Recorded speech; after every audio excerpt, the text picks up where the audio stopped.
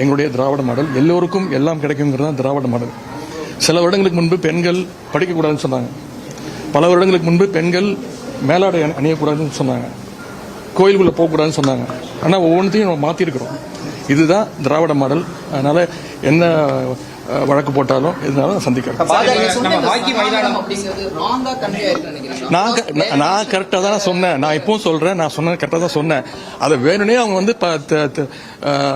எப்பவுமே பாஜக வேலை ஃபேக் நியூஸை பரப்புறது. So there you heard Udhayanidhi. Stalin remains absolutely brazen for the Sanatan Dharma insult, saying that he will not apologize whatsoever. Meanwhile, Union Minister Anurag Thakur has lambasted Udhayanidhi Stalin for the Sanatan Dharma insult.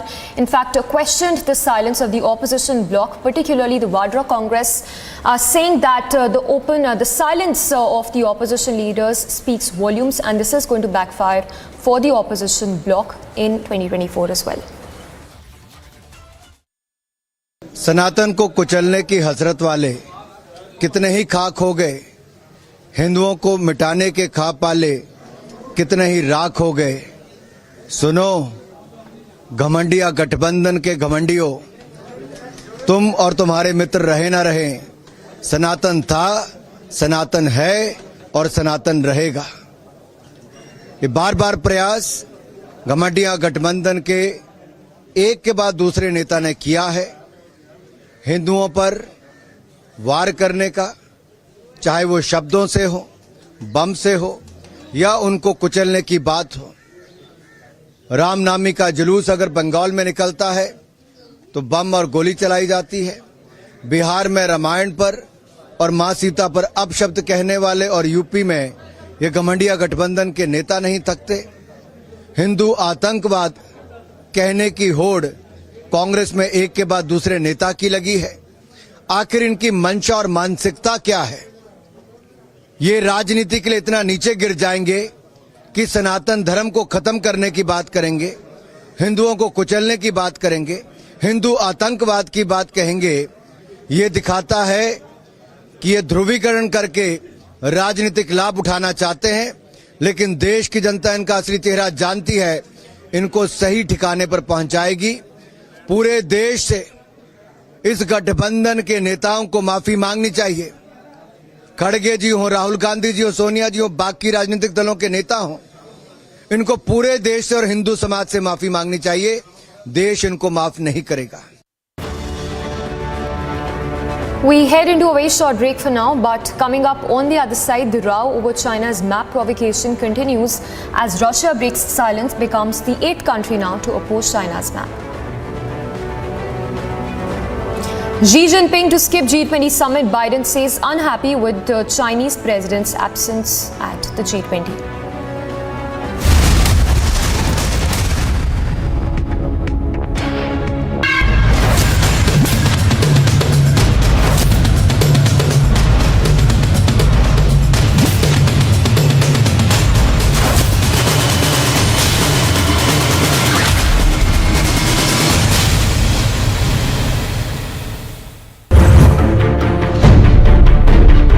People of this country know that whichever language we go to, we are speaking for the people 24/7. We are truly the voice of the people. Today we dedicate Republic Kannada to the people of Karnataka. I am totally confident that the people of Karnataka will welcome us and accept us, give us their blessings in this journey.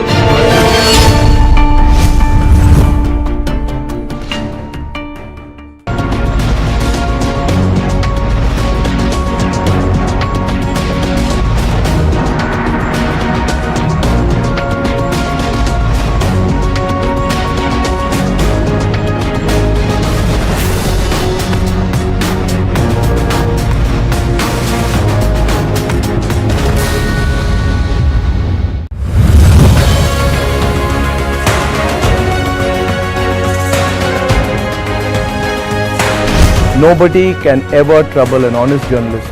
Nobody can ever trouble an honest media house. We are destined for success.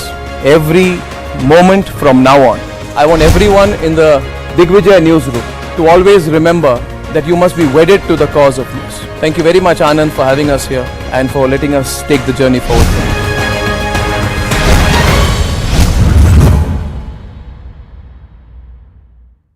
2017 Republic TV.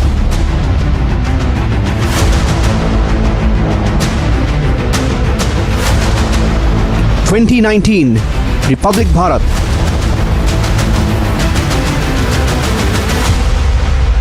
2021 Republic Bangla.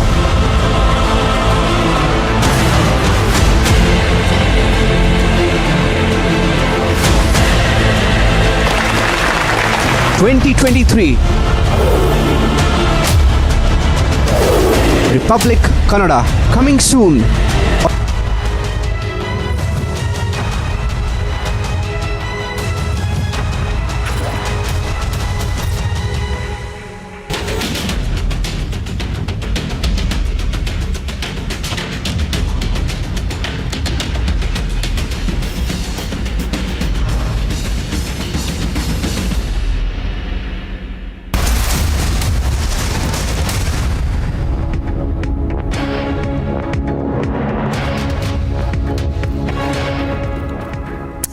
Good morning, it's 11 a.m. We continue to be live and breaking. The big story we are tracking this hour is coming from Pakistan, where protests have broken out in Sindh over the atrocities being inflicted on the Hindu community. Tracking all that and more, beginning first with the top headlines this Monday morning.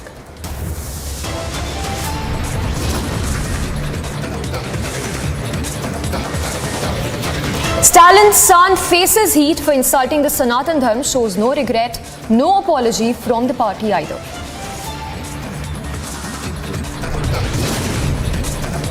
BJP hits out at the opposition bloc, calls Rahul Gandhi Chunavi Hindu, slams the vote bank politics.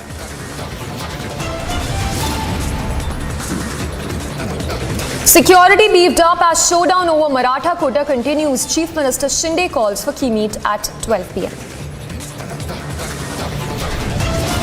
Row over China's map provocation. Russia breaks silence, becomes 8th country to oppose China's map.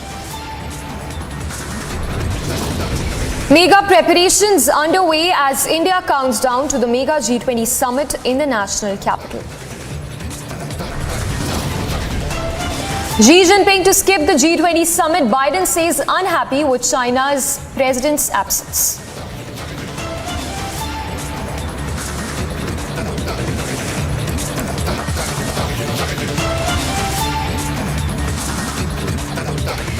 Viewers, let's move ahead to the top story tracking right now. We're getting in news coming in at this point of time where this is coming in from Pakistan.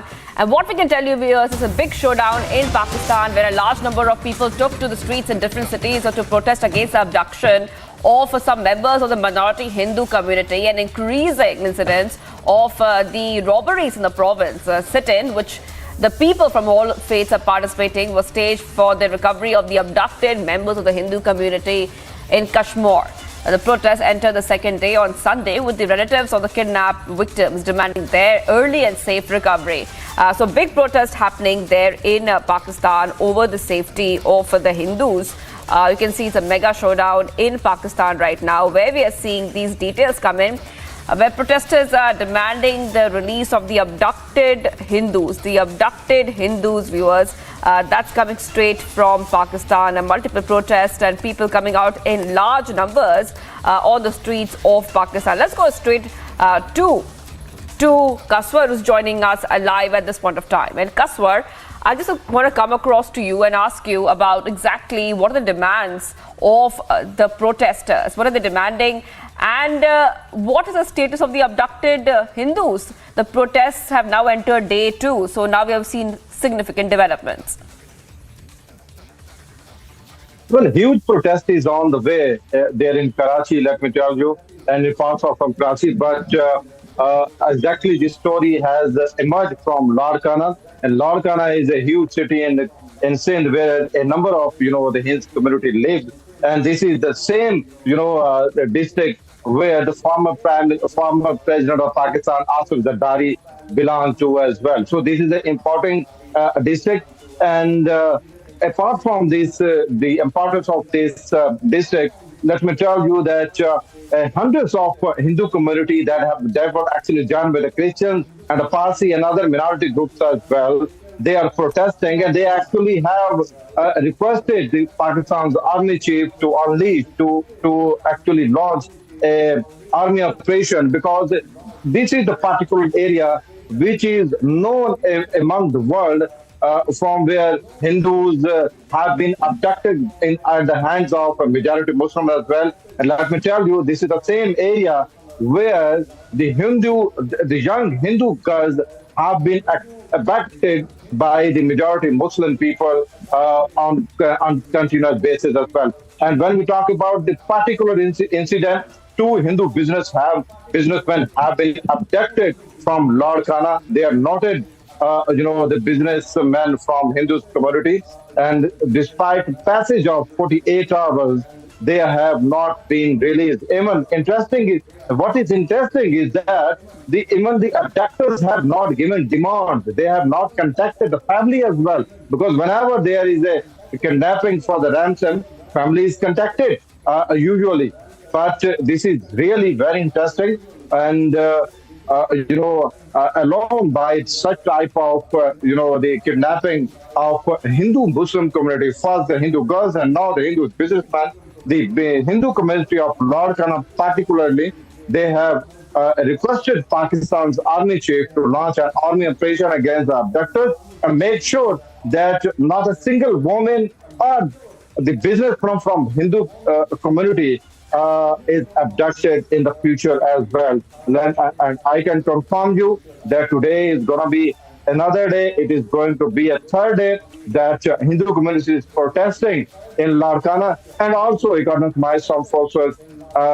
This same particular, the incident has sparked outrage in Karachi, and now in Karachi and Larkana, both important districts, Hindus joined by the Parsis and other, the minorities, especially the Christians, they are protesting, and their only hope is that Pakistan's army chief should listen to their plight and unleash and kick off a army operation against the abductors as well. But so far, the abductors, we don't know about the abductors, who abducted them, and for what cause, we don't know at the moment. But this is going to be the third day that Hindu communities is protesting against the kidnapping. All right, and thank you, Kaustav, for getting us all the details. The protests in Pakistan enter day 2, and what we are seeing right now, the protesters, the kin of the Hindus who have been abducted, they are staging huge protest, a mega showdown in Pakistan. Like Kaustav was telling us, it is day 3 now of the protest.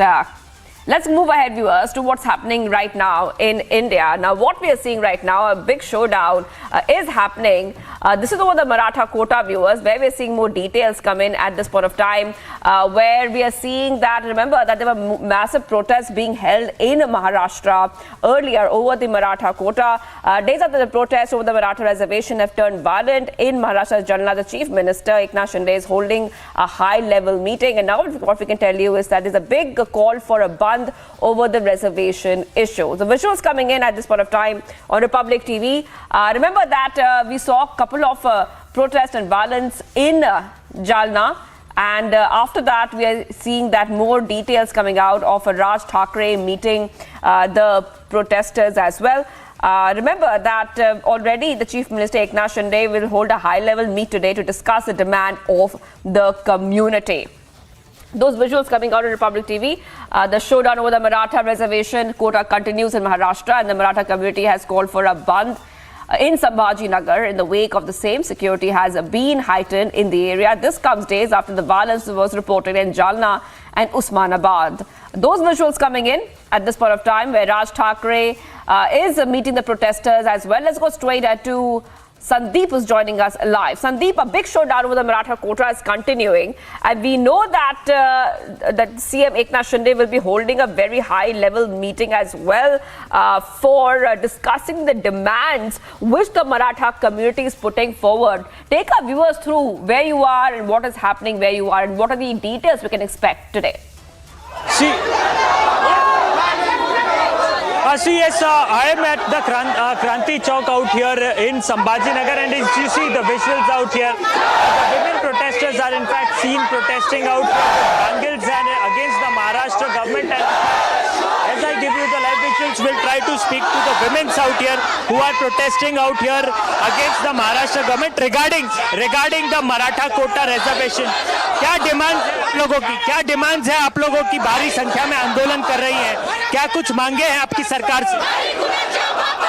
ये महिलाओं पर जो अत्याचार हुआ है ये बहुत अतिशय घृणास्पद अत्याचार है, ये जानबूझ के किया है और इसको जवाबदार गृह मंत्री है, फडणवीस है, उन्होंने आदेश दिए तभी ये हुआ।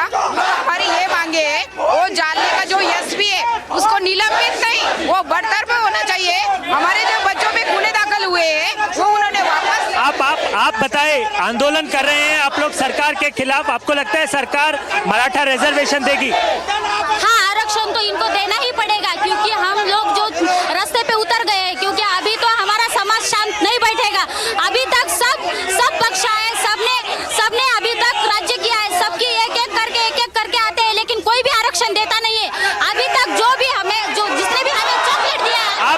आप बताएं, आरक्षण मिलेगा मराठा समाज के लोगों को? आज जो है वो आज बैठक भी है, उसको लेकर के क्या हमें आरक्षण होना, हम आरक्षण लेके ही रहेंगे, कैसे भी हो हम आरक्षण लेके ही रहेंगे। Just heard the protesters out here protesting out here at the Kranti Chowk, wherein the Maratha community people are in fact protesting, and in fact they are demanding resignation, not just resignation of Maharashtra Chief Minister Eknath Shinde, but also they are demanding resignation of Devendra Fadnavis. They are firm on their demand of reservation under the OBC quota. That is what their demand is, and as I give you the live visuals from Sambhajinagar Kranti Chowk, we give you the live visuals from Sambhajinagar Kranti Chowk. We see the protesters are very aggressive and are in fact protesting on the boards out here. You see the visuals, the crowd is very aggressive. We see Uddhav Thackeray camp leader Chandrakant Khere has also joined this very protest.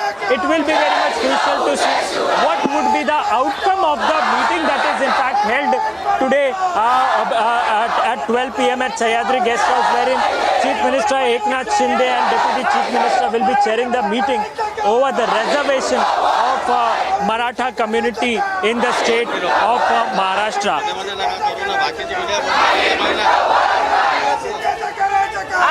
And what we are seeing is the situation is also tense right now, Sandeep. Now, what you can see clearly is that a lot of security has also is there where you are. Take us through what are security arrangements being made, and we know that a cabinet subcommittee meeting will be taking place as well in Mumbai. Now, that meeting will be held by and attended by CM Eknath Shinde. Take us through what we can expect on that front.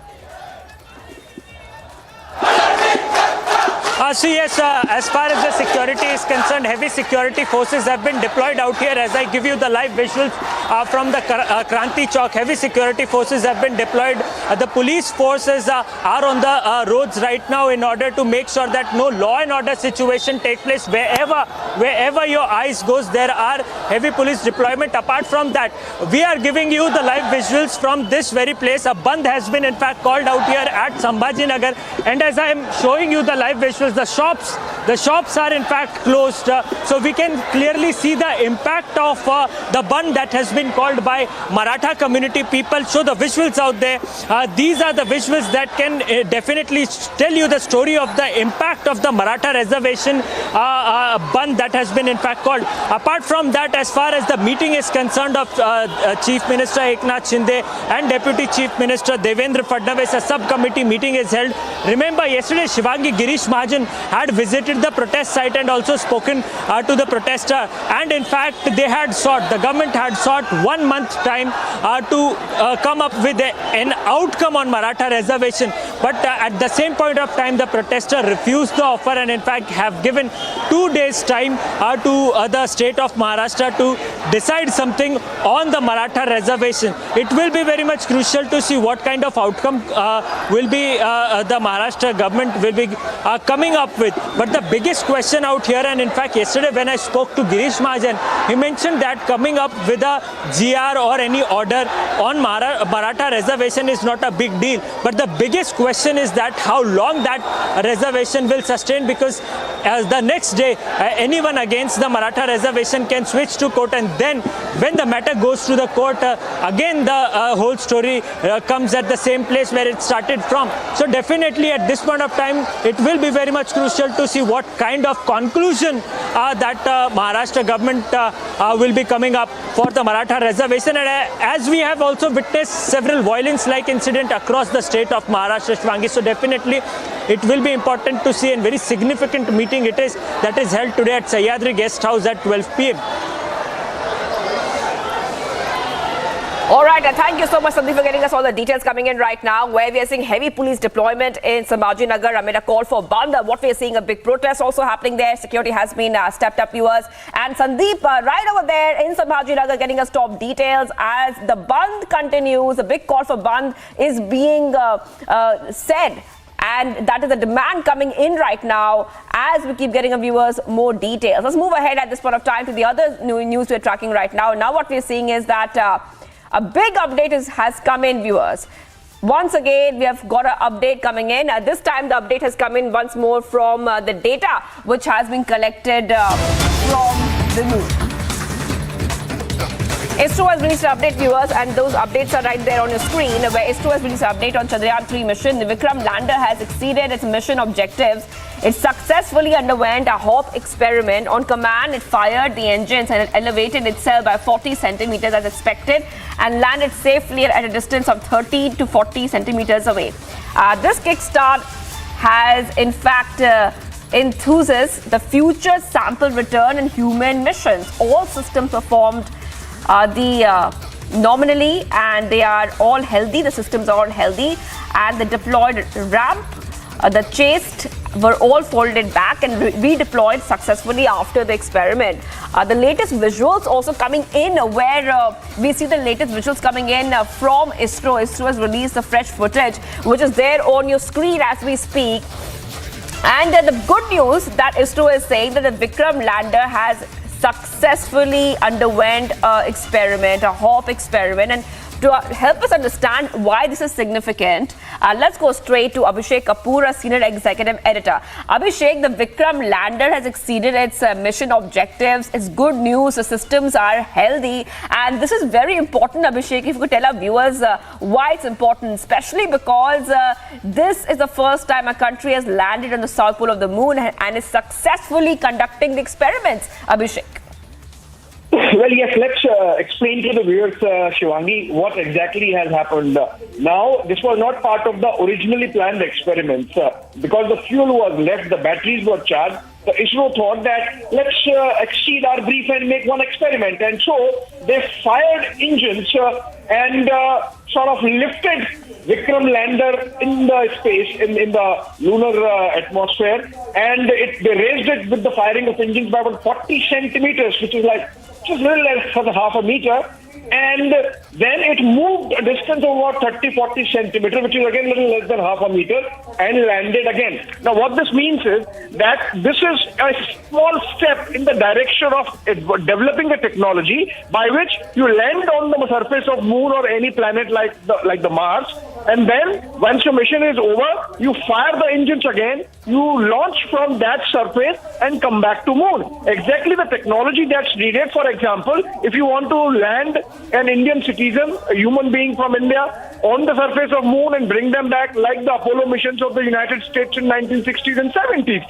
This is a huge development coming in. I think ISRO, like it is, a very self-effacing manner, just tweeting and sending, oh fine, we have done this. This is beyond the mission objective, but this is huge. Perhaps this is as big as the Vikram Lander's original mission themselves. Let's try and get some voices, because remember, this is a tremendous amount of advancement in terms of India's scientific achievements. Already landing on moon was a big plus for the manner in which scientists have conducted themselves and carried out the Chandrayaan-3 mission. But then the pictures can be seen where Vikram is sort of hopping, jumping, and the raising of that lunar soil, regolith as it is called, clearly suggests that this hop was something which has fired the wildest of imaginations of the scientific community at ISRO and rest of the country also, when they would watch and understand the true implications of this big development that ISRO is reporting now. Right, Abhishek. Abhishek getting us top details coming in right now. And what we are seeing right now, like Abhishek is telling us, ISRO has released update on Chandrayaan-3 mission. The Vikram Lander has exceeded its mission objectives. Abhishek, like you were telling us right now, if you could tell our viewers a little bit more about the kind of objectives the Vikram Lander and the mission had.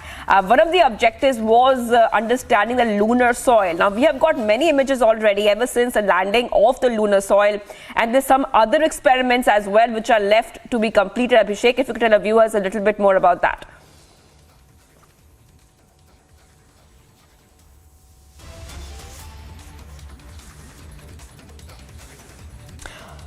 All right, we will go straight to Abhishek in just a moment. Let's go straight across to Suresh Naik, senior space scientist. ISRO has been joining us on the broadcast. Thank you so much for joining us, Suresh Naik. And you're a senior space scientist, ISRO. You would, in fact, be able to tell our viewers why this is significant, because like we are telling on Republic TV that this is a very important milestone for India, and where India is right now is where no country has ever been before, on the south pole of the moon. If you could tell our viewers about this latest update and why is it important for the scientific community? Yeah, actually, you see, the rover has got very crucial payloads on board. And these two are, one is laser-induced breakdown spectrometer. Another one is a alpha particle X-ray spectrometer. Now, what happens is, actually, these two, if the life is extended, it is going to be a big boost for not only ISRO, but the scientific community of the world, because we are expecting to, get some more findings out of these two instruments. And one thing I want to explain to the viewers here is, this rover is trying to explore the composition of the solar soil that is called regolith. And that comprises of three distinct elements. One is whenever a crater is formed due to the bombardment of the celestial objects like comets and asteroids on the surface of the moon, big craters are getting formed. And when these craters are formed, it throws up the materials, and that materials get deposited on the soil of the moon.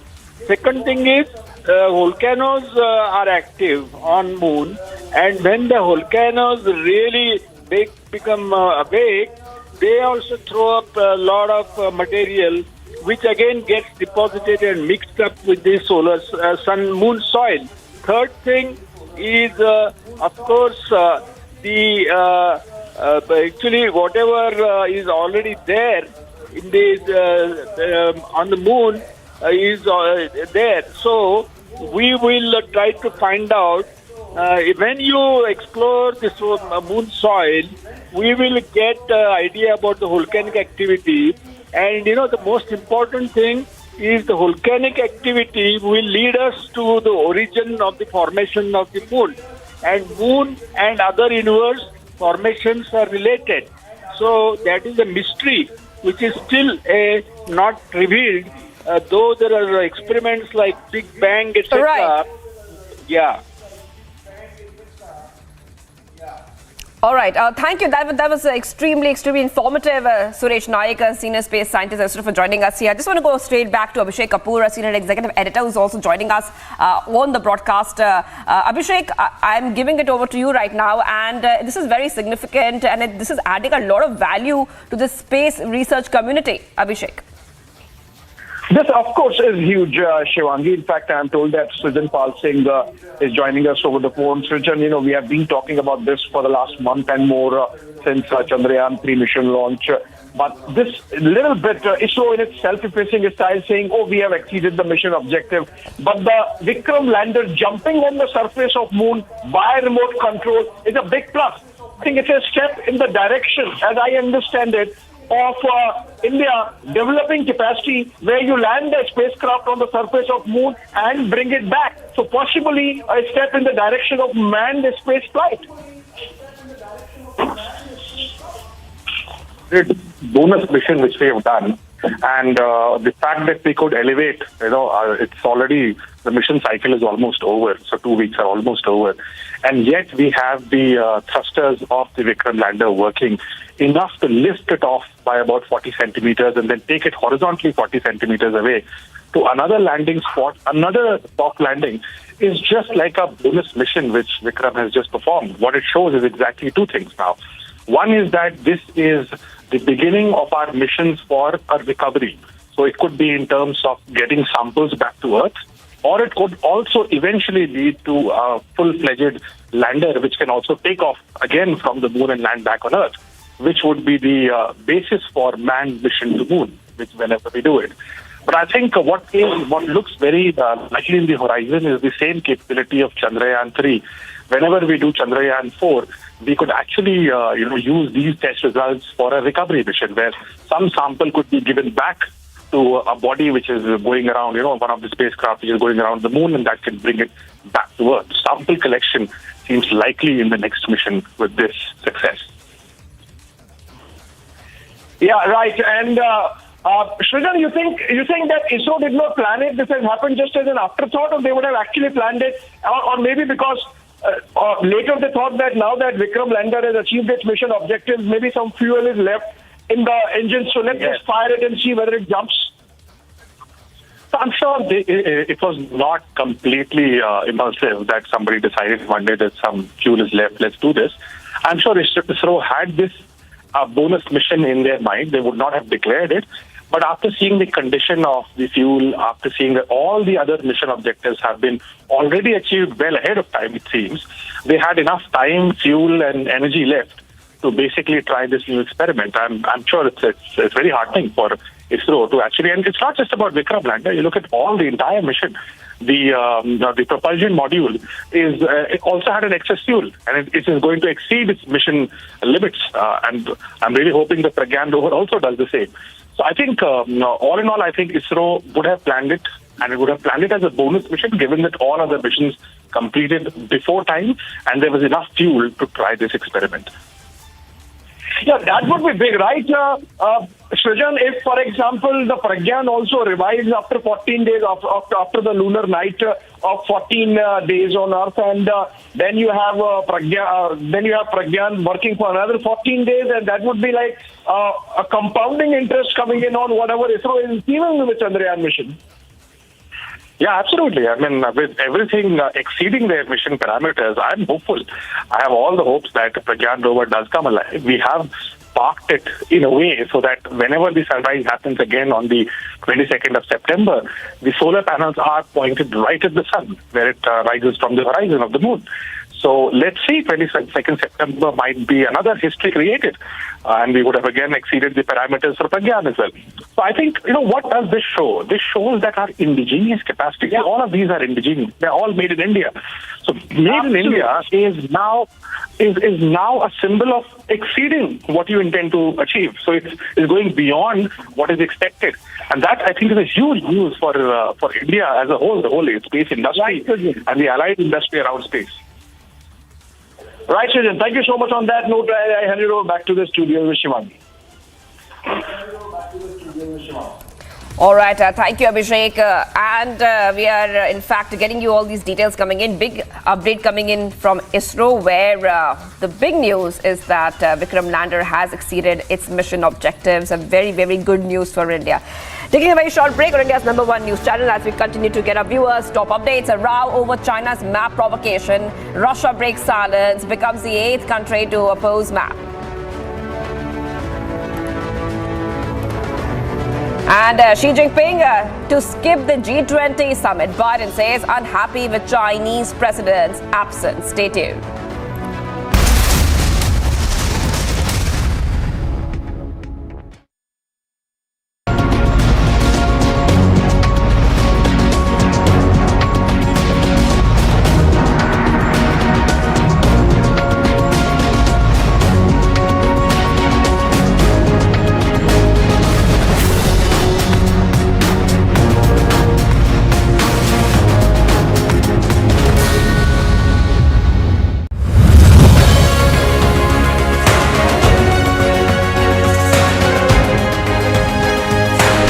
Nobody can ever trouble an honest journalist. Nobody can ever trouble an honest media house. We are destined for success. Every moment from now on, I want everyone in the Digvijay newsroom to always remember that you must be wedded to the cause of news. Thank you very much, Anand, for having us here and for letting us take the journey forward.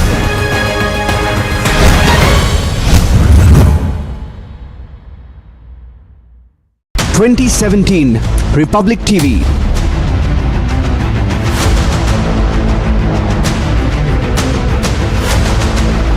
2019 Republic Bharat.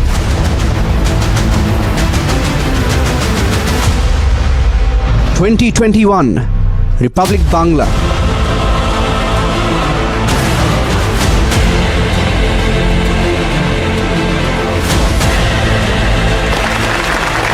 2023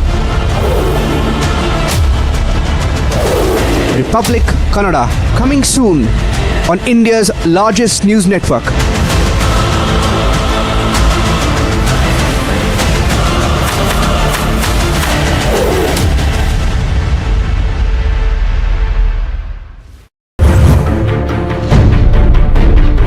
People of this country know that whichever language we go to, we are speaking for the people 24/7. We are truly the voice of the people. Today we dedicate Republic Kannada to the people of Karnataka. I am totally confident that the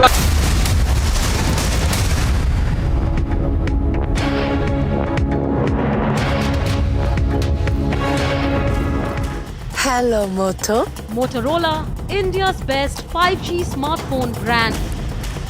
Viewers, top headlines we're tracking right now. Stalin's son faces heat for insulting Sanatan Dharma, shows no regret. No apology from party either.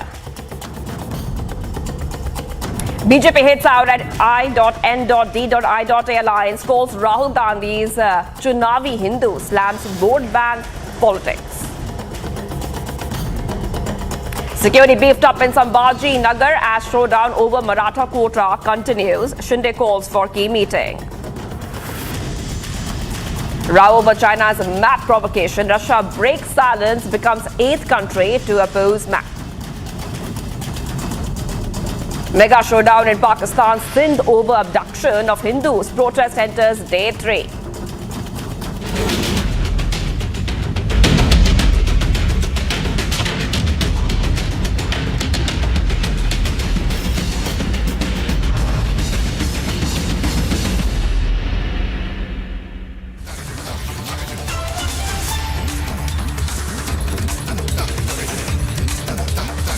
Even as controversy over Udhayanidhi Stalin's anti-Hindu comment continues to rage on, in a latest development coming in, the Tamil Nadu minister, who remains defiant, has once again reiterated his comment against Sanatan Dharma, showing that no remorse at all or regret at all whatsoever. That's a top update coming in right on Republic TV, where we are seeing those visuals also coming for you.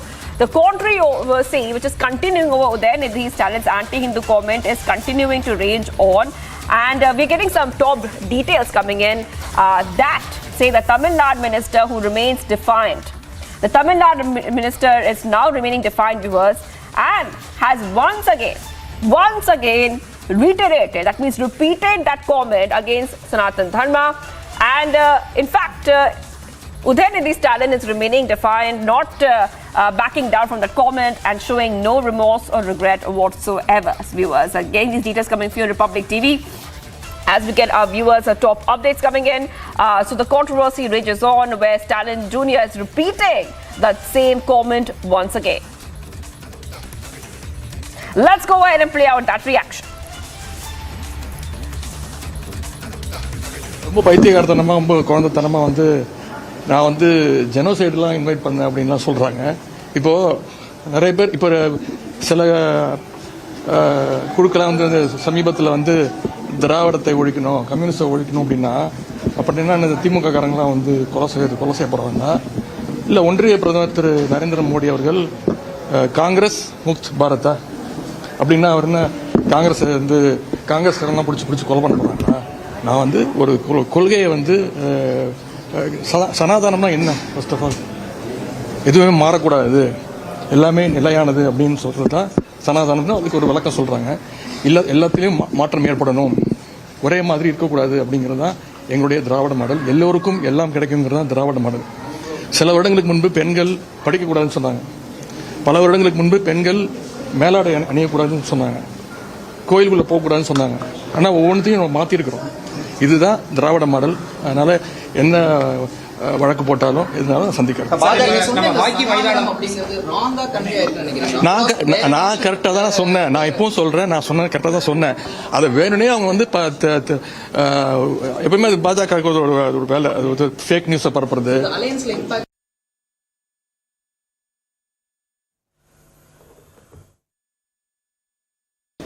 ரொம்ப பைத்தியகாரத்தனமா over the insult to Sanatan Dharma. Union Minister Anurag Thakur has said that INDIA bloc is playing politics of polarization. Take a listen in. सनातन को कुचलने की हसरत वाले कितने ही खाक हो गए, हिंदुओं को मिटाने के ख्वाब पाले कितने ही राख हो गए. सुनो घमंडिया गठबंधन के घमंडियों, तुम और तुम्हारे मित्र रहे ना रहे, सनातन था, सनातन है और सनातन रहेगा. ये बार बार प्रयास घमंडिया गठबंधन के एक के बाद दूसरे नेता ने किया है हिंदुओं पर वार करने का, चाहे वो शब्दों से हो, बम से हो या उनको कुचलने की बात हो. रामनामी का जुलूस अगर बंगाल में निकलता है तो बम और गोली चलाई जाती है.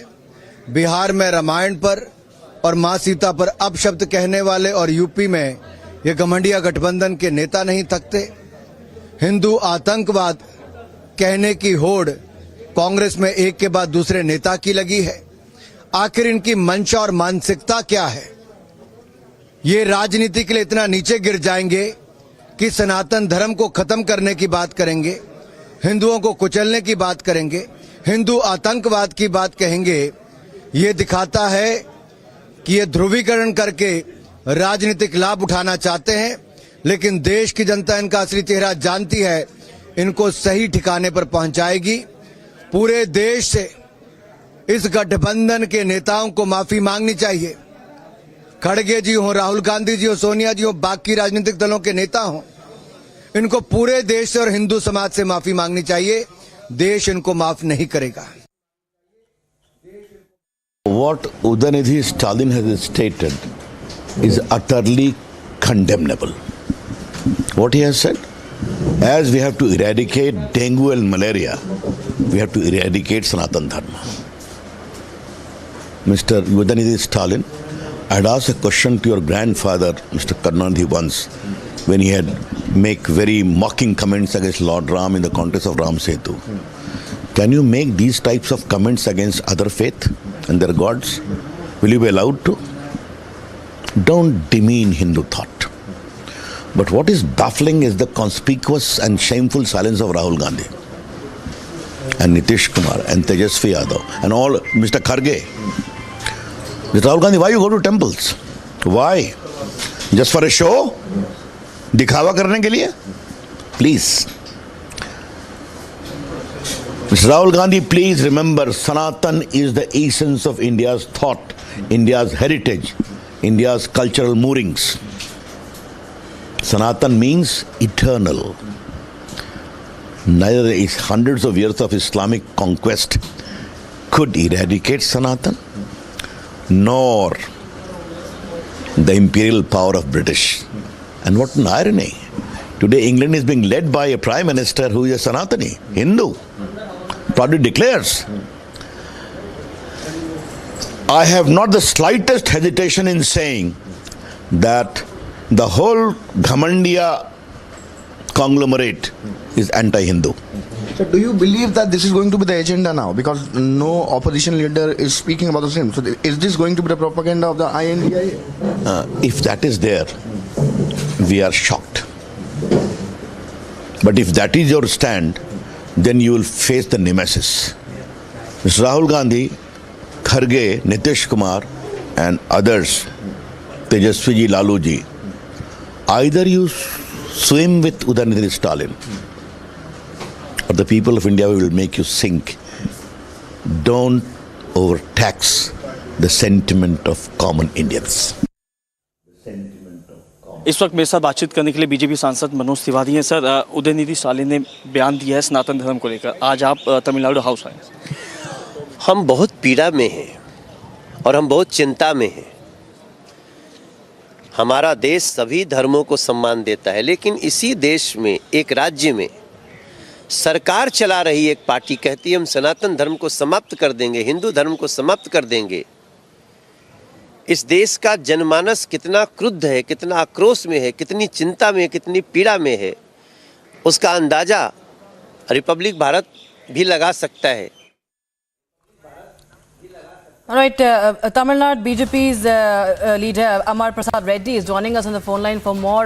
Mr. Reddy, very good morning. But the news coming in from Tamil Nadu, what we're seeing since yesterday, Udhayanidhi made those instigating remarks, and now yet again he remains defiant and continues to speak against Sanatan Dharma. In fact, what something almost amounts to hate speech.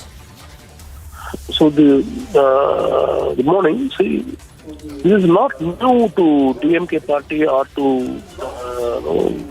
Udhayanidhi Stalin. They repeatedly does this, but this time I think they have gone ahead and said that they are going to eradicate. Earlier they were saying that they will oppose Sanatan Dharma, but this time they say the Sanatan Dharma is like a mosquito, like dengue, there's corona, we need to eradicate it. So this has triggered a lot of tension in Tamil Nadu. If you see, 99% of Tamil people are Sanatana Dharmic. So it disturbed a lot, and even most of the DMK top leaders are keeping quiet and they are not making any supportive statements for Udhayanidhi Stalin.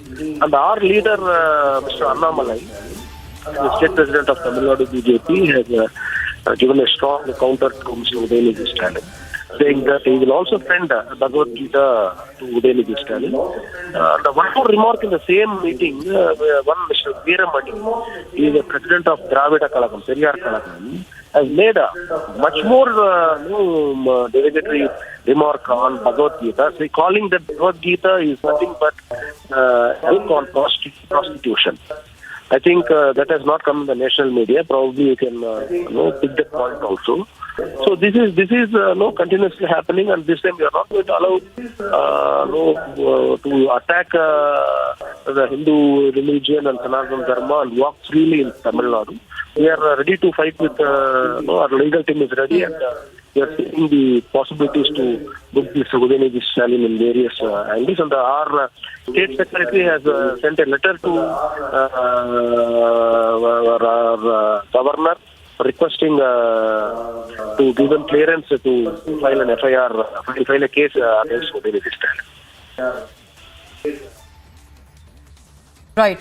All right. Thank you so much, Mr. Reddy, for joining us with your thoughts on that development coming in. In fact, we have some more voices on the phone line now. Narayan Tirupati of the BJP is joining us on the broadcast. Good morning, Mr. Tirupati. What we are getting to know is that Udhayanidhi Stalin is only commenting yet again. He's making the same incendiary remarks and he remains defiant. He remains unapologetic. What do you have to say to this, and what does it really BJP demand here? That is his arrogance. This is the arrogance of Udhayanidhi Stalin and the arrogance of DMK. Not only the DMK, their ally, the Congress, the president of Tamil Nadu Congress, Mr. K.S. Arigiri, and also Vidudalai Siruthaigal Katchis, Mr. Thirumavalavan. All their allies are targeting the majority Hindu community, and they abuse, demean and degrade the religion because they want to satisfy the Islam and the Christian religion. Because Muslims and Christians, they believe that they vote en masse as per their religious orders. But whereas the Hindus doesn't vote as per the religious orders. That is the reason they have been consistently abusing and degrading the Hindu religion. This is highly condemnable.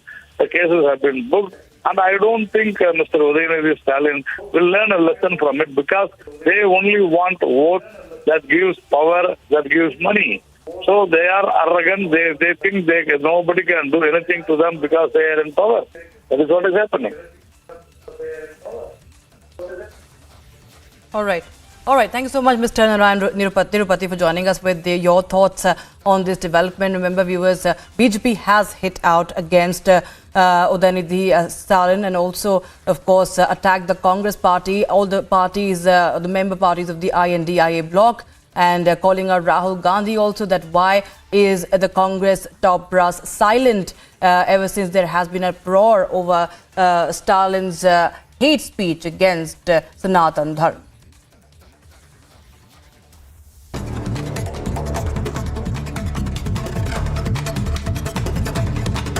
In other news, a protest broke out in farm fields of Mandya district of Karnataka. Mandya Rakshana Vedike activists staged protests by watering crops with mineral water. Protest took place over release of water in a field in Hanumantapura of a village in Srirangapatna Taluk of Mandya. The farmers have said that it is not possible to plant paddy without Kaveri water.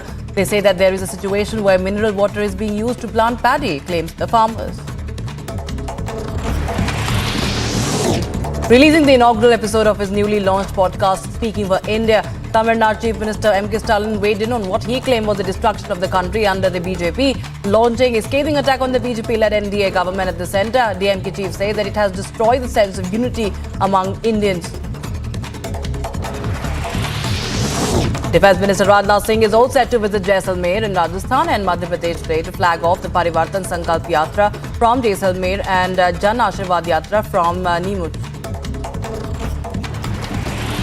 Uttar Pradesh Chief Minister Yogi Adityanath took cognizance of the building collapse in Barabanki and expressed condolences to the bereaved families. As per the press release from the Chief Minister's office, the Chief Minister expressed grief over the loss of lives in the Barabanki building collapse and offered his condolences for the bereaved family members. Also prayed for the peace of the departed souls. A 17-year-old minor girl was allegedly gang-raped and murdered in Dibrugarh district of Assam. Police have held 4 persons in connection with the case. Further investigation into the incident is underway. In Valarmati, the voice behind ISRO's launch countdowns died on Saturday night after a heart attack. We heard her on the 14th of July for the launch of Chandrayaan 3. She was involved in the missions as project director. Chief Minister Shivraj Singh Chauhan offered prayers at the Sri Mahakaleshwar Jyotirling in Ujjain. The Chief Minister said that he prayed for the public welfare and good rainfall in the state. The church pastor was attacked in Faisalabad, Pakistan, and is now being treated in hospital after sustaining serious injuries. He was attacked and shot after refusing an invitation to convert to Islam before the shooting. Few days back, a group of radical Islamists wrote slogans outside the compound walls of a church, along with death threats to Pastor Vicky.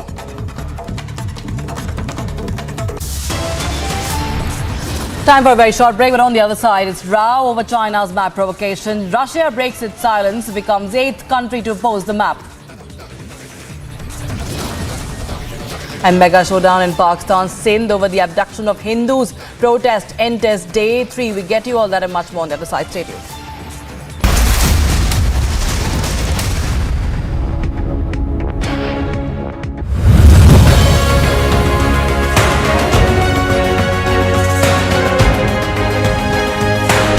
Nobody can ever trouble an honest journalist. Nobody can ever trouble an honest media house. We are destined for success. Every moment from now on, I want everyone in the Digvijay newsroom to always remember that you must be wedded to the cause of news. Thank you very much, Anand, for having us here and for letting us take the journey forward.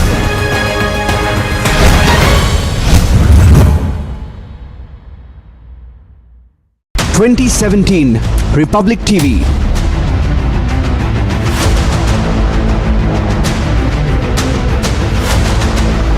2019 Republic Bharat.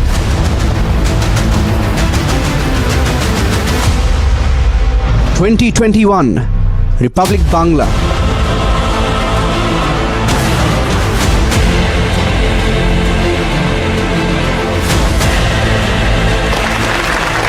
2023 Republic Kannada, coming soon on India's largest news network.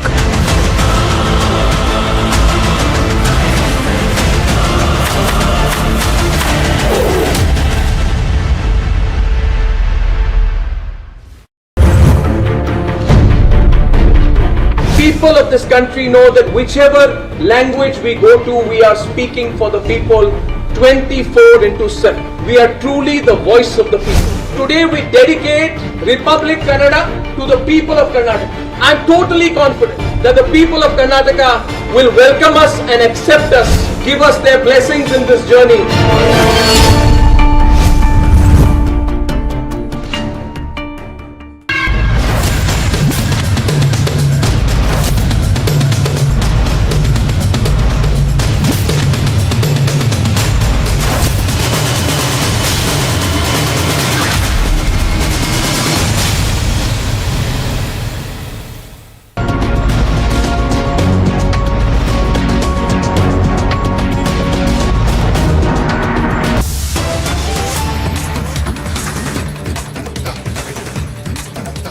Dated 5th August 2019, which substituted the word Constituent Assembly with the word Legislative Assembly.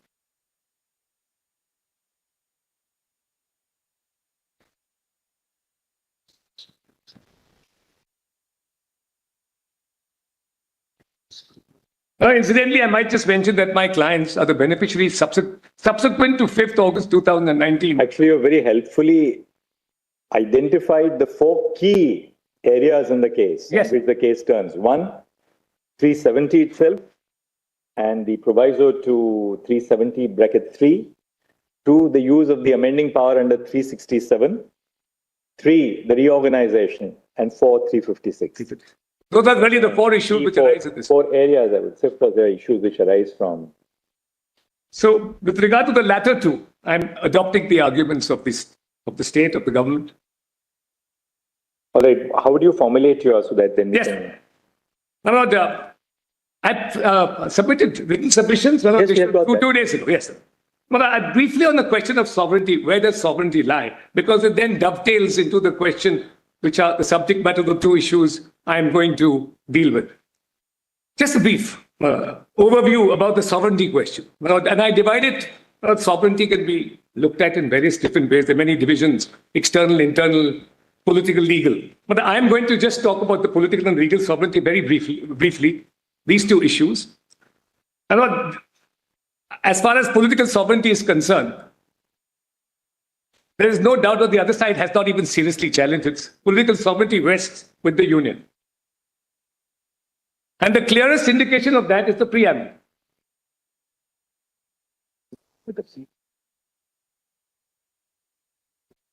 Union. Political sovereignty rests with the Union. Qua the state.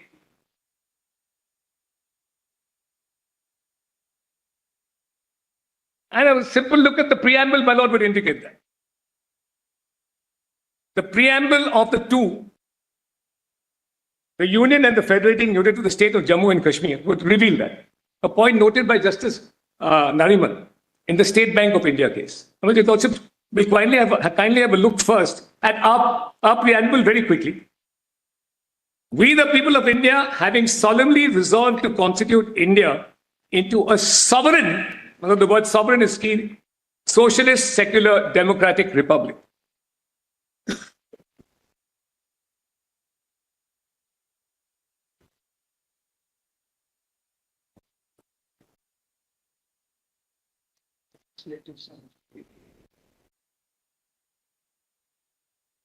Now, in contrast, the Constitution of Jammu and Kashmir has the following preamble.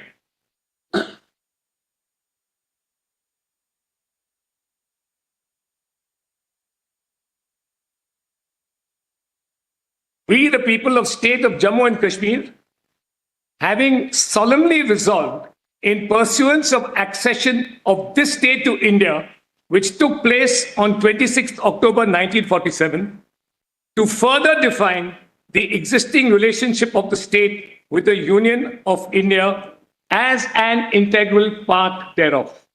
So now the preamble itself makes no mention of sovereignty.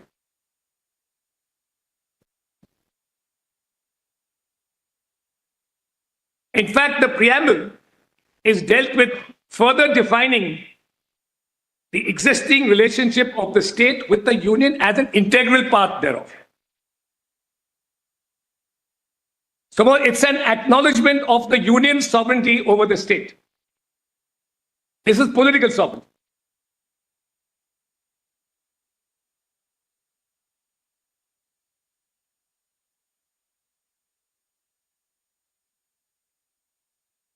The constitution was geared towards defining the relationship of Jammu and Kashmir for the union as an integral part of the union.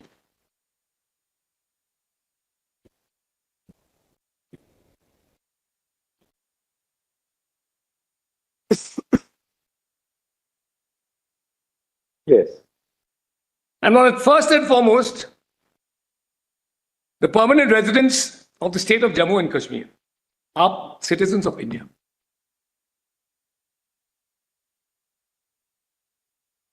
Although Mr. Lord may sometimes behave that he's not, but in fact he is.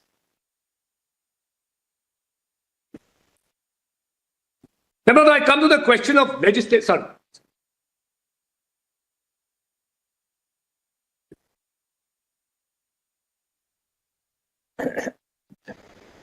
Legislative sovereignty is divided between the union and the state. On a look at Article 370, which is the governing article of the relationship between the union and the state.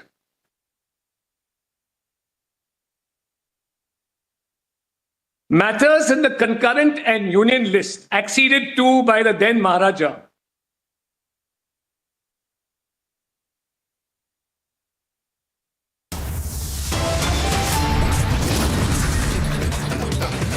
are within the realm of the center, the union.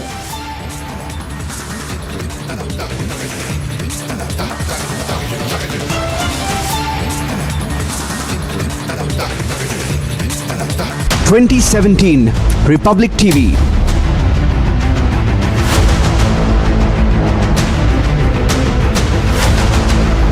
(2019) Republic Bharat.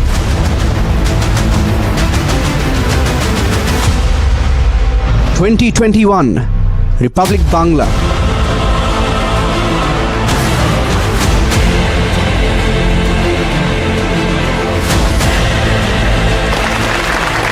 2023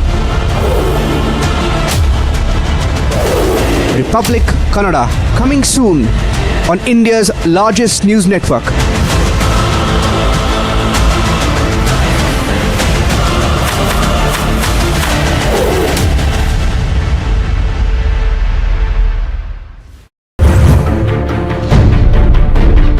People of this country know that whichever language we go to, we are speaking for the people 24/7. We are truly the voice of the people. Today we dedicate Republic Kannada to the people of Karnataka. I am totally confident that the people of Karnataka will welcome us and accept us, give us their blessings in this journey.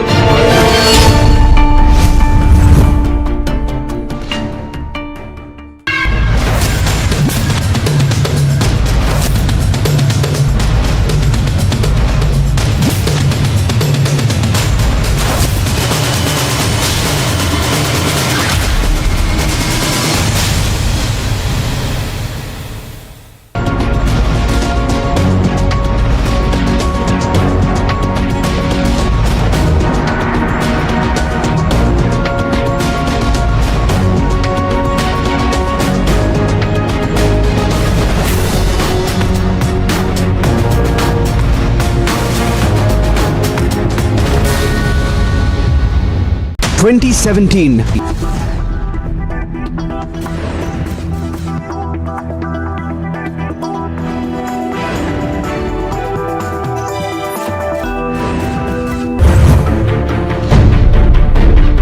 People of this country know that whichever language we go to, we are speaking for the people 24/7. We are truly the voice of the people. Today we dedicate Republic Kannada to the people of Karnataka. I am totally confident that the people of Karnataka will welcome us and accept us, give us their blessings in this journey.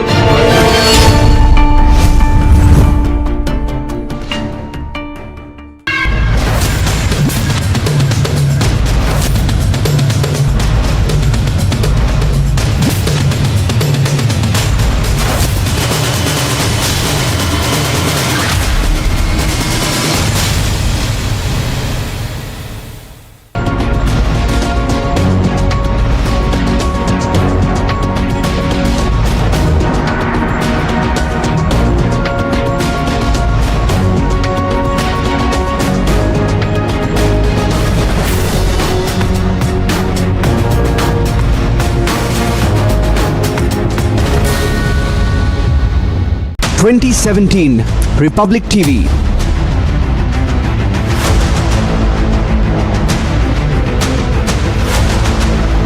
2019 Republic Bharat.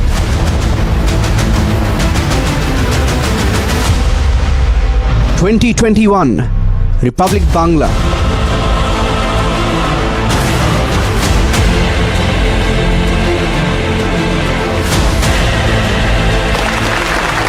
2023 Republic Kannada, coming soon on India's largest news network.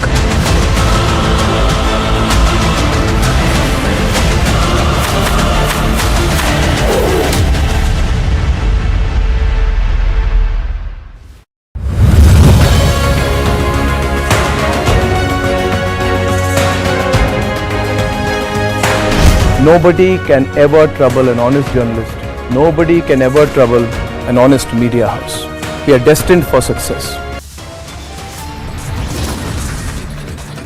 Viewers, top headlines are tracking right now. Udhayanidhi Stalin's first attack, Sanatan Dharma, remains defiant despite uproar.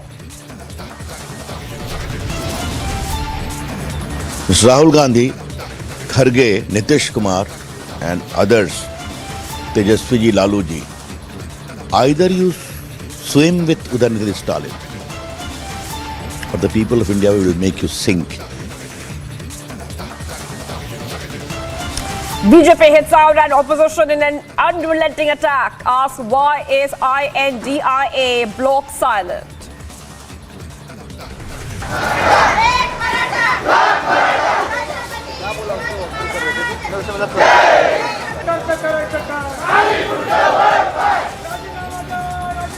From Sambhaji Nagar to Pune, mega showdown in Maharashtra over Maratha reservation, quota. A significant step in getting Chandrayaan 3 back from the moon. Vikram Lander performs hop experiment.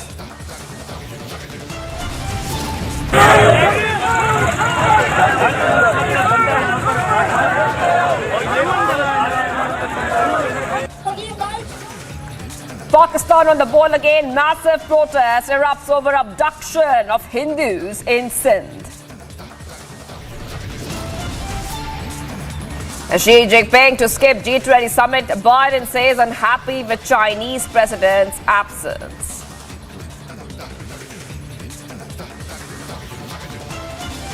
Viewers, we're live and breaking. I'm Shivangi Shukla getting you the latest this Monday. And what we are seeing right now is a big controversy, a big row, an uproar in fact, over Udhayanidhi's Stalin's anti-Hindu comment continuing to rage on, that controversy. Republic has now confronted, I repeat, Republic has now confronted Stalin's son. Listen in as he remains completely defiant, viewers.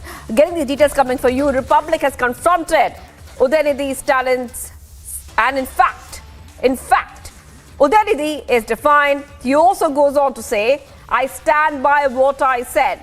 Udhayanidhi is saying, I stick to my views. I stick to my views. That is what Udhayanidhi Stalin is saying. Tamil Nadu CM MK Stalin's son.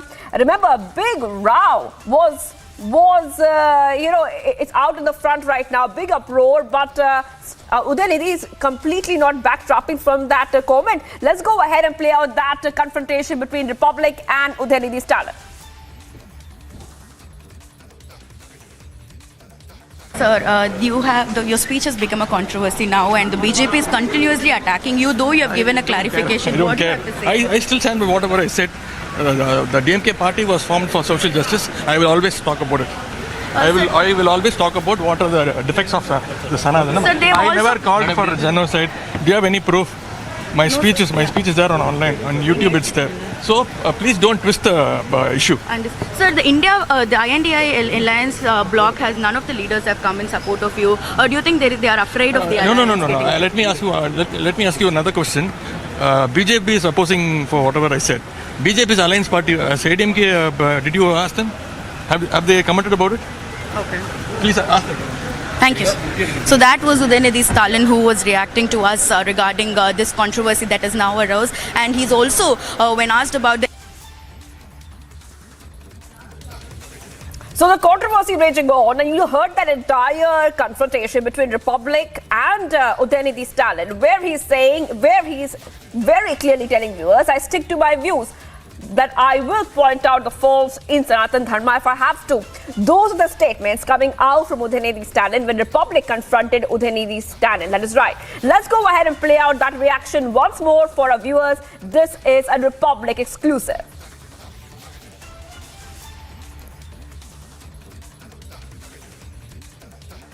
For 1 minute, sir. Sir, you have your speech has become a controversy now, and the BJP is continuously attacking you. Though you have given a clarification, I don't what care. do you have to say? I still stand by whatever I said. The DMK party was formed for social justice. I will always talk about it. I will always talk about what are the defects of the Sanatana. I never called for genocide. Do you have any proof? My speech is there on online on YouTube. It's there. So please don't twist the issue. And sir, the INDI alliance bloc has none of the leaders have come in support of you. Do you think they are afraid of the alliance? No. Let me ask you another question. BJP is opposing for whatever I said. BJP's alliance party, ADMK, did you ask them? Have they commented about it? Okay. Please ask them.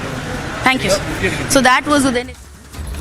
Hitting back at the DMK over the insult to Sanatan Dharma, Union Minister Anurag Thakur has also said that INDIA bloc is playing politics of polarization. Listen in.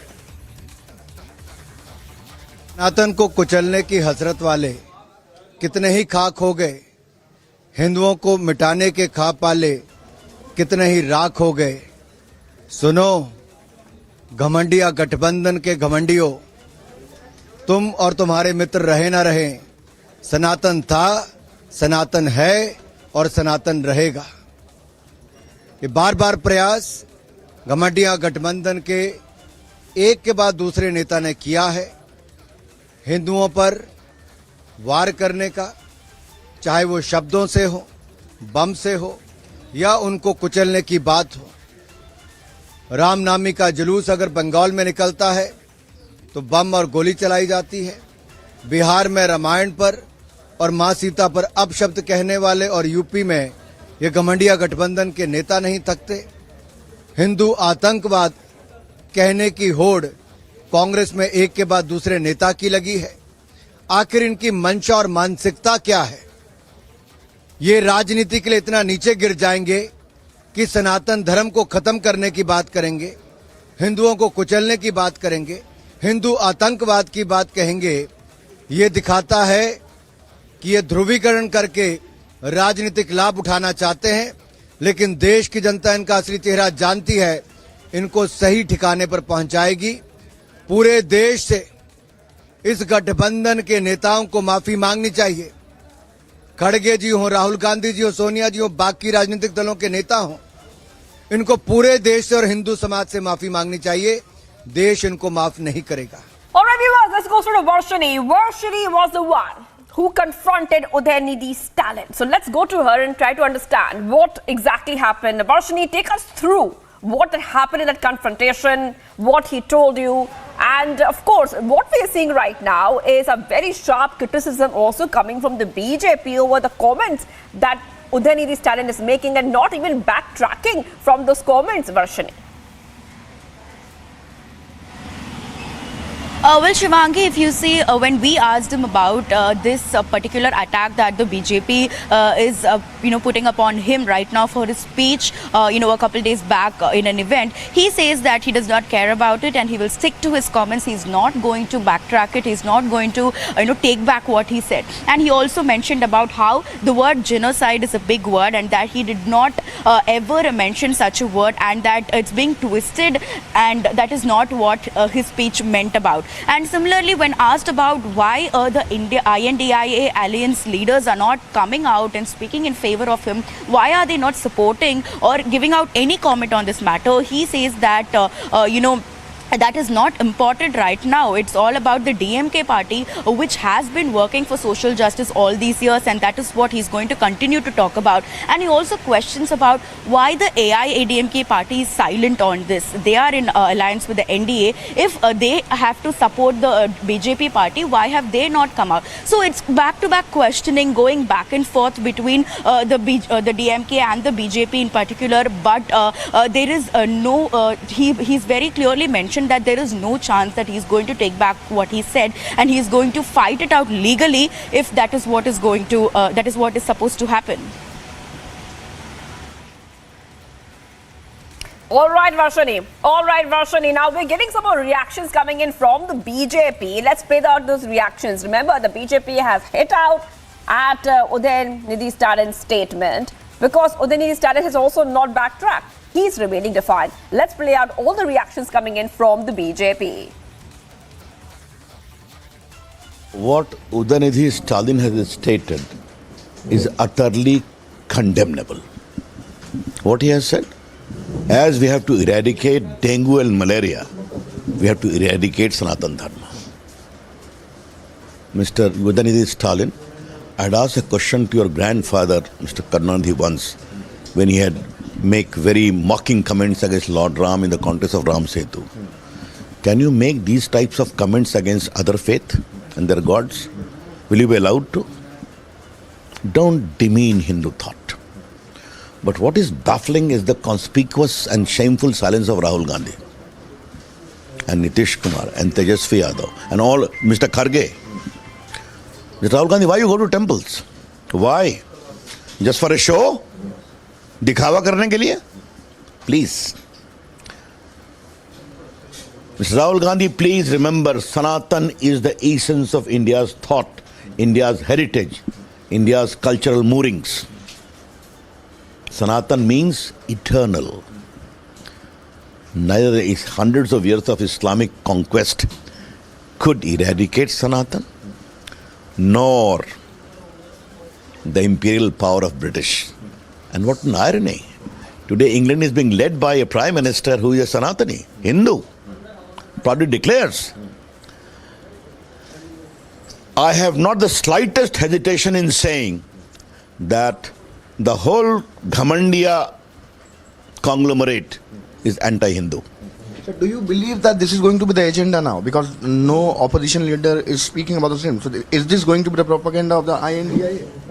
If that is there, we are shocked. But if that is your stand, then you will face the nemesis. Mr. Rahul Gandhi, Kharge, Nitish Kumar and others, Tejasvi ji, Lalu ji, either you swim with Udhayanidhi Stalin or the people of India will make you sink. Don't overtax the sentiment of common Indians. इस वक्त मेरे साथ बातचीत करने के लिए BJP सांसद मनोज तिवारी हैं। सर, उदयनिधि स्टालिन ने बयान दिया है सनातन धर्म को लेकर। आज आप तमिलनाडु हाउस आए। हम बहुत पीड़ा में हैं और हम बहुत चिंता में हैं। हमारा देश सभी धर्मों को सम्मान देता है, लेकिन इसी देश में एक राज्य में सरकार चला रही एक पार्टी कहती है हम सनातन धर्म को समाप्त कर देंगे, हिंदू धर्म को समाप्त कर देंगे। इस देश का जनमानस कितना क्रुद्ध है, कितना आक्रोश में है, कितनी चिंता में, कितनी पीड़ा में है, उसका अंदाज़ा रिपब्लिक भारत भी लगा सकता है। और हम इसमें कानूनी रास्ता अख्तियार कर रहे हैं। हमने ज्ञापन दिया है तमिलनाडु हाउस पे और हम मांग करते हैं कि माफ़ी मांगिए, इस बयान को वापस लीजिए, देश के सर्वधर्म समभाव को मत बिगाड़िए। लेकिन अगर इसके बाद भी नहीं मानेंगे तो संवैधानिक रास्ते हैं, हम उस संवैधानिक रास्ते पे चलेंगे। हमें इसमें एक बहुत बड़ी साजिश की बू आ रही है। जिस समय ये बयान दिया गया है उस समय देश में G20 का बड़ा समिट है और जिसने बयान दिया वो पूरी तरह से लिखा हुआ बयान है, कोई गलती से बयान नहीं है। अरविंद केजरीवाल जैसे लोग 2 दिन से दिल्ली में चुप हैं, तो इसका मतलब तो ये है ना कि अरविंद केजरीवाल भी सनातन धर्म को समाप्त करना चाहते हैं, हिंदू धर्म को समाप्त करना चाहते हैं। हम संवैधानिक रूप से ऐसे लोगों को जवाब देंगे और इनको बताएंगे कि सनातन धर्म को समाप्त करने वाले बहुत लोग आए और चले गए, समाप्त हो गए। ऐसी सोच के लोगों को ये देश का संविधान सजा देने के लिए बहुत पर्याप्त है। सर, इंडियन अलायंस के जो बाकी नेता हैं उनका भी इस पर कोई प्रतिक्रिया नहीं है? यही है, साजिश का हिस्सा यही है और इस साजिश को हम संवैधानिक रूप से डिकोड करेंगे। So there was a sharp criticism coming in from the BJP, a big attack. And we saw what Udhayanidhi Stalin said. He says that he's defiant, that he will not go back on the comment. Even after Republic TV's Varshini confronted him. Let's once again play out the entire confrontation between Republic TV's Varshini and Udhayanidhi Stalin, where he refused to take back his comments which were made against Sanatan Dharma. Sir, your speech has become a controversy now, and the BJP is continuously attacking you, though you have given a clarification. I don't what do you care. have to say? I still stand by whatever I said. The DMK party was formed for social justice. I will always talk about it. I will always talk about what are the defects of the Sanatana. I never called for genocide. Do you have any proof? My speech is there on online, on YouTube it's there. So please don't twist the issue. Sir, the INDI alliance bloc has none of the leaders have come in support of you. Or do you think they are afraid of the alliance? No. Let me ask you another question. BJP is opposing for whatever I said. BJP's alliance party, ADMK, did you ask them? Have they commented about it? Okay. Please ask them. Thank you. Hello, Moto. Motorola, India's best 5G smartphone brand. Some news coming in from Karnataka, where Lokayukta police conducted over 10 raids, in fact, in 10 offices of Mini Vidhan Sauda. Now, what we know reportedly is that the backward classes department, handlooms, textiles department were all raided. I repeat, reportedly the backward classes department, handloom department, textile departments were all raided. Several offices, including Department of Empowerment of Persons with Disabilities and Senior Citizens, were also raided. Let's go straight to Prajwal, who's getting us all the details. Prajwal, let's take our viewers through exactly what happened in these raids and what was recovered from the raids. Okay, we'll go back to Prajwal in just a moment, but visuals coming in of that development on your screen right now as we speak. Multi-location Lokayukta raids on your screen right now, viewers, where we are seeing that Lokayukta police have conducted raids at over 10 offices of Mini Vidhan Sauda. Now, those visuals coming in. Let's go to Prajwal, who's going to get us more details. Prajwal, multi-location Lokayukta raids being conducted. Take our viewers through what happened and what was the reason behind the raids, and has there been any recovery from those raids? As of now, the investigations are still currently underway, Shivangi, and therefore they have not disclosed about what are the things that has been seized as well. But remember that this was conducted in 10 locations across Dharwad and 7 departments concerning the government offices as well. And the raid has been conducted inside the premises of the Mini Vidhan Sauda in Dharwad in itself. And therefore, even the Lokayukta officials were taken in by surprise because of the fact that majority of these government officials who had to be in their departments were not present, even though it was way past the working time as well. And some of the Lokayukta officials also reprimanded the chiefs of many of these departments too. And this particular raid was being led by Lokayukta SP for Dharwad, Satish Chittagupti. And the Lokayukta officials have also reprimanded the staff, and they have raided the departments of backward classes, handlooms and textiles, and also the Department of Empowerment of Persons with Disabilities as well as Senior Citizens as well. So all said and done now, we're looking at the sort of raids which is happening, and we can expect that more raids will also take place as well. And now it is being learnt that it is not only the official, it is not only the offices which has been raided, but also the residences of some of these officials. All right. Thank you so much for joining us, Prajwal, with all those details coming in. So we are seeing multi-location raids being conducted in Karnataka's Dharwad, where Lokayukta police conducted raids at over 10 offices of Mini Vidhan Sauda. That's one of our top stories. We'll keep a track on this.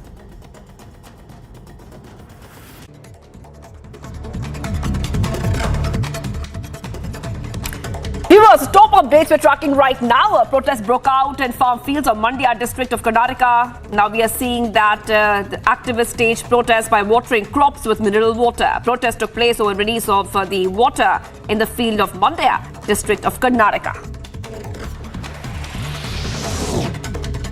Releasing the inaugural episode of his newly launched podcast, Speaking for India, Tamil Nadu CM M.K. Stalin weighed in on what he claimed was the destruction of the country under the BJP.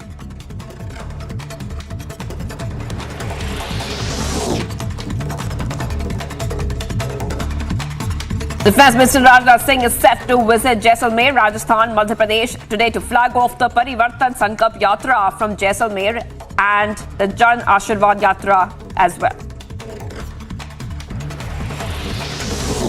UP CM Yogi Adityanath took cognizance of the building collapse in Barabanki district and expressed condolences of the bereaved families.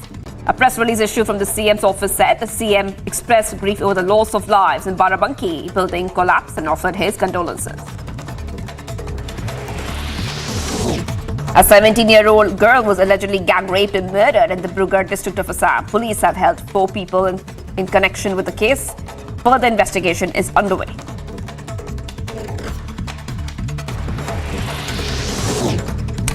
ISRO's project director, the voice behind ISRO's launch countdowns, passes away on Saturday night after suffering a heart attack. We heard her on July 14 for the launch of Chandrayaan 3.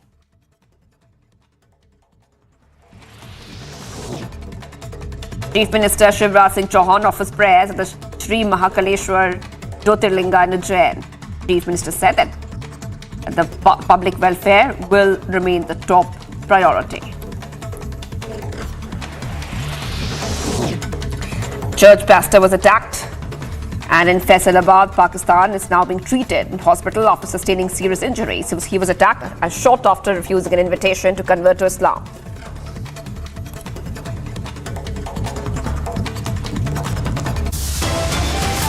Viewers, what's coming up? A significant step in getting Chandrayaan 3 back from the moon. Vikram Lander performs hop experiment.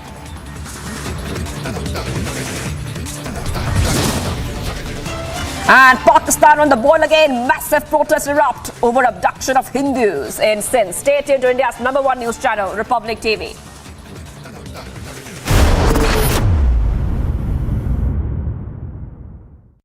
The top-ranked Amity B.Tech attracts some of the most brilliant students of India, with alumni working in top companies around the world and earning over 2 crores rupees per annum. To apply, visit amity.edu.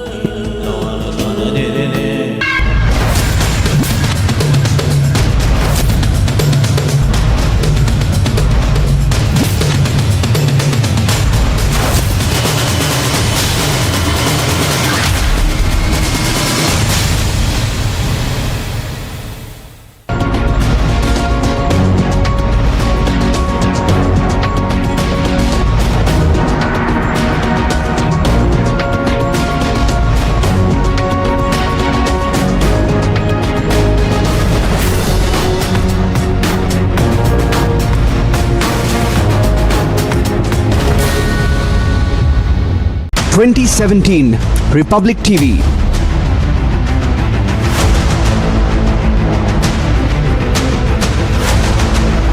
2019 Republic Bharat.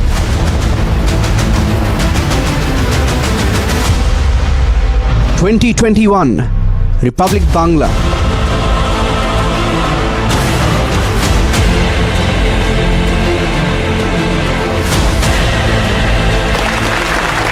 2023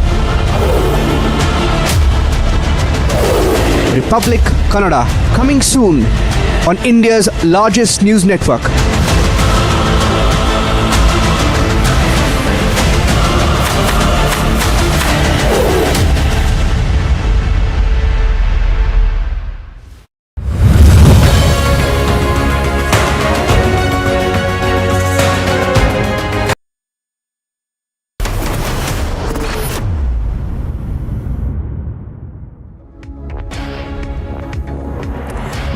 Let's go straight to Maharashtra. The showdown over Maratha reservation quota continues in Maharashtra. The Maratha community has called for a bandh in Sambhaji Nagar and a lot of people have already gathered there. We have Sandeep there. We'll go to him in just a moment. Remember, in the wake of the same, security has been heightened in the area. This comes days after violence was reported in Jalna and Usmanabad. So viewers, getting these details coming for you right now. Situation remaining tense in Maharashtra's Sambhaji Nagar as a call has been given for a complete ban in the region. Let's go straight to Sandeep. Sandeep is on ground and Sandeep is getting us a pulse of what really is happening on the ground. Remember that to contain the law and order situation in the light of the agitation, heavy police have been deployed across the district. You can see on the right hand of your screen all the security being deployed, the security being heightened. Remember that two companies of the state research police force, over 2,500 police personnel have been deployed across Sambhaji Nagar. A group of dedicated 500 home guards have also been deployed on the streets of Sambhaji Nagar. Police officials who were on leave have been summoned to work. And remember, the Maratha community has been agitating since Tuesday over demand of reservation. Let's go to Sandeep. Sandeep is joining us live from the ground. And Sandeep, take us through what's happening live. You are on the ground and tell us what's the pulse on the ground. हुआ है मराठा के ऊपर, वो हमको बहुत ही बुरी तरह से सरकार ने ये सब किया है, जिसका हम निषेध करते हैं और ये सरकार इमीडिएटली राजीनामा देना चाहिए, ये हमारा सबका दावा है। आज मुख्यमंत्री जो है वो बैठक बुला रहे हैं मुख्यमंत्री, आपको लगता है आपके इश्यूज सॉल्व होंगे? अभी तो कोई प्रॉब्लम सॉल्व हुआ नहीं है, अभी क्या प्रॉब्लम सॉल्व होगा? मुख्यमंत्री से उम्मीदें हैं आपको? मुख्यमंत्री एकनाथ, ये सब इनका दिखावा है, ये कुछ दिखावा कर रहे सब, इनको कुछ देना नहीं है हमको। इन्होंने पहले आरक्षण जाहिर डिक्लेयर करना चाहिए और हमारे सब मांगनी जो है वो मान्य करना चाहिए, उसके बाद हम ये सब। As you just heard the voices of the protesters out here, the protesters are seen in fact seen blocking the road at the Sambhaji Nagar Kranti Chowk, and women's have in fact joined in this very protest. We'll speak to the women's out here and get their reaction. आप लोग यहाँ पे प्रदर्शन कर रही हैं, क्या कुछ आपकी मांगे हैं? आपको लगता है कि रिजर्वेशन को लेकर के कुछ निर्णय आएगा आज? कोई निर्णय आएगा आज? निर्णय तो लेना चाहिए अभी उनको. आम्ही जो इतका आक्रोश करतोय, आमच्या मराठा समाजाचा जो एवढा आक्रोश सुरू आहे, हा फक्त आम्हाला आरक्षण मिळावं म्हणून, आमच्या लेकरा बाळांना, आमच्या आया बहिणींना, सगळ्यांना सुरक्षेसाठी, आणि हे व्हायलाच पाहिजे. आपको लगता है रिजर्वेशन को लेकर के सरकार कोई फैसला लेगी? फैसला लेना चाहिए ना, हमारे बच्चों को बहुत तकलीफ हो रही है. अरे 2-2 मार्च से जा रहे हैं ना हमारे बच्चे, 2-2 मार्च से फेल होते जा रहे हैं. As you just heard the reactions from the protesters, they have in fact blocked out the way, and I'm giving you the visuals out there. A dramatic visuals from here at Sambhaji Nagar. Posters of Devendra Fadnavis are being burnt. Posters of Devendra Fadnavis. Kanti, if you could show the visuals, Kanti.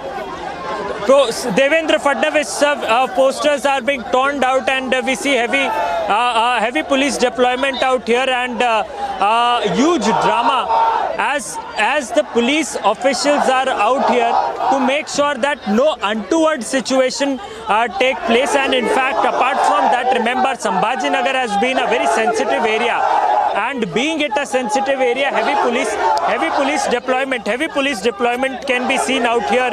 We see maximum police force have been deployed on the streets of Sambhaji Nagar, and more than 2,500 police officials have been deployed across the city of Sambhaji Nagar to make sure that no violence take place. Remember, in Jalna also there were several state transport buses, government ran buses, were in fact set on fire. All right, viewers, Sandeep getting us top updates coming in as the Maratha community is calling for a ban. The protests continuing in Sambhaji Nagar, and a key meeting, a very important meeting, a cabinet committee meeting is expected to take place as well, which will be attended by the Chief Minister Eknath Shinde. We're getting you all the top details coming in from Maharashtra on Republic TV. Let's take a very short break. Much more coming up on the other side. Udhayanidhi, Stalin first attack Sanatan Dharma remains defiant despite the uproar. Plus, BJP hits out at the opposition in an unrelenting attack, asks why is I.N.D.I.A block silent.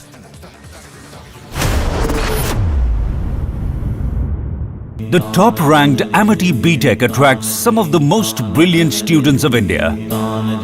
who get global exposure at the 5-week study abroad program at Amity's global campuses at no additional tuition fee. To apply, visit amity.edu. 2017 Republic TV.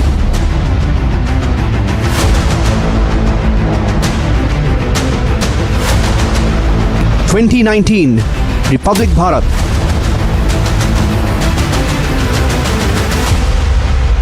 2021 Republic Bangla.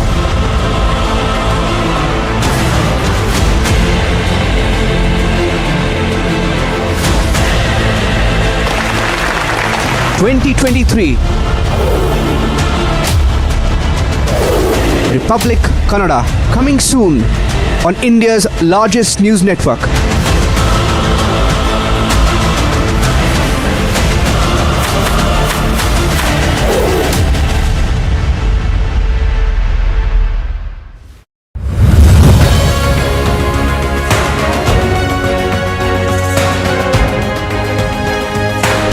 Nobody can ever trouble an honest journalist.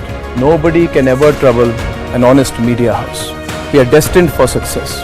Every moment from now on, I want everyone in the Digvijay newsroom to always remember that you must be wedded to the cause of news. Thank you very much, Anand, for having us here and for letting us take the journey forward.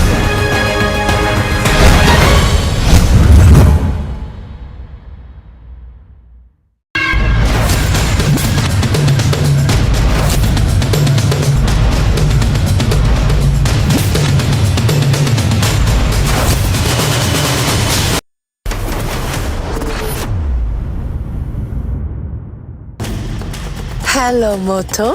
Motorola, India's best 5G smartphone brand. And we start with the top headlines at 12:30. Udhayanidhi Stalin first attacks Sanatan Dharma, remains defiant despite the uproar. BJP hits out at opposition in an unrelenting attack, asks why is the opposition bloc silent? From Sambhaji Nagar to Pune, mega showdown in Maharashtra over Maratha reservation quota. A significant step in getting Chandrayaan 3 back from the moon, Vikram Lander performs hop experiment on the lunar surface. Pakistan on the boil again, massive protests erupt over abduction of Hindus in Sindh.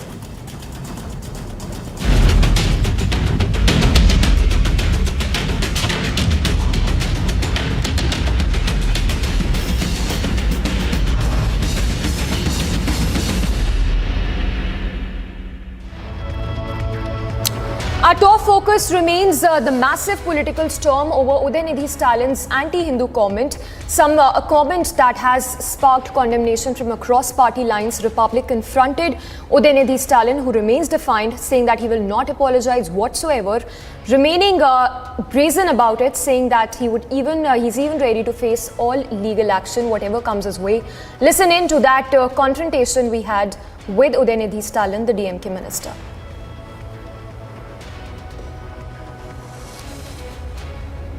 Support of you, or do you think they are afraid of the alliance? No. Now, and the BJP is continuously attacking you, though you have given a clarification. I don't care. I still stand by whatever I said. The DMK party was formed for social justice. I will always talk about it. I will always talk about what are the defects of the Sanatana Dharma. I never called for genocide. Do you have any proof? My speech is there online on YouTube. It's there. So please don't twist the issue. Sir, the INDI alliance bloc has none of the leaders have come in support of you. Or do you think they are afraid of the alliance? No. Let me ask you another question. BJP is opposing for whatever I said. BJP's alliance party, ADMK, did you ask them? Have they commented about it? Okay. Please ask them. Thank you. Alright, so there you heard Udhayanidhi Stalin, who remains absolutely brazen, saying that he's ready to face all legal action. This as Udhayanidhi Stalin had equated the Sanatan Dharma with dengue and malaria, even went on to say that the Sanatan Dharma should be altogether abolished from the country, a statement that has drawn massive criticism, with the BJP training guns saying that the opposition bloc is anti-Hindu. कि हिंदू धर्म और सनातन धर्म को इन्होंने केवल एक माखौल का विषय बना लिया, राजनीति का विषय बना लिया, और उस विषय के लिए ये उसके खिलाफ उदयनिधि स्टालिन के बयान के खिलाफ नहीं जाएंगे, क्योंकि इनका एजेंडा वो लागू कर रहे हैं, इनको अच्छा लग रहा है। और इसमें पूरा का पूरा 37 से 42 तक के जो देश के हालात थे कि देश को तोड़ने वाली ताकतों के साथ, मुस्लिम लीग के साथ मिलकर जिस तरह कांग्रेस ने सरकार बनाई थी, उसी तरह से INDI गठबंधन जो है इस देश तोड़क स्थितियों के साथ आगे जाएगी। कपिल सिब्बल का बयान आपने देख लिया सुप्रीम कोर्ट में, जिस तरह से उन्होंने भारत के इंटीग्रिटी, सॉवरेनिटी के ऊपर, कई एक राज्यों के विलय के ऊपर क्वेश्चन किया, रेफरेंडम की बात की, वो भी मुंबई बैठक में मौजूद थे। तो ये मुंबई बैठक का एजेंडा है जो उदयनिधि स्टालिन बोल रहे हैं। इस कारण से किसी बड़े नेता का कभी जिंदगी में कोई बयान नहीं आएगा। What Udhayanidhi Stalin has stated is utterly condemnable. What he has said, as we have to eradicate dengue and malaria, we have to eradicate Sanatan Dharma. Mr. Udhayanidhi Stalin, I had asked a question to your grandfather, Mr. Karnataka, once, when he had make very mocking comments against Lord Ram in the context of Ram Setu.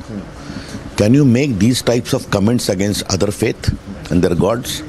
Will you be allowed to? Don't demean Hindu thought. But what is baffling is the conspicuous and shameful silence of Rahul Gandhi and Nitish Kumar and Tejasvi Yadav and all, Mr. Kharge. Mr. Rahul Gandhi, why you go to temples? Why? Just for a show? दिखावा करने के लिए? Please. Mr. Rahul Gandhi, please remember, Sanatan is the essence of India's thought, India's heritage, India's cultural moorings. Sanatan means eternal.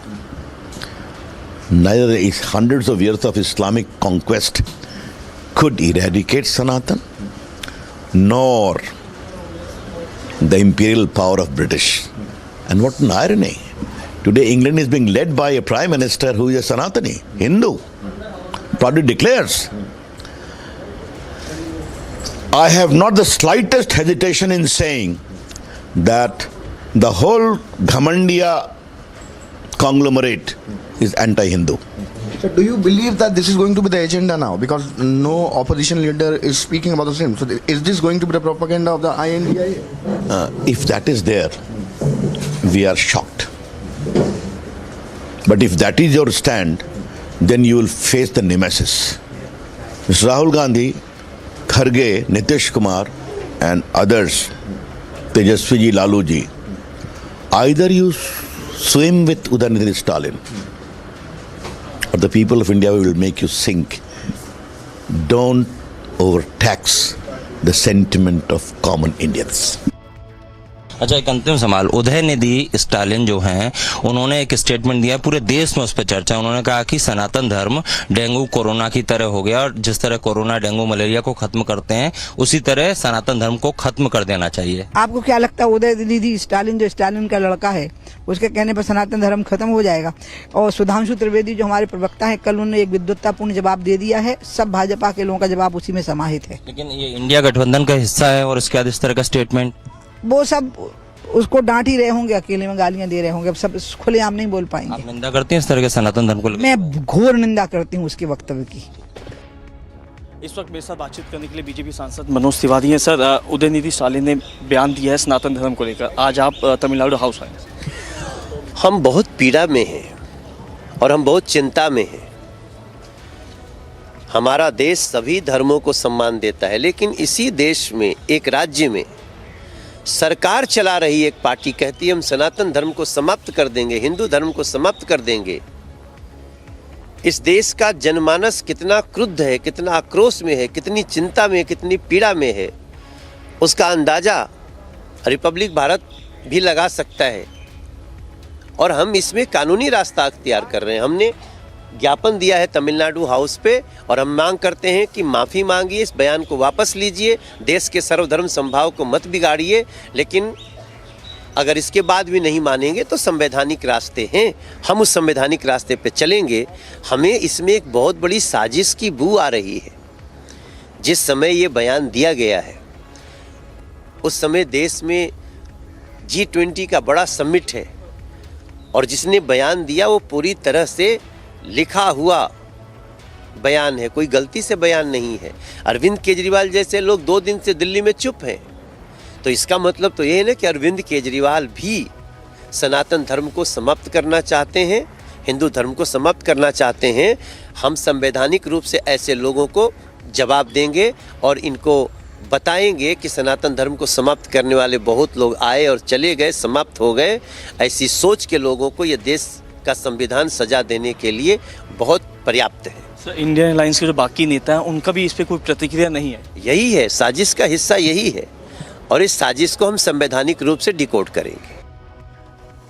Now, the Congress, on the other hand, seems to be divided on the Sanatan Dharma insult. Now, even as Pramod Krishnam of the Congress has openly called for sacking of Udhayanidhi Stalin, we have a reaction coming in from Kamal Nath, the former Chief Minister of Madhya Pradesh, who says that these are the personal opinion of Udhayanidhi Stalin and that the party has no relation to it whatsoever.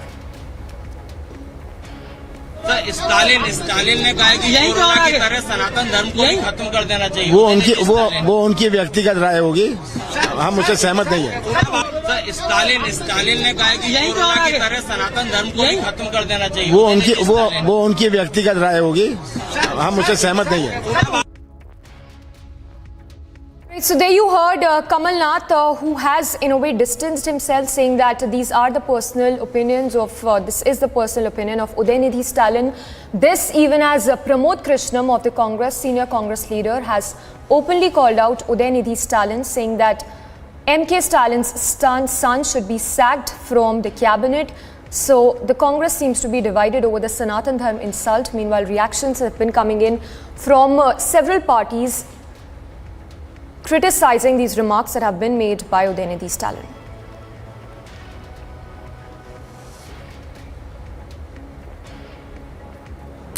Let's shift focus then in news that came in from London. The 23rd Shobha Yatra was organised in London by the Ram Mandir South Hall on Sunday. The procession was attended by people in thousands, which even included India's High Commissioner to the UK, Vikram Lander, who visited the temple during the event and observed the festivities. Century Laminates gets you this next report.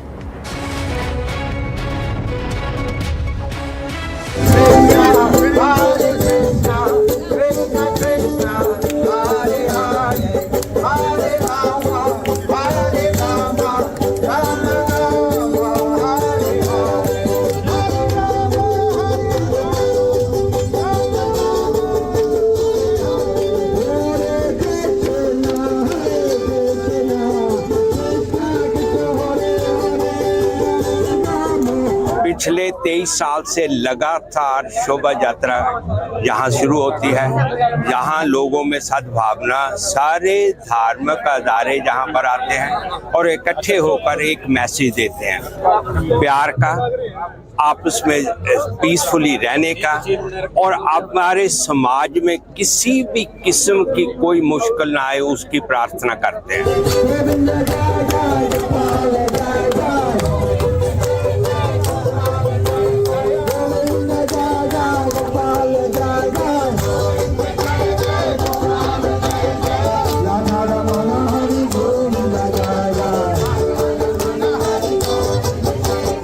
Just before Janmashtami, we are here to celebrate with everyone.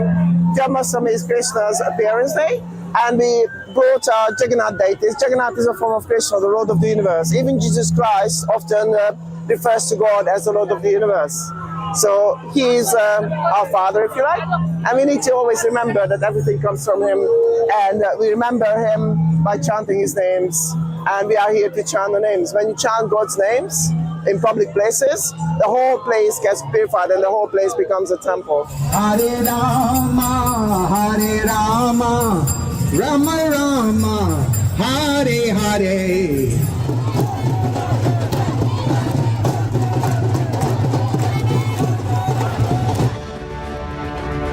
We slip into a very short break. On the other side, we'll get you the details as China's map provocation. Anger mounts over China's map provocation. Russia breaks silence, becomes 8th country to oppose China's map.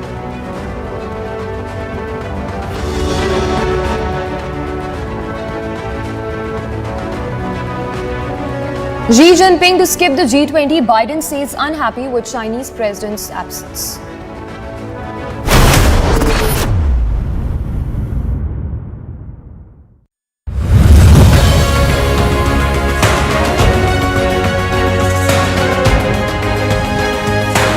Nobody can ever trouble an honest journalist. Nobody can ever trouble an honest media house. We are destined for success. Every moment from now on, I want everyone in the Digvijay newsroom to always remember that you must be wedded to the cause of news. Thank you very much, Anand, for having us here and for letting us take the journey forward.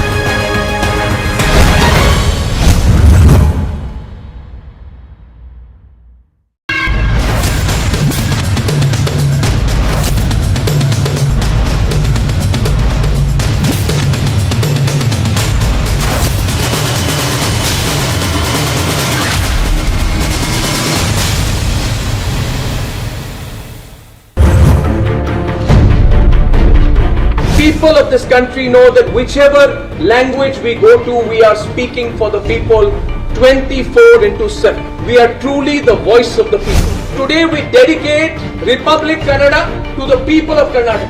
I am totally confident that the people of Karnataka will welcome us and accept us, give us their blessings in this journey.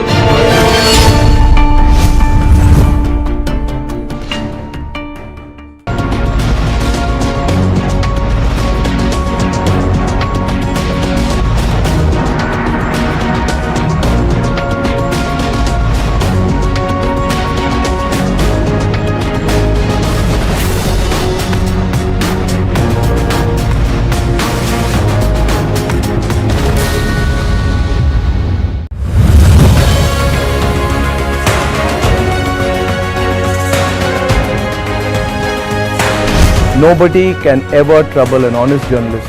Nobody can ever trouble an honest media house. We are destined for success. Every moment from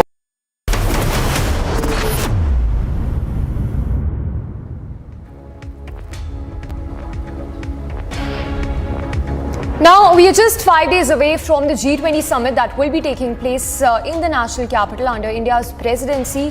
The Prime Minister has articulated his economic goals more clearly than ever, according to a report of the Center for Economics and Business Research. India will become a $10 trillion economy by 2035. Here's a report.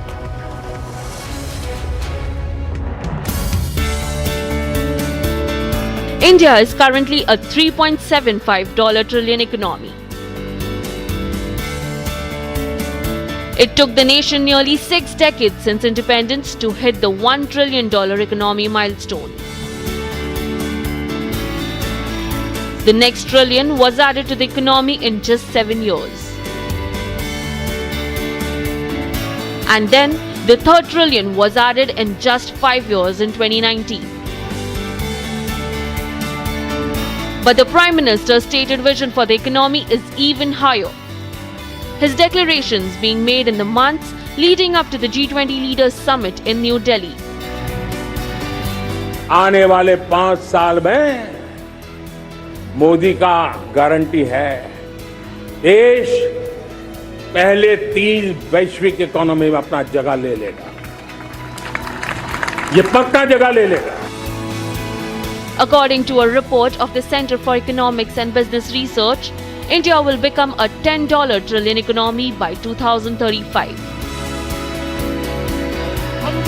And PM Modi has put this into context for the world in a different way. He is clear that when India grows, the world grows. विश्व corona के बाद अभी तक उभर नहीं पाया है. युद्ध ने फिर एक नई मुसीबत पैदा की. आज दुनिया महंगाई के संकट से जूझ रही है. पूरी दुनिया की अर्थव्यवस्था को महंगाई ने दबोच के रखा है. हम भी दुनिया से जिन सामान की जरूरत होती है लाते हैं, तो हमें सामान तो इंपोर्ट करते हैं. हमारा दुर्भाग्य है कि हमें महंगाई भी इंपोर्ट करनी पड़ती है, क्योंकि पूरी दुनिया को महंगाई ने जकड़ के रखा है. लेकिन मेरे प्यारे परिवारजनों, भारत ने महंगाई को नियंत्रित रखने के लिए भरसक प्रयास किए. पिछले कालखंड की तुलना में हमें कुछ सफलता भी मिली है. For years, the IMF has maintained that India is one of the bright spots in the global economy, the fastest growing major economy in the world. And the end goal for the storied Amrit Kaal is also very clear.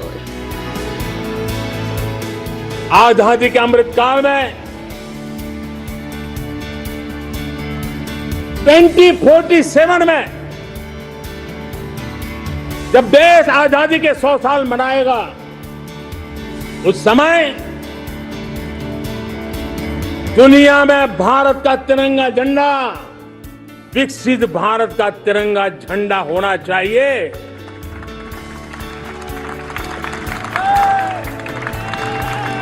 रत्ती भर भी हमें रुकना नहीं है, पीछे नहीं हटना है। With India continuing to deliver returns at a faster clip than average and also achieving great success with mega project implementation, the G20 Leaders Summit presents the perfect opportunity to position India as an engine for the world's economy. Bureau Report, Republic TV.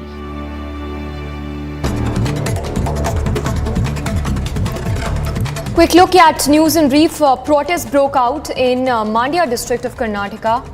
The protest was staged by the protesters over release of water in a field of Mandya district of Karnataka.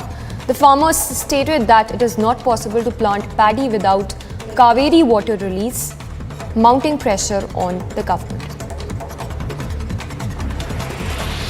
Releasing the inaugural episode of his newly launched podcast, Tamil Nadu Chief Minister M.K. Stalin launched a scathing attack on the BJP-led NDA government at the centre. The DMK Supremo said it has destroyed the sense of unity among the Indians.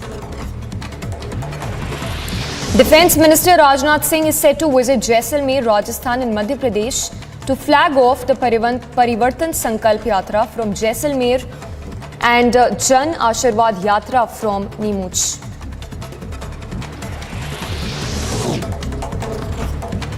Uttar Pradesh Chief Minister Yogi Adityanath has taken cognizance of the building collapse in Barabanki district that resulted in loss of 2 lives, expressing condolences for the bereaved families. A 17-year-old minor was allegedly gang raped and murdered in Dibrugarh district of Assam. The police has held 4 persons in connection with the gang rape.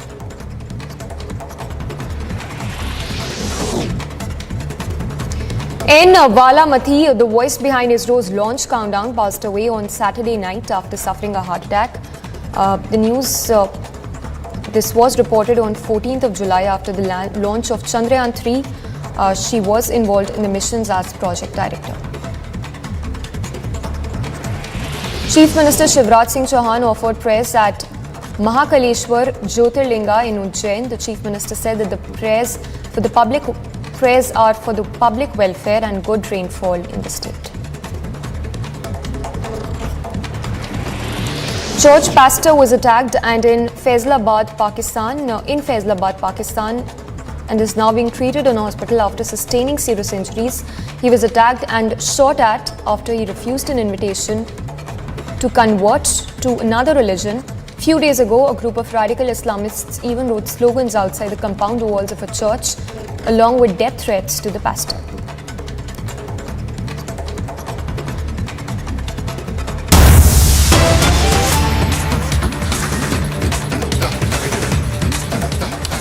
And in news that's coming in from the state of Manipur, Chief Minister Biren Singh has stated that an FIR has been registered against 4 members of Editors Guild of India for trying to cause more clashes.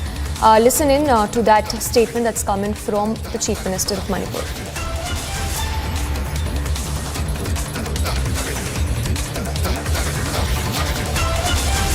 But in the meantime, how the editor guilds conclude as a fact-finding team, who constituted them? Who constituted them? They never authorized to have the fact-finding teams and to investigate multiple issues. It is a sad style and nothing to do with this present crisis in the state of Manipur. And I also giving warning to the editor guilds member. If you want to do something, please come to the spot. Please do visit here, see the ground reality, meet the representatives of the all communities, all buildings, then you publish whatever you found. Otherwise, meeting some peoples, some section of the peoples, and coming to the conclusion that that is highly condemnable. That's why the state government has filed an FIR against the members of the digital guilds who are trying to create more, classes in the state government. All right, let's go across to Abhishek Kapoor joining us on the broadcast. Abhishek, if you can take us to the details of this FIR that's been registered. This is a big charge that's been levelled by the Manipur government on Editors Guild of India. Well, Samiksha, so this FIR is filed based on a complaint made by social activist N. Sarat Singh of Imphal West District, in which the complainant has charged that the accused, which is these three members of the Editors Guild who went to Manipur, spent about 3 days there and filed this report. And these accused should be charged under sections 153 and 295 of the IPC 153 and 295, essentially about creating problem or animosity between two communities. And the activist N. Sarat Singh says that the report seems to be motivated and depends on cooked up facts. It tries to tarnish the image of mighty. It calls Chief Minister N. Biren Singh incompetent. It misuses or abuses information. So, for example, it pushes a narrative in the report that only about 10% of the state government funds are used for development of hill areas, while 90% go into the valley, which is essentially dominated by the mighties, which is contrary to fact, because the government data suggests that 40% of the funds actually go into the hill districts and not the valley. The rest of it, of course, going to the valley. Now, there are other allegations made in the report. Essentially, the report is titled that it is about an analysis of the media coverage of the Manipur incident. But actually, if you look at it, and I have myself gone through the report, Samiksha, it's just about 1/5 of the report, or maybe 1/4 of the report is on media coverage. The rest of the report is about the Manipur incident themselves, the Manipur crisis itself, and goes into the analysis of why the crisis happened, how it was building up, what was the role of the government, what has been the role of the center and the agencies and the army and the Assam Rifles. So sort of a very opinionated report filed by the Editors Guild, and it clearly marks out mighty organizations. And not just that, it goes on to say that these mighty organizations were fully blessed by the Chief Minister and his government. So the authors of the report, Seema Guha, Sanjay Kapoor, and the President of the Editors Guild, Bharat Bhushan, and the President of the Editors Guild, these four have been made accused in the complaint filed by N. Sarat Singh, based on which, in fact, we are being told an FIR has already been filed by the Manipur police, for which maybe you can go to Anirudh, who's reporting, who has been bringing us all the information about Manipur from the ground as well. All right, Abhishek, we leave it at that. So that's the big news coming in this hour. Editors Guild of India having been booked by the Manipur police. The Chief Minister also speaking on the same, saying that the FIR has been registered for fanning violence by Editors Guild of India.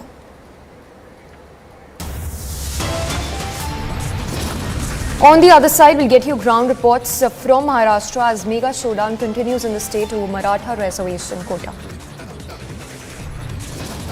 A significant step in getting Chandrayaan 3 back from the moon, Vikram Lander performs hop experiment on the moon's surface.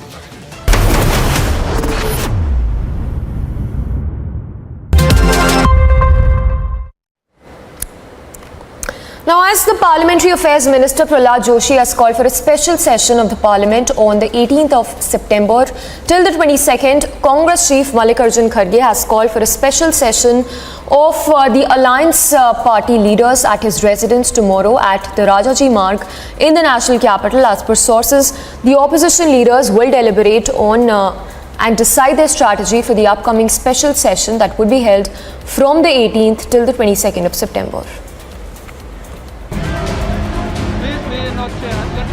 There is a mega huddle in opposition ahead of Parliament's special session.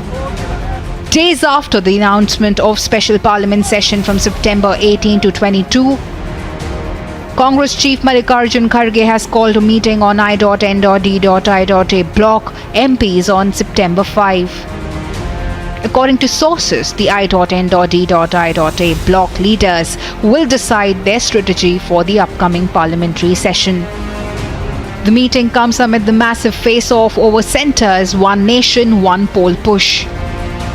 With Adhir Ranjan refusing to be a part of the 8-member committee, and Rahul Gandhi's attempt to fearmonger over One Nation, One Poll. But they have gotten it back from the BJP. This dotted existence, they do not represent India. These roadblocks, this incomprehension is by the dotted existence of I.N.D.I.A. So this dotted existence cannot comprehend what India stands for, what India is. Given the fact that the centre has formed 8-member panel to explore the possibility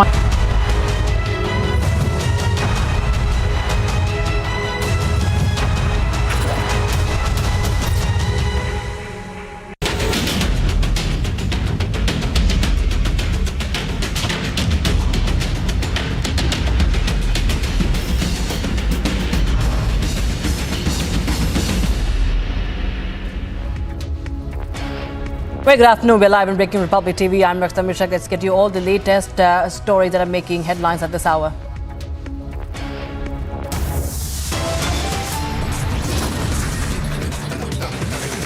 Udhayanidhi Stalin first attacks Sanatan Dharma, remains defiant despite the uproar.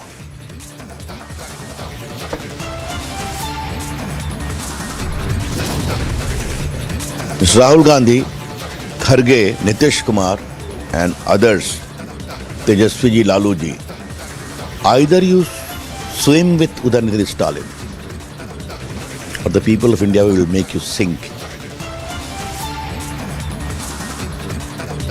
BJP hits out at opposition in an unrelenting attack, asks why is I.N.D.I.A. bloc silent?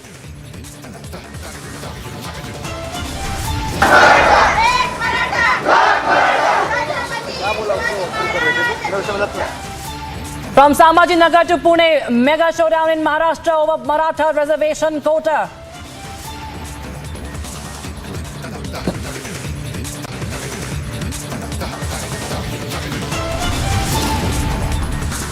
A significant step in getting Chandrayaan 3 back from the moon. Vikram Lander performs hop experiment.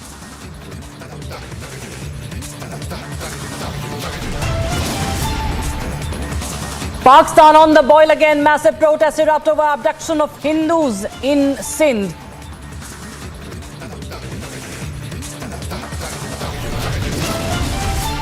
Xi Jinping to skip the G20 summit. Biden says unhappy with Chinese president's absence.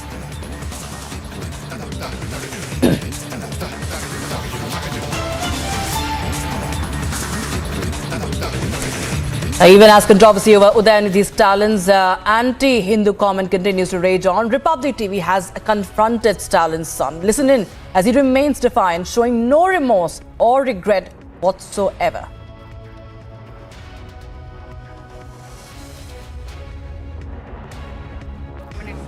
Sir, you have your speech has become a controversy now, and the BJP is continuously attacking you. Though you have given a clarification, I don't what do you care. have to say? I still stand by whatever I said. The DMK party was formed for social justice. I will always talk about it. I will always talk about what are the defects of the Sanatana Dharma. I never called for genocide. Do you have any proof? My speech is there on online on YouTube. It's there. So please don't twist the issue. Sir, the I.N.D.I.A. alliance bloc has none of the leaders have come in support of you. Or do you think they are afraid of the alliance? No. Let me ask you another question. BJP is opposing for whatever I said. BJP's alliance party, ADMK, did you ask them? Have they commented about it? Okay. Please ask them. Thank you. That was a defiant, defensive Udhayanidhi Stalin, and now hitting back at the DMK over the insult to Sanatan Dharma. Union Minister Anurag Thakur has said that I.N.D.I.A. bloc is playing politics of polarization. Take a listen in. कि हिंदू धर्म और सनातन धर्म को इन्होंने केवल एक माखौल का विषय बना लिया, राजनीति का विषय बना लिया, और उस विषय के लिए ये उसके खिलाफ उदयनिधि स्टालिन के बयान के खिलाफ नहीं जाएंगे, क्योंकि इनका एजेंडा वो लागू कर रहे हैं, इनको अच्छा लग रहा है। और इसमें पूरा का पूरा 37 से 42 तक के जो देश के हालात थे कि देश को तोड़ने वाली ताकतों के साथ, मुस्लिम लीग के साथ मिलकर जिस तरह कांग्रेस ने सरकार बनाई थी, उसी तरह से INDI गठबंधन जो है इस देश तोड़क स्थितियों के साथ आगे जाएगी। कपिल सिब्बल का बयान आपने देख लिया सुप्रीम कोर्ट में, जिस तरह से उन्होंने भारत के इंटीग्रिटी, सॉवरेनिटी के ऊपर, कई एक राज्यों के विलय के ऊपर क्वेश्चन किया, रेफरेंडम की बात की, वो भी मुंबई बैठक में मौजूद थे। तो ये मुंबई बैठक का एजेंडा है जो उदयनिधि स्टालिन बोल रहे हैं। इस कारण से किसी बड़े नेता का कभी जिंदगी में कोई बयान नहीं आएगा। What Udhayanidhi Stalin has stated is utterly condemnable. What he has said, as we have to eradicate dengue and malaria, we have to eradicate Sanatan Dharma. Mr. Udhayanidhi Stalin, I had asked a question to your grandfather, Mr. Karnataka, once, when he had make very mocking comments against Lord Ram in the context of Ram Setu. Can you make these types of comments against other faith and their gods? Will you be allowed to? Don't demean Hindu thought. But what is baffling is the conspicuous and shameful silence of Rahul Gandhi and Nitish Kumar and Tejasvi Yadav and all, Mr. Kharge. Mr. Rahul Gandhi, why you go to temples? Why? Just for a show? दिखावा करने के लिए? Please. Mr. Rahul Gandhi, please remember, Sanatan is the essence of India's thought, India's heritage, India's cultural moorings. Sanatan means eternal. Neither the hundreds of years of Islamic conquest could eradicate Sanatan, nor the imperial power of British. And what an irony. Today England is being led by a Prime Minister who is a Sanatani, Hindu. Proudly declares. I have not the slightest hesitation in saying that the whole Ghamandiya conglomerate is anti-Hindu. So do you believe that this is going to be the agenda now? Because no opposition leader is speaking about the same. So is this going to be the propaganda of the INDIA? If that is there, we are shocked. But if that is your stand, then you will face the nemesis. Mr. Rahul Gandhi, Kharge, Nitish Kumar and others, Tejasvi ji, Lalu ji, either you swim with Udhayanidhi Stalin or the people of India will make you sink. Don't overtax the sentiment of common Indians.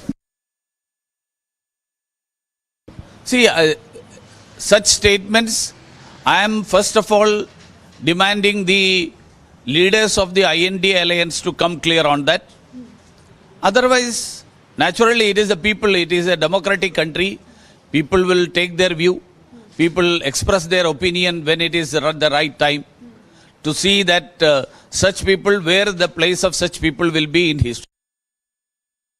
And despite facing heat for the Sanatan Dharma insult, Congress has now come out in support of Udhayanidhi Stalin, saying that this is his personal opinion.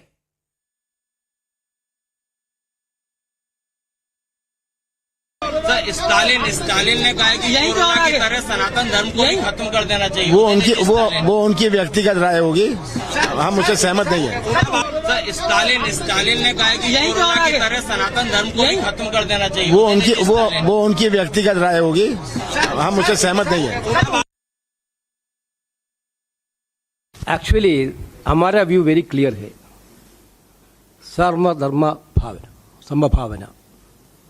Sarva Dharma Sambhavana is the Congress ideology. But you have to understand, every political party have their own freedom to tell their views. So those were the reactions coming in from the Congress party, who are of course clearly in the dog here, as they are part of the INDIA alliance, and so is the DMK. And clearly we do not have any kind of condemnation from any of the partners of the INDIA.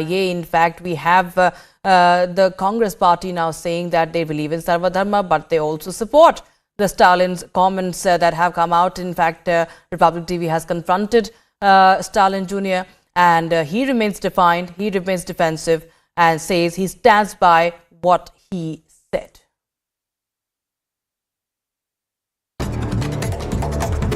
Now the news now. Protest broke out in farm fields of Mandya district of Karnataka. Mandya Rakshana Vedike activists staged protest by watering crops with mineral water. Protest took place over a field in a field. Releasing water in a field in Mandya district. The farmers say that it is not possible to plant paddy without Kaveri water. Farmers said that there is a situation where mineral water is being used to plant paddy.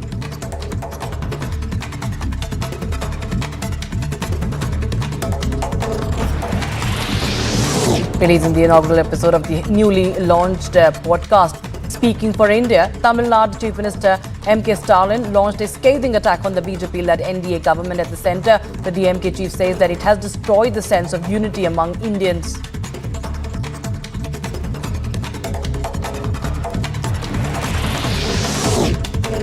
Defence Minister Rajnath Singh is set to visit Jaisalmer, Rajasthan and Madhya Pradesh today to flag off the Parivartan Sankalp Yatra from Jaisalmer and Jan Ashirwad Yatra from Neemuch.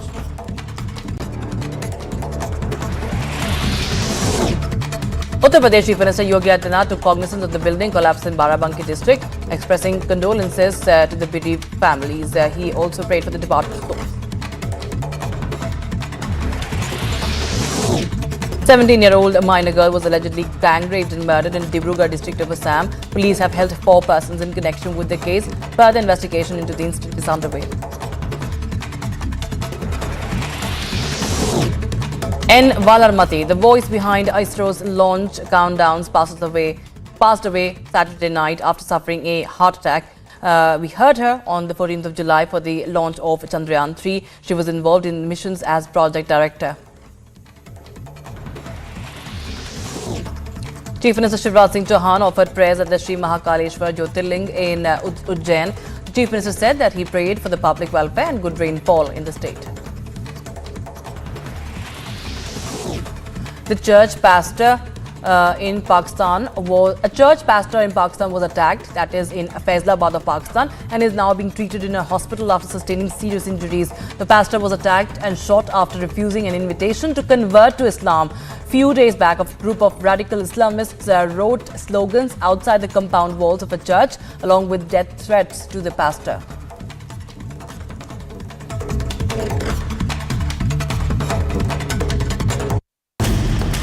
Hello, Moto. Motorola, India's best 5G smartphone brand. All right, we're getting in news from Uttar Pradesh's capital Lucknow, where lawyers are staging a protest against the police administration over lathi charge in Hapur. Those are the visuals. They are coming in. Remember, the government has also ordered probe into that case of lathi charge on lawyers.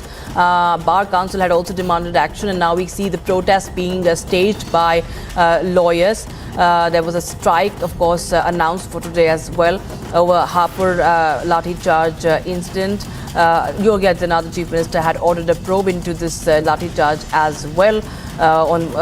We saw that a 3-member inquiry committee was set up also to investigate all aspects of the incident in connection with the lathi charge that happened on lawyers in Hapur district. Let's take a listen into the reactions coming in from the lawyer side. अब अपनी बात मनाने के लिए अगर उत्तर प्रदेश सरकार के मुख्यमंत्री मुखिया से मिलना चाहता है तो उसको रोकने का प्रयास कर रहे हैं। यह घोर निंदनीय है। अब संबंधित अधिकारी हम लोग को यहाँ रोक लिए हैं। हम लोग वकील हैं, हम लोग जानते हैं शांति व्यवस्था कैसे है। हम लोग उपद्रवी नहीं है, ना अपराधी हैं, न किसी तरीके से हम लोग न्याय दिलाने का कार्य करते हैं। और हमारे अधिवक्ता भाइयों पर लाठीचार्ज हुआ है। हम लोग अधिवक्ता समाज की नेतागिरी कर रहे हैं। हम लोग पूर्णतः उनके साथ हैं, चाहे लाठीचार्ज हो, चाहे जेल जाना पड़े, हम उनको न्याय दिला के रहेंगे। अधिवक्ता एकता जिंदाबाद था, जिंदाबाद है, जिंदाबाद रहेगा।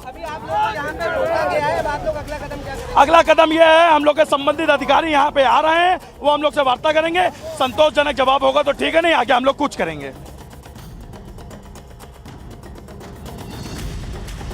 All right, we have some news from Pakistan now, where a large number of people took to the streets in different cities to protest against the abduction of some members of the minority Hindu community in Pakistan and increasing incidents of robberies in the province, that is the Sindh province. The sit-in which people from all faiths are participating was staged for the recovery of the abducted members of the Hindu community in the protest entered the second day on Sunday, with the relatives of the kidnapped victims demanding their early and safe recovery. A mega showdown in Pakistan. There are protests galore in Pakistan, in fact, over electricity bill in Gilgit-Baltistan regarding the arrest of Shia cleric, another minority in Pakistan, and now, of course, abduction of Hindus. This is not the first time that has happened. My colleague Kaswa Klasra joining us on the broadcast from Pakistan. Kaswa, of course, a spate of protests in Pakistan for various reasons, and of course, the state of minority, the plight of minorities, is visible day in and day out in Pakistan. Now, the latest is the abduction of Hindus in Sindh province. The protests are going bigger and bigger. What details are you picking up on that? Well, you've rightly pointed out. What we all know is Pakistan's northern areas have been facing acute, protests for a long time, for a couple of weeks as well. This is the one story. And now, what we are getting from the sources is Pakistan's south is also burning as well. As you rightly pointed out, hundreds of the minority people are staging protests, and today is going to be, third day, and they are protesting against the abduction of the family members. That 3 people have been kidnapped. We don't know their names as yet, but 3 people have been kidnapped from Larkana as well. Let me tell you that these, the protests kick-started from Larkana, which is a hometown of former president of Pakistan, also Zardari as well. And now what I am getting from the sources is these protests have spread to the Karachi, Hyderabad and other parts of Sindh as well. So Pakistan is in a mess. The state of minority here. What happened 3 weeks ago there in Faisalabad, in the heart of Punjab, is a sad story where Christians were forced to leave their homes as well. And now what we are getting from my sources and also from the government official is that the Hindu community is now the face of the abduction. And these area, let me tell you, from this particular area, the story of the abduction of Hindu girls is a normal routine. The Hindu girls, we all know that Hindu girls have been kidnapped by the by the Muslims, youngsters as well. They have been forced to change their, the religion as well. But from the same area, now what we are getting from Hindus community and official is now other family members are facing the same, wrath of the majority Pakistanis as well, majority Muslims as well. Police is silent. I have tried to speak to the Deputy Inspector General of Larkana, but when I tried to draw his attention to this particular abduction of the Hindus, he was just, he just kept mum. So even the police officials are not willing to speak about this abduction as well. This is a sad story. On one hand, we have seen that Shia have been protesting against the arrest of their prominent leader, but now rangers and the police have actually taken control over there in Gilgit-Baltistan. But now Pakistan is south is burning, and state of minorities is just before you and me as well. And this is what that minorities are protesting over there. And today going to be third day. And these Hindus community have actually called Pakistan Army Chief to launch army operation for the release of the abducted Hindus. Right. All right. Thank you so much, Kasfar, for joining us with all those details on that story from Pakistan. Remember, viewers, there have been a protest breaking out in Pakistan, especially in Sindh, where there has been abduction of Hindu girls, and now the relatives and those related with those abducted are staging massive protests in Sindh province, and in fact they have spread out, as Kasfar said, to Karachi and many other areas of Pakistan.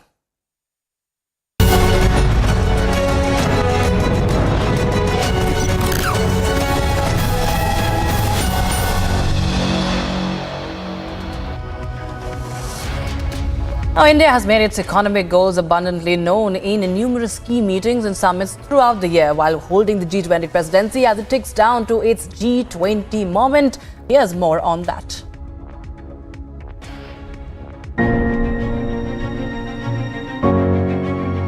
As India counts down to its G20 moment, India's economic vision has been made amply clear in multiple ministerial meetings and summits to the year under its G20 presidency.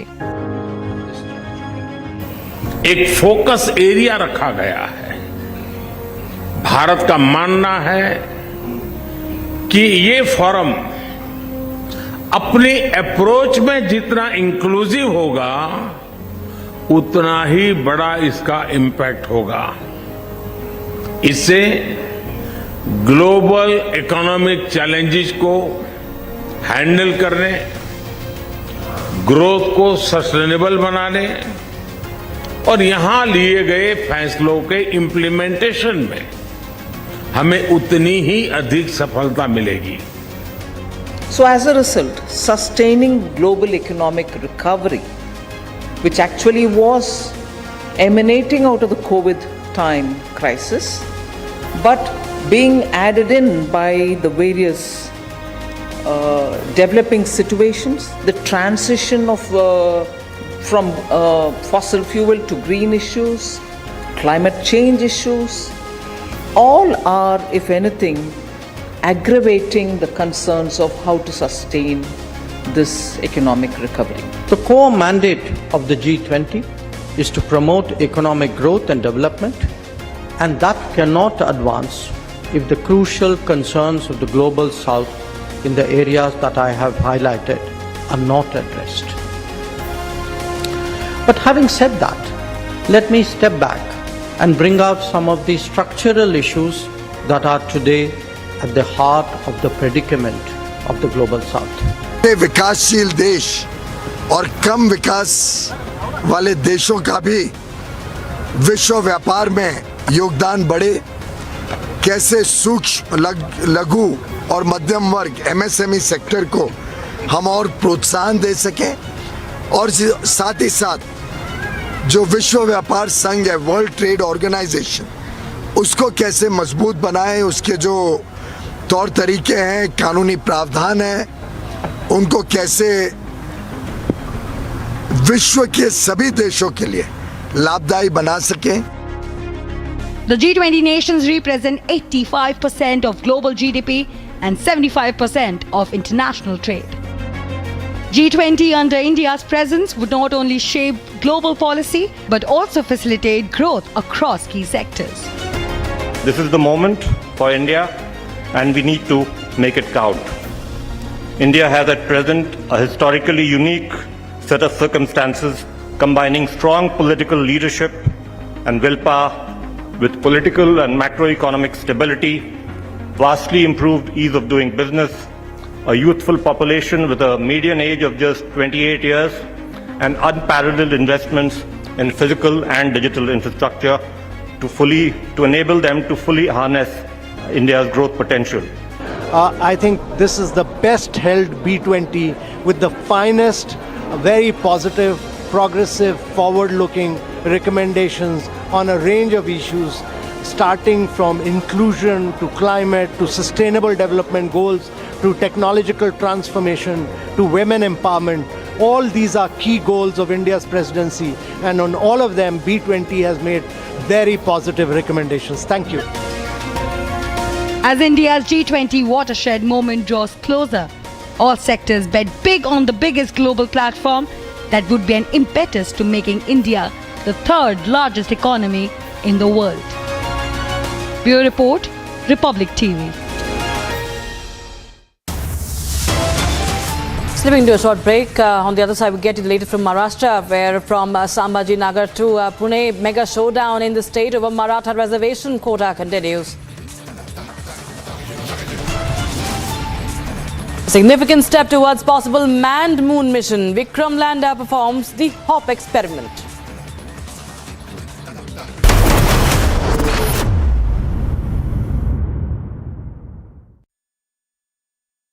The top-ranked Amity B.Tech attracts some of the most brilliant students of India, with alumni working in top companies around the world and earning over 2 crores rupees per annum. To apply, visit amity.edu. The Union Home Minister Amit Shah launched, in fact, sounded the poll bugle in poll-bound Rajasthan. He launched a blistering attack on the opposition bloc over the Sanatan Dharma insult by Udhayanidhi Stalin. The Union Home Minister said that the people of the country will not forgive the opposition bloc for the Sanatan Dharma insult and that it will have a bearing on the 2024 general elections. Union Home Minister launched BJP's Parivartan Yatra in poll-bound Rajasthan. On the occasion, Shah addressed a public rally at Bineshwar Dham in Dungarpur district in Rajasthan. Home Minister Amit Shah lashed out at the opposition I.N.D.I.A parties over remarks against Sanatan Dharma, accusing them of insulting Sanatan Dharma for vote bank and appeasement politics.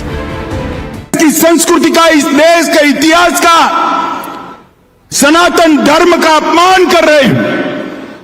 INDI alliance के 2 प्रमुख दल DMK और Congress party, इनके बड़े नेता, एक वित्त मंत्री का बेटा और एक मुख्यमंत्री का बेटा, वो कह रहे हैं सनातन धर्म को समाप्त कर देना चाहिए। मुझे बताओ भाई, सनातन धर्म को समाप्त करने के लिए आप तैयार हो क्या? अरे जोर से बोलो, तैयार हो क्या? माताएं बहनें भी बोले तैयार है क्या? इन लोगों ने वोट बैंक की और Even as the situation continues to remain worrisome in Jalna district of Maharashtra Maratha reservation, now protests have broken out in Sambhaji Nagar, that is formerly Aurangabad. Heavy police deployment was seen in Sambhaji Nagar. A bandh has been called by the Maratha community. Protesters over there protesters are making the demands of Maratha reservation. Century Laminates gets you this report. A massive protest have been in fact called out by the Maratha community, people across the state of Maharashtra in several districts of Maharashtra. They have been called by Maratha community people, and as you see, I'm reporting live from Sambhaji Nagar's Kranti Chowk, wherein Uddhav Thackeray faction party workers are in fact supporting the protest of Maratha community, and in fact they are also supporting the demands of Maratha community people. We'll try to get few reactions out here. आपसे जानना चाहेंगे, आप लोग प्रदर्शन कर रहे हैं, क्या कुछ मांगे हैं आपकी? ये मराठा आरक्षण के लिए आंदोलन किया गया था और पुलिस लोगों ने महिला के ऊपर जो अत्याचार करे, इसे वो हम सब यहाँ निषेध कर रहे हैं उनका। एक सवाल आपसे, आप लोगों से सवाल लेंगे, जिस प्रकार से मराठा कम्युनिटी की डिमांड है, 2 दिन में उन लोगों ने जो है रिजर्वेशन मांगी, उसको लेकर के क्या कहें?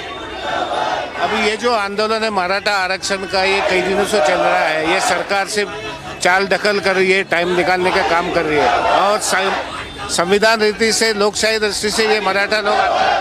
As we see, there are complaints from people. Chandrakant Khaired, the Uddhav Thackeray faction former MP is with us. जिस प्रकार से आप लोग आंदोलन कर रहे हैं, डिमांड्स क्या हैं आप लोगों की? एक प्रकार की ये चीड़ निर्माण हुई है और मैं ये कहूँगा आपको कि बहुत लोग इसमें बहुत नाराज हैं, छिड़े हुए हैं। जिस प्रकार से महिलाओं के ऊपर अन्याय अत्याचार होकर एफआईआर दर्ज किया, हमने जाके देखा उस पर, मैं उद्धव जी के साथ में, उद्धव जी ने पूरा सबकी पूछताछ की और मनोज के साथ भी बात की, और ये ऐसा होने के बाद में इतने दिन से उपोषण करना, ये सरकार कुछ नहीं करता है। ये मुख्यमंत्री, उप मुख्यमंत्री, इनको सबको हकलना पाहिजे, अगर नहीं हकले तो मतलब नहीं।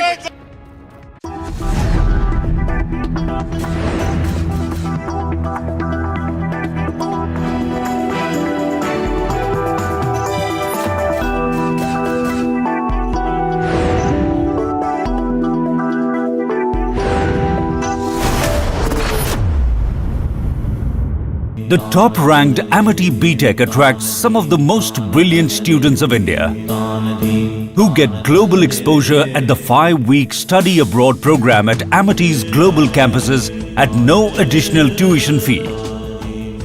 To apply, visit amity.edu. The countdown has begun for the big G20 moment, the summit that would be taking place in just 5 days from now. Ahead of the G20 summit in the national capital, the city's top hotels are all set to host the heads of states of the participating countries. In fact, advanced teams have already started to arrive in the national capital to recce the venues as well. Delhi's Taj Palace has been a trusted host for diplomats and world leaders for the past 40 years. Here's how the security preparations have been taking place as the national capital gears up for the big G20 summit that would be taking place in just 5 days from now. With flower showers, aartis and tilaks. New Delhi's Taj Palace is all set to welcome its G20 guests and delegates with one ideology, Atithi Devo Bhava, meaning guests are akin to God. So how are you going to welcome the guests upon their arrival? What is this ritual that we see over here? So we have been welcoming guests since last 40 years and we are known for hosting head of states. So in this welcome, as we all know and we have always heard about Atithi Devo Bhava, and that's the value that we're literally going to live by during this. So we are welcoming the guests with an arti and tika and in a silver thal which is adorned by peacock motifs. And and explain the relevance of the peacock over here. So we've got peacock. So peacock, as we all know, it's a national bird, and it's also found across our hotel lobby, and it is being used extensively in our decor. So that's the reason we've got this thali being developed specially for this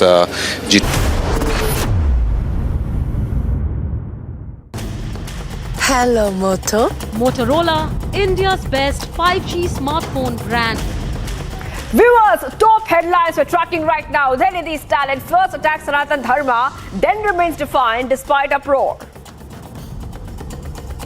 The BJP hits out at the opposition in an unrelenting attack. Ask why is INDIA bloc silent? Manipur Chief Minister says FIR filed against 4 members of the Editors Guild for trying to create more clashes. From Sambhajinagar to Pune, mega showdown in Maharashtra over Maratha reservations, quota. A significant step towards possible manned moon mission. Vikram Lander performs hop experiment.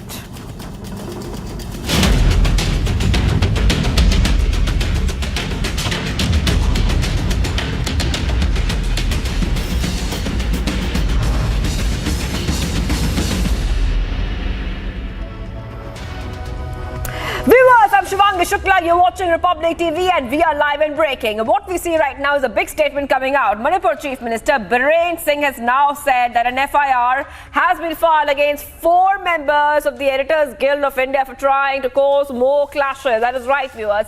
That's one of the top stories coming out right now. Where we are seeing is that FIR has been filed against the Editors Guild. That's one of the top stories we're tracking right now. And the reason for that is because the accusations have come in that these allegations, that these statements were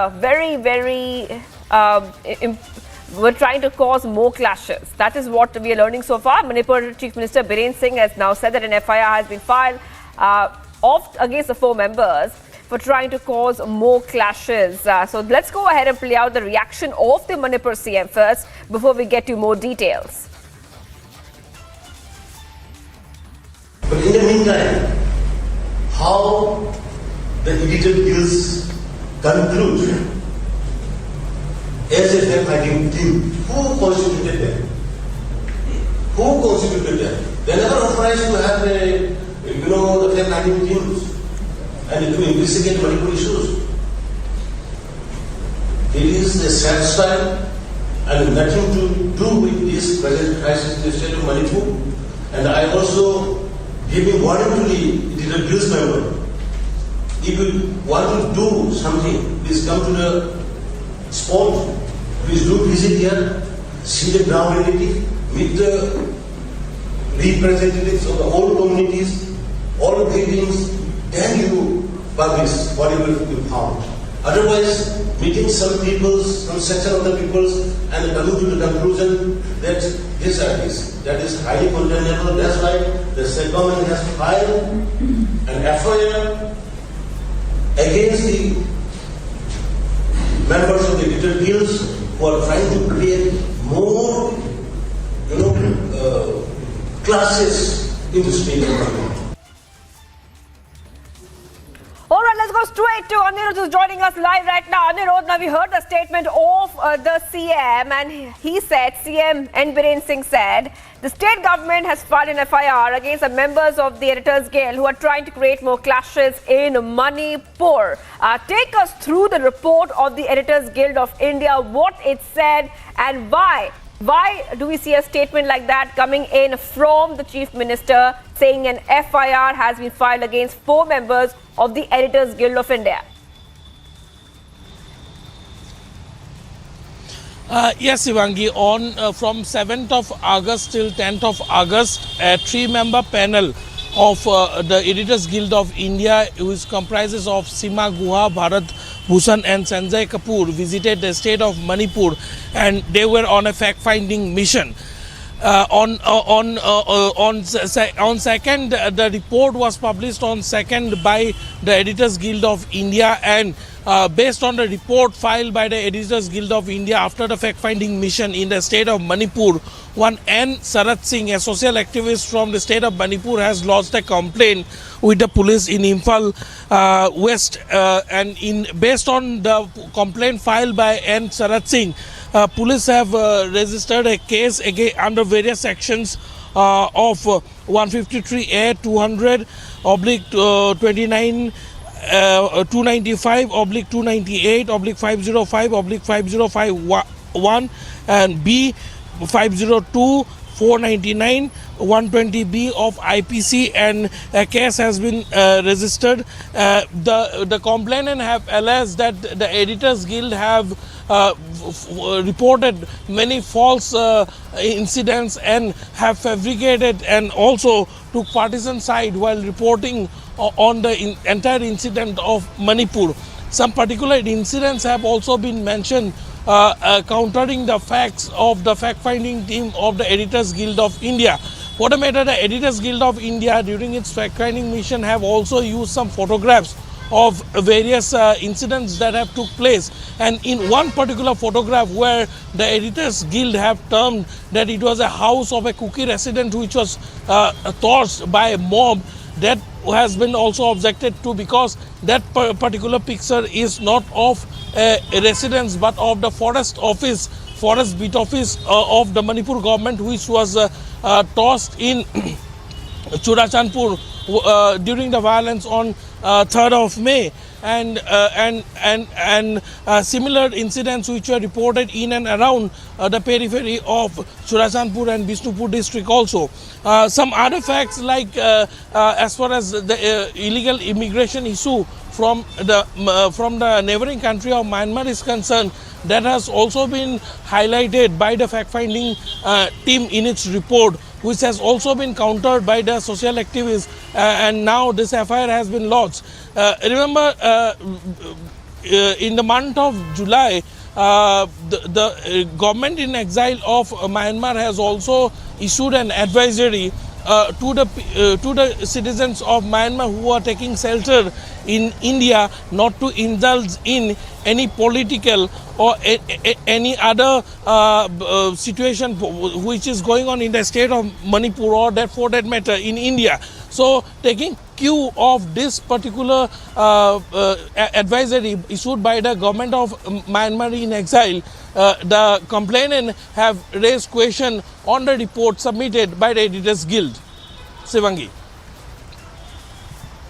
All right, thank you so much, Anirudh, for getting us all the details. So what we see right now, big statement coming in from the Manipur CM, Biren Singh, has said an FIR has been filed against 4 members of the Editors Guild of India for trying to create more clashes. And this is after the anti-Manipur media report which had come out. Let's move ahead to the other story we're tracking on Republic TV. And that story takes us all the way to Maharashtra.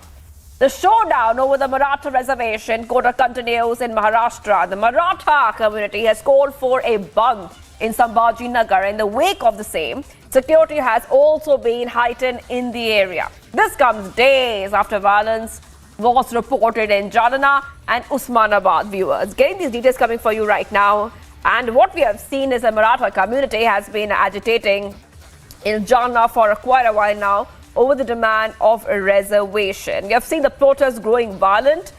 Clashes between police and protesters were reported in Jalna. And what we see right now, viewers, are more updates coming in where we are seeing that later on a cabinet subcommittee meeting is going to be held in Mumbai, which will be attended by CM Eknath Shinde. Speaking about the security has been stepped up to contain the law and order situation in the light of agitation. Heavy police deployment can be seen across the district. 2 companies of State Research Police Force, 2,500 police personnel have been deployed across Sambhaji Nagar, and a group of 500 dedicated home guards have also been deployed on the streets of Sambhaji Nagar, and police officials were also on leave. They have been summoned to work. So what we see right now, viewers, are visuals coming in straight from what's really happening in Sambhaji Nagar, where we are seeing that the agitation is continuing by the Maratha community. And let's go straight to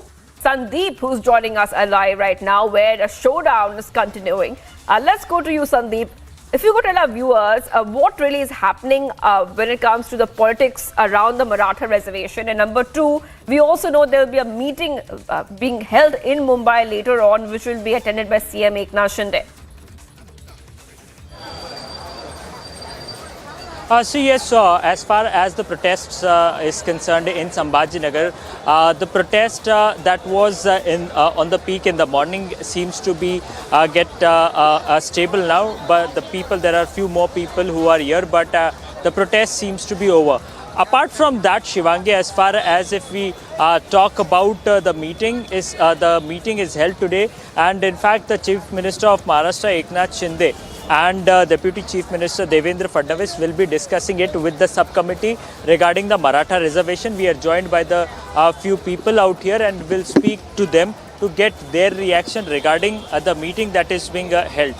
Maratha आरक्षण को लेकर के आज सुबह से प्रदर्शन हो रहा था, आप भी यहाँ पर आई हुई थी, क्या कुछ मांग है? हमारी मांग है कि हमारे को हमारा हक देने को होना है, और हमारे पे जो अत्याचार होगा ना तो उसको हम सहन करने वाले नहीं। कब तक हमने सहन करना, बोलो तुम? हमने छोटेपन से बड़े तक, अभी तक बूढ़े होने तक सहन करे, अभी इनका हल्ला कब तक हम सब सहन करना? कि उन्होंने हमारा खेती के बारे में लेते, काय के बारे में हमारी हड़प करते, हमारे घर वाले मनोरुग्ण है। आप बताएं, एजुकेशन में रिजर्वेशन चाहिए, रोजगार में रिजर्वेशन चाहिए, तमाम ऐसी मांगे हैं जिसको लेकर के आज जो है सरकार की बैठक भी है। आपको उम्मीद है कुछ आउटपुट निकलेगा? सरकार जो है ना ये बैठकें बार बार करते रहते, हमको बैठक नहीं करना है अब, और चर्चा भी नहीं, कुछ नहीं सुनना है अब, हमको आरक्षण होना है। उस आरक्षण वो कैसे देने वाले, उसका टाइम बाउंड चाहिए। अब ये चर्चा, ये बैठक, ये हमको कुछ लेना देना नहीं है। As you just heard the people who have gathered out here, they belong to Maratha community, and they say that there have been several instances where have been several such meetings in the past, but there was no outcome. Rather, Devendra Fadnavis government in 2014 had in fact allotted the Maratha reservation, following which during the Mahavikas Aghadi time the matter went into Supreme Court and the reservation was pulled back and there was a hold on the reservation. Now it is indeed a challenge for Devendra Fadnavis and for Eknath Shinde to allot the reservation. Remember, Manoj Zarange has been protesting since last 7 days, and he is sitting on hunger strike and has given 2 days ultimatum to Maharashtra government.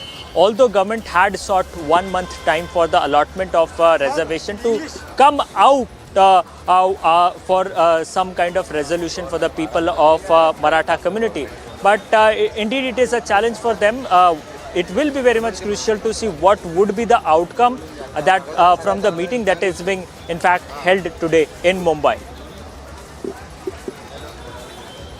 All right, and thank you so much for getting us those details coming in from the ground. Sandeep is covering us all the details from the ground, and what we are seeing is that the Maratha community has called for a ban in Sambhaji Nagar, And this is over the Maratha reservation quota. The showdown is continuing. We're getting you the pulse from the ground.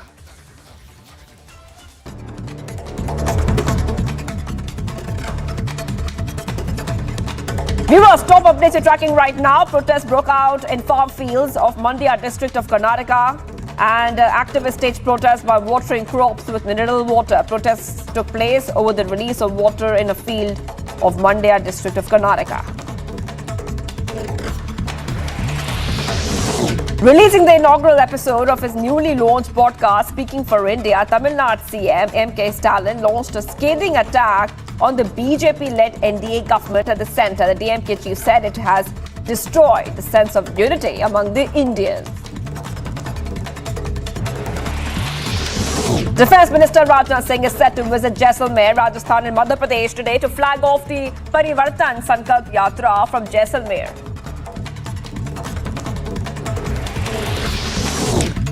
UP CM Yogi Adityanath took cognizance of the building collapse in Barabanki district and expressed condolences to the bereaved families.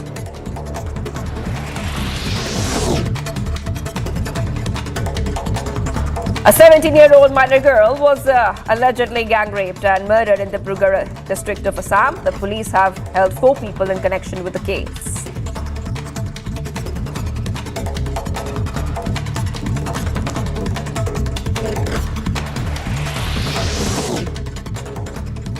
Voice behind ISRO's launch countdowns passes away on Saturday night after suffering a heart attack.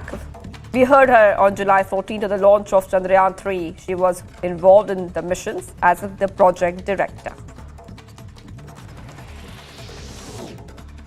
Chief Minister Shivraj Singh Chauhan offered prayers at the Sri Mahakaleshwar Jyotirlinga in Ujjain. The Chief Minister said that she prayed for the public welfare and the good rainfall in the state.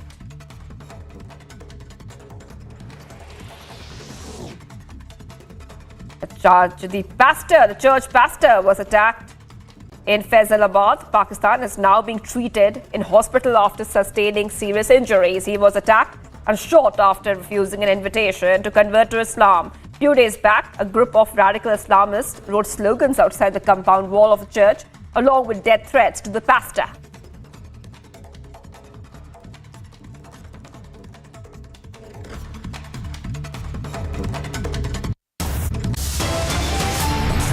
Viewers, much more coming up. Udhayanidhi, Stalin first attack Sanatan Dharma remains defiant despite uproar. A significant step toward possible man-moon mission. Vikram Lander performs hop experiment. Stay tuned.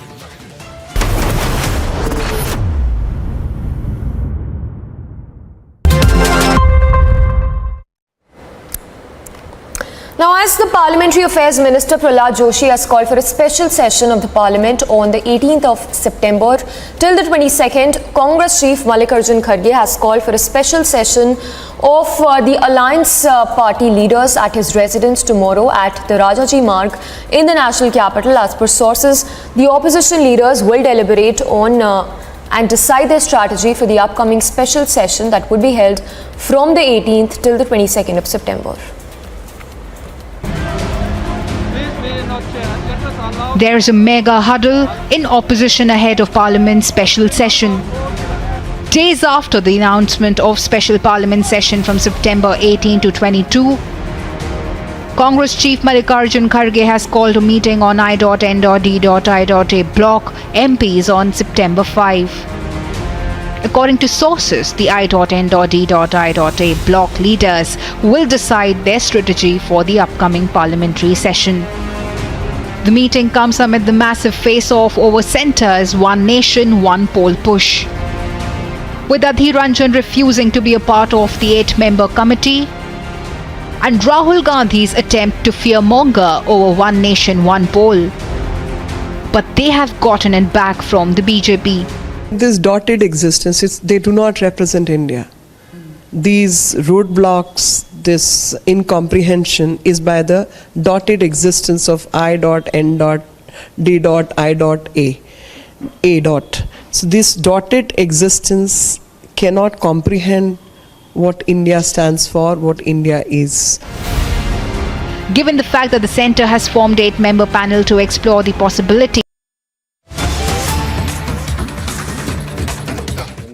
and those termination points have also been mentioned in our traffic advisory. We have coordinated with DTC also to ensure that the last mile connectivity is also available to the people in case people are boarding down from the buses and they want to take the metro stations and the other mode of transport. एक important question ये है, how many districts will remain affected sir? अगर broadly लोग जो है confusion इस चीज में है कि सेंट्रल डिस्ट्रिक्ट में कौन कौन सा एरिया ज्यादा अफेक्टेड रहेगा? वैसे तो मान लिया सर सिर्फ 10 तारीख को कुछ पीरियड के लिए सेंट्रल डिस्ट्रिक्ट में अफेक्ट रहेगा, बाकी जो है सभी सामान्य रूप से चलेंगे। देखिए, हमने पहले बता दिया है कि 8, 9, 10 तारीख को राजकीय अवकाश है। जो नई दिल्ली के डिस्ट्रिक्ट में जो है मार्केट्स और कमर्शियल एक्टिविटीज़ पर जो है रिस्ट्रिक्शंस हैं, बाकी दिल्ली में सामान्य रूप से सभी एक्टिविटीज जैसे चलती आई हैं पहले की तरह चलेंगी। हालांकि जो साकेत में जो शेरेटन होटल है या ग्रैंड होटल है वसंत कुंज में, जो जैसे पहले जो वीवीआईपी मूवमेंट्स होते हैं, जो रिस्ट्रिक्शंस ब्रीफ पीरियड के लिए मूवमेंट के दौरान में या उससे 15 मिनट या आधा घंटा पहले जो रिस्ट्रिक्शंस रहती है और जो ड्रिल होती है लोकल पुलिस की, वो उसी हिसाब से चलेगी। इसी तरह से एरो सिटी में जो होटल्स है वहाँ पर जो है मूवमेंट जो है और एक्टिविटीज है वो उसी हिसाब से चलेंगी।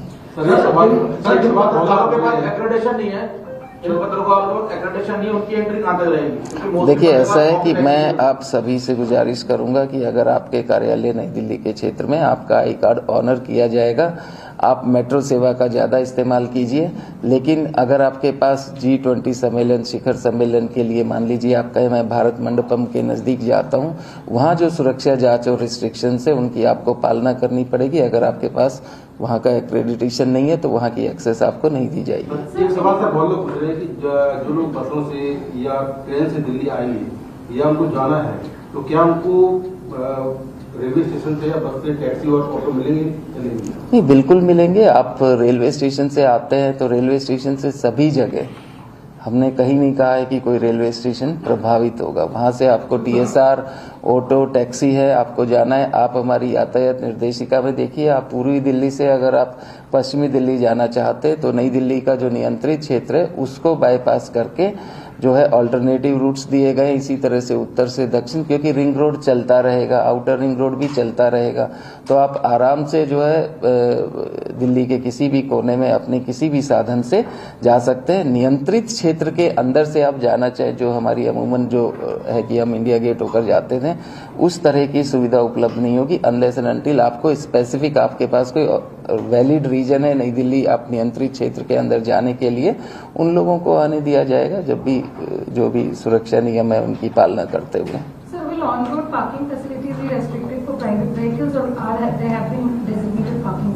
देखिए, वो तो what ever is the law of the land, if it's improper it's improper, it doesn't change now and it will not change in future. So if it's improper it is improper. Thank you. आप यातायात निर्देशिका पढ़िए, बिल्कुल clearly उसमें mention किया है। इसके अलावा मैं आपको एक और दोबारा जो है दोहरा देता हूं कि जो मैप माई इंडिया की मैपल ऐप है उसको भी डाउनलोड कीजिए। वो आपको किसी भी साधन से अगर आपको जाना है तो वो आपको एक जो नियंत्रित क्षेत्र है उनको डाइवर्ट करके बाकी जो अल्टरनेटिव रूट्स हैं वो आपको देंगे। Thank you. So viewers, all preparation being made right now to make sure that the security matrix, security arrangements are going to be top class before the G20 summit. India's presidency of G20 forum represents 85% of the global GDP and 75% of international trade. As India gears up to host the G20 summit, it's crucial to understand why India's G20 presidency is important. Here's all that you need to know.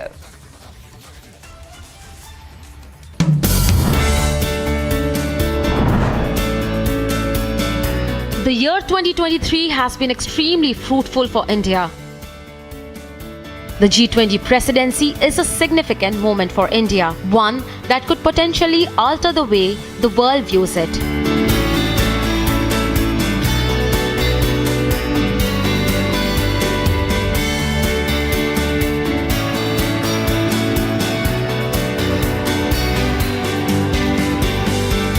For close to a decade now, the engines of nation's economic growth have been firing impressively. Companies have become larger and many have left a rather large global imprint. India's presidency of the G20 forum that presents 85% of global GDP and 75% of international trade is hugely important as it comes at an inflection point when a confident India is looking to flex its muscles globally. This after it breezed past the pandemic and emerged relatively unscathed. How is G20 presidency benefiting India? I think first and foremost we've enabled taking foreign policy and diplomacy to every part of India. We've made the citizens of India realize the significance and importance of global issues through G20. It has enabled us to take the G20 message to every state and 60 cities of India. We've used G20 as an opportunity to build infrastructure. We've used this opportunity to build the soft power of India. We've used this opportunity to drive leadership of the global world by bringing in priorities which are important to India.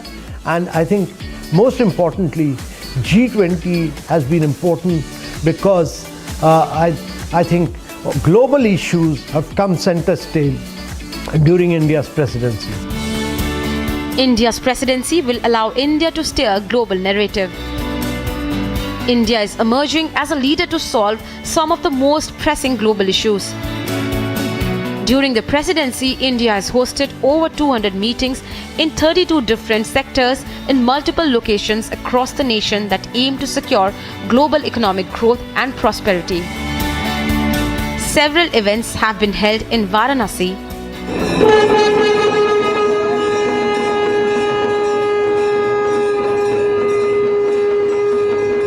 Gujarat,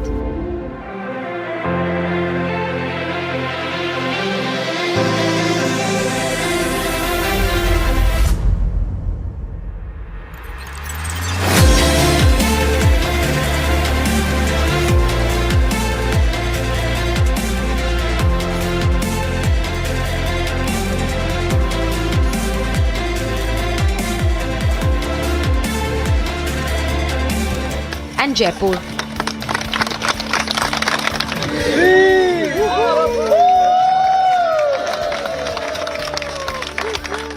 Besides a separate track for business leaders, the B20 engagement group has been a feather on the cap. For global economic growth, my priorities would be taming inflation. So the tendency to use interest rates as the only solution for dealing with inflation has its own downside. As this big moment draws closer, there will be an impact profound in all likelihood on various sectors.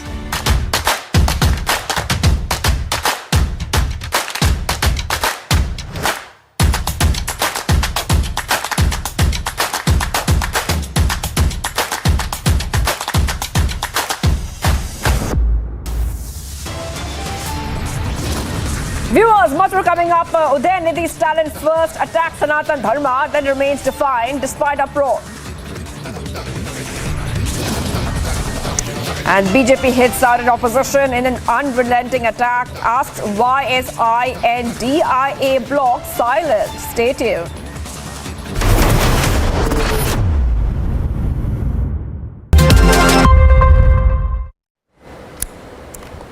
Now, as the Parliamentary Affairs Minister Prahlad Joshi has called for a special session of the Parliament on the 18th of September till the 22nd, Congress Chief Mallikarjun Kharge has called for a special session of the Alliance Party leaders at his residence tomorrow at the Rajaji Marg in the national capital. As per sources, the opposition leaders will deliberate on and decide their strategy for the upcoming special session that would be held from the 18th till the 22nd of September. There is a mega huddle in opposition ahead of Parliament's special session. Days after the announcement of special Parliament session from September 18 to 22, Congress Chief Mallikarjun Kharge has called a meeting on I.N.D.I.A bloc MPs on September 5. According to sources, the I.N.D.I.A bloc leaders will decide their strategy for the upcoming parliamentary session. The meeting comes amid the massive face-off over centre's One Nation, One Poll push. With Adhir Ranjan refusing to be a part of the 8-member committee, and Rahul Gandhi's attempt to fearmonger over One Nation, One Poll. But they have gotten it back from the BJP. This dotted existence, they do not represent India. These roadblocks, this incomprehension is by the dotted existence of I.N.D.I.A. So this dotted existence cannot comprehend what India stands for, what India is. Given the fact that the centre has formed 8-member panel to explore the possibility of One Nation, One Poll, all eyes will be on the developments this week ahead of the Parliament session. Bureau Report, Republic TV. The Union Home Minister Amit Shah launched, in fact, sounded the poll bugle in poll-bound.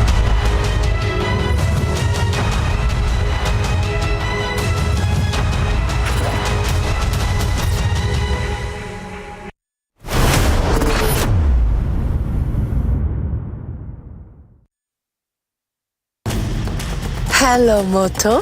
Motorola, India's best 5G smartphone brand. Look at all the top stories making headlines at this hour. Udhayanidhi Stalin first attack Sanatan Dharma remains defiant despite uproar. BJP hits out at the opposition in an unrelenting attack, asks why is INDIA bloc silent. Manipur Chief Minister says FIR filed against 4 members of the Editors Guild for trying to create more clashes. From Sambhajinagar to Pune, mega showdown in Maharashtra over Maratha reservation quota. A significant step towards possible manned moon mission. Vikram Lander performs the hop experiment.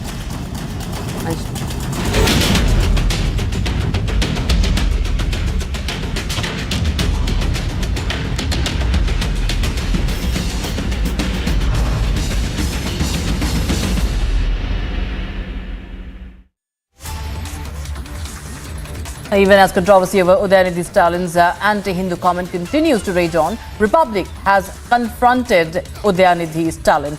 Listen in to as he remains defiant, showing no remorse or regret whatsoever.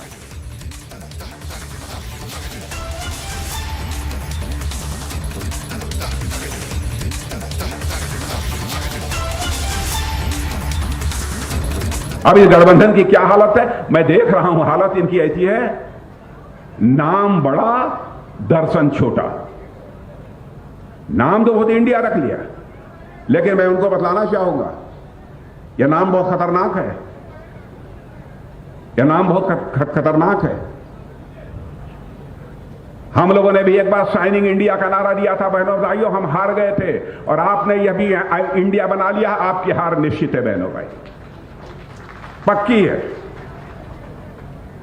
और सनातन धर्म का के ऊपर भी चोट पहुंचाई जा रही है, इन्हीं के गठबंधन के लोगों ने, डीएमके ने चोट पहुंचाई है और इस पर कांग्रेस चुप्पी साध कर बैठी हुई है। मैं गहलोत साहब से कहना चाहता हूं, आप क्यों नहीं बोलते? क्यों नहीं सोनिया जी बोलती? क्यों नहीं राहुल जी बोलते? क्यों नहीं खड़गे बोलते कि सनातन धर्म के बारे में आपकी सोच क्या है? और बहनों भाइयों, सनातन धर्म का जहां तक सवाल है, इसको केवल पूजा पद्धति के साथ जोड़कर नहीं देखा जा सकता है। सनातन धर्म यह सनातन नित्य नूतन है, चिर पुरातन है, न इसका कोई जन्म है न कोई अंत है। और यह सनातन धर्म ऐसा है जो पूरे विश्व को अपना परिवार मानते हुए वसुधैव कुटुंबकम का संदेश यदि कोई धर्म देता है तो यह सनातन धर्म ही देता है। चींटी को भी आटा खिलाकर उसके दीर्घजीवी होने की कामना यदि कोई धर्म करता है तो वह सनातन धर्म करता है। यह भी हमारे कांग्रेस के मित्रों को समझना चाहिए। See, such statements I am first of all demanding the leaders of the IND alliance to come clear on that. Otherwise, naturally, it is the people, it is a democratic country. People will take their view. People express their opinion when it is at the right time. To see that such people, where the place of such people will be in history. Tamil Nadu के मुख्यमंत्री के बेटे जो हैं Dayanidhi Stalin, उन्होंने कह दिया कि सनातन धर्म डेंगू मलेरिया की तरह है, उसे खत्म कर देना चाहिए।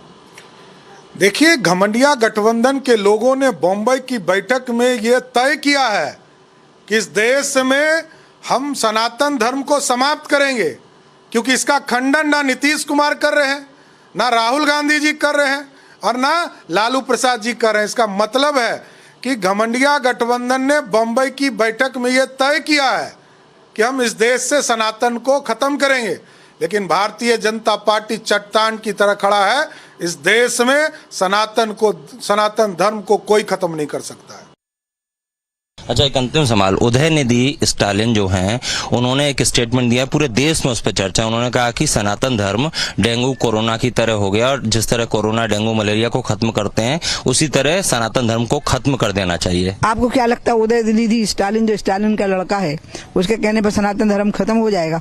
और सुधांशु त्रिवेदी जो हमारे प्रवक्ता है, कल उन्होंने एक विद्वत्तापूर्ण जवाब दे दिया है। सब भाजपा के लोगों का जवाब उसी में समाहित है। लेकिन ये इंडिया गठबंधन का हिस्सा है और इसके बाद इस तरह का स्टेटमेंट, वो सब उसको डांट ही रहे होंगे, अकेले में गालियां दे रहे होंगे। अब सब खुलेआम नहीं बोल पाएंगे। आप निंदा करती हैं इस तरह के सनातन धर्म को? मैं घोर निंदा करती हूँ उसके वक्तव्य की।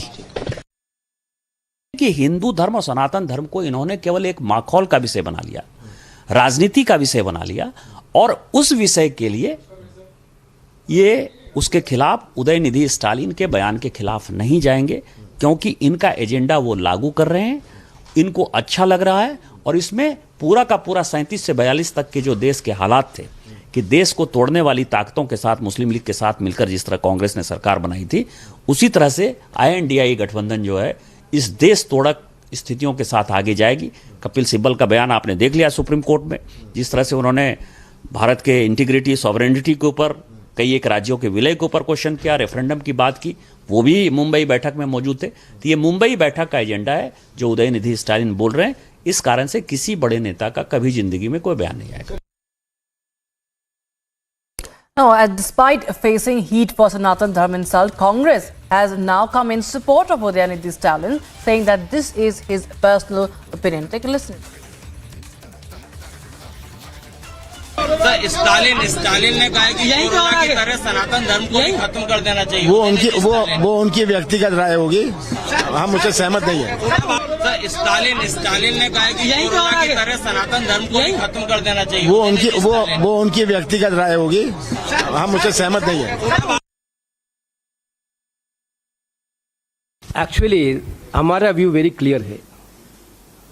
सर्वधर्म समभावना, Sarvadharma Sambhavana is the Congress ideology. But you have to understand, every political party have their own freedom to tell their views. Even as controversy over Udhayanidhi Stalin's anti-Hindu comment continues to rage on, Republic TV has confronted Stalin's son. Listen in as he remains defiant, showing no remorse or regret whatsoever. சிலவற்றை நாம் ஒழிக்கத்தான் வேண்டும், எதிர்க்க முடியாது. கொசு, dengue காய்ச்சல், malaria, corona, இதையெல்லாம் நம்ம எதிர்க்கக்கூடாது, ஒழித்து கட்ட வேண்டும். அப்படிதான் இந்த சனாதனம். சனாதனம் என்பதை எதிர்ப்பதை விட ஒழிப்பதே நாம் செய்ய வேண்டிய முதல் காரியமாகும். I still stand by whatever I said. The DMK party was formed for social justice. I will always talk about it.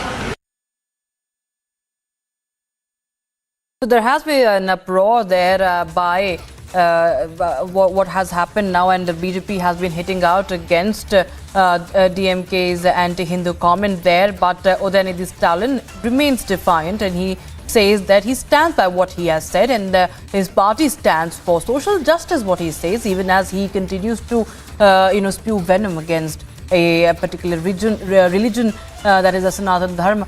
And now BJP has also escalated attack on INDIA bloc. Rajnath Singh, the union minister, has also hit out against the INDIA. saying that it is, of course, their ideology their ideology is against Hinduism. And why is the Congress party silent on this hate speech? That is what Rajnath Singh has asked.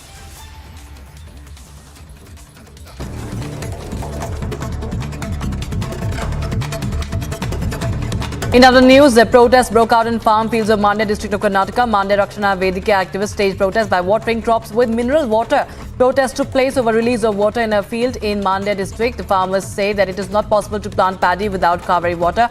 In fact, one of the farmers claimed that there is a situation where mineral water is being used to plant paddy. Releasing the inaugural episode of his newly launched podcast, Speaking for India, Tamil Nadu Chief Minister M.K. Stalin launched a scathing attack on the BJP-led NDA government at the centre. The DMK chief said that it has destroyed the sense of unity among Indians. Defence Minister Rajnath Singh is visiting Jaisalmer today and also Madhya Pradesh to flag off the Parivartan Sankalp Yatra from Jaisalmer and Jan Ashirwad Yatra from Neemuch. Uttar Pradesh Chief Minister Yogi Adityanath took cognizance of the building collapse in Barabanki district and expressed condolences to the bereaved families. He also said that he has prayed for the peace of the departed souls. 17-year-old minor girl was allegedly gang raped and murdered in Dibrugarh district of Assam. Police have held 4 persons in connection with the case. Further investigation into the incident is underway.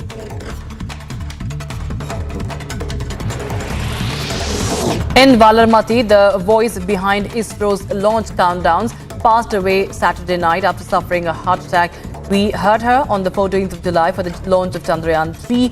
Valarmati was a project director for the remote sensing RISAT-1 project in 2012. Chief Minister of Madhya Pradesh Shivraj Singh Chauhan offered prayers at the Sri Mahakaleshwar Jyotirling in Ujjain. The Chief Minister said that he prayed for the public welfare and good rainfall in the state. A church pastor was attacked in Pakistan's Faisalabad and he is now being treated in a hospital after sustaining serious injuries. He was attacked and shot after refusing an invitation to convert to Islam. Few days back, a group of radical Islamists wrote slogans outside the compound walls of a church along with death threats to the pastor.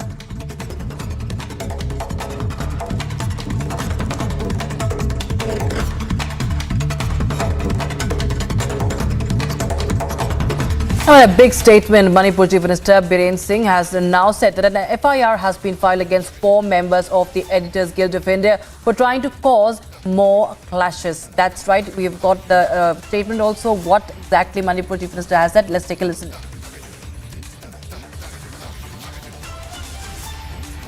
But in the meantime, how the Editor Guilds conclude as a fact-finding team, who constituted them? Who constituted them? They never authorized to have the fact-finding teams and to investigate multiple issues. It is a sad style and nothing to do with this present crisis in the state of Manipur. And I also giving warning to the Editor Guild member. If you want to do something, please come to the spot. Please do visit here, see the ground reality, meet the representatives of the all communities, all buildings, then you publish whatever you found.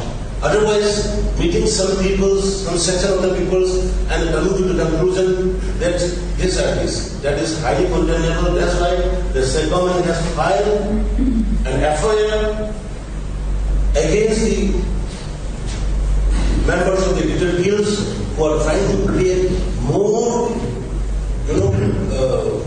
classes in the state government.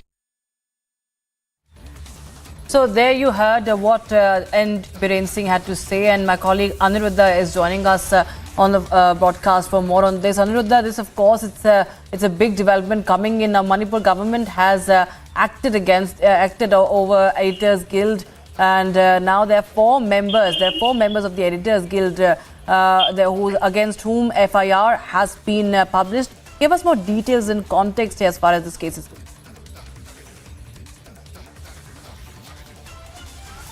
Yes, Rakshita, in the complaint filed by N. Sarat Singh at the Impal West Police, with the Impal West Police, there he has alleged that the report published by the fact-finding team of the Editors Guild is false, fabricated and baseless. This is what he has alleged. And based on the complaint filed by N. Sarat Singh, a social activist based in Imphal, the Manipur police have now lodged an FIR. And if we go by the report that has been put in by the Editors Guild of India after a 3-day visit to the state of Manipur from 7th of August to 10th of August, in that report, in the conclusions and recommendations that the Editors Guild of India has made, in certain parts they have referred to the media in Manipur as Meitei media, particularly naming a community and also accusing the media of directly taking side with one particular community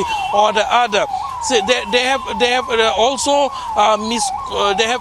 misrepresented some images which has been published in the report.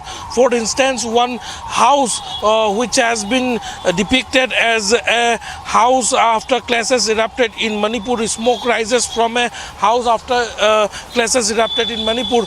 This particular image has been used by the Editors Guild of India in its report. However, if we go by the ground reality, this is not a house or a residence of any individual, but it was the forest beat office which was set ablaze by the miscreants in Churachandpur district when the violence broke out. So, taking cue of such reports and also images, the Manipur government has also decided to go ahead with the FIR, telling that the Editors Guild report can further fuel the division in the already divided state of Manipur, where conflict is on for several days. Rakshita. Right. All right. Thank you so much, Anvita, for joining us with all those details. Clearly, the Latin media is now facing the heat as there is an FIR that has been lodged against 4 members of the Editors Guild. Thank you so much, Anirudh. Now it's time for moving on to some other stories from other parts of the country. News coming in from Maharashtra now, even as the situation continues to remain worrisome in Jalna district over Maratha reservation. Protests have now broken out in Sambhajinagar, that was known as Aurangabad. Heavy police deployment was seen in Sambhajinagar. A bandh has been called by Maratha community protesters over their demands of Maratha reservation. Century Lamrets gets you this report. A massive protest have been in fact called out by the Maratha community people across the state of Maharashtra. In several districts of Maharashtra, there have been bandh been called by Maratha community people. And as you see, I'm reporting live from Sambhaji Nagar's Kranti Chowk, wherein Uddhav Thackeray faction party workers are in fact supporting the protest of Maratha community, and in fact they are also supporting the demands of Maratha community people. We'll try to get few reactions out here. आपसे जानना चाहेंगे, आप लोग प्रदर्शन कर रहे हैं, क्या कुछ मांगे हैं आपकी? ये मराठा आरक्षण के लिए आंदोलन किया गया था और पुलिस लोगों ने महिला के ऊपर जो अत्याचार करे, इसे वो हम सब यहाँ निषेध कर रहे हैं उनका। एक सवाल आपसे, आप लोगों से सवाल लेंगे, जिस प्रकार से मराठा कम्युनिटी की डिमांड है, 2 दिन में उन लोगों ने जो है रिजर्वेशन मांगी, उसको लेकर के क्या कहेंगे? अभी ये जो आंदोलन है मराठा आरक्षण का, ये कई दिनों से चल रहा है। ये सरकार से चाल दखल कर रही है, टाइम निकालने का काम कर रही है, और संविधान रीति से, लोकशाही दृष्टि से ये मराठा लोग। As we see, there are complaints from people. Chandrakant Khaire, the Uddhav Thackeray faction former MP is with us. जिस प्रकार से आप लोग आंदोलन कर रहे हैं, डिमांड्स क्या है आप लोगों की? एक प्रकार की चीड़ निर्माण हुई है और मैं ये कहूँगा आपको कि बहुत लोग इसमें बहुत नाराज हैं छिड़े हुए हैं। जिस प्रकार से महिलाओं के ऊपर अन्याय अत्याचार दर्ज किया, हमने जाके देखा। मैं उद्धव जी के साथ में, उद्धव जी ने पूरा सबकी पूछताछ की और मनोज के साथ भी बात की। और ये ऐसा होने के बाद में इतने दिन से उपोषण करना, ये सरकार कुछ नहीं करता है। ये मुख्यमंत्री, उप मुख्यमंत्री, इनको सबको हकलना पाहिजे। अगर नहीं हकले तो मतलब नहीं। Right, we have some breaking news coming in from Mumbai. In a shocking incident, a 23-year-old air hostess was found dead in Marol in Mumbai. The woman was killed by slitting her throat, and police registered a case of murder. The deceased, identified as Rupal Ogre, hailed from Chhattisgarh and came to Mumbai in April for air hostess training. Police detained one person in connection with the case. Now, the accused used to work in the victim society. My colleague Alicia is joining us on the phone line for more details. A shocker coming in from Mumbai. Alicia, 23-year-old air hostess has been found dead. What more details are you picking up? It has been kept to know that a trainee air hostess in Mumbai was found dead at her flat in Andheri this morning, and right after this information, where the police has reached to the location, she lived in a flat in a plush housing society of Andheri, where her sister and one of a person who were staying, who had gone for a hometown for the few days, and she was staying all alone. But at this point of time, right after this murder case that has come up, where the police has registered a case, and about 12 teams have been formed to trace the killer. As of now, a housekeeper has been arrested for questioning, and the security cameras in the housing society are being scanned for any clue about the accused. But as of now, where the victim family members had asked her friends in Mumbai to check on her after she did not pick up their call yesterday. When her friends went there this morning, they found that the flat was locked from inside, and right after that, they informed the police about it, and the officials broke the flat and found the victim lying in a pool of blood while she was rushed to the nearby hospital, where the doctor declared her brought dead on arrival. As of now, the case has been registered, and the police has formed a team to nab the main accused. All right. Thank you so much, Alicia, for joining us with all those details. That's the latest coming in from Mumbai, viewers. This is about an air hostess, a trainee air hostess, 23-year-old air hostess. Murder case has been registered. She was found dead in her house in Marol locality of Mumbai. She was allegedly killed by slitting her throat. Police have registered a case of murder. One person has been detained, and accused used to work in the victim's society. We'll get you all more details as they continue to pour in. On the other side, we was from Sambhaji Nagar to Pune. Mega showdown in Maharashtra over Maratha reservation quota. A significant step towards possible man-moon mission. Vikram Lander performs hop experiment.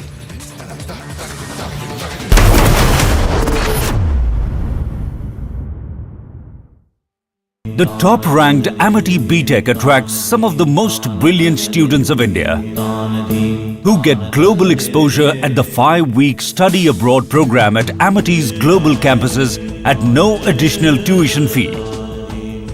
To apply, visit amity.edu. The Union Home Minister Amit Shah launched, in fact, sounded the poll bugle in poll-bound Rajasthan. He launched a blistering attack on the opposition bloc over the Sanatan Dharma insult by Udhayanidhi Stalin. The Union Home Minister said that the people of the country will not forgive the opposition bloc for the Sanatan Dharma insult, and that it will have a bearing on the 2024 general elections. Union Home Minister launched BJP's Parivartan Yatra in poll-bound Rajasthan. On the occasion, Shah addressed a public rally at Bineshwar Dham in Dungarpur district in Rajasthan. Home Minister Amit Shah lashed out at the opposition I.N.D.I.A parties over remarks against Sanatan Dharma, accusing them of insulting Sanatan Dharma for vote bank and appeasement politics. की संस्कृति का, इस देश के इतिहास का, सनातन धर्म का अपमान कर रहे हैं।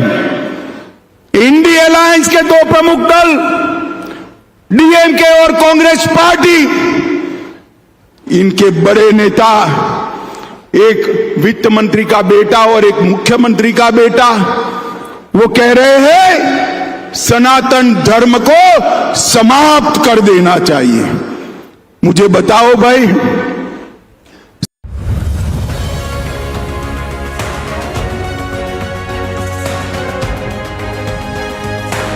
Nobody can ever trouble an honest journalist. Nobody can ever trouble an honest media house. We are destined for success. Every moment from now on, I want everyone in the Digvijay newsroom to always remember that you must be wedded to the cause of news. Thank you very much, Anand, for having us here and for letting us take the journey forward.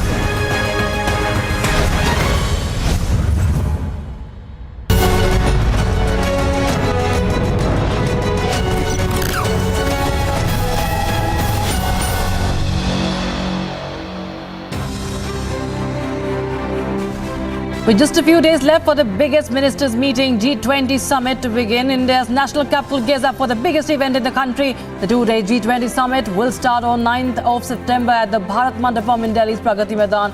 Heads of state and government and other delegates from the various member countries as well as G20 invitees will come to Delhi for the summit. In order to maintain foolproof security arrangements during the G20 scheduled to be held in Delhi, the Delhi Police Metro Unit asked the Chief Security Commissioner to close some metro station gates that open towards the VVIP route venue of summit of place from 8th to 10th of September. South Korea's president says he'll tell the world leaders about the need to faithfully enforce UN sanctions on North Korea and block the country's illicit activities to fund its weapon programs when they converge in Indonesia and India for an annual summits this week. US President Joe Biden has said that he is looking forward to his trip to India this week, but is disappointed that his Chinese counterpart Xi Jinping will not attend the G20 summit in New Delhi, but he assures that he will be going to see him. Offices in Delhi and adjoining areas of Noida and Gurugram have facilitated work from home arrangements for their employees during the G20 weekend.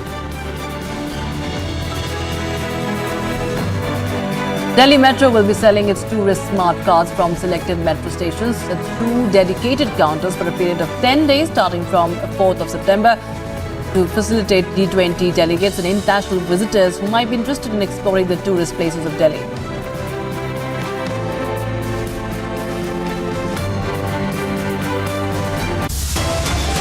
Time for a very short break, but on the other side, Udhayanidhi Stalin first attacks Sanatan Dharma, remains defiant despite uproar. And BJP hits out at opposition in an unrelenting attack, asks why is INDIA bloc silent?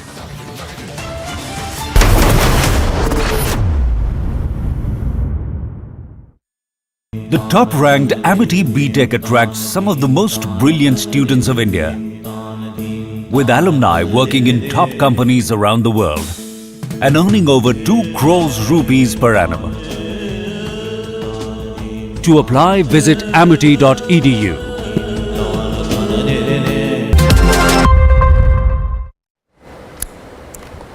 Now, as the Parliamentary Affairs Minister Prahlad Joshi has called for a special session of the Parliament on the 18th of September till the 22nd, Congress Chief Mallikarjun Kharge has called for a special session of the Alliance Party leaders at his residence tomorrow at the Rajaji Marg in the national capital. As per sources, the opposition leaders will deliberate on and decide their strategy for the upcoming special session that would be held from the 18th till the 22nd of September. There is a mega huddle in opposition ahead of Parliament's special session. Days after the announcement of special Parliament session from September 18 to 22, Congress Chief Mallikarjun Kharge has called a meeting on I.N.D.I.A bloc MPs on September 5. According to sources, the I.N.D.I.A bloc leaders will decide their strategy for the upcoming parliamentary session. The meeting comes amid the massive face-off over centre's One Nation, One Poll push. with Adhir Ranjan refusing to be a part of the 8-member committee, and Rahul Gandhi's attempt to fearmonger over one nation, one poll. But they have gotten it back from the BJP. This dotted existence, they do not represent India. These roadblocks, this incomprehension is by the dotted existence of I dot, N dot, D dot, I dot, A dot. So this dotted existence cannot comprehend what India stands for, what India is. Given the fact that the centre has formed 8-member panel to explore the possibility of one nation, one poll,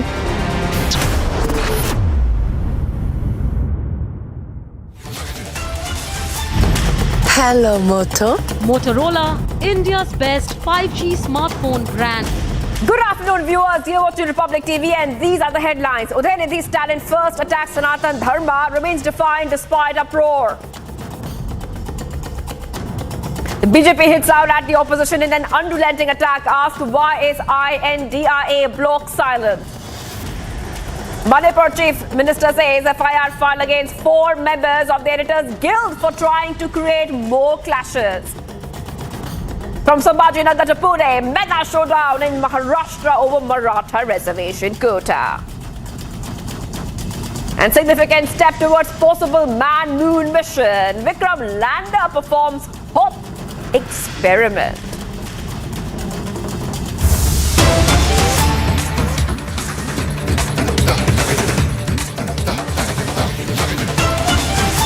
Viewers, getting some breaking updates coming in right now at this point of time. And what we can tell you, that ISRO has released an update on Chandrayaan-3 mission. Vikram Lander is set to into sleep mode. That is right. A new update has come in, viewers, that Chandrayaan-3 missions, Vikram Lander is set to into sleep mode around 8 hours Indian Standard Time. And prior to that, in situ experiments were chased by Ramba LP and other payloads are performed at the new location. The data collection is received at the Earth and the payloads are now switched off. Let's go straight to Abhishek Kapoor, a senior executive editor who's joining us. Let's go to him to understand really what this really means. Now, what we know so far, Abhishek, is that the Vikram Lander is set into sleep mode, and the update says that the awakening will happen around September 22nd, 2023.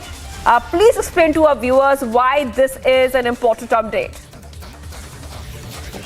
Well, this is a very important update, Shivangi, the import of which would be slowly sinking in, because this small hop that the Vikram Lander has taken is a big leap, to paraphrase what Neil Armstrong had said about human landing on moon.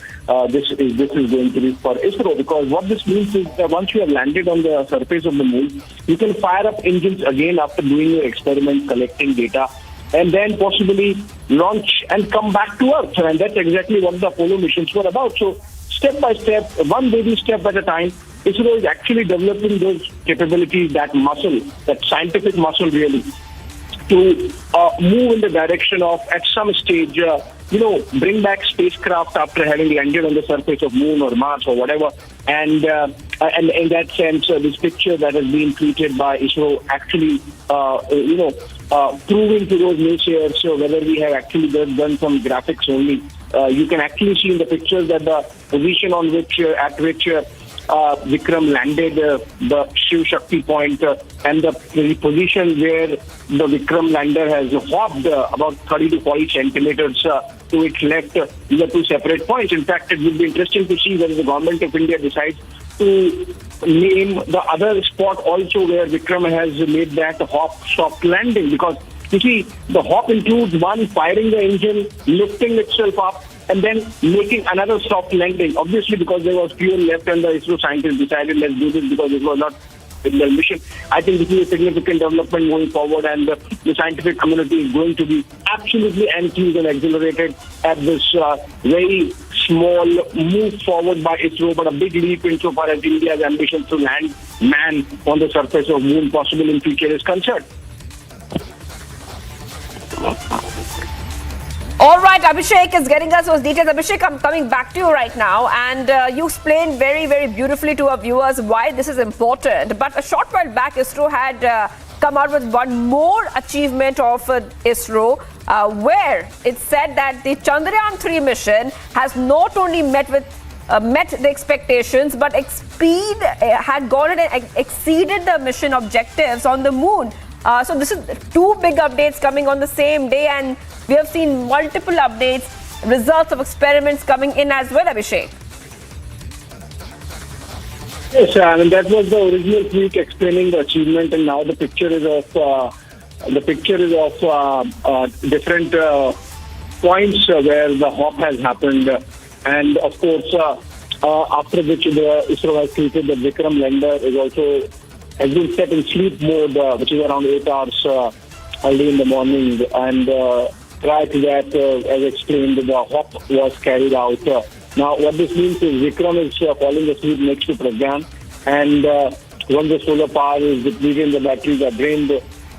Essentially, now they are hoping that after the one lunar night now, actually, which is 14 days, Earth days, effectively, once the sunlight comes back again, and Vikram and Pragyan, if they survive that very frigid, cold winter, in which the temperature goes below 200 degrees centigrade, minus 200 degrees centigrade, on September 22nd, that is, if the winter has not had debilitating consequences on the equipment, then possibly Pragyan and Vikram would revive, and that would be a super exciting moment for Indian science and ISRO again. Right. Okay, so this is a very big update coming in where we are learning that Vikram will fall asleep next to Pragyan once the solar power is depleted and the battery is drained, hoping for their awakening around September 22nd, 2023. So that's the update coming in from ISRO. Images before and after the hop right on your screen. And I'm just coming back to you, Abhishek. Abhishek continues to be with us right now. Abhishek, if you could tell our viewers a little bit more about some of the experiments which have been conducted.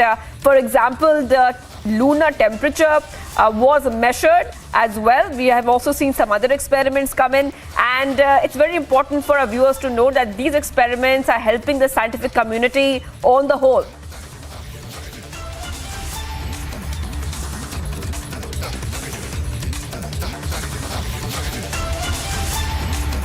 All right, let's go to Shrijalpal Singh, senior scientist, also joining us on the phone line. And thank you so much for joining us, Shrijalpal Singh. And those visuals for our viewers show before the hop experiment and after the hop experiment. Now, if you could tell our viewers a little bit more about why this hop experiment is important, the significance of it, and what this really means for the scientific community.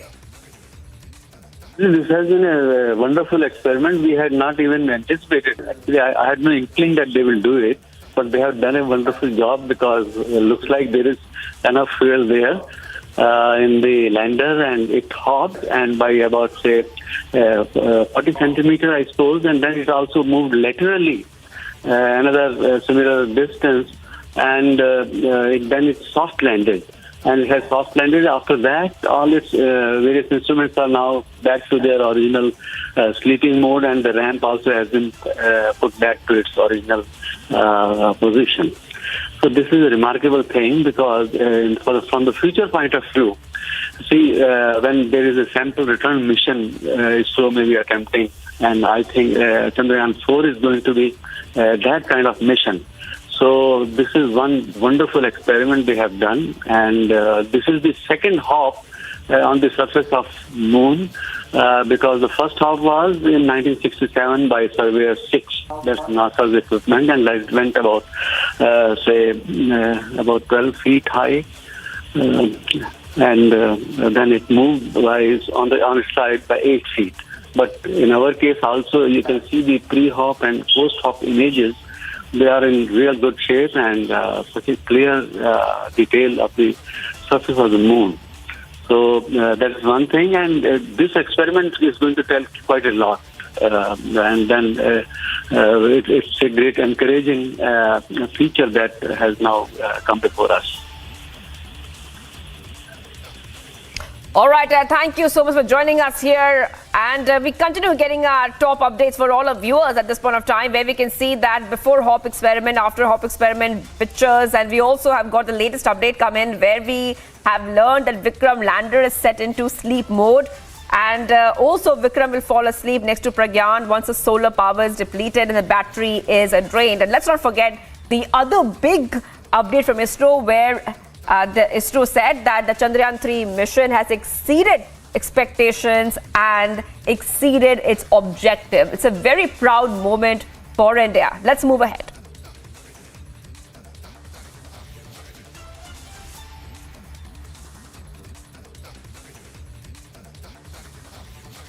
And viewers, let's move ahead right now to the other story we're tracking right now. And this is taking us to Maharashtra, because Maharashtra is seeing a couple of protests coming out. Showdowns. The showdown over Maratha reservation continues in Maharashtra. The Maratha community has now called for a bandh in Sambhajinagar, and in the wake of the same, the security has been heightened in the area. This comes days after violence was reported in Jalna and Usmanabad, viewers. These details coming out right now. What we are seeing are multiple updates coming in from Sambhajinagar. The situation remains tense in Maharashtra, Sambhajinagar, and this is coming in after the call for a complete bandh was announced today. Sandeep is on ground, Republic TV's correspondent. He's getting us all the details and getting us the pulse from Sambhajinagar. Let's play that out.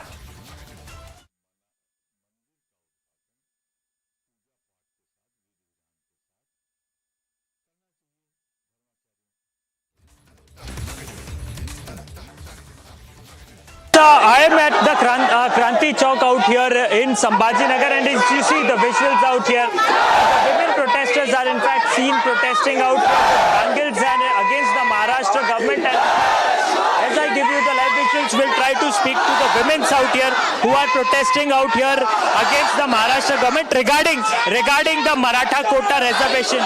क्या demands है आप लोगों की भारी संख्या में आंदोलन कर रही हैं? क्या कुछ मांगे हैं आपकी सरकार से? ये महिलाओं पर जो अत्याचार हुआ है, ये बहुत अतिशय घृणास्पद अत्याचार है। ये जानबूझ के किया है और इसको जवाबदार गृह मंत्री है, फडणवीस है। उन्होंने आदेश दिए तभी ये हुआ। हमारी ये मांगे है, वो जालने का जो एसपी है उसको निलंबित नहीं, वो बर्तरफ होना चाहिए। हमारे जो बच्चों पे खून दाखिल हुए हैं वो उन्होंने वापस।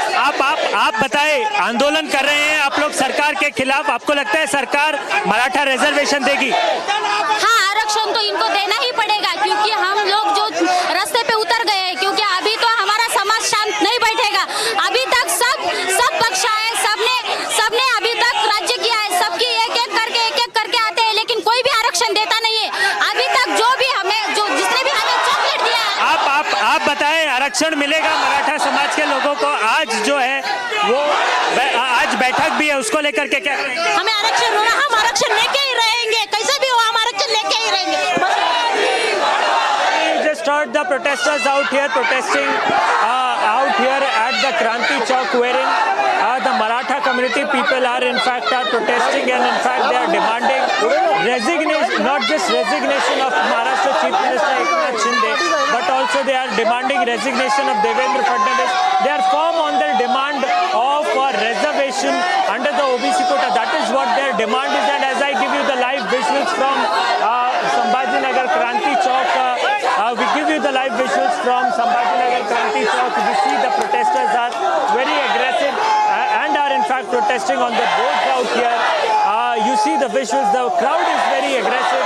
We see Uddhav Thackeray camp leader Chandrakant Khere has also joined this very protest. It will be very much crucial to see what would be the outcome of the meeting that is in fact held today at 12 p.m. at Sahyadri Guest House, wherein Chief Minister Eknath Shinde and Deputy Chief Minister will be chairing the meeting over the reservation of Maratha community in the state of Maharashtra. Viewers, much more coming up. Udhayanidhi Stalin first attack Sanatan Dharma remains defiant despite uproar.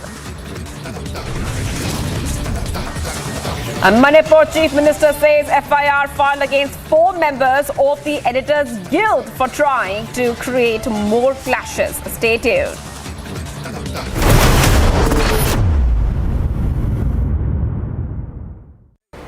The countdown has begun for the big G20 moment, the summit that would be taking place in just 5 days from now. Ahead of the G20 summit in the national capital, the city's Top hotels are all set to host the heads of states of the participating countries. In fact, advanced teams have already started to arrive in the national capital to recce the venues as well. Delhi's Taj Palace has been a trusted host for diplomats and world leaders for the past 40 years. Here's how the security preparations have been taking place as the national capital gears up for the big G20 summit that would be taking place in just 5 days from now.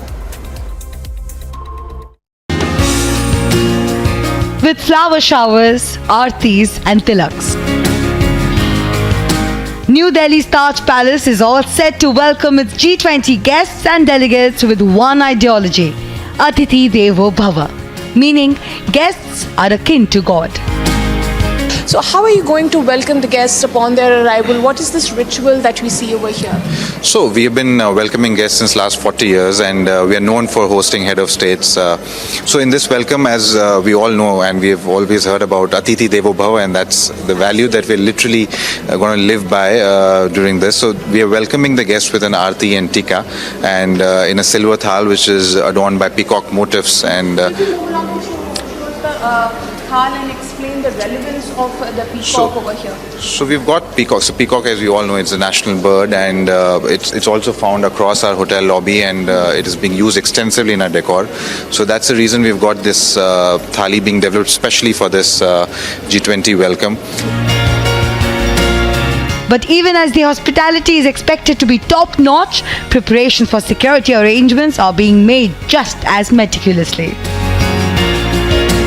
Not far away, the Lee Meridian Hotel is also leaving no effort unspared to ensure the safety and the security of its guests.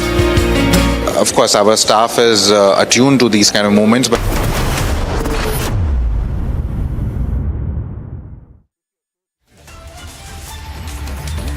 Viewers, we're live and breaking, and what we see right now is a big controversy, a big uproar over Udhayanidhi Stalin's anti-Hindu comment, which is continuing to rage on. Republic has now confronted Stalin's son. And listen in, viewers, as he remains defiant, showing no remorse or no regret whatsoever. சிலவற்றை நாம் ஒழிக்கத்தான் வேண்டும், எதிர்க்க முடியாது. கொசு, dengue காய்ச்சல், malaria, corona இதையெல்லாம் நம்ம எதிர்க்கக்கூடாது, ஒழித்து கட்ட வேண்டும். அப்படிதான் இந்த சனாதனம். சனாதனம் என்பதை எதிர்ப்பதை விட ஒழிப்பதே நாம் செய்ய வேண்டிய முதல் காரியமாகும். I still stand by whatever I said. The DMK party was formed for social justice. I will always talk about it. And hitting back at the DMK over the insult to Sanatan Dharma, BJP has now said that INDIA bloc is playing politics of polarization. अब इस गठबंधन की क्या हालत है? मैं देख रहा हूं, हालत इनकी ऐसी है, नाम बड़ा दर्शन छोटा. नाम तो बहुत इंडिया रख लिया, लेकिन मैं उनको बतलाना चाहूंगा, यह नाम बहुत खतरनाक है. यह नाम बहुत खतरनाक है. हम लोगों ने भी एक बार शाइनिंग इंडिया का नारा दिया था, बहनों भाइयों, हम हार गए थे, और आपने यह भी इंडिया बना लिया. आपकी हार निश्चित है बहनों भाई, पक्की है. और सनातन धर्म का के ऊपर भी चोट पहुंचाई जा रही है. इन्हीं के गठबंधन के लोगों ने, डीएमके ने चोट पहुंचाई है, और इस पर कांग्रेस चुप्पी साध कर बैठी हुई है. मैं गहलोत साहब से कहना चाहता हूं, आप क्यों नहीं बोलते? क्यों नहीं सोनिया जी बोलती? क्यों नहीं राहुल जी बोलते? क्यों नहीं खड़गे बोलते कि सनातन धर्म के बारे में आपकी सोच क्या है? और बहनों भाइयों, सनातन धर्म का जहां तक सवाल है, इसको केवल पूजा पद्धति के साथ जोड़कर नहीं देखा जा सकता है. सनातन धर्म, यह सनातन नित्य नूतन है, चिर पुरातन है. न इसका कोई जन्म है, न कोई अंत है. और यह सनातन धर्म ऐसा है जो पूरे विश्व को अपना परिवार मानते हुए वसुधैव कुटुंबकम का संदेश यदि कोई धर्म देता है तो यह सनातन धर्म ही देता है. चींटी को भी आटा खिलाकर उसके दीर्घजीवी होने की कामना यदि कोई धर्म करता है तो वह सनातन धर्म करता है. यह भी हमारे कांग्रेस के मित्रों को समझना चाहिए. See, such statements I am first of all demanding the leaders of the IND alliance to come clear on that. Otherwise, naturally, it is the people, it is a democratic country. People will take their view. People express their opinion when it is at the right time. To see that such people, where the place of such people will be in history. What Udhayanidhi Stalin has stated is utterly condemnable. What he has said, as we have to eradicate dengue and malaria, we have to eradicate Sanatan Dharma. Mr. Udhayanidhi Stalin, I had asked a question to your grandfather, Mr. Karnataka, once, when he had make very mocking comments against Lord Ram in the context of Ram Setu. Can you make these types of comments against other faith and their gods? Will you be allowed to? Don't demean Hindu thought. But what is baffling is the conspicuous and shameful silence of Rahul Gandhi and Nitish Kumar and Tejasvi Yadav and all, Mr. Kharge. Mr. Rahul Gandhi, why you go to temples? Why? Just for a show? दिखावा करने के लिए? Please. Mr. Rahul Gandhi, please remember, Sanatan is the essence of India's thought, India's heritage, India's cultural moorings. Sanatan means eternal. Neither is hundreds of years of Islamic conquest could eradicate Sanatan, nor the imperial power of British. And what an irony. Today England is being led by a Prime Minister who is a Sanatani, Hindu. Proudly declares. I have not the slightest hesitation in saying that the whole Ghamandiya conglomerate is anti-Hindu. So do you believe that this is going to be the agenda now? Because no opposition leader is speaking about the same. So is this going to be the propaganda of the INDIA? If that is there, we are shocked. But if that is your stand, then you will face the nemesis. Mr. Rahul Gandhi, Kharge, Nitish Kumar and others, Tejaswiji, Laluji, either you swim with Udhayanidhi Stalin or the people of India will make you sink. Don't overtax the sentiment of common Indians.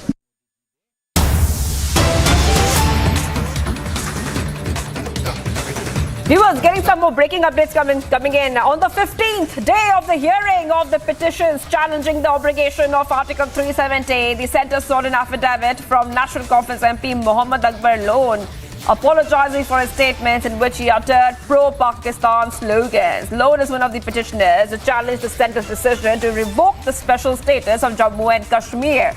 So a big row over the slogans coming in right now. Where we can tell you is that the centre sought an affidavit from the National Conference MP Mohammad Akbar Lone, apologising for his statements in which he uttered pro-Pakistan slogans. Pro-Pakistan slogans. That is right, viewers. And what we can tell you that Lone is one of the petitioners who challenged the centre's decision to revoke the special status of Jammu and Kashmir. So this is a very big update coming in here on Republic TV. Where we are learning is that there has been an update coming in as it is the 15th day, in fact. It is the 15th day of the hearing of petitions, which is challenging the abrogation of Article 370. And as the petitions are being heard, what we see right now is the centre going ahead and asking and seeking an affidavit from the NC MP Akbar Lone, Mohammad Akbar Lone, apologising for his statements in which he uttered pro-Pakistan slogans, viewers. So a big update coming in right now on Republic TV as we are seeing that the National Conference leader has been asked to apologise for his pro-Pakistan slogans, and this coming in on the 15th day of the hearing of petitions challenging the abrogation of Article 370. This is a very big update. Now, Solicitor General Tushar Mehta, appearing for the centre in the Supreme Court, said that Lone should file an affidavit in court. That's the big update coming in at this point of time. In fact, Mehta said that Lone should file an affidavit in the Supreme Court asserting that he owes allegiance to the Constitution of India and opposes the forces and terrorism.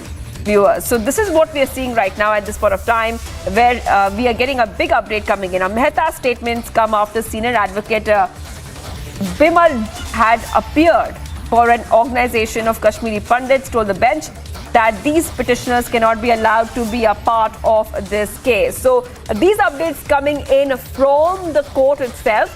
Let's move ahead right now as we keep getting you top updates on India's #1 news channel.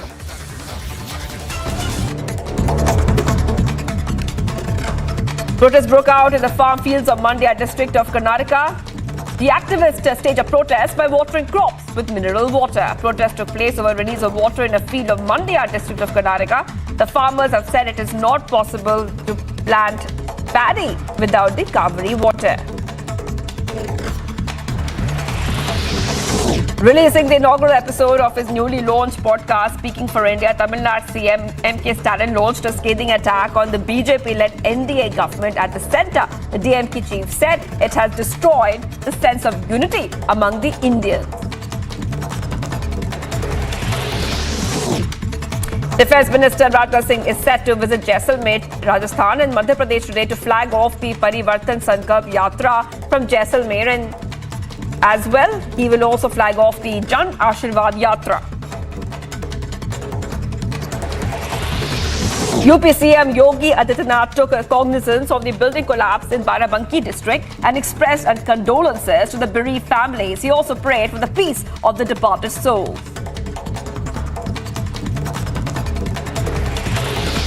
A 17-year-old minor girl was allegedly gang raped and murdered in Dibrugarh district of Assam. Police have held 4 people in connection with the case.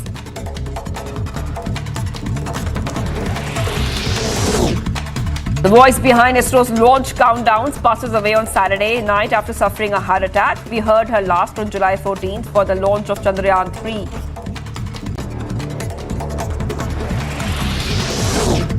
The Chief Minister of Shivraj Singh Chauhan offered prayers at the Sri Mahakaleshwar Jyotirlinga in Ujjain. Chief Minister said that he prayed for the public welfare and good rainfall in the state. A church pastor was attacked and in Faisalabad, Pakistan is now being treated in a hospital after sustaining serious injuries. He was attacked and shot after refusing an invitation to convert to Islam.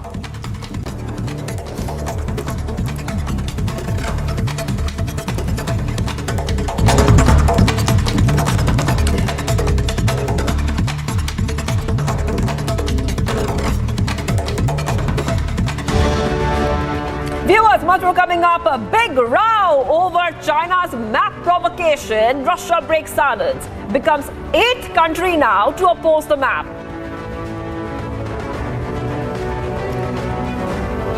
Plus, Xi Jinping to skip G20 summit. Biden says unhappy with Chinese president's absence. Stay tuned to India's #1 news channel, Republic TV.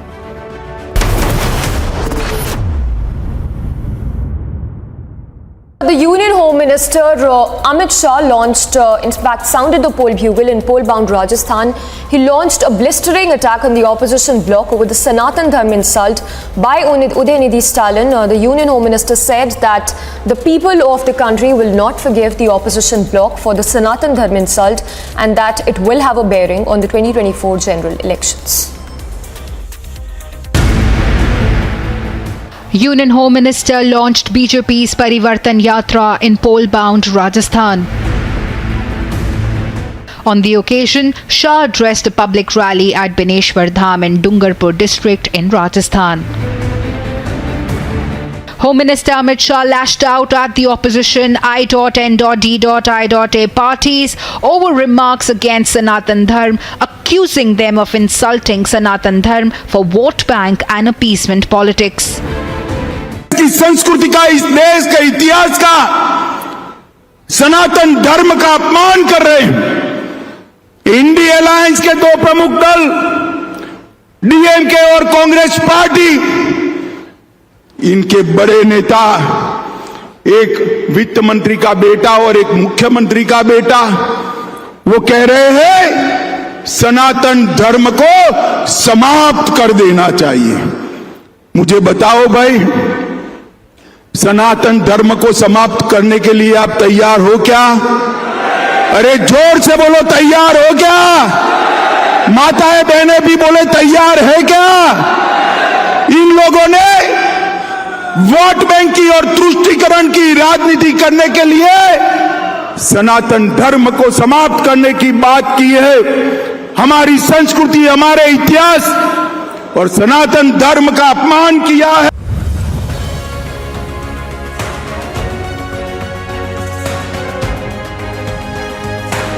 Nobody can ever trouble an honest journalist. Nobody can ever trouble an honest media house. We are destined for success. Every moment from now on, I want everyone in the Digvijay newsroom to always remember that you must be wedded to the cause of news. Thank you very much, Anand, for having us here and for letting us take the journey forward.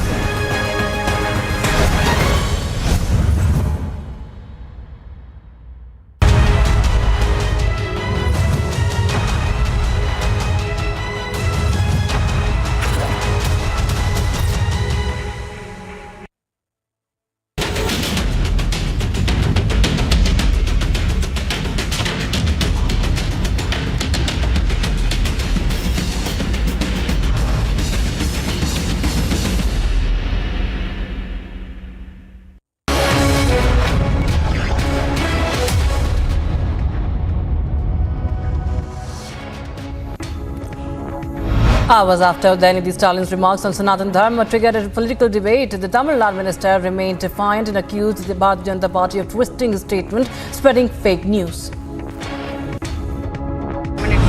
Sir, your speech has become a controversy now, and the BJP is continuously attacking you, though you have given a clarification. I don't what care. Do you have to say? I still stand by whatever I said.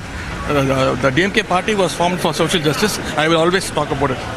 I will always talk about what are the defects of the Sanatana Dharma. I never called for genocide. Do you have any proof? My speech is there online on YouTube. It's there. So please don't twist the issue. Sir, the INDI alliance bloc has none of the leaders have come in support of you. Do you think they are afraid of the alliance? No. Let me ask you another question. BJP is opposing for whatever I said. BJP's alliance party, ADMK, did you ask them? Have they commented about it? Okay. Please ask them. Thank you. Telangana Governor Tamilisai Soundarajan hits out at Udhayanidhi. Stalin says that he is very nervous and that nobody is able to prevent the ideology of Sanatan Dharma. She added that Sanatan Dharma is a disciplined way of life and DMK does not like the word discipline.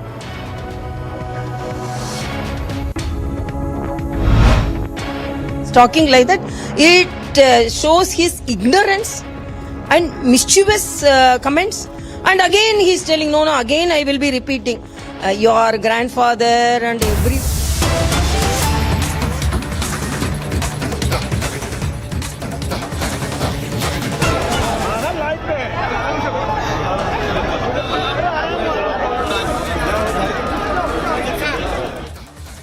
Charge आणि अश्रुधूर चा प्रयोग करण्यात आला.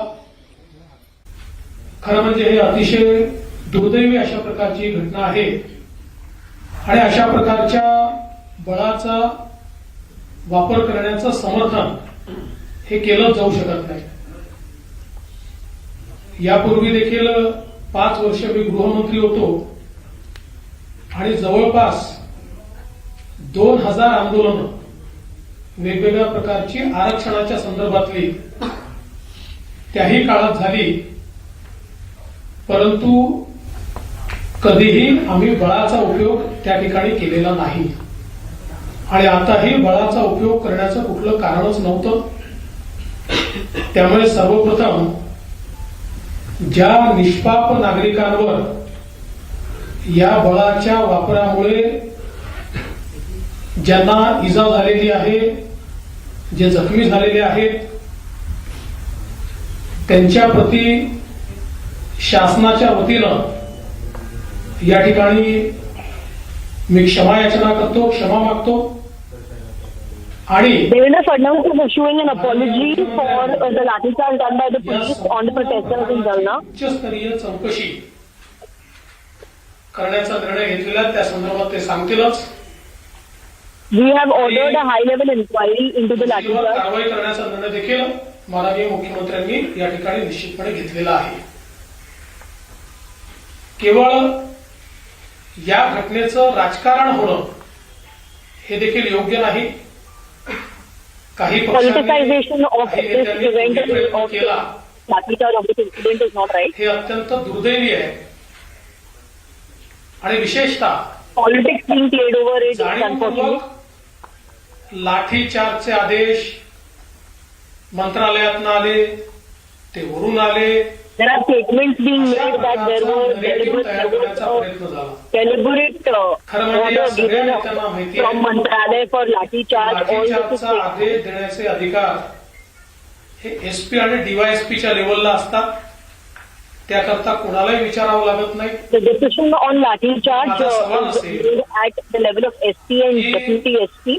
ज्यावेळी निष्पाप 113 गोवारी पोलिसांच्या हल्ल्यामध्ये मारले गेले त्यावेळी त्याचा आदेश कोणी दिला होता का?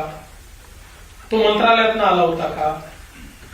किंवा मावळला ज्यावेळी शेतकरी हे त्या ठिकाणी गोळीबारामध्ये दुर्दैवाने मृत्युमुखी पडले त्यावेळी ते आदेश कोणी दिले होते का? किंवा त्यावेळी मग तेव्हाचे मुख्यमंत्री पृथ्वीराज चव्हाण म्हणाले तर तेव्हाच्या मुख्यमंत्र्यांनी ते आदेश दिले होते का? मग एवढे निष्पाप त्या ठिकाणी पडल्यानंतर त्यांनी राजीनामा का दिला नाही?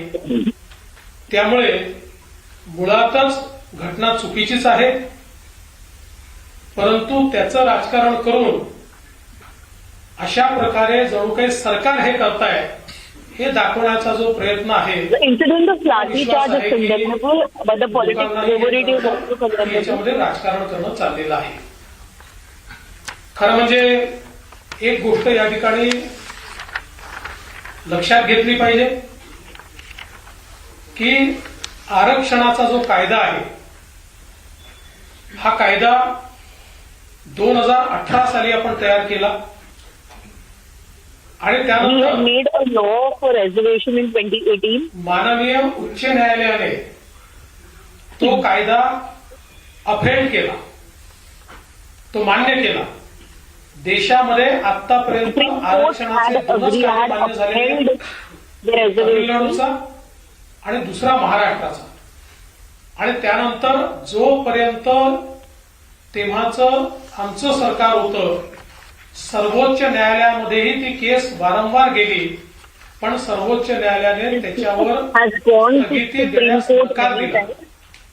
त्यानंतर सरकार बदललं आणि आपल्याला कल्पना आहे की 9/9/2020 रोजी त्याच्यावर स्थगिती आली आणि 5/5/2021 रोजी तो रद्दबादल करण्यात आला. आता परवा माननीय उद्धव ठाकरेजी हे जालन्याला गेले होते आणि त्यांचं भाषण मी ऐकलं आणि त्यांनी सांगितलं की याच्यावर लगेच वटहुकूम काढा. माझा त्यांना सवाल आहे 5/5/2021 पासनं 1 वर्ष 1 महिना उद्धव ठाकरेजी तुम्ही मुख्यमंत्री होतात, मग जर याच्यावर वटहुकूम निघू शकत होता तर तो तुम्ही का काढला नाही? तुम्ही त्यावेळेस का चूप बसला? त्यामुळे निव्वळ राजकारण करायचं अशा प्रकारचा हा जो उद्योग आहे.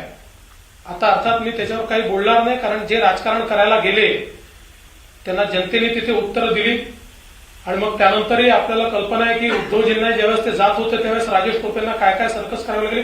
मी त्याच्यावर काही बोलणार नाही, मला त्याच्यावर बोलायचं नाही.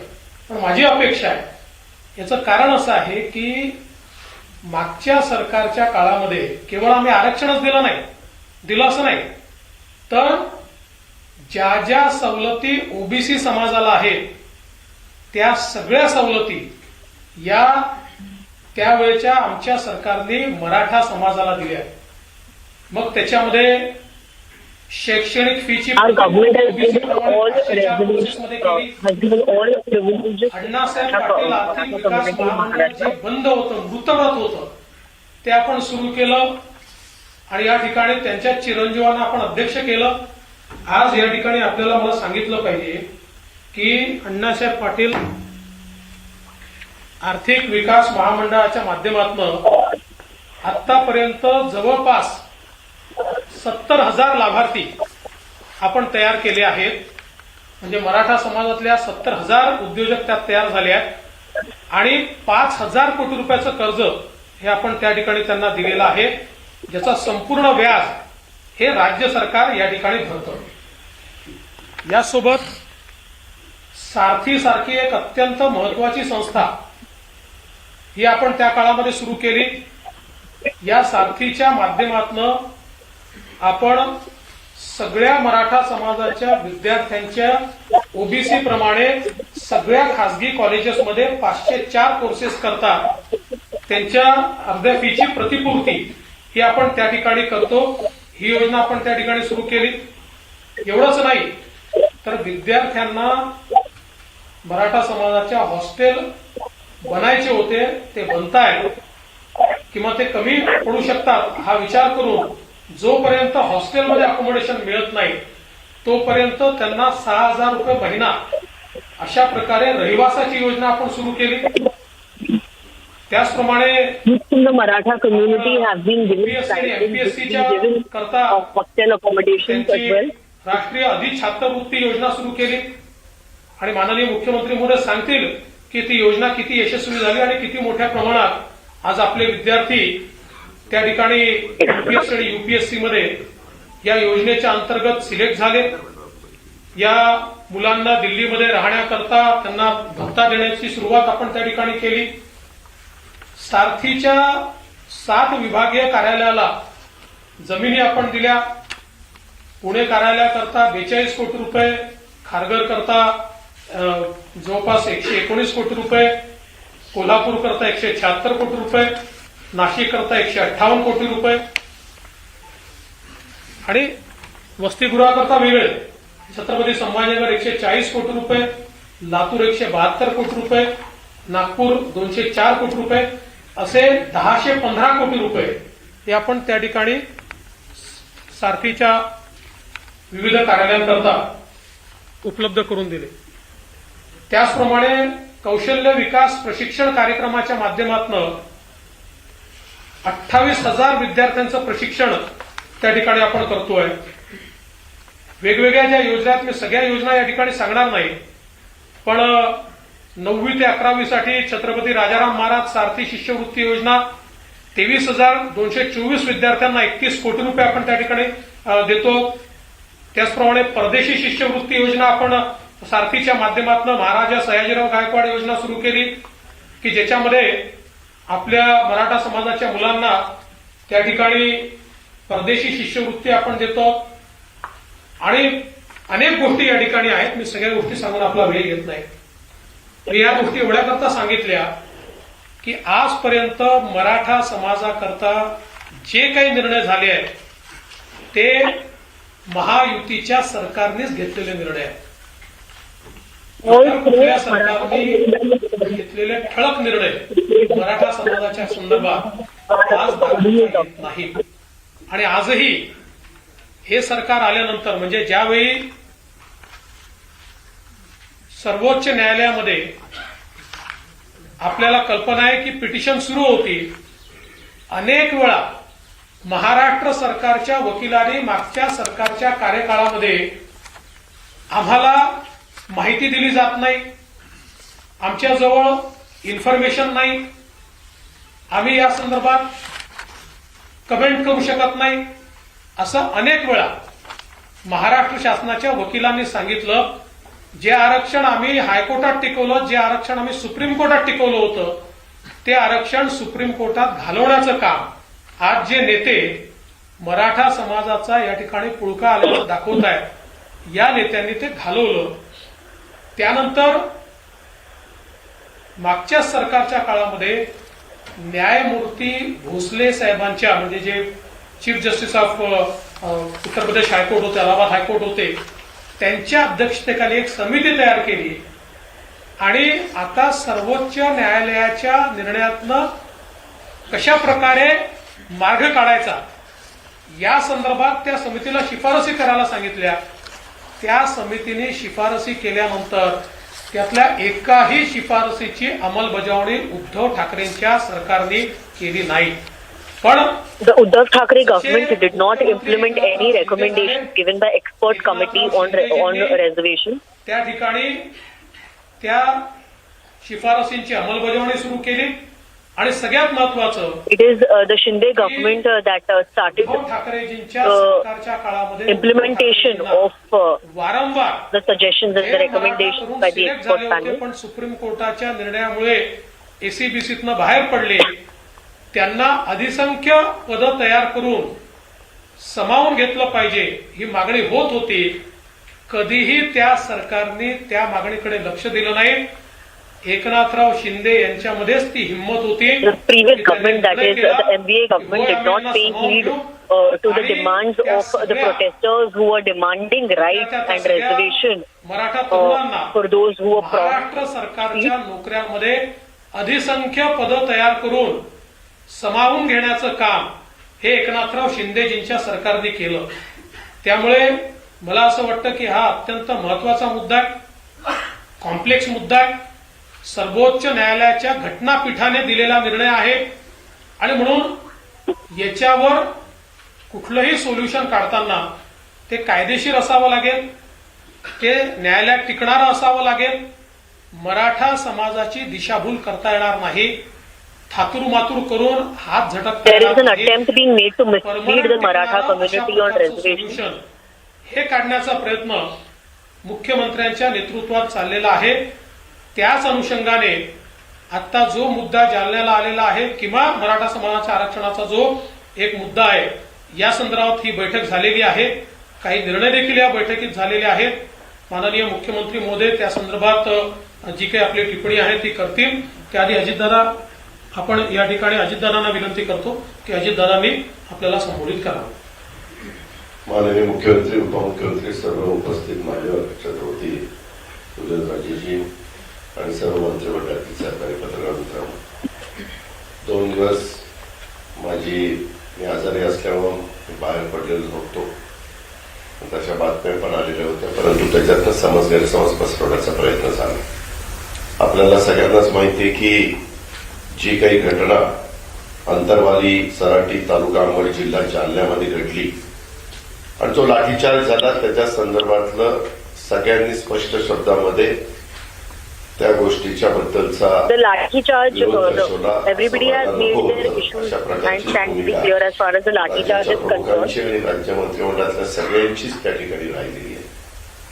परंतु आम्ही अनेक वर्ष राजकीय जीवनामध्ये काम करणारे कार्यकर्ते आहोत. मलाही माहिती आहे की अशा प्रकारचे प्रसंग ज्यावेळेस येतात त्यावेळेस सर्वांनी राज्याचं हित डोळ्यासमोर ठेवून भूमिका घ्यायला पाहिजे. परंतु दुर्दैवाने काही राजकीय पोळी त्याच्यातनं भासता येते का, स्वार्थ साधता येतो का, अशाही प्रकारचा प्रयत्न त्या ठिकाणी केला जातो. खरं तर आतापर्यंतच्या एकंदरीत राजकीय कारकीर्द जर आपण बघितली तर अनेकांना अनेक वेळेला वेगवेगळ्या पदांवर संधी मिळाली. त्यांनी पण त्यावेळेस वेगवेगळ्या घटकाला, मग मराठा असेल, धनगर असेल, मुस्लिम असेल किंवा इतर अनेक लिंगायत असेल, अनेक समाज आपल्याला आरक्षण मिळावं म्हणून मागणी करत असतो आणि तशा प्रकारची मागणीची पूर्तता करण्याच्या करता परंतु उद्याच्याला तो प्रयत्न झाल्यानंतर कायद्याच्या चौकटीमध्ये देखील तो बसला पाहिजे. सुप्रीम कोर्टात, हायकोर्टात प्रकारचे वेळोवेळी निर्णय सर्वोच्च न्यायालय देतं, वेगवेगळ्या राज्यांच्या संदर्भातलं देतं. त्याही वेळेस तिथं कुठं अडचण येता कामा नये अशा प्रकारचा सगळा प्रयत्न टोका करावा लागतो आणि तशा पद्धतीनं करण्यात आला. मागे एक गोष्ट मान्यच करावी लागेल, देवेंद्र फडणवीस राज्याचे प्रमुख असताना हायकोर्टामध्ये त्यांनी घेतलेला मराठा आरक्षण हे टिकलं. सुप्रीम कोर्टामध्ये ते पुन्हा नाकारण्यात आलं. त्याच्यानंतरच्या काळामध्ये देखील वेळोवेळी एकनाथराव शिंदेसाहेब देखील आपल्या परीनं प्रयत्न करतायत, इतर पण सहकारी प्रयत्न करतायत. परंतु the government has been making efforts to ensure reservation in the Maratha community. तसं उत्तर मिळालेलं नाहीये. शेवटी सुप्रीम कोर्टाने कोणत्या कारणाकरता ते नाकारलंय त्याचा बारकाईनं अभ्यास करून देखील कमिटी नेमण्याचा निर्णय त्या ठिकाणी घेण्यात आला. अशा या सगळ्या बाबी आहेत आणि ह्या सगळ्या बाबी असताना अनेकांना अनेक प्रकारे आपली आपली भूमिका मांडायची. खरं तर आज देखील ज्या एकनाथराव शिंदेच्या अध्यक्षतेखाली जी कमिटी झाली आहे त्या कमिटीमध्ये ह्या सगळ्या गोष्टीचा ओहापोह झाला. All aspects have been taken into consideration in the meeting that has taken place right now. सहकाऱ्यांचे देखील काय मत आहेत, काय विचार आहेत ते पण घेण्याचा प्रयत्न केला आणि मी आज विशेषतः तमाम महाराष्ट्रातल्या मराठा समाजाला आव्हान करतो की सध्या जे काही वेगवेगळ्या ठिकाणी बंद चाललेला आहे, एसटीची जाळपोळ चाललेली आहे, हे एक प्रकारचं आपल्याच राज्याचंच नुकसान आहे ना. 10 कोटी रुपयाच्या एसटी जाळल्या तरी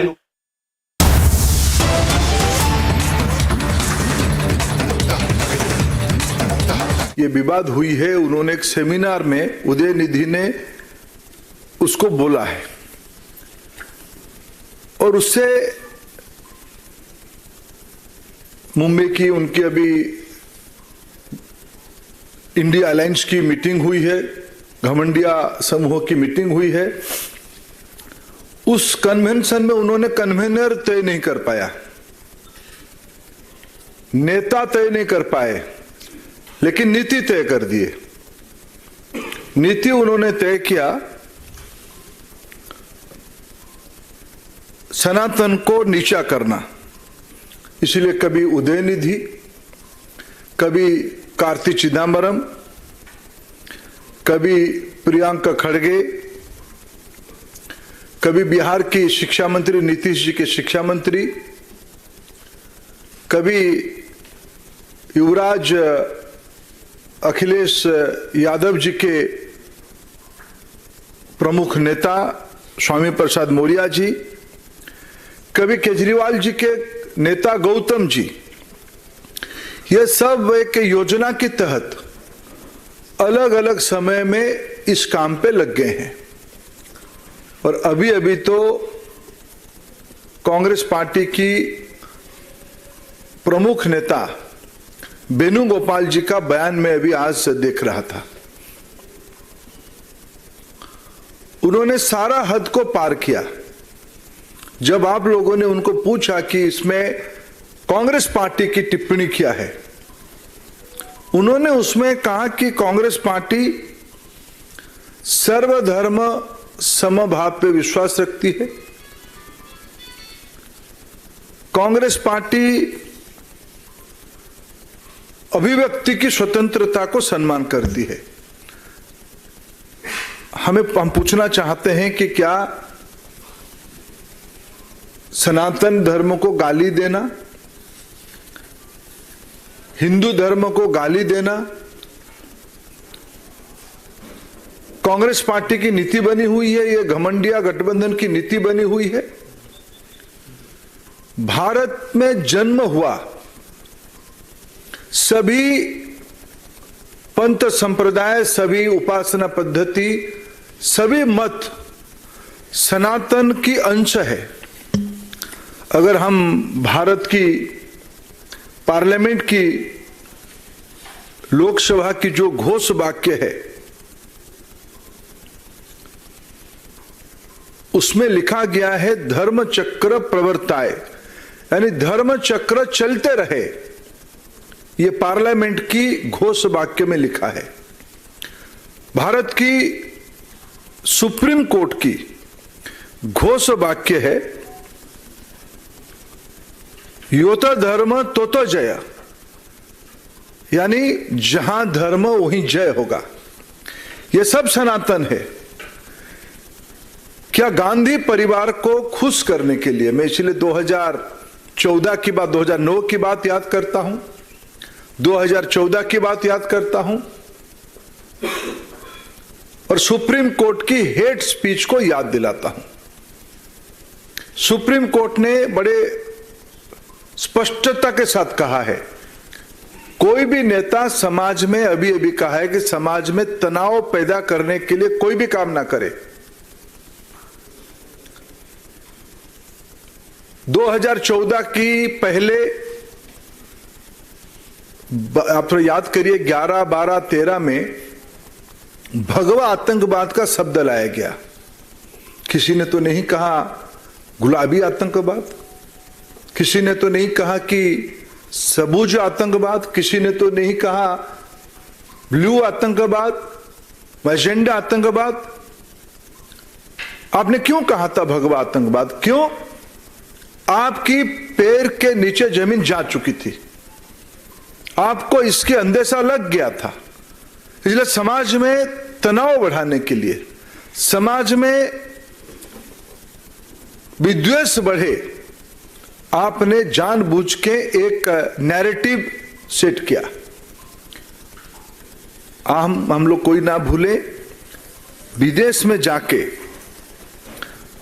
में जाके ये बात कही गई थी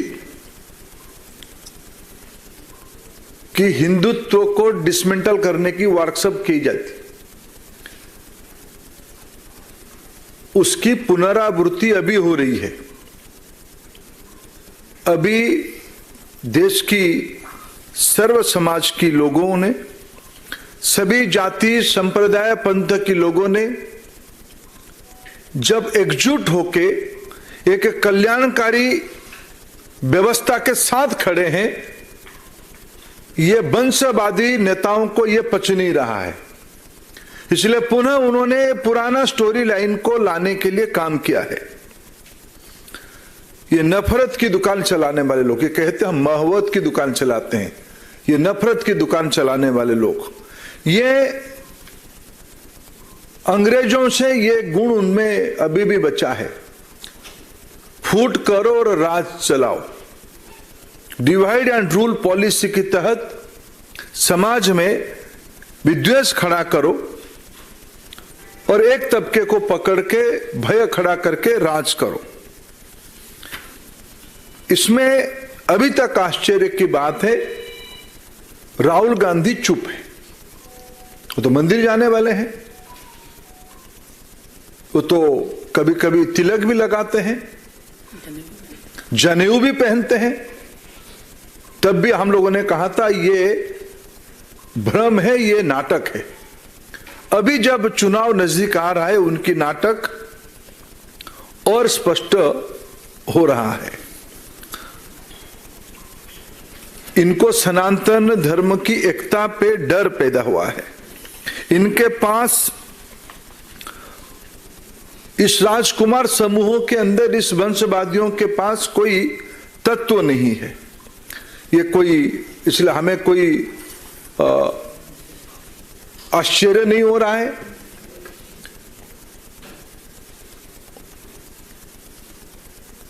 वही लोग जो समाज को बांटना चाहते हैं, वो फिर उसी काम पे लग गए हैं। हम आज के अवसर पे ये पूछना चाहते हैं, राहुल गांधी क्यों नहीं सामने आ रहे? छोटे छोटे बातों में तो आने वाले लोग हैं। 3 दिन हो गया, भारत की अस्मिता, भारत की मूल विचारधारा, भारतीयता पे आक्रमण हो रहा है। और मैंने तो कल कहा था, जहां से ये आवाज आई, पहला चेन्नई से ये सेमिनार में आई आवाज, वो सच में घबराए हुए हैं। जब काशी तमिल संगमम आयोजन किया गया, तब अनुभव हुआ तमिलनाडु की सर्व समाज की श्रद्धा काशी विश्वनाथ जी से जुड़ा हुआ है। सर्व समाज में जब कहता हूं, सर्व समाज, जिनको तमिलनाडु के बारे में धारणा नहीं है, वो राजनीतिक उद्देश्य से इस प्रकार की बयानबाजी कर रहे हैं, जिसमें उनके नेता राहुल गांधी चुप हैं। केजरीवाल जी क्यों चुप हैं? अभी तक तो उनके बयान आ जानी चाहिए। नीतीश कुमार जी क्यों चुप हैं? तेजस्वी यादव साहब का क्या कहना है इस विषय पे? उनके भाई तो बंशी लेके घूमने वाले हैं, वो क्यों चुप हैं? अखिलेश जी क्यों चुप हैं इस विषय में? ममता दीदी तो दुर्गा पूजा को लेके इतना अभिमान करने वाले हैं, हमें भी अच्छा लगता है, भले ही टीका ना लगाए, लेकिन वो चुप क्यों है? शरद राव जी जिस शहर में रहते हैं, उस शहर देश में गणपति उत्सव के लिए नए आयाम जोड़ने के लिए विख्यात है। शरद पवार जी, श्रद्धा से उनको शरद राव जी बड़े लोग, बड़े आदमी हैं, मेरा भी श्रद्धा है व्यक्तिगत रूप में, लेकिन वो चुप क्यों है? क्या आपको सियासत इतना मजबूर कर दिया है कि भारत की आत्मा को भी आप कोसने लोगों के, आप बीजेपी की विरोधी हो, प्रतियोगी हो, हम समझ सकते हैं। आप प्रधानमंत्री नरेंद्र मोदी जी को ईर्ष्या करते हो, आप असहिष्णु हो, आप नाटक करते हो, गले मिलने के लिए ड्रामा करते हो, लेकिन आपकी वाणी भारत जोड़ो में कौन कौन आपके साथ चले थे? कन्याकुमारी से ऊपर तक कौन आपके साथ शागिर्द थे? ये समूह आज फिर सक्रिय हुई है। इसलिए फिर मैं कहूंगा, उनकी इस देश के संविधान पे विश्वास नहीं है, न्यायपालिका पे विश्वास नहीं, सुप्रीम कोर्ट की मोटो धर्म की जय हो, उसी से जुड़ा हुआ है। पार्लियामेंट की मोटो है धर्म चक्र चलते रहनी चाहिए। भारत की अवधारणा में धर्म एक जीवन प्रवाह है, ये सुप्रीम कोर्ट ने कहा है। हिंदुत्व को वर्णन करते हुए सुप्रीम कोर्ट ने कहा, हिंदुत्व एक उपासना पद्धति नहीं है, हिंदुत्व एक जीवनचर्या है, एक जीवन शैली है, एक प्रवाह है। राजनीति इतनी ओछी नहीं होनी चाहिए। मोहब्बत की दुकान चलाने वाले लोग नफरत की पुड़िया लेके घूम रहे हैं। नेता नहीं, कन्वेनर नहीं, लेकिन नीति बन गया हिंदुत्व को गाली दें। इनके पास नफरत की गोडाउन है, उससे पुड़िया लाके लेके वो देश में डिस्ट्रीब्यूशन कर रहे हैं। उसकी विकल्प में हमारा तो नीति बड़ा स्पष्ट है, हम सबके साथ, सबकी विकास, सबकी विश्वास, सबके लिए प्रयास करने वाले लोग हैं। जो हमारा नीति है, हमने उसी नीति पे गरीबों को घर दिया, कोई उपासना पद्धति को देख के नहीं दिया। हमें सौभाग्य मिला प्रधानमंत्री उज्ज्वला योजना को देश में क्रियान्वयन करने के लिए। हमने कोई धर्म नहीं देखा, कोई जाति नहीं देखा, हमने महिलाओं के सम्मान के लिए, ये कहा जाता है कि कोई धर्म किसी को नीचा दिखाता है, इस देश में महिलाओं का सम्मान हमने बढ़ाई, इज्जत कर दिया। कोरोना में चावल पहुंचाया, बैंक खाते में, जनधन खाते में पैसा पहुंचाया 3 महीने के लिए। हमने कोई जात पात धर्म नहीं देखा। हमारी तो इसीलिए नीति है सबका साथ, सबका विकास, सबका विश्वास, सबके लिए प्रयास। हमारे लिए हमारी एजेंडा सुख समृद्धि है। आपकी एजेंडा नफरत, शंका, घृणा, विद्वेष, ये आपकी नीति है। भारतीय जनता पार्टी ये अपेक्षा रखती है और हम मांग करते हैं, ये इंडिया अलायंस वाले, घमंडिया गठबंधन वाले इसकी स्पष्टता करे, विशेष करके कांग्रेस पार्टी। ये नहीं चल सकता है ये कह के कि किसी का ये व्यक्ति अभिव्यक्ति का स्वतंत्रता है। क्या हिंदुत्व को गाली देना अभिव्यक्ति में आपका ये स्वतंत्रता का इंटरप्रिटेशन है? भारत की बहुसंख्यक समाज की को आहत करना ये आपका अभिव्यक्ति की स्वतंत्रता की परिभाषा है? कांग्रेस पार्टी इस बयान को खंडन करने के बजाय महिमा मंडन कर रही, ये चिंता के विषय। हम उसको कठोर से कठोर शब्दों में निंदा करते हैं। सुजीत ठाकुर, दैनिक भास्कर। मेरा सवाल है कि कांग्रेस के दूसरे दल हैं जो भी हिंदुत्व को लेकर उनकी स्थिति कभी स्पष्ट नहीं है, कभी गाली देने कभी साथ रहते, बिल्कुल साथ है। लेकिन यहाँ तक भाजपा को बहुत स्टैंड क्लियर रहता है।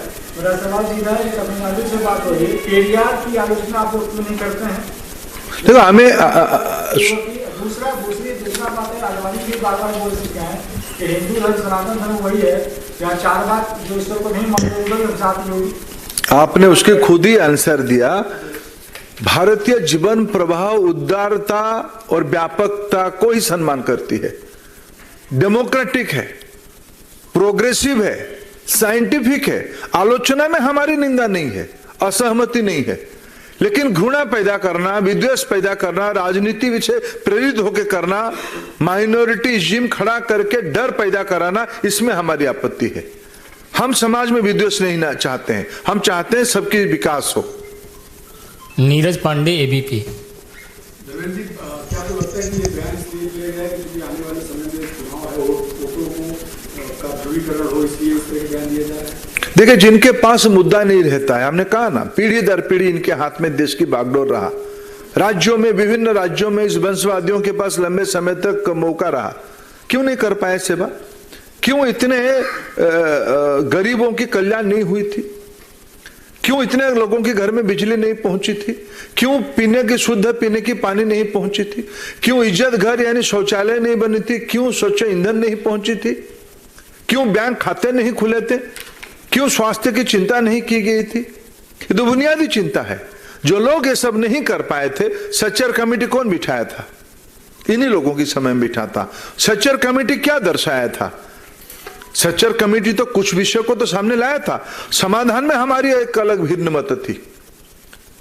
तुष्टिकरण से समाधान नहीं होती है, सैचुरेशन से समाधान होती है। इसलिए प्रधानमंत्री मोदी जी की पद्धति रही है सबके लिए। कुछ लोगों को देख के कुछ लोगों के मन में अनास्था प्रकट करना, ये हमारी नीति नहीं रही। सबका साथ, हमने इंटीग्रेशन की बात कही। वो लोग घबराए हुए हैं, राजनीति उनको सता रही है, इसलिए स्वाभाविक कि आपकी प्रश्न भी सही है। अरुण, CNN। जब से उदयनिधि का ये स्टेटमेंट आया, उसके बाद हम देख रहे हैं ऑपोजिशन के बहुत सारे नेता अलग अलग स्टेटमेंट दे रहे हैं। कई लोग बच रहे हैं, कई ये कह रहे हैं कि हमने स्टेटमेंट सुना नहीं है कि उन्होंने क्या कहा है, लेकिन बहुत सारे लोग ये भी कह रहे हैं कि बीजेपी कौन है उनको सर्टिफिकेट देने वाली, इस मुद्दे को लेकर। नहीं, बीजेपी कौन है सर्टिफिकेट देने का प्रश्न नहीं है। अभिव्यक्ति की स्वतंत्रता ये संवैधानिक विषय है। हमारे संविधान में कहा गया है कि सभी को सम्मान करना पड़ेगा। मैं आपको सम्मान करूं ना करूं, आपको गाली देने की मेरे को कौन अधिकार दिया? और मैं तो प्रश्न पूछूंगा ही ना। राम सेतु को आपने विरोध किया था, राम मंदिर के अस्तित्व पे आपने प्रश्न उठाया था, सुप्रीम कोर्ट ने कहा राम मंदिर वही होनी चाहिए। जन आंदोलन हुआ, ये उपलब्धि है, लेकिन सुप्रीम कोर्ट ने कहा। आप बात बात पे कहते हो संविधान के खिलाफ लोग हैं। कौन संविधान के खिलाफ? आप तो संविधान विरोधी हो। सुप्रीम कोर्ट ने कहा है कि हिंदू एक उपासना पद्धति नहीं है, हिंदुत्व एक जीवन शैली है। आपको कौन अधिकार दिया है उसको गाली देने के लिए? हेट स्पीच के बारे में सुप्रीम कोर्ट ने क्या कहा है? आप ऐसा कुछ ना करो, समाज में तनाव खड़ा कर रहे हो। आप तो कोई काम कर रहे हो। विषय बीजेपी का नहीं है, विषय देश की अस्मिता की है, भारतीयता की है। आप समाज में जब आपको मूल विषय में आपको बताऊं, सच में इनके मन में पीड़ा है कि विश्व भर के नेता आके प्रधानमंत्री जी का प्रशंसा करेंगे, पूछेंगे डिजिटल इकोनॉमी में आप इतने गरीबों को कैसे पैसा पहुंचा रहे हो, आपकी यूपीआई कैसे सफल हो रहा है, आपने इतने घरों में चावल कैसे पहुंचाने के लिए रचना पीढ़ी सिस्टम को लगाया डिजिटली, आप इतने वैक्सीन कैसे लगाए, 225 करोड़ वैक्सीन बनाया, लगाया, बूस्टर डोज भी लगाया, 25 बिलियन की मेडिसिन हमने एक्सपोर्ट किया। कैसे किया? आज दुनिया में डिजिटल ट्रांजैक्शन 100 रुपया होता है तो 46 रुपया 46 रुपया भारत में होती है। ये विश्व की ग्लोबल बेंचमार्क बन चुकी है, मॉडल बन चुकी है। उनके मन में कुंठा है, ये सब आज चर्चा होगी, देश में आदृत हो रहा है, नई पीढ़ी उसमें से जुड़ रहा है। ये सब कैसे हो रहा है? हम कैसे नहीं कर पा रहे हैं? जागीर तो हमारे पास था। ये सामान्य घर की व्यक्ति ऐसे कैसे आके काम कर रहा है? कैसे, कौन है ये मोदी? ये जो सामंतवादी मनोवृत्ति है ना, असहिष्णुता है, कुंठा है, ये उसकी प्रतिफलन है। आनंद भारत 24। सर, जब इस मुद्दे पर एमएलए स्टालिन से पूछा था तो उन्होंने 9 दंगे 2002 और बाकी दंगों को लेकर बातें वहीं खत्म कर दी। तो आपका स्टैंड क्या है? देखिए, उनके घर में मैं तो आज एक विषय को आपको याद दिलाऊं। अगर उदयनिधि नाम क्या है, उदय और निधि, अगर अपनी मां को पूछ लेते कि मां मैं ये कहने जा रहा हूं, मां को मैं मेरा बड़ा आदर करता हूं, आदरणीय स्टालिन जी की धर्मपत्नी को, नाम है दुर्गा जी, रोज शक्ति का दर्शन करते हैं।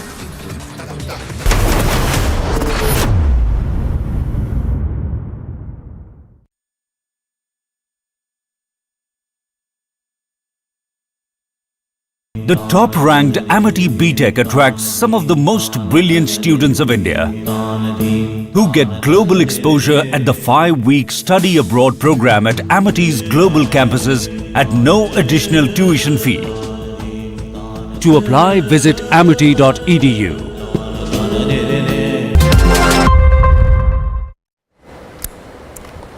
Now, as the Parliamentary Affairs Minister Prahlad Joshi has called for a special session of the Parliament on the 18th of September till the 22nd, Congress Chief Mallikarjun Kharge has called for a special session of the Alliance Party leaders at his residence tomorrow at the Rajaji Marg in the national capital. As per sources, the opposition leaders will deliberate on and decide their strategy for the upcoming special session that would be held from the 18th till the 22nd of September. There is a mega huddle in opposition ahead of Parliament's special session. Days after the announcement of special Parliament session from September 18 to 22, Congress Chief Mallikarjun Kharge has called a meeting on I.N.D.I.A block MPs on September 5.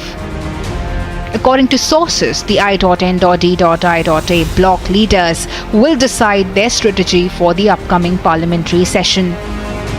The meeting comes amid the massive face-off over centre's One Nation, One Poll push. With Adhir Ranjan refusing to be a part of the 8-member committee, and Rahul Gandhi's attempt to fearmonger over One Nation, One Poll.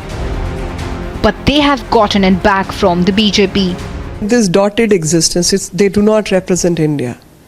These roadblocks, this incomprehension is by the dotted existence of I.N.D.I.A. So this dotted existence cannot comprehend what India stands for, what India is. Given the fact that the centre has formed 8-member panel to explore the possibility of One Nation, One Poll, all eyes will be on the developments this week ahead of the Parliament session. Bureau Report, Republic TV. The Union Home Minister Amit Shah launched, in fact, sounded the poll bugle in poll-bound Rajasthan. He launched a blistering attack on the opposition. 2017, Republic TV.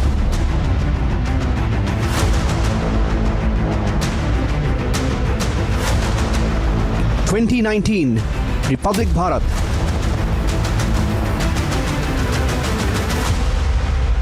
2021 Republic Bangla.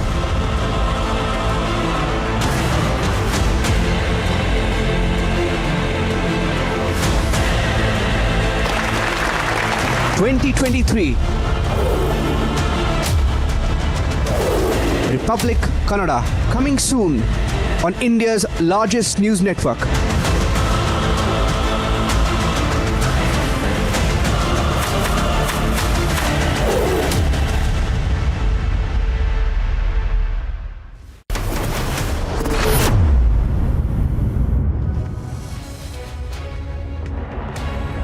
Thank you for staying with Republic. I'm Suesha Samant. Well, protests broke out in farm fields of Mandya district of Karnataka.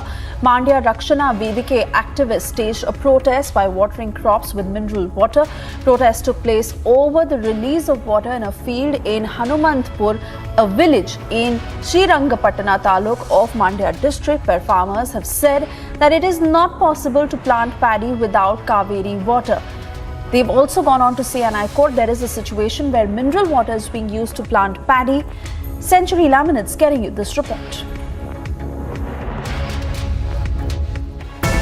Protests have now intensified in the old Mysuru region, especially in Srirangpatna, in Mandya, as well as the surrounding villages as well, where hundreds of farmers have gone onto the streets protesting against the state government for releasing water to the state of Tamil Nadu as well. Now, Mandya Rakshana Vedike, a pro-Kannada organization, has come in together, and as a symbolical protest, they were using bottled mineral water to go ahead and sow and cultivate crops in a farmland belonging to a farmer too. Apart from which, we are also seeing other pro-Kannada organizations who had protested on the Kaveri basin, on the banks of the Kaveri river, and they also got inside the Kaveri river, demanding the government of Karnataka not to release water. Now, on the 6th of September, the Supreme Court will again hear this particular plea, which has been filed by the Karnataka government, stating that they will not be able to release 5,000 cusecs of water on a day-to-day basis, and all eyes will be on this crucial Supreme Court decision which will be made. With video journalist Bhagat Prajwal Prasad reporting for Republic from Bengaluru.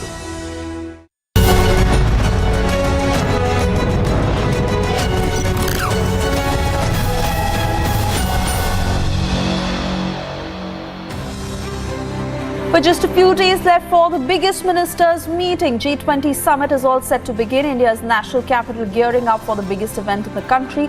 Two-day G20 summit 2023 will start on the 9th of September at Bharat Mandapam in Delhi's Pragati Maidan. Heads of state and government and other delegates from the various member countries, as well as G20 invitees who will come to Delhi for the summit.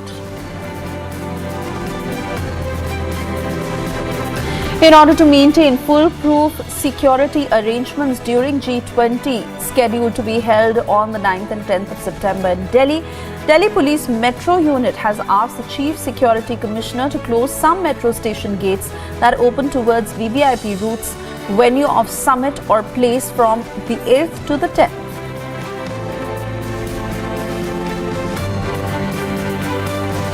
South Korea president said he will tell world leaders about the need to faithfully enforce UN sanctions on North Korea and block the country's illicit activities to fund its weapons program when they converge in Indonesia and India for annual summits this week. US President Joe Biden said that he is looking forward to his visit to India this week, but is disappointed that his Chinese counterpart Xi Jinping will not be attending the G20 summit. He has assured that he will be seeing him. Offices in Delhi, adjoining areas of Noida and Gurugram have facilitated work from home arrangements for their employees during the G20 weekend.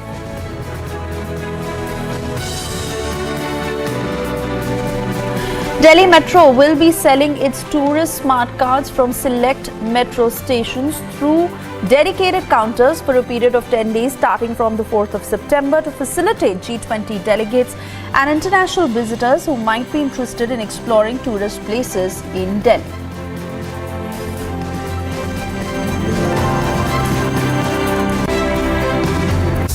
Time now for a short break. On the other side, we get you details as Manipur Chief Minister has said that an FIR has been filed against 4 members of the Editors Guild for trying to create further clashes. From Sambhaji Nagar to Pune, there's a mega showdown in Maharashtra over reservation quota.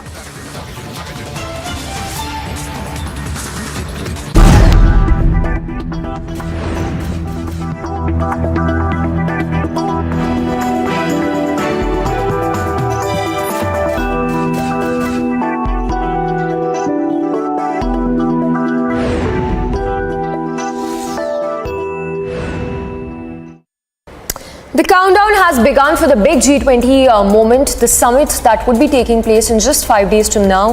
Ahead of the G20 summit in the national capital, the city's Top hotels are all set to host the heads of states of the participating countries. In fact, advanced teams have already started to arrive in the national capital to recce the venues as well. Delhi's Taj Palace has been a trusted host for diplomats and world leaders for the past 40 years. Here's how the security preparations have been taking place as the national capital gears up for the big G20 summit that would be taking place in just 5 days from now.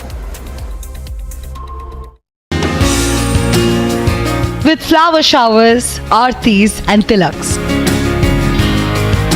New Delhi's Taj Palace is all set to welcome its G20 guests and delegates with one ideology, Atithi Devo Bhava, meaning guests are akin to God. So how are you going to welcome the guests upon their arrival? What is this ritual that we see over here? So we have been welcoming guests since last 40 years and we are known for hosting head of states. So in this welcome, as we all know and we have always heard about Atithi Devo Bhava, and that's the value that we're literally going to live by during this. So we are welcoming the guests with an aarti and tika and in a silver thal which is adorned by peacock motifs. And and explain the relevance of the peacock over here. So we've got peacock. So peacock, as we all know, it's a national bird, and it's also found across our hotel lobby, and it is being used extensively in our decor. So that's the reason we've got this thali being developed specially for this G20 welcome.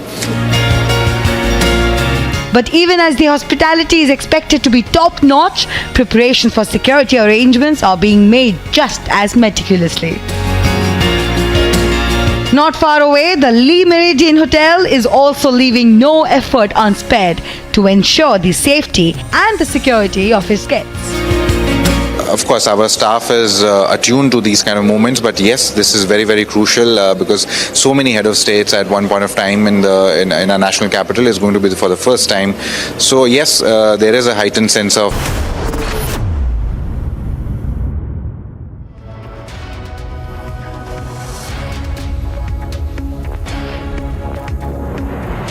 Thank you for staying with Republic, and well, in a big statement that has now been issued by Manipur Chief Minister N. Biren Singh, he's gone on to say that an FIR has been filed against 4 members of the Editors Guild in India for trying to cause further clashes and are responsible for escalating the already tense situation in Manipur.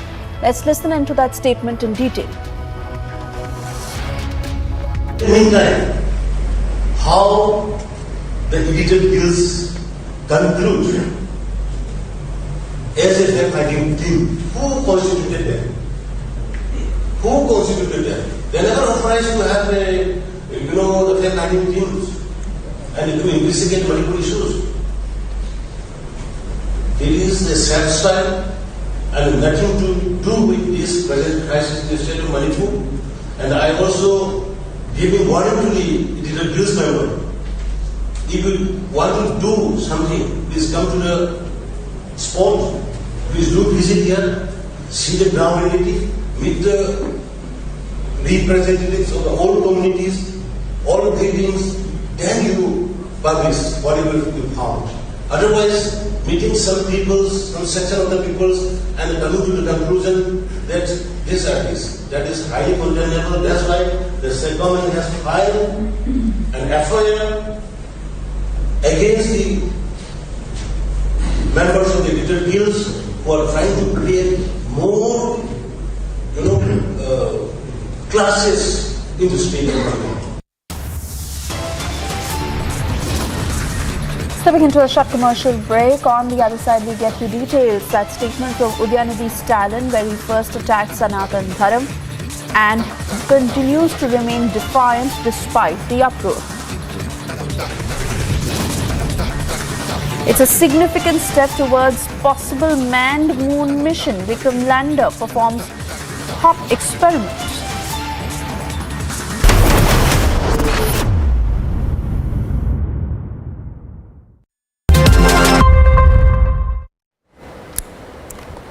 Now, as the Parliamentary Affairs Minister Prahlad Joshi has called for a special session of the Parliament on the 18th of September till the 22nd. Congress Chief Mallikarjun Kharge has called for a special session of the Alliance Party leaders at his residence tomorrow at the Rajaji Marg in the national capital. As per sources, the opposition leaders will deliberate on and decide their strategy for the upcoming special session that would be held from the 18th till the 22nd of September.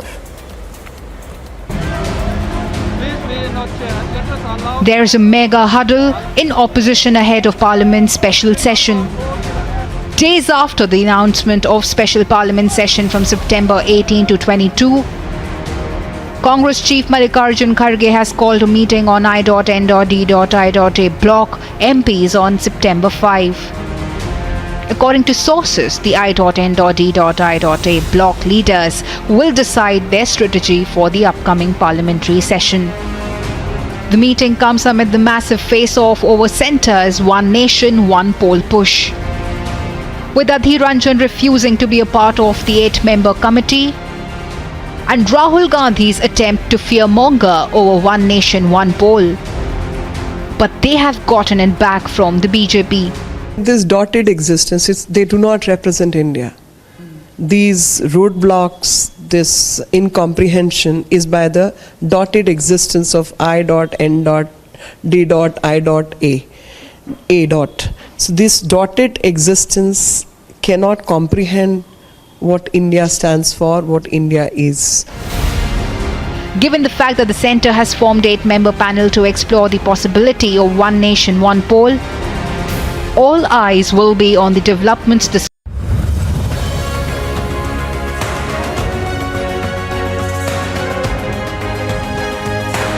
Nobody can ever trouble an honest journalist. Nobody can ever trouble an honest media house. We are destined for success. Every moment from now on, I want everyone in the Digvijay newsroom to always remember that you must be wedded to the cause of news. Thank you very much, Anand, for having us here and for letting us take the journey forward.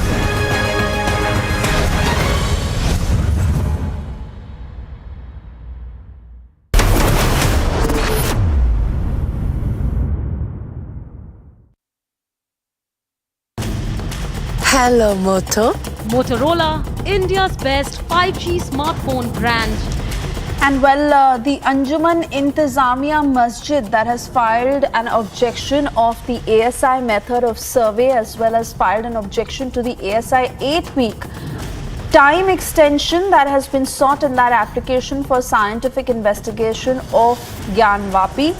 In this very latest development, an extension that has been sought with regard to further investigation and conducting that survey that has been objected upon by Anjuman Intizamiya Masjid.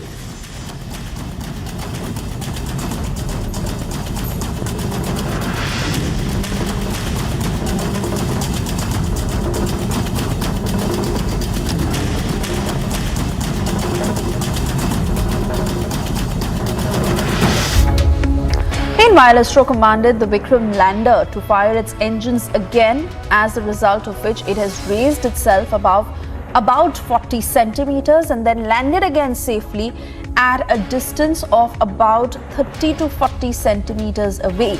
It has exceeded expectations, as has been said by ISRO. Century Laminates getting you this report.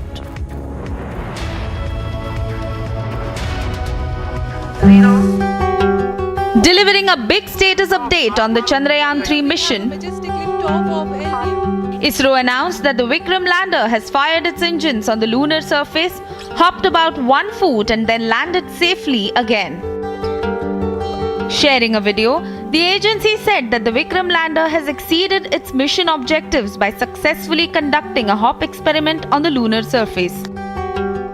As per ISRO's post, the lander fired its engines on command, elevated itself by approximately 40 centimeters and landed safely at a distance of 30 to 40 centimeters away.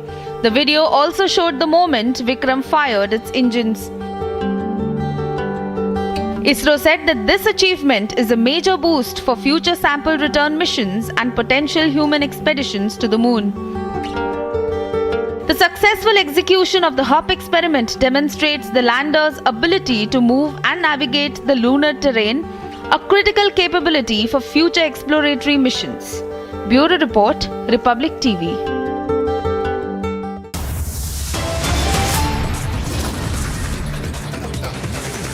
Time now for a short commercial break. On the other side, we get you details as Manipur Chief Minister has said that an FIR has been filed against 4 members of the Editors Guild for trying to create further clashes.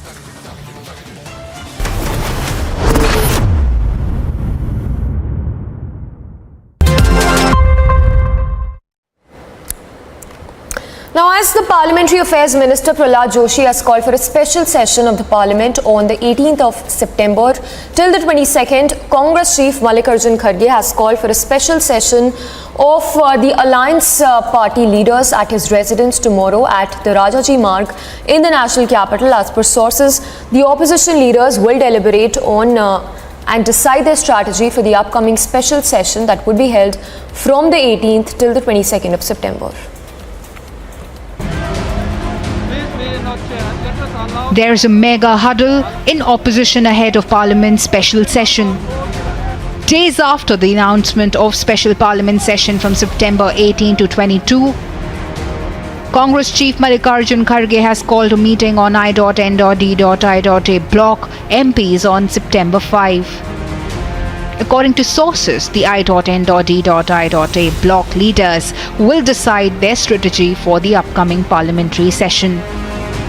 The meeting comes amid the massive face-off over centre's One Nation, One Poll push. With Adhir Ranjan refusing to be a part of the 8-member committee, and Rahul Gandhi's attempt to fearmonger over One Nation, One Poll. But they have gotten it back from the BJP. This dotted existence, they do not represent India. These roadblocks, this incomprehension is by the dotted existence of I.N.D.I.A. So this dotted existence cannot comprehend what India stands for, what India is. Given the fact that the centre has formed 8-member panel to explore the possibility of One Nation, One Poll, all eyes will be on the developments this week ahead of the Parliament session. Bureau Report, Republic TV. The Union Home Minister Amit Shah launched, in fact, sounded the poll bugle in poll-bound Rajasthan. He launched a blistering attack on the opposition bloc over the Sanatan Dharma insult by Udhayanidhi Stalin. The Union Home Minister said that the people of the country will not forgive the opposition bloc for the Sanatan Dharma insult and that it will have a bearing on the 2024 general elections.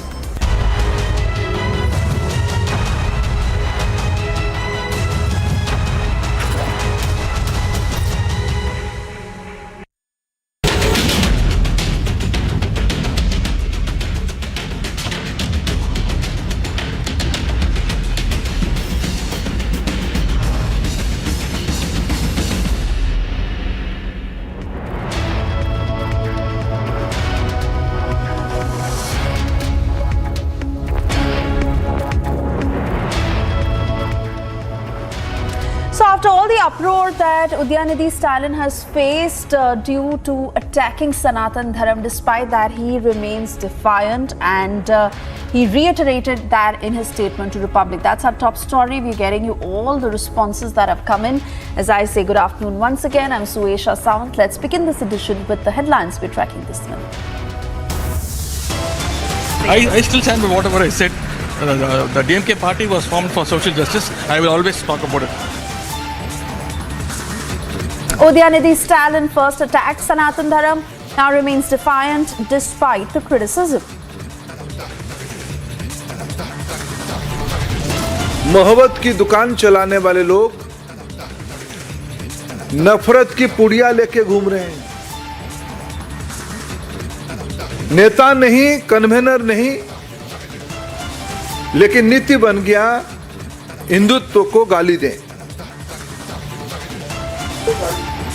BJP hits out at opposition in an unrelenting attack, asks why is INDIA bloc silent?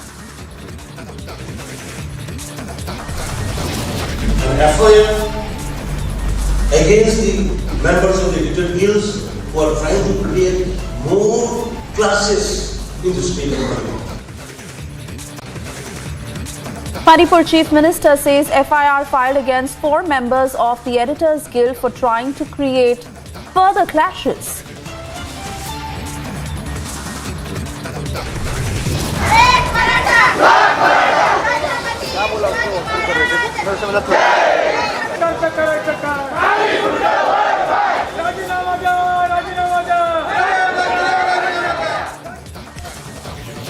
From Sambhaji Nagar to Pune, mega showdown in Maharashtra over Maratha reservation quota. A significant step towards possible manned moon mission, Vikram Lander performs hop experiment.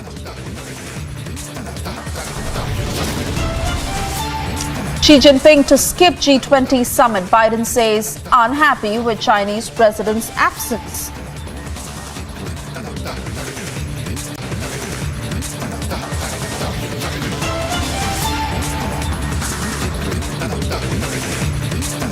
And even as the controversy rages on, Udhayanidhi Stalin's anti-Hindu comment that has earned a lot of criticism. Republic has confronted Stalin's son. He is defiant. He is showing no remorse, no regret whatsoever, and he refuses to apologize. Listen into his statement from yesterday and what he said today. சிலவற்றை நாம் ஒழிக்கத்தான் வேண்டும், எதிர்க்க முடியாது. கொசு, dengue காய்ச்சல், malaria, corona இதையெல்லாம் நம்ம எதிர்க்க கூடாது, ஒழித்து கட்ட வேண்டும். அப்படிதான் இந்த சனாதனம். சனாதனம் என்பதை எதிர்ப்பதை விட ஒழிப்பதே நாம் செய்ய வேண்டிய முதல் காரியமாகும். I still stand by whatever I said. The DMK party was formed for social justice. I will always talk about it. And hitting back at the DMK over the insult that has been to the Sanatan Dharma, BJP has now said that INDIA bloc is playing politics of polarization. Listen into the very many responses that have come. अब इस गठबंधन की क्या हालत है, मैं देख रहा हूं. हालत इनकी ऐसी है, नाम बड़ा दर्शन छोटा. नाम तो बहुत इंडिया रख लिया, लेकिन मैं उनको बतलाना चाहूंगा यह नाम बहुत खतरनाक है.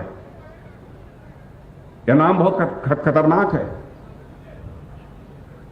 हम लोगों ने भी एक बार शाइनिंग इंडिया का नारा दिया था. बहनों भाइयों, हम हार गए थे और आपने यह भी इंडिया बना लिया. आपकी हार निश्चित है बहनों भाई, पक्की है. और सनातन धर्म का के ऊपर भी चोट पहुंचाई जा रही है. इन्हीं के गठबंधन के लोगों ने, डीएमके ने चोट पहुंचाई है और इस पर कांग्रेस चुप्पी साध कर बैठी हुई है. मैं गहलोत साहब से कहना चाहता हूं, आप क्यों नहीं बोलते? क्यों नहीं सोनिया जी बोलती? क्यों नहीं राहुल जी बोलते? क्यों नहीं खड़गे बोलते कि सनातन धर्म के बारे में आपकी सोच क्या है? और बहनों भाइयों, सनातन धर्म का जहां तक सवाल है, इसको केवल पूजा पद्धति के साथ जोड़कर नहीं देखा जा सकता है. सनातन धर्म यह सनातन नित्य नूतन है, चिर पुरातन है. न इसका कोई जन्म है, न कोई अंत है. और यह सनातन धर्म ऐसा है जो पूरे विश्व को अपना परिवार मानते हुए वसुधैव कुटुंबकम का संदेश यदि कोई धर्म देता है तो यह सनातन धर्म ही देता है. चींटी को भी आटा खिलाकर उसके दीर्घजीवी होने की कामना यदि कोई धर्म करता है तो वह सनातन धर्म करता है. यह भी हमारे कांग्रेस के मित्रों को समझना चाहिए. See, such statements, I am first of all demanding the leaders of the INDA alliance to come clear on that. Otherwise, naturally, it is the people, it is a democratic country. People will take their view. People express their opinion when it is the right time. To see that such people, where the place of such people will be in history. Tamil Nadu के मुख्यमंत्री के बेटे जो हैं Dayanidhi Stalin, उन्होंने कह दिया कि सनातन धर्म डेंगू मलेरिया की तरह है, उसे खत्म कर देना चाहिए. देखिए, घमंडिया गठबंधन के लोगों ने बॉम्बे की बैठक में यह तय किया है कि इस देश में हम सनातन धर्म को समाप्त करेंगे, क्योंकि इसका खंडन ना नीतीश कुमार कर रहे हैं, ना राहुल गांधी जी कर रहे हैं और ना लालू प्रसाद जी कर रहे हैं। इसका मतलब है कि घमंडिया गठबंधन ने बम्बई की बैठक में यह तय किया है कि हम इस देश से सनातन को खत्म करेंगे, लेकिन भारतीय जनता पार्टी चट्टान की तरह खड़ा है। इस देश में सनातन धर्म को कोई खत्म नहीं कर सकता है। अच्छा, एक अंतिम सवाल। उदयनिधि स्टालिन जो हैं, उन्होंने एक स्टेटमेंट दिया, पूरे देश में उस पर चर्चा। उन्होंने कहा कि सनातन धर्म डेंगू कोरोना की तरह हो गया और जिस तरह कोरोना डेंगू मलेरिया को खत्म करते हैं उसी तरह सनातन धर्म को खत्म कर देना चाहिए। आपको क्या लगता है उदयनिधि स्टालिन जो स्टालिन का लड़का है उसके कहने पर सनातन धर्म खत्म हो जाएगा? और सुधांशु त्रिवेदी जो हमारे प्रवक्ता है, कल उन्होंने एक विद्वत्तापूर्ण जवाब दे दिया है। सब भाजपा के लोगों का जवाब उसी में समाहित है। लेकिन ये इंडिया गठबंधन का हिस्सा है और इसके बाद इस तरह का स्टेटमेंट, वो सब उसको डांट ही रहे होंगे, अकेले में गालियां दे रहे होंगे। अब सब खुलेआम नहीं बोल पाएंगे। आप निंदा करती हैं इस तरह के सनातन धर्म को? मैं घोर निंदा करती हूँ उसके वक्तव्य की। कि हिंदू धर्म और सनातन धर्म को इन्होंने केवल एक माखौल का विषय बना लिया, राजनीति का विषय बना लिया, और उस विषय के लिए ये उसके खिलाफ उदयनिधि स्टालिन के बयान के खिलाफ नहीं जाएंगे, क्योंकि इनका एजेंडा वो लागू कर रहे हैं, इनको अच्छा लग रहा है। और इसमें पूरा का पूरा 37 से 42 तक के जो देश के हालात थे कि देश को तोड़ने वाली ताकतों के साथ, मुस्लिम लीग के साथ मिलकर जिस तरह कांग्रेस ने सरकार बनाई थी, उसी तरह से INDI गठबंधन जो है इस देश तोड़क स्थितियों के साथ आगे जाएगी।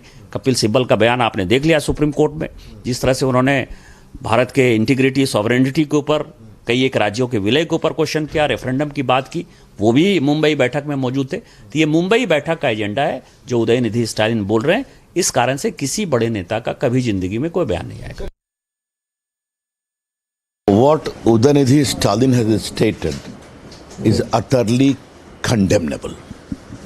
What he has said, as we have to eradicate dengue and malaria, we have to eradicate Sanatan Dharma. Mr. Udhayanidhi Stalin, I had asked a question to your grandfather, Mr. Karnataka, once, when he had make very mocking comments against Lord Ram in the context of Ram Setu. Can you make these types of comments against other faith and their gods? Will you be allowed to? Don't demean Hindu thought. But what is baffling is the conspicuous and shameful silence of Rahul Gandhi and Nitish Kumar and Tejasvi Yadav and all, Mr. Kharge. Mr. Rahul Gandhi, why you go to temples? Why? Just for a show? दिखावा करने के लिए? Please. Mr. Rahul Gandhi, please remember, Sanatan is the essence of India's thought, India's heritage, India's cultural moorings. Sanatan means eternal. Neither the hundreds of years of Islamic conquest could eradicate Sanatan, nor the imperial power of British. And what an irony. Today England is being led by a Prime Minister who is a Sanatani, Hindu. Proudly declares. I have not the slightest hesitation in saying that the whole Ghamandiya conglomerate is anti-Hindu. So do you believe that this is going to be the agenda now? Because no opposition leader is speaking about the same. So is this going to be the propaganda of the INDI? If that is there, we are shocked. But if that is your stand, then you will face the nemesis. Mr. Rahul Gandhi, Kharge, Nitish Kumar and others, Tejasvi ji, Lalu ji. करने के लिए BJP सांसद मनोज तिवारी हैं। Sir, Udhayanidhi Stalin ने बयान दिया है सनातन धर्म को लेकर। आज आप तमिलनाडु हाउस आए। हम बहुत पीड़ा में हैं और हम बहुत चिंता में हैं। हमारा देश सभी धर्मों को सम्मान देता है, लेकिन इसी देश में, एक राज्य में सरकार चला रही एक पार्टी कहती है हम सनातन धर्म को समाप्त कर देंगे, हिंदू धर्म को समाप्त कर देंगे। इस देश का जनमानस कितना क्रुद्ध है, कितना आक्रोश में है, कितनी चिंता में, कितनी पीड़ा में है, उसका अंदाज़ा रिपब्लिक भारत भी लगा सकता है। और हम इसमें कानूनी रास्ता अख्तियार कर रहे हैं। हमने ज्ञापन दिया है तमिलनाडु हाउस पे और हम मांग करते हैं कि माफ़ी मांगिए, इस बयान को वापस लीजिए, देश के सर्वधर्म समभाव को मत बिगाड़िए। लेकिन अगर इसके बाद भी नहीं मानेंगे तो संवैधानिक रास्ते हैं, हम उस संवैधानिक रास्ते पे चलेंगे। हमें इसमें एक बहुत बड़ी साजिश की बू आ रही है। जिस समय ये बयान दिया गया है उस समय देश में G20 का बड़ा समिट है और जिसने बयान दिया वो पूरी तरह से लिखा हुआ बयान है, कोई गलती से बयान नहीं है। अरविंद केजरीवाल जैसे लोग 2 दिन से दिल्ली में चुप हैं, तो इसका मतलब तो ये है ना कि अरविंद केजरीवाल भी सनातन धर्म को समाप्त करना चाहते हैं, हिंदू धर्म को समाप्त करना चाहते हैं। हम संवैधानिक रूप से ऐसे लोगों को जवाब देंगे और इनको बताएंगे कि सनातन धर्म को समाप्त करने वाले बहुत लोग आए और चले गए, समाप्त हो गए। ऐसी सोच के लोगों को ये देश का संविधान सजा देने के लिए बहुत पर्याप्त है। सर, इंडियन अलायंस के जो बाकी नेता हैं उनका भी इस पे कोई प्रतिक्रिया नहीं है? यही है, साजिश का हिस्सा यही है और इस साजिश को हम संवैधानिक रूप से डिकोड करेंगे। And despite facing heat for the Sanatan Dharma insult, Congress has now come in support of Udhayanidhi Stalin, saying that this is his personal opinion and that's where they've left it. Listen in. Any religion that does not promote equality, any religion which does not give you equal rights, does not treat you like humans, is not a religion. So it's as good as a disease. Actually, हमारा view very clear है। सर्वधर्म समभावना, सर्वधर्म समभावना is the Congress ideology. But you have to understand every political party have their own freedom to tell their views. Stalin ने कहा कि corona की तरह सनातन धर्म को ही खत्म कर देना चाहिए। वो उनकी व्यक्तिगत राय होगी, हम उसे। Stalin Jr. on the other hand remains defiant. Seers have now hit out. They've demanded an apology from the Tamil Nadu Chief Minister. Listen in. Tamil Nadu के मुख्यमंत्री के कुपुत्र उदयनिधि स्टालिन के द्वारा सनातन हिंदू धर्म के बारे में जिस तरह की आपत्तिजनक बातें की गई हैं, यह अति निंदनीय और घृणित है। अखिल भारतीय संत समिति का इतना ही कहना है कि करोड़ों वर्षों से मिटाने वाले मिटते चले गए और भारत की सुप्रीम कोर्ट ने सनातन हिंदू धर्म को जीवन जीने की पद्धति माना। तो ये असभ्य बर्बर लोगों को ये बात समझ में नहीं आएगी। क्रिश्चियन धर्म से संबंध रखते हैं, इनकी पूरी पार्टी भी पूरी ताकत लगा देवे सनातन धर्म को खराब करने के लिए, तो यह कभी नहीं हो सकता है। सनातन धर्म अपनी स्थिति में है और मजबूत स्थिति में है। इस सनातन धर्म के ऊपर बड़े बड़े लोग आए सनातन धर्म को बिगाड़ने के लिए, लेकिन सनातन धर्म ज्यों का त्यों चल रहा है। ये निश्चित रूप से उसी का एक अंग है। ये सारे लोग सनातन धर्म विरोधी हैं, चाहे वो सपा के हों, चाहे बसपा के हों, और चाहे कांग्रेस को हों, टीएमटी के हों, जो भी इससे जुड़ा जो महागठबंधन बनाए हैं, ये सारे के सारे सनातन धर्म विरोधी हैं। और इसलिए अब क्योंकि मोदी ने ऐसा हाथ डाला है बामी के उसमें, अभी कलबला करके बाहर निकल रहे हैं कीड़े मकोड़े के तरीके से। लेकिन कीड़ा मकोड़ा कब तक चिल्लाएगा? कुछ नहीं होने वाला है, इनका निश्चित विनाश होने वाला है। किसी भारतीय ने कहा कि ये भारत में रहने वाले समस्त सनातनियों के दिल पर उन्होंने चोट पहुंचाई है। ये राम का देश है, राम के देश में सनातन जब तक इस भूमि पर जल रहेगा, सूर्य रहेगा, तब तक सनातन रहेगा। और ऐसे लोग बहुत आए और चले जाएंगे, वैसे ज्यादा जानवरों को जवाब नहीं देना चाहिए। Moving on, speaking on the exhibition that has been curated for the spouses and family members of the G20 dignitaries, MOS Meenakshi Lekhi has said that event titled Roots and Roots that has been curated by the Ministry of External Affairs and the Cultural Ministry for the G20 delegates and their families. Take a look at this report.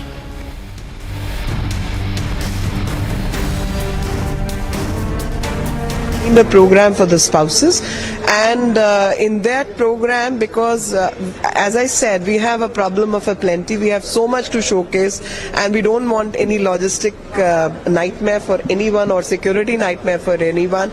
We've arranged a very beautiful exhibition, and the exhibition's name is Roots to Roots, which is ROOTS to ROUTES, because India's roots of our heritage and culture lies way back, more than 5,000 years old heritage, and different routes we have taken to reach out to the world. So expanse of India culturally is not what you see today in the map of India, but India as over expanse laid on all sides, from Southeast Asia to Western world to what we call Middle East today.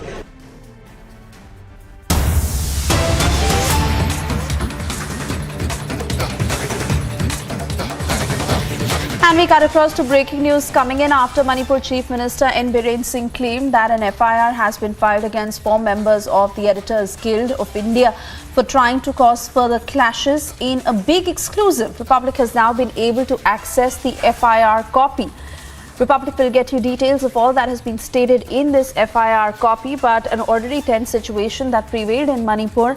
And Chief Minister N. Biren Singh has gone on to say that certain news channels and bodies who were responsible for further escalating an already tense situation. Cutting across to my colleague Anirudh, who is joining us live from Guwahati. Anirudh, take us through the details of the FIR copy and who all are in trouble now.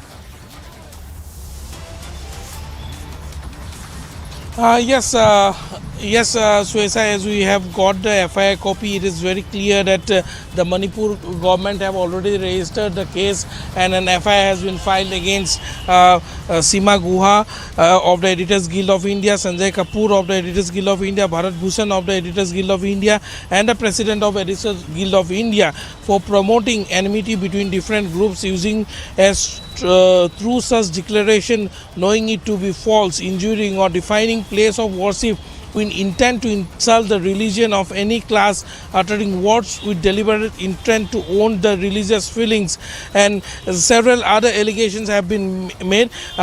This FIR has been registered under section 153A, 200/295/298/500/505, 1B, 5052 and 120B of the IPC. So definitely the members of the Editors Guild of India who were in Manipur on a fact-finding mission have published a report. The report was published on September 2nd, and in that report they had used a photograph of a government office which was set on fire on May 3rd, and in that photograph, which was initially published in the report and that was later again removed from the Twitter feed of the Editors Guild of India, as well as from the PDF report which they have uploaded. In that first, initially it was given a caption that a house of the Kuki community people being set ablaze in violence in Manipur on May 5th. But later, when it was countered that that particular photograph was not from May 5th and it was on May 3rd, that the forest beat office, the picture is of the forest beat office which was actually set on fire. The Editors Guild of India retracted from the earlier photo, they deleted the tweet and later they corrected the caption and uploaded it again. So it is very clear that many facts which has been put up by the Editors Guild of India are not actually fact, but have been done with some other intention. This is also what the Editors Guild of Manipur, as well as the All Manipur Working Journalists Union, has also claimed. On the other hand, the Editors Guild of India in its report have said that the government of Manipur has recently declared many forest areas as declared forest or protected forest. However, when we contacted the government officials in Manipur, we found that the state government of Manipur or the forest department have not declared any particular area as protected forest or reserve forest ever since 1990. The last such declaration was made by the government of Manipur in 1990.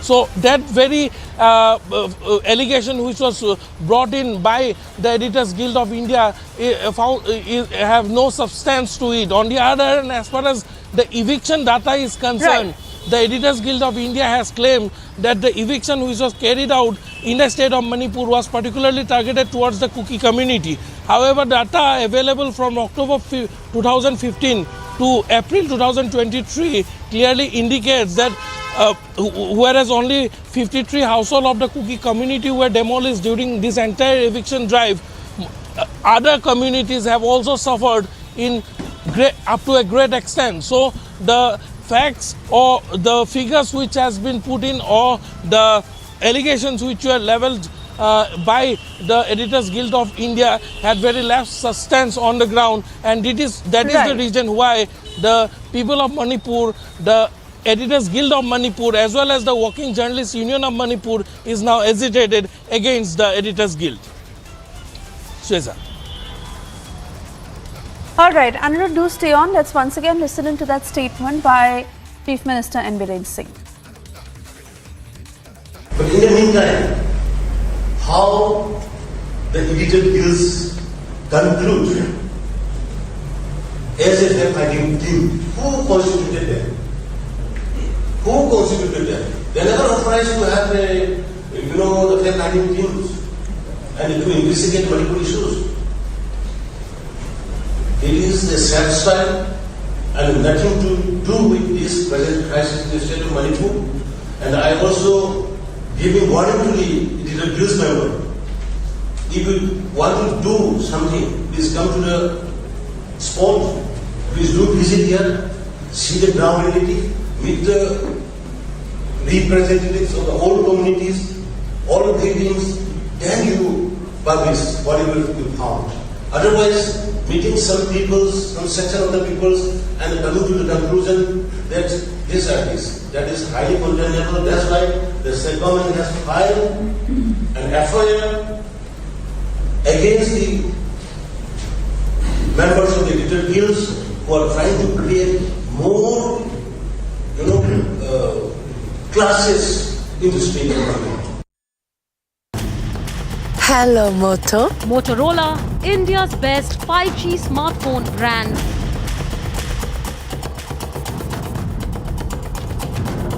Taking on the Gandhi sign, Defence Minister Rajnath Singh said Chandrayaan successfully landed, but Rahul Yaan could not be launched, neither landed.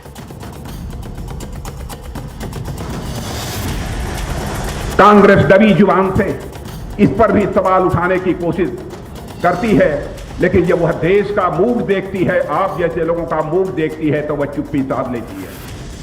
मेरे बहनों भाइयों, मंगलयान, चंद्रयान, सूर्ययान की सफलता की launching भी हो गई, landing भी हो गई, परंतु राहुल यान 20 साल से न तो उसकी लॉन्चिंग हो पाई है और न तो लैंडिंग भी हो पाई है। ISRO in its latest Chandrayaan mission update stated that Vikram Lander has been set into sleep mode. ISRO in this latest update also stated that Chandrayaan has exceeded its mission objectives on the moon, adding that it successfully underwent a hop experiment, Lander, fired the engines, elevated itself by about 40 centimeters and then landed safely at a distance of 30 to 40 centimeters away. Manipur Chief Minister N. Biren Singh said that his government has filed an FIR against the President and 3 members of the Editors Guild of India. Biren Singh government has accused the Editors Guild of India of trying to create further clashes in strife-torn state. That's why the state government has filed an FIR against the members of the editor guilds who are trying to create more, classes in the state government. In another incident of lawlessness from the state of Bihar, former Union Minister RCP Singh's close aide Pragati Kumar was shot at in Bihar Chief Minister's home turf, Nalanda district. According to the police, the victim was shot at within the police station periphery of Nalanda district. Nalanda जिला के सिलाव थाना अंतर्गत दरहरा गांव के पिंटू और प्रगति कुमार को गोली लगने की सूचना प्राप्त हुई है, जिसको तत्काल थाना द्वारा एक टीम को हॉस्पिटल के लिए प्रस्थान किया गया है तथा दूसरी टीम वहां कैंप कर रही है दरहरा गांव में तथा जिन अभियुक्तों का नाम का अभी पता चला उनके विरुद्ध छापेमारी की जाए।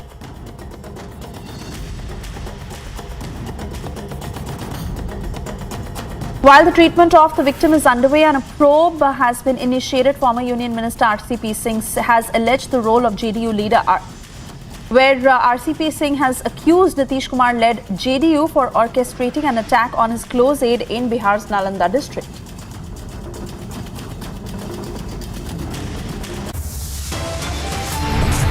Stepping into a short commercial break, on the other side we get you details as from Sambhaji Nagar to Pune there's a mega showdown in Maharashtra over Maratha reservation quota.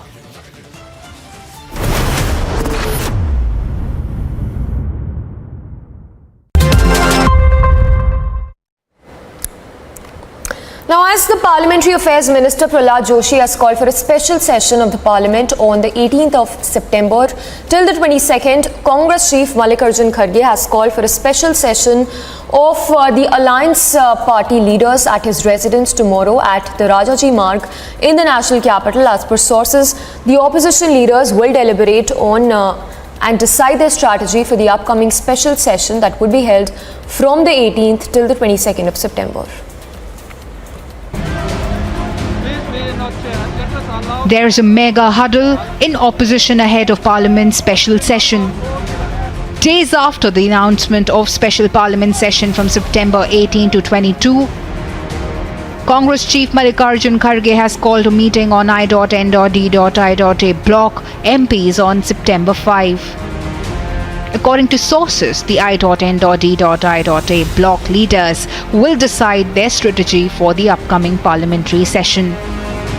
The meeting comes amid the massive face-off over centre's One Nation, One Poll push.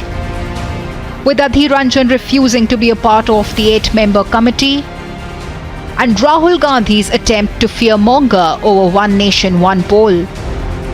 But they have gotten it back from the BJP. This dotted existence, they do not represent India.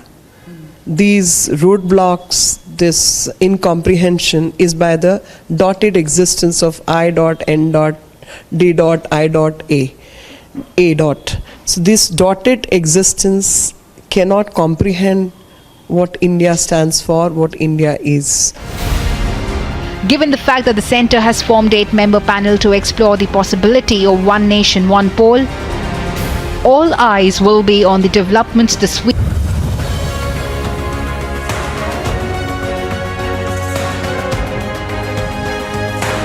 Nobody can ever trouble an honest journalist. Nobody can ever trouble an honest media house. We are destined for success. Every moment from now on, I want everyone in the Digvijay newsroom to always remember that you must be wedded to the cause of news. Thank you very much, Anand, for having us here and for letting us take the journey forward.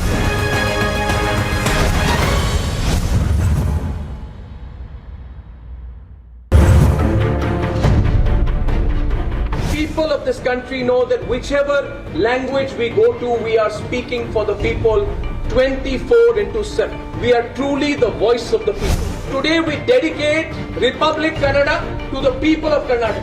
I am totally confident that the people of Karnataka will welcome us and accept us, give us their blessings in this journey.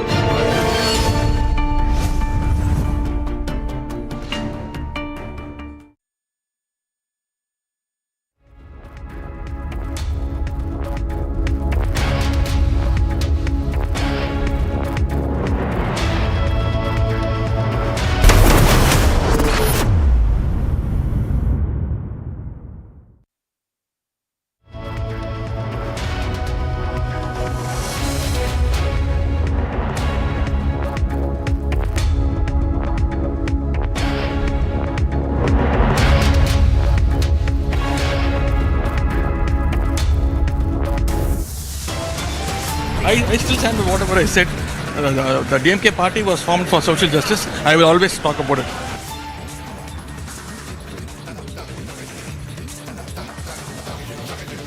Udhayanidhi Stalin first attacks Sanatan Dharma, then he remains defiant despite all the uproar. मोहब्बत की दुकान चलाने वाले लोग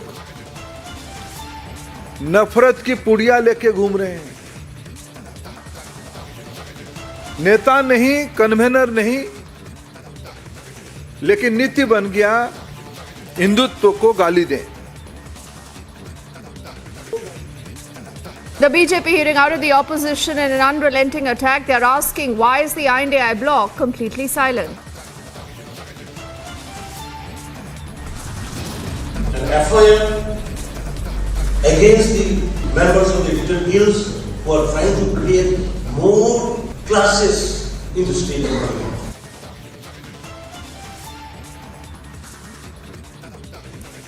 The Manipur Chief Minister says FIR filed against 4 members of the Editors Guild for trying to create more clashes.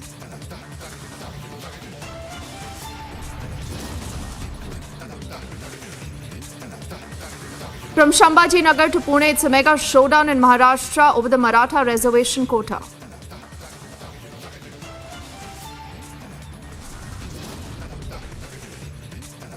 A significant step towards possible manned moon mission, the Vikram Lander performs the hop experiment.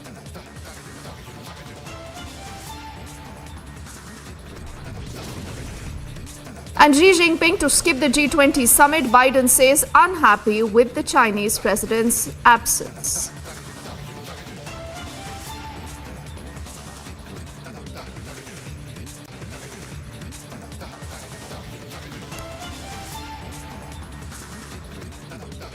A very good evening. You're watching Republic and I'm Deepthi Sachdeva. A story that has garnered a lot of headlines, a lot of eyeballs in the last few hours is about the comment that was made by Udhayanidhi Stalin. Now, who really is Udhayanidhi Stalin? He's the son, he's a sign of MK Stalin, who leads the government in the state of Tamil Nadu. Even as the entire controversy over his anti-Hindu comment continues to rage on, Republic has confronted him. Listen in first up to what he says. சிலவற்றை நாம் ஒழிக்கத்தான் வேண்டும், எதிர்க்க முடியாது. கொசு, dengue காய்ச்சல், malaria, corona இதையெல்லாம் நம்ம எதிர்க்கக்கூடாது, ஒழித்து கட்ட வேண்டும். அப்படிதான் இந்த சனாதனம். சனாதனம் என்பதை எதிர்ப்பதை விட ஒழிப்பதே நாம் செய்ய வேண்டிய முதல் காரியமாகும். I still stand by whatever I said. The DMK party was formed for social justice. I will always talk about it. So you've heard him. He's not even wanting to apologize for what he said. In fact, he continues to dig in his heels.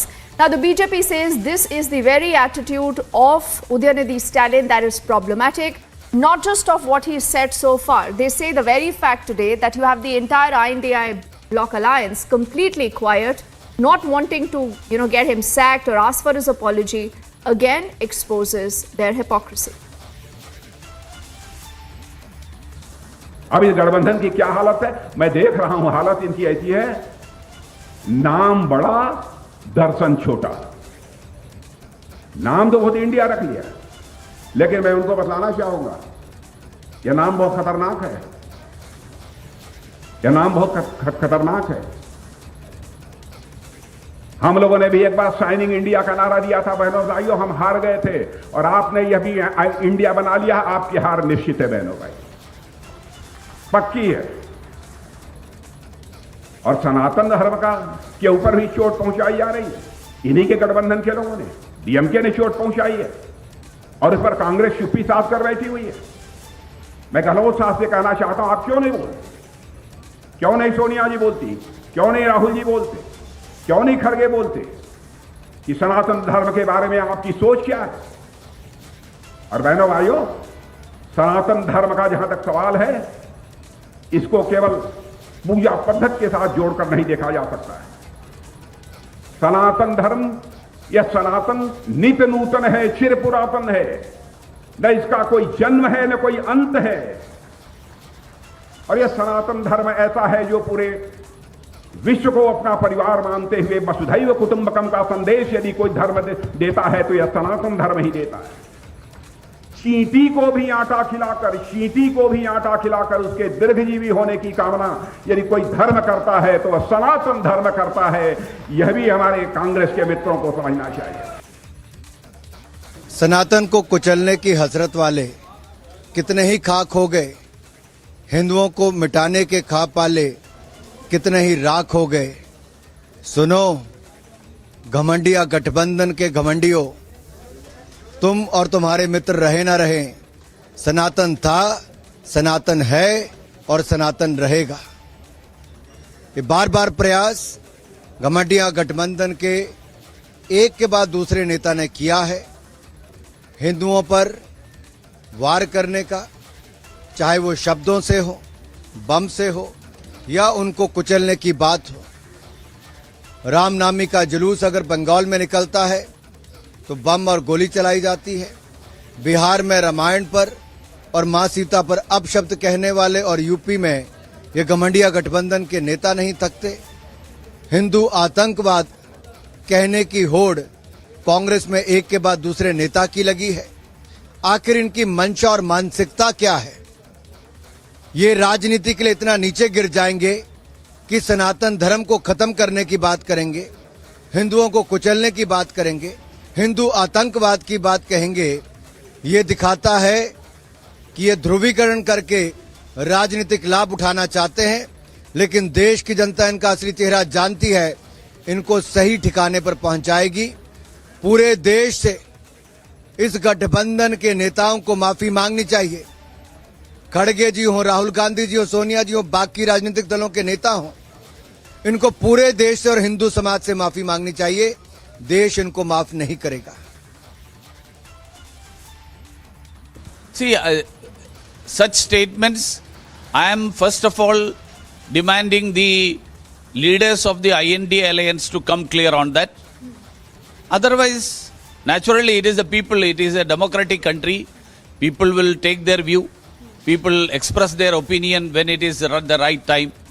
To see that such people, where the place of such people will be in history.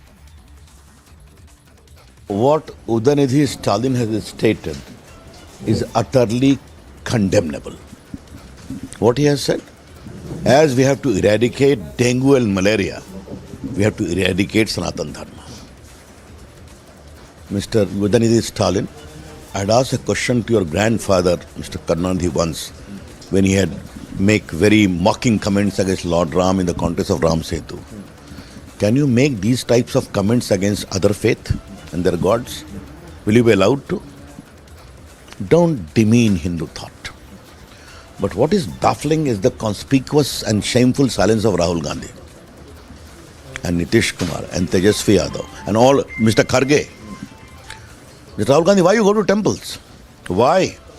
Just for a show? दिखावा करने के लिए? Please.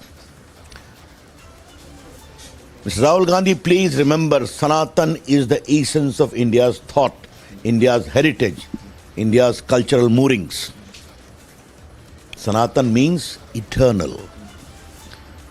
Neither is hundreds of years of Islamic conquest could eradicate Sanatan, nor the imperial power of British. And what an irony. Today England is being led by a Prime Minister who is a Sanatani, Hindu. Proudly declares. I have not the slightest hesitation in saying that the whole Ghamandiya conglomerate is anti-Hindu. So you've heard a string of those reactions that have come in from the BJP. The BJP says this is a pattern, and they also question why are the other parties in the IND alliance bloc completely quiet. Now, one of them, remember, is the Congress. The Congress, along with the DMK, is right now ruling in the state of Tamil Nadu. The Congress has responded. They've broken their silence, but only to say that this is not a comment that they agree with principally, and they say right now, we don't want to say anything about the comments that have been made by Udhayanidhi Stalin. Any religion that does not promote equality, any religion which does not give you equal rights, does not treat you like humans, is not a religion. So it's as good as a disease. Actually, हमारा view very clear है. सर्वधर्म भावना, समभावना. Sarvadharma Sambhavana is the Congress ideology. But you have to understand, every political party have their own freedom to tell their views. Stalin ने कहा कि corona की तरह सनातन धर्म को भी खत्म कर देना चाहिए. वो उनकी व्यक्तिगत राय होगी, हम उससे सहमत नहीं हैं. Obviously getting very, very difficult right now for the Congress to respond to that huge comment that has invited so much of a backlash. The seers in the meantime have spoken up, and they say something like this cannot be tolerated, and this also, they say, falls in the category of hate speech. Tamil Nadu के मुख्यमंत्री के कुपुत्र उदयनिधि स्टालिन के द्वारा सनातन हिंदू धर्म के बारे में जिस तरह की आपत्तिजनक बातें की गई हैं, यह अति निंदनीय और घृणित है। अखिल भारतीय संत समिति का इतना ही कहना है कि करोड़ों वर्षों से मिटाने वाले मिटते चले गए और भारत की सुप्रीम कोर्ट ने सनातन हिंदू धर्म को जीवन जीने की पद्धति माना। तो असभ्य बर्बर लोगों को ये बात समझ में नहीं आएगी। क्रिश्चियन धर्म से संबंध रखते हैं, इनकी पूरी पार्टी भी पूरी ताकत लगा देवे सनातन धर्म को खराब करने के लिए, यह कभी नहीं हो सकता है। सनातन धर्म अपनी स्थिति में है और मजबूत स्थिति में है। इस सनातन धर्म के ऊपर बड़े बड़े लोग आए सनातन धर्म को बिगाड़ने के लिए, लेकिन सनातन धर्म ज्यों का त्यों चल रहा है। ये निश्चित रूप से उसी का एक अंग है। ये सारे लोग सनातन धर्म विरोधी हैं, चाहे वो सपा के हों, चाहे बसपा के हों, और चाहे कांग्रेस को हों, टीएमटी के हों, जो भी इससे जुड़ा जो महागठबंधन बनाए हैं, ये सारे के सारे सनातन धर्म विरोधी हैं। और इसलिए अब क्योंकि मोदी ने ऐसा हाथ डाला है बामी के उसमें, अभी कलबला करके बाहर निकल रहे हैं कीड़े मकोड़े के तरीके से। लेकिन कीड़ा मकोड़ा कब तक चिल्लाएगा? कुछ नहीं होने वाला है, इनका निश्चित विनाश होने वाला है। किसी भारतीय ने कहा कि ये भारत में रहने वाले समस्त सनातनियों के दिल पर उन्होंने चोट पहुंचाई है। ये राम का देश है, राम के देश में सनातन जब तक इस भूमि पर जल रहेगा, सूर्य रहेगा, तब तक सनातन रहेगा। और ऐसे लोग बहुत आए और चले जाएंगे, वैसे ज़्यादा जानवरों को जवाब नहीं देना चाहिए। So clearly, like I said, this has snowballed into a huge political issue right now between the DMK and the rest of the parties. We do have Kovai Satyan of the ADMK joining us. Kovai, thank you for speaking to us in Republic, and a very good evening to you. When Udhayanidhi Stalin says that my words are being twisted, they are taken out of context, he said, I just wanted to speak about the caste system and, what it does and what it means for the society in Tamil Nadu. Would you even concur with those comments, or you believe that this is damage control by Stalin Jr.? Certainly. Now he is biting his own words. Deliberately having gone for a meeting which is titled as Let's Eradicate Sanatan, and speaking on that, and now taking his words back, clearly shows that, he has committed something which is not acceptable to the majority beliefs. Sanatan has nothing to do with caste. It is eternal, natural way of living, and it is universal. And it is universal for every living being under the sun. And where does caste come into this picture? This clearly shows the drama of DMK. They believe in divide and rule, they believe in minority appeasement, but they have never even given an iota of thought when it comes to hurting the sentiments and beliefs of majority. His grandfather Karnataka did it, his father Stalin still does that, and he continuing the footsteps of his grandfather and father, he is doing it. Now, seeing the backlash, now he knows that but he has to get rid of the appeasement Kovai, of when you majority. make that statement, yes, when you make that statement, the very fact today that he's digging in his heels, he's standing with that comment. A, what does this mean for the polity in Tamil Nadu, a state that has more than 86% Hindus? And B, I want to ask you that, there is this conspicuous silence of the entire INDI bloc that does not want to call for his resignation, that do not say he needs to apologize, that does not even want to say, Kovai, that this is something that falls in the category of hate speech.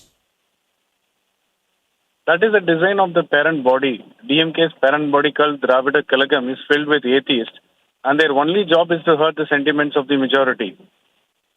And it is their narrative which Udhayanidhi is executing, and trying to paint a heroic picture stating that I will not retract, I will not apologize, shows his immaturity in politics. He has taken oath under constitution to become the minister, and he's not following the same, setting a wrong example in the society. Clearly defines that. And when a reporter went to question him, she was manhandled by the police today. So their priorities are clearly misplaced, and their priorities is to pay the divide and rule policy, minority appeasement, that's it. And that's what happening in Tamil Nadu for decades. You say this is divide and rule. The INDI alliance bloc will have to break their silence. I request you to hold that phone line, Kovai, if possible, because I also want to get into this conversation. Ratnakar Tripathi ji is a senior Congress leader also with us. Ratnakar ji, good evening, sir, and thank you for speaking to us on Republic. Do you not believe that the Congress should say and ask for an apology or a sacking of Udhayanidhi Stalin? Are you okay with this kind of a comment, a hate speech, what many are saying? It doesn't matter whether I am okay with these type of comments or not. It is about the public only. And as I don't know who was speaking earlier, but surely the person was from BJP or BJP sympathizer.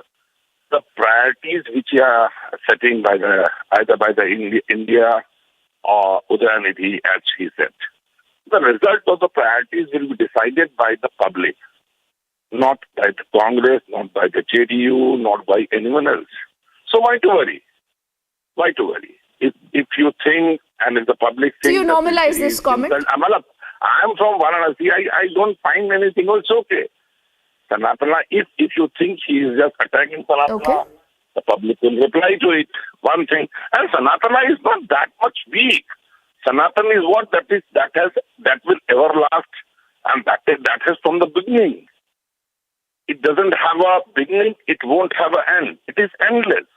So none like Udhayanidhi or even Modi or anyone else can, deprive the public from the benefits of Sanatana first and end this. We are Hindus because we follow Sanatana. Sanatana is there because Hindus follow it. That is all. So why to worry? Why you? But maybe Udhayanidhi does not agree with that. No sentiment, Ratnakar ji. So that is why when you have an alliance should be speaking in one voice. If you know one of your allies, though it is a powerful ally in the state of Tamil Nadu, and the Congress possibly could be finding it difficult to take on the DMK, but then you have the rest of the country wanting to hear what the Congress would say, sir. Oh, madam, shall I respond? Why don't you ask BJP person? Please. When Swami Prasad Maurya was there, what he said, he joined BJP. Why they are having Naresh Agrawal with them? Ram mein base Ram, whiskey mein Vishnu. Who said so? Why don't they sack him? Just ask them. Let them first respond to the public. He is the first culprit, Naresh Agrawal. Let them sack them. Why is Sanvitra Maurya there? She says, I am with my father. Why is she there? Swami Prasad Maurya's daughter. Don't try to shift the blame to Congress or anyone else. Right? Ask them to do so first.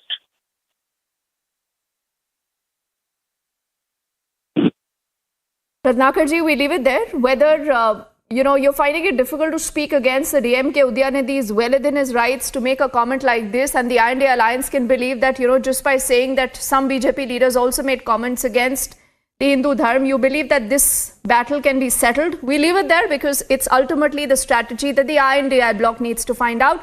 But we are at Republic. We'll ask questions to all sides, Ratnakar ji, whether you like it or not.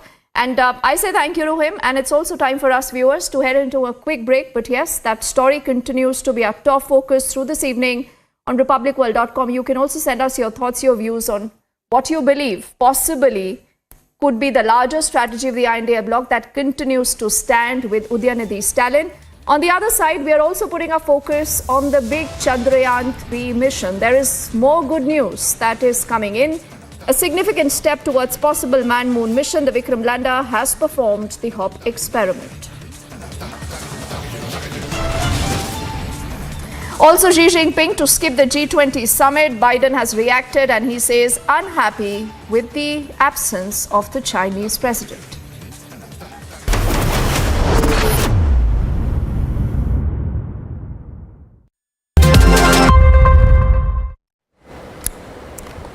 Now, as the Parliamentary Affairs Minister Prahlad Joshi has called for a special session of the Parliament on the 18th of September till the 22nd, Congress Chief Mallikarjun Kharge has called for a special session of the Alliance Party leaders at his residence tomorrow at the Rajaji Marg in the national capital. As per sources, the opposition leaders will deliberate on and decide their strategy for the upcoming special session that would be held from the 18th till the 22nd of September. There is a mega huddle in opposition ahead of Parliament's special session. Days after the announcement of special parliament session from September 18 to 22, Congress Chief Mallikarjun Kharge has called a meeting on I.N.D.I.A block MPs on September 5. According to sources, the I.N.D.I.A block leaders will decide their strategy for the upcoming parliamentary session. The meeting comes amid the massive face-off over centre's One Nation, One Poll push. With Adhir Ranjan refusing to be a part of the 8-member committee, and Rahul Gandhi's attempt to fearmonger over One Nation, One Poll. But they have gotten it back from the BJP. This dotted existence, they do not represent India. These roadblocks, this incomprehension is by the dotted existence of I.N.D.I.A. So this dotted existence cannot comprehend what India stands for, what India is. Given the fact that the centre has formed 8-member panel to explore the possibility of One Nation, One Poll, all eyes will be on the developments this week ahead of the Parliament session. Bureau Report, Republic TV. The Union Home Minister Amit Shah launched, in fact, sounded the poll bugle in poll-bound Rajasthan. He launched a blistering attack on the opposition bloc over the Sanatan Dharma insult by Udhayanidhi Stalin. The Union Home Minister said that the people of the country will not forgive the opposition bloc for the Sanatan Dharma insult and that it will have a bearing on the 2024 general elections.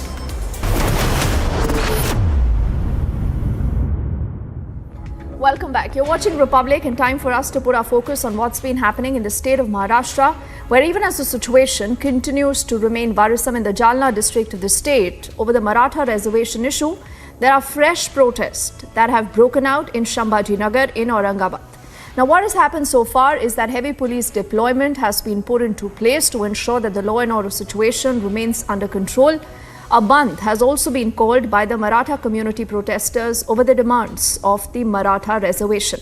Century Laminates getting you more details.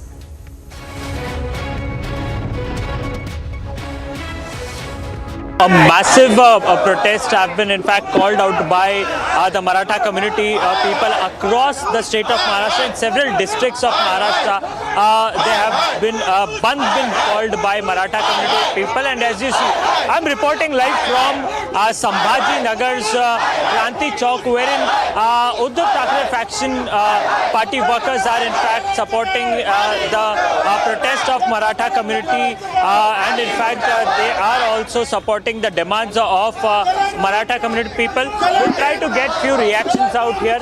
आपसे जानना चाहेंगे, आप लोग प्रदर्शन कर रहे हैं, क्या कुछ मांगे हैं आपकी? ये मराठा आरक्षण के लिए आंदोलन किया गया था और पुलिस लोगों ने महिला के ऊपर जो अत्याचार करे, इसे वो हम सब यहाँ निषेध कर रहे हैं उनका। एक सवाल आपसे, आप लोगों से सवाल लेंगे, जिस प्रकार से मराठा कम्युनिटी की डिमांड है, 2 दिन में उन लोगों ने जो है रिजर्वेशन मांगी, उसको लेकर के क्या कहें? अभी ये जो आंदोलन है मराठा आरक्षण का, ये कई दिनों से चल रहा है। ये सरकार से चाल दखल कर रही है, टाइम निकालने का काम कर रही है, और संविधान रीति से, लोकशाही दृष्टि से ये मराठा लोग।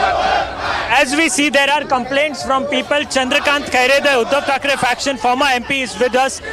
जिस प्रकार से आप लोग आंदोलन कर रहे हैं, डिमांड्स क्या हैं आप लोगों की?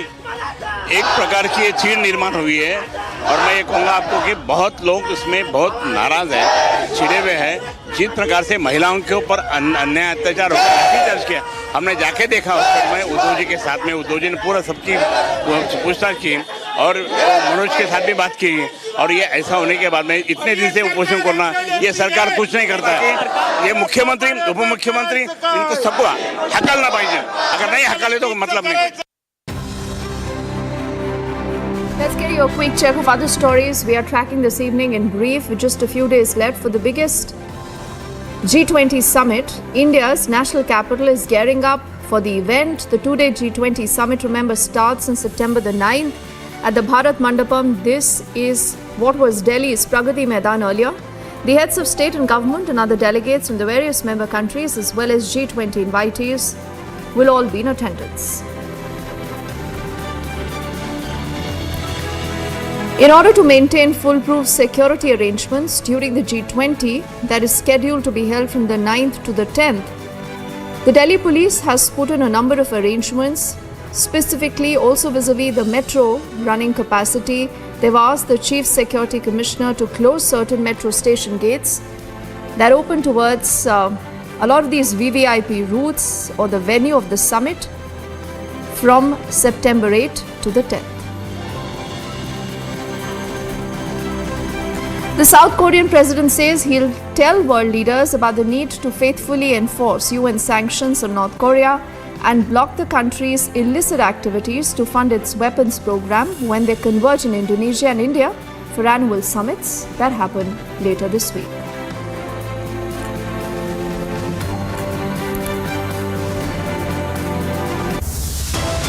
We head into a quick break right now, and when we come back, our focus continues to be on the comments that have been made by the Stalin Jr. He attacks Sanatan Dharma when questioned again. He is defiant despite all the uproar.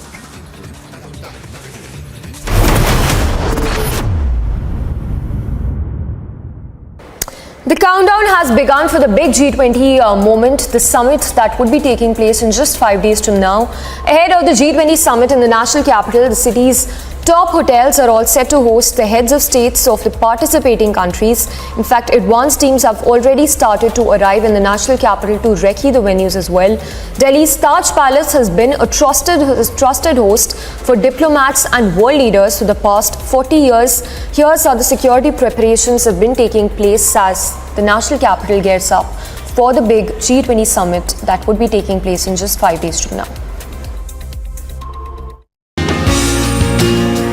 With flower showers, aartis and tilaks. New Delhi's Taj Palace is all set to welcome its G20 guests and delegates with one ideology, Atithi Devo Bhava, meaning guests are akin to God. So how are you going to welcome the guests upon their arrival? What is this ritual that we see over here? So we have been welcoming guests since last 40 years, and we are known for hosting head of states. So in this welcome, as we all know, and we have always heard about Atithi Devo Bhava, and that's the value that we're literally going to live by during this. So we are welcoming the guests with an arti and tika, and in a silver thal which is adorned by peacock motifs. And and explain the relevance of the peacock over here. So we've got peacock. So peacock, as we all know, it's a national bird, and it's also found across our hotel lobby, and it is being used extensively in our decor. So that's the reason we've got this thali being developed specially for this G20 welcome. But even as the hospitality is expected to be top-notch, preparations for security arrangements are being made just as meticulously. Not far away, the Lee Meridian Hotel is also leaving no effort unspared to ensure the safety and the security of its guests. Of course, our staff is attuned to these kind of moments, but yes, this is very, very crucial because so many head of states at one point of time in our national capital is going to be for the first time. So yes, there is a heightened sense of safety and security, which our security team, along with the local agencies, be it the Delhi government, the police, everything, they all are working together. I'm sure you must have also experienced it.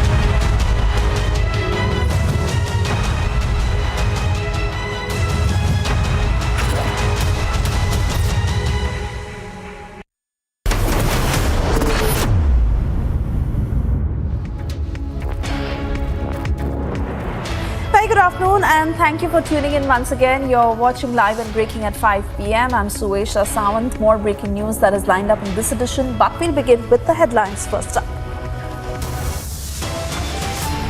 Stand by whatever I said. The DMK party was formed for social justice. I will always talk about it.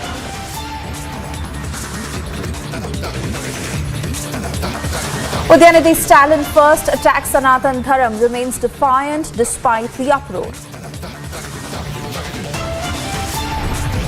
की दुकान चलाने वाले लोग नफरत की पुड़िया लेके घूम रहे हैं।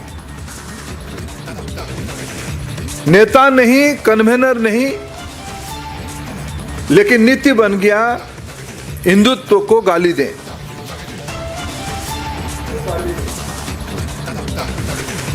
BJP hits out at the opposition in an unrelenting attack, asks why is INDIA bloc silent?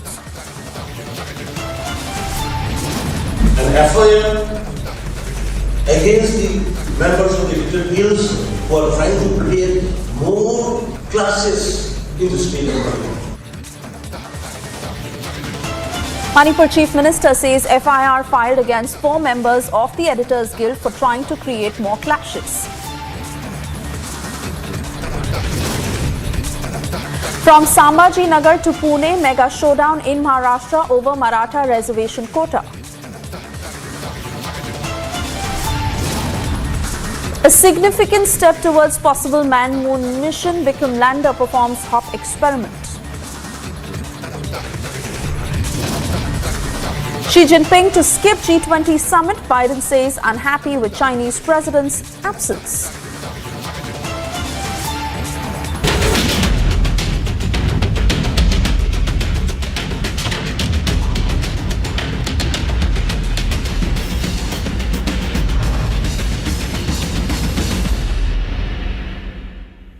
And well after Manipur Chief Minister N. Biren Singh claimed that an FIR has been filed against 4 members of the Editors Guild of India for trying to create further clashes in an already tense Manipur, it's a big exclusive as Republic has been able to access the FIR copy that has been filed.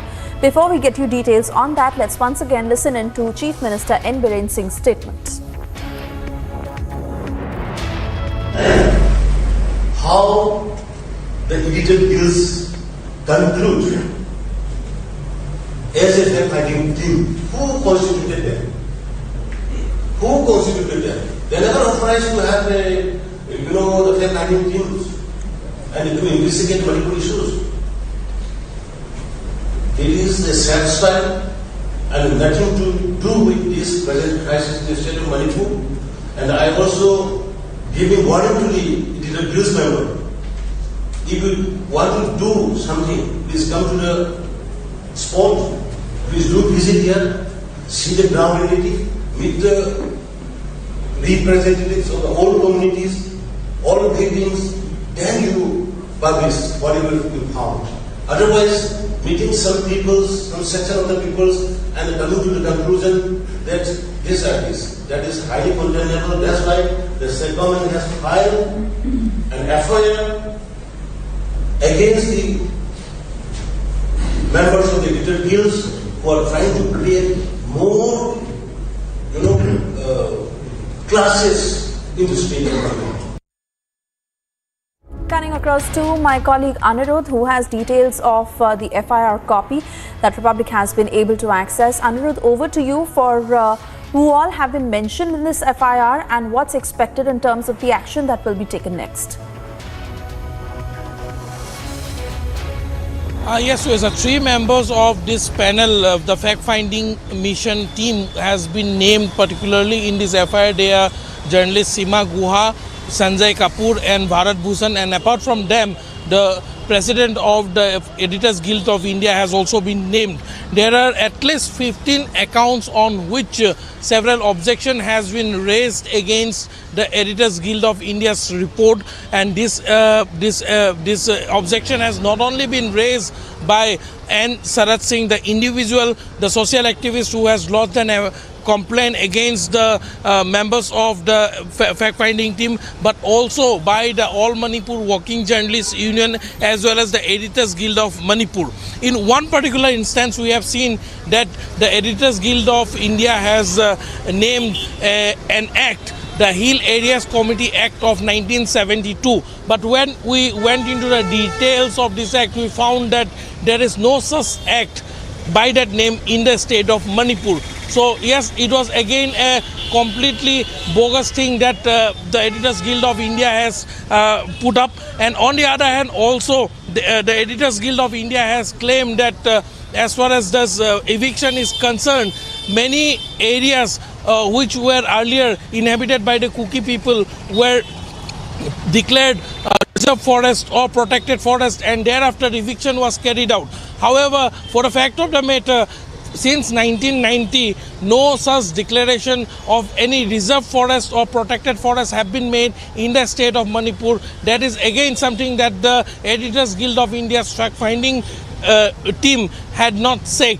On the other hand, the claims that more than many people living in the hills particularly, and only Kuki community people were targeted during the eviction drive, this is also completely this doesn't completely go with the facts and figures put up by the government, because as per the data available with the government, only 59 households of the Kuki community were evicted, whereas out of the 419 houses that were demolished during the eviction drive, most of the houses belong to either the people from the Mete community or the Mete Pangal community. So that again doesn't holds any ground as far as the Editor Guild of India's claims are concerned. The All Manipur Working Journalists Union, the Editors Guild of Manipur, has sought an apology and a clarification from the Editors Guild of India on the report that they have published on 2nd of September. And apart from that, the FIR, the complaint that has been lodged by N. Sarat Singh,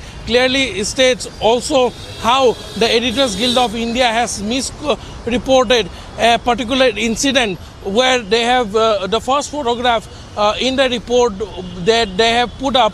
They have shown that a house which has been set on fire, and they claimed that earlier this was a house of a Kuki people residing in Surachandpur.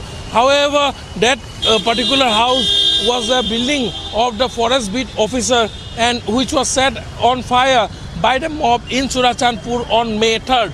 So the Editors Guild of India's report doesn't hold much ground as far as the situation in Manipur is concerned, and that is the reason why N. Sarat Singh, the activist, had filed a complaint, and based on that complaint, the police have now lodged an FIR, of which we have accessed a copy. Suesa. All right, Anirudh, many thanks for getting us those details. Of course, we keep tracking the story very, very closely and come to you for further updates. For the moment, we move on.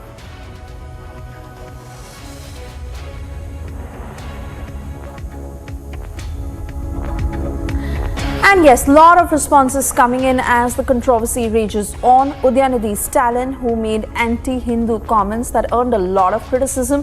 Republic confronted Stalin's son. He remained defiant, showing no remorse, no regret, and he refuses to apologize. Let's listen in to all the political reactions that have come in so far after he made that statement.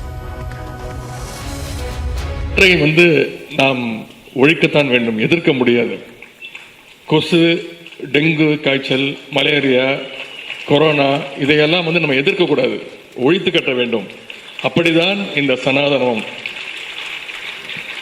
சனாதனம் என்பதை எதிர்ப்பதை விட ஒழிப்பதே நாம் செய்ய வேண்டிய முதல் காரியமாகும்.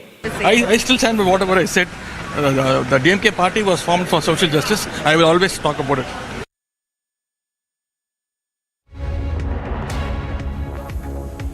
Meanwhile, the BJP has hit out at the DMK over the insult to Sanatan Dharma. They're also questioning the INDIA bloc that is playing the politics of polarization is what they allege. Listen in.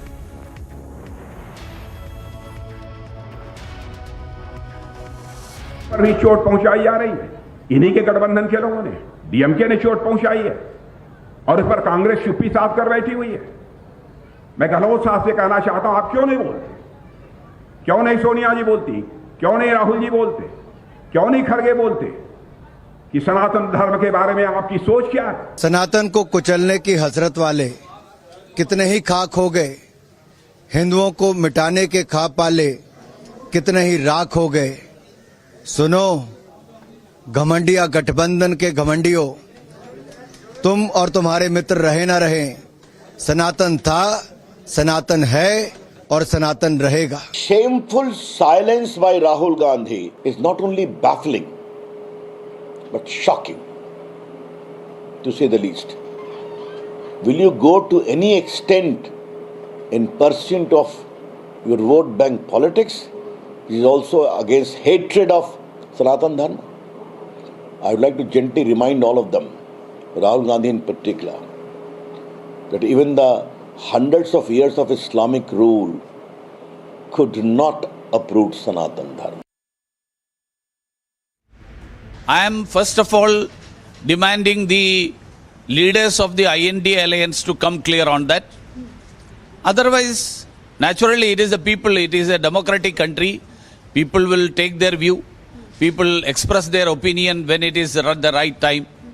To see that such people, where the place of such people will be in history. तो उदयनिधि स्टालिन जो Stalin का लड़का है, उसके कहने पर सनातन धर्म खत्म हो जाएगा। मैं घोर निंदा करती हूँ उसके वक्तव्य की। जिस समय ये बयान दिया गया है, उस समय देश में G20 का बड़ा समिट है और जिसने बयान दिया वो पूरी तरह से लिखा हुआ बयान है, कोई गलती से बयान नहीं है।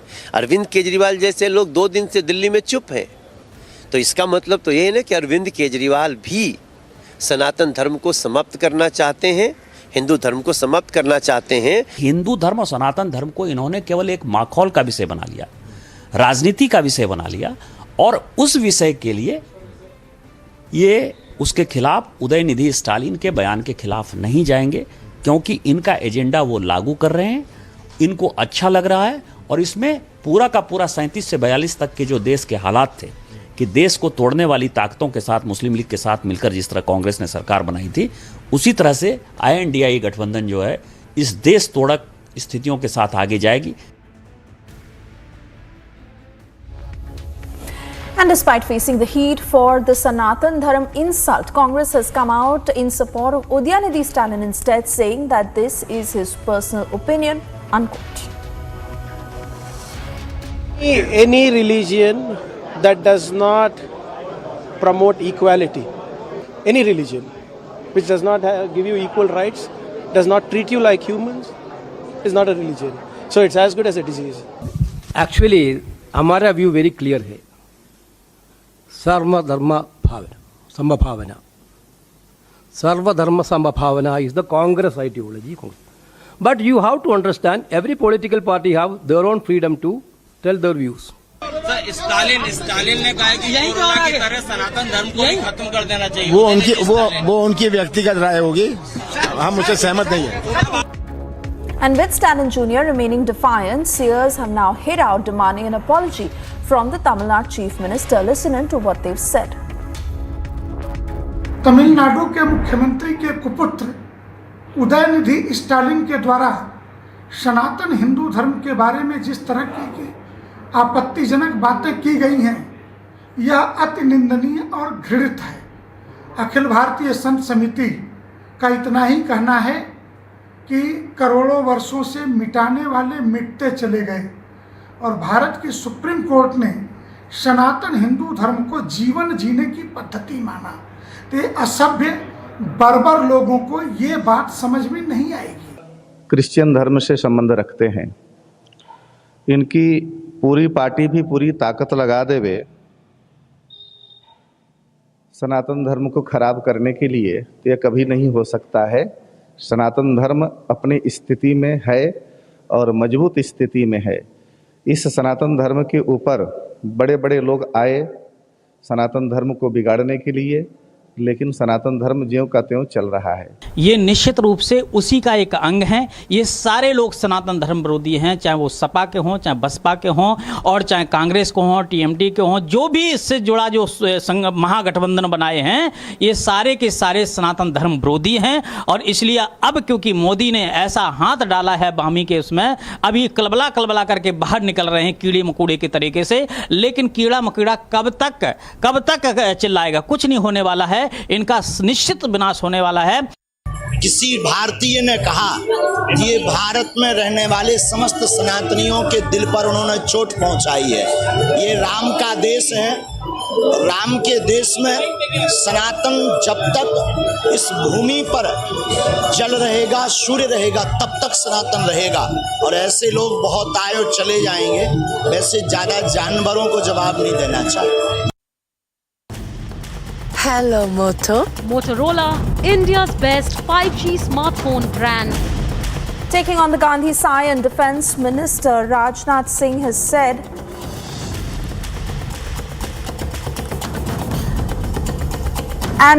before that,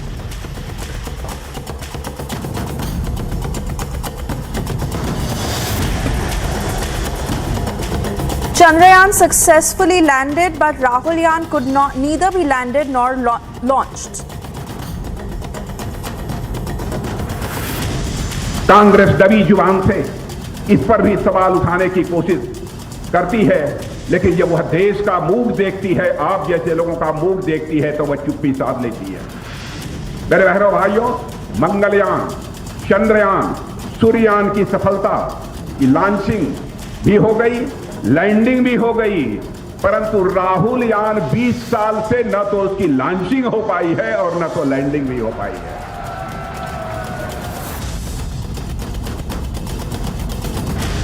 ISRO in its latest Chandrayaan mission update stated that Vikram Lander has been set into sleep mode. In its earlier update also stated that Chandrayaan has exceeded its mission objectives on the moon, adding that it successfully underwent a hop experiment on command.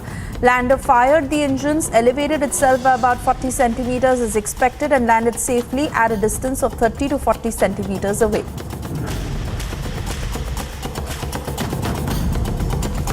Manipur Chief Minister N. Singh said that his government has filed an FIR against the President and 3 members of the Editors Guild of India. Biren Singh government has accused the Editors Guild of India of trying to create further clashes in the strife-torn state. That's why the state government has filed an FIR against the members of the editor guilds who are trying to create more, classes in the state government. From the state of Bihar, former Union Minister RCP Singh's close aide Pragati Kumar was shot at in Bihar Chief Minister's home turf Nalanda district. Now, according to the police, the victim was shot at within the police station periphery of Nalanda district. Nalanda जिला के सिलाव थाना अंतर्गत दरहरा गांव के पिंटू उर्फ प्रगति कुमार को गोली लगने की सूचना प्राप्त हुई है, जिसके तत्काल थाना द्वारा एक टीम को हॉस्पिटल के लिए प्रस्थान किया गया है तथा दूसरी टीम वहां कैंप कर रही है दरहरा गांव में, तथा जिन अभियुक्तों का नाम का अभी पता चला उनके विरुद्ध छापेमारी की जाए। While the treatment of the victim is underway and a probe has been initiated, former Union Minister RCP Singh has alleged the role of JDU leader. He's accused Nitish Kumar-led JDU of orchestrating an attack on his close aide in Nalanda. वो मेरा करीबी रिश्तेदार है, मेरा ननिहाल धरारा है और रिश्ते में मेरा पोता लगेगा और हमेशा आता जाता रहता है, वो सरकारी सेवा में है। आज भी आया था, छुट्टी थी तो आया था और यहाँ से वो मिल करके गया है। अब मिलने के बाद देखिए किस प्रकार से उस पर कातिलाना हमला किया गया है, गोली मारी गई है और ये बताया गया है कि साहब वो जो है उनका साथ छोड़ो और नहीं तो तुमको हम गोली मार देंगे। UP's Barabanki, where 2 people lost their lives while 10 others sustained injuries after a 3-story building collapsed in the wee hours of the morning. The incident occurred at 3:15, according to the police. Baramulla police arrested 2 LET OGWs on the 3rd of September. Now, according to the Kashmir police, both hail from Baramulla. A Chinese pistol with magazine and a hand grenade that were recovered from them. They further revealed that they were constantly in touch with LET handlers and passed on all the information to Pakistani terrorist handlers.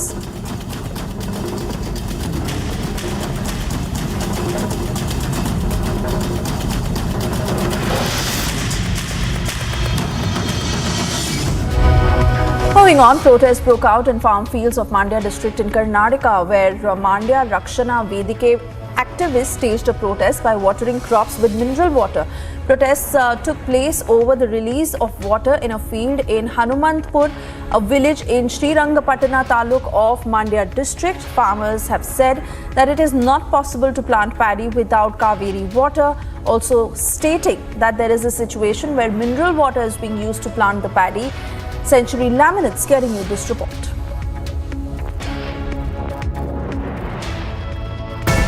Protests have now intensified in the old Mysuru region, especially in Srirangpatna, in Mandya, as well as the surrounding villages as well, where hundreds of farmers have gone onto the streets protesting against the state government for releasing water to the state of Tamil Nadu as well. Now, Mandya Rakshana Vedike, a pro-Kannada organization, has come in together, and as a symbolical protest, they were using bottled mineral water to go ahead and sow and cultivate crops in a farmland belonging to a farmer too. Apart from which, we are also seeing other pro-Kannada organizations who had protested on the Kaveri basin, on the banks of the Kaveri river, and they also got inside the Kaveri river, demanding the government of Karnataka not to release water. Now, on the 6th of September, the Supreme Court will again hear this particular plea which has been filed by the Karnataka government, stating that they will not be able to release 5,000 cusecs of water on a day-to-day basis, and all eyes will be on this crucial Supreme Court decision which will be made. With video journalist Bhagat, Prajwal Prasad reporting for Republic from Bengaluru.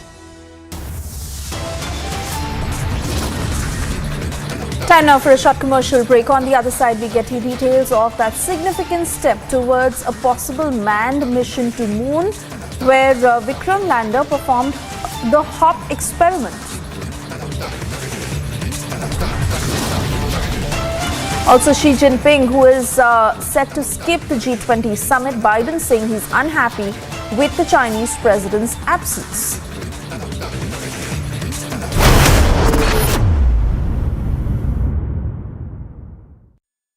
The Union Home Minister Amit Shah launched, in fact, sounded the poll bugle in poll-bound Rajasthan. He launched a blistering attack on the opposition bloc over the Sanatan Dharma insult by Udhayanidhi Stalin. The Union Home Minister said that the people of the country will not forgive the opposition bloc for the Sanatan Dharma insult, and that it will have a bearing on the 2024 general elections. Union Home Minister launched BJP's Parivartan Yatra in poll-bound Rajasthan. On the occasion, Shah addressed a public rally at Bineshwar Dham in Dungarpur district in Rajasthan. Home Minister Amit Shah lashed out at the opposition I.N.D.I.A parties over remarks against Sanatan Dharma, accusing them of insulting Sanatan Dharma for vote bank and appeasement politics. की संस्कृति का, इस देश का, इतिहास का, सनातन धर्म का अपमान कर रहे हैं। इंडी अलायंस के दो प्रमुख दल डीएमके और कांग्रेस पार्टी, इनके बड़े नेता, एक वित्त मंत्री का बेटा और एक मुख्यमंत्री का बेटा, वो कह रहे हैं सनातन धर्म को समाप्त कर देना चाहिए। मुझे बताओ भाई, सनातन धर्म को समाप्त करने के लिए आप तैयार हो क्या? अरे जोर से बोलो, तैयार हो क्या? माताएं बहनें भी बोले, तैयार है क्या? इन लोगों ने वोट बैंक की और तुष्टीकरण की राजनीति करने के लिए सनातन धर्म को समाप्त करने की बात की है। हमारी संस्कृति, हमारे इतिहास और सनातन धर्म का अपमान किया है। He also accused Congress leader Rahul Gandhi of calling Hindu organization more dangerous than the Lashkar-e-Taiba. उनके एक राजकुमार राहुल बाबा, जानते हो ना राहुल बाबा?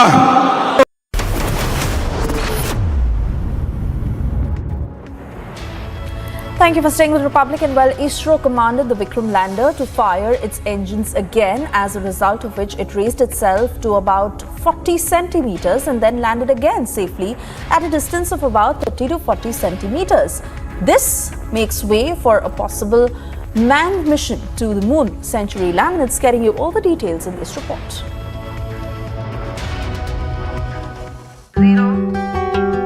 Delivering a big status update on the Chandrayaan-3 mission, ISRO announced that the Vikram Lander has fired its engines on the lunar surface, hopped about 1 foot and then landed safely again. Sharing a video, the agency said that the Vikram Lander has exceeded its mission objectives by successfully conducting a hop experiment on the lunar surface. As per ISRO's post, the lander fired its engines on command, elevated itself by approximately 40 centimeters and landed safely at a distance of 30 to 40 centimeters away. The video also showed the moment Vikram fired its engines. ISRO said that this achievement is a major boost for future sample return missions and potential human expeditions to the moon. The successful execution of the HOP experiment demonstrates the lander's ability to move and navigate the lunar terrain, a critical capability for future exploratory missions.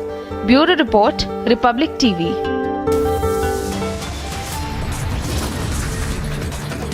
Time now for a short commercial break. On the other side, we get you details of Udhayanidhi Stalin, who first attacked Sanatan Dharma, continues to remain defiant, refuses to apologize.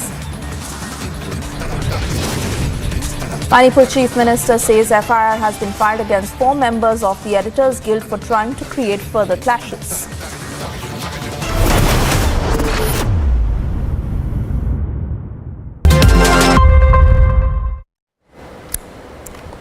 Now, as the Parliamentary Affairs Minister Prahlad Joshi has called for a special session of the Parliament on the 18th of September till the 22nd, Congress Chief Mallikarjun Kharge has called for a special session of the Alliance Party leaders at his residence tomorrow at the Rajaji Marg in the national capital. As per sources, the opposition leaders will deliberate on and decide their strategy for the upcoming special session that would be held from the 18th till the 22nd of September.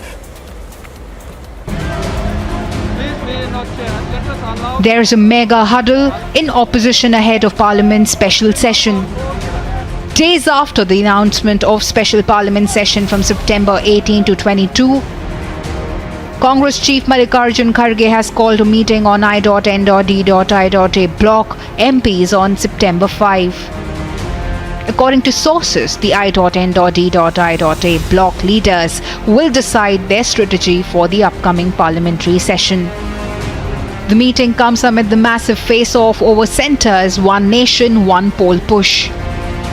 With Adhir Ranjan refusing to be a part of the 8-member committee, and Rahul Gandhi's attempt to fearmonger over One Nation, One Poll. But they have gotten it back from the BJP. This dotted existence, they do not represent India. These roadblocks, this incomprehension is by the dotted existence of I.N.D.I.A. So this dotted existence cannot comprehend what India stands for, what India is. Given the fact that the centre has formed 8-member panel to explore the possibility of One Nation, One 2017 Republic TV.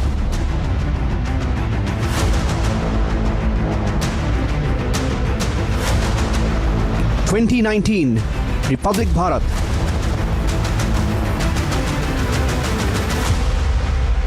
(2021) Republic Bangla.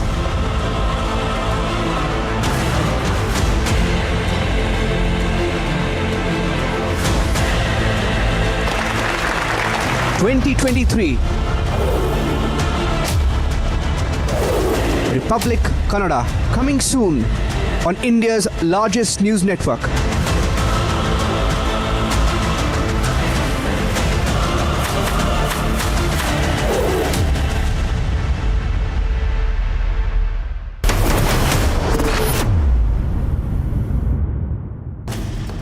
Hello, Moto. Motorola, India's best 5G smartphone brand. Good evening. You're watching Republic and I'm Deepthi Sachdeva. Let's get kick-started with the headlines we are tracking for you at this hour. Udhayanidhi Stalin's first comment attacking the Sanatan Dharma, then his defiance despite the uproar, continues to be our top focus story. The BJP has hit out at the opposition in an unrelenting attack. In fact, what the BJP is saying is that where are the other I.N.D.I. alliance bloc people? Why are they completely silent? The Manipur Chief Minister says an FIR has been filed against 4 members of the Editors Guild for trying to create what they say more clashes. In Maharashtra, from Shambhaji Nagar to Pune, it's a mega showdown in the state of the Maratha reservation quota.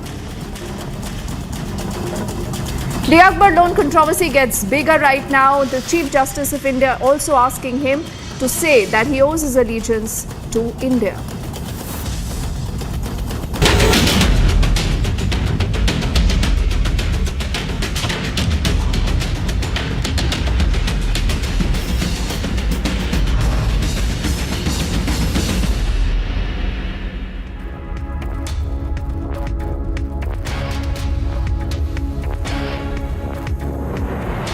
First up, the story that continues to get bigger by the moment. Now, why is that? Because this is a comment that has come in from the ally of the Congress, who is powerful, who they are doing business with in the state of Tamil Nadu, that possibly could mean a lot of problems for the INDI bloc alliance that got in together because they want to get together to ensure that they are able to defeat the BJP. But then the kind of comment he has made about Sanatan Dharma has possibly landed the entire bloc in a soup. The reason why most of them today have distanced themselves from the kind of comments that have been made by Stalin Jr. They also say that the BJP is only and only twisting these comments to suit their needs. First up, let's play out what happened when Republic wanted to confront Udhayanidhi Stalin and ask him whether he wants to apologize for the comment he's made. நாம் ஒழிக்கத்தான் வேண்டும், எதிர்க்க முடியாது. கொசு, dengue காய்ச்சல், malaria, corona இதையெல்லாம் நம்ம எதிர்க்கக்கூடாது, ஒழித்து கட்ட வேண்டும். அப்படிதான் இந்த சனாதனம். சனாதனம் என்பதை எதிர்ப்பதை விட ஒழிப்பதே நாம் செய்ய வேண்டிய முதல் காரியமாகும். I still stand by whatever I said. The DMK party was formed for social justice. I will always talk about it. And the BJP, remember, has also responded to this entire controversy. Ever since you've seen this statement coming out in the public domain, the BJP said that this is a pattern. They say this is a pattern of Hindu hate, and this is the reason why you have to have the alliance partners of the INDI alliance bloc that need to get together and condemn what he has said. Otherwise, the BJP says, we will believe that this has been done with an eye of polarization and appeasement. सनातन धर्म का के ऊपर भी चोट पहुंचाई जा रही है। इन्हीं के गठबंधन के लोगों ने, डीएमके ने चोट पहुंचाई है और इस पर कांग्रेस चुप्पी साध कर बैठी हुई है। मैं गहलोत साहब से कहना चाहता हूं, आप क्यों नहीं बोलते? क्यों नहीं सोनिया जी बोलती? क्यों नहीं राहुल जी बोलते? क्यों नहीं खड़गे बोलते कि सनातन धर्म के बारे में आपकी सोच क्या है? सनातन को कुचलने की हसरत वाले कितने ही खाक हो गए, हिंदुओं को मिटाने के ख्वाब पाले कितने ही राख हो गए। सुनो घमंडिया गठबंधन के घमंडियों, तुम और तुम्हारे मित्र रहे ना रहे, सनातन था, सनातन है और सनातन रहेगा। Shameful silence by Rahul Gandhi is not only baffling but shocking, to say the least. Will you go to any extent in pursuit of your vote bank politics, which is also against hatred of Sanatan Dharma? I would like to gently remind all of them, Rahul Gandhi in particular, that even the hundreds of years of Islamic rule could not uproot Sanatan Dharma. I am first of all demanding the leaders of the INDI alliance to come clear on that. Otherwise, naturally it is a people, it is a democratic country. People will take their view. People express their opinion when it is the right time. To see that such people, where the place of such people will be in history. तो उदयनिधि स्टालिन जो Stalin का लड़का है, उसके कहने पर सनातन धर्म खत्म हो जाएगा। मैं घोर निंदा करती हूँ उसके वक्तव्य की। जिस समय ये बयान दिया गया है, उस समय देश में G20 का बड़ा समिट है और जिसने बयान दिया वो पूरी तरह से लिखा हुआ बयान है, कोई गलती से बयान नहीं है। अरविंद केजरीवाल जैसे लोग 2 दिन से दिल्ली में चुप हैं, तो इसका मतलब तो ये है ना कि अरविंद केजरीवाल भी सनातन धर्म को समाप्त करना चाहते हैं, हिंदू धर्म को समाप्त करना चाहते हैं। हिंदू धर्म और सनातन धर्म को इन्होंने केवल एक माखौल का विषय बना लिया, राजनीति का विषय बना लिया और उस विषय के लिए ये उसके खिलाफ उदयनिधि स्टालिन के बयान के खिलाफ नहीं जाएंगे। क्योंकि इनका एजेंडा वो लागू कर रहे हैं, इनको अच्छा लग रहा है, और इसमें पूरा का पूरा 37 से 42 तक के जो देश के हालात थे कि देश को तोड़ने वाली ताकतों के साथ, मुस्लिम लीग के साथ मिलकर जिस तरह कांग्रेस ने सरकार बनाई थी, उसी तरह से INDI गठबंधन जो है इस देश तोड़क स्थितियों के साथ आगे जाएगी।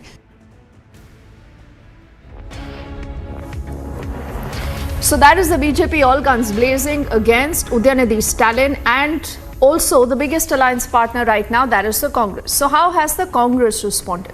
The Congress has been rather very cautious. Apart from the leaders in the state of Tamil Nadu, much of the leaders here in the national capital say that this is a personal comment that has been made by Udhayanidhi Stalin. They say we do not agree with this comment, but just stopping short of asking for an apology. Any religion that does not promote equality, any religion which does not give you equal rights, does not treat you like humans, is not a religion. So it's as good as a disease. Actually, हमारा view very clear है। सर्वधर्म समभावना, सर्वधर्म समभावना is the Congress ideology. But you have to understand, every political party have their own freedom to tell their views. Sir, Stalin ने कहा कि corona की तरह सनातन धर्म को भी खत्म कर देना चाहिए। वो उनकी व्यक्तिगत राय होगी, हम उससे सहमत नहीं हैं। So a lot of contradictions in the kind of comments you've seen now from different Congress leaders, and that's what many say is the real problem, that the Congress is choosing to respond depending on which state they are speaking from, and clearly this is a problem that many say could get very, very difficult for the alliance bloc to justify a little later. We also have reactions that have come in from the BRS that, remember, for the moment is neither with the NDA bloc nor with the INDA alliance bloc. We listen into what they say, followed also by reaction that have come in from seers across the country. The statement given by Udhayanidhi Stalin is highly condemnable, because you should realize that our country is known to respect all religions and our constitution is secular, because people from various faiths, various religions stay in our country, and so that the country can remain united. But in the last 9 years, it is very unfortunate that the BJP has politicized religion, and this is the reason why anyone from any political party comes up and says anything about any religion. The person who said this is wrong, but the leaders of BJP are responsible for politicizing the religion in our country, and this is not at all acceptable. And I strongly condemn this, and I expect the condemnation from all corners and from all political parties, because ours is a country which has the multi-religion, multicultural, and we have the people of different faiths staying in our country with the utmost respect for each other. So this is highly condemnable, and we all should condemn this in one word. Tamil Nadu के मुख्यमंत्री के कुपुत्र उदयनिधि स्टालिन के द्वारा सनातन हिंदू धर्म के बारे में जिस तरह की आपत्तिजनक बातें की गई हैं, यह अति निंदनीय और घृणित है। अखिल भारतीय संत समिति का इतना ही कहना है कि करोड़ों वर्षों से मिटाने वाले मिटते चले गए, और भारत की सुप्रीम कोर्ट ने सनातन हिंदू धर्म को जीवन जीने की पद्धति माना। तो असभ्य बर्बर लोगों को ये बात समझ में नहीं आएगी। क्रिश्चियन धर्म से संबंध रखते हैं, इनकी पूरी पार्टी भी पूरी ताकत लगा देवे सनातन धर्म को खराब करने के लिए, तो यह कभी नहीं हो सकता है। सनातन धर्म अपनी स्थिति में है और मजबूत स्थिति में है। इस सनातन धर्म के ऊपर बड़े बड़े लोग आए सनातन धर्म को बिगाड़ने के लिए, लेकिन सनातन धर्म ज्यों का त्यों चल रहा है।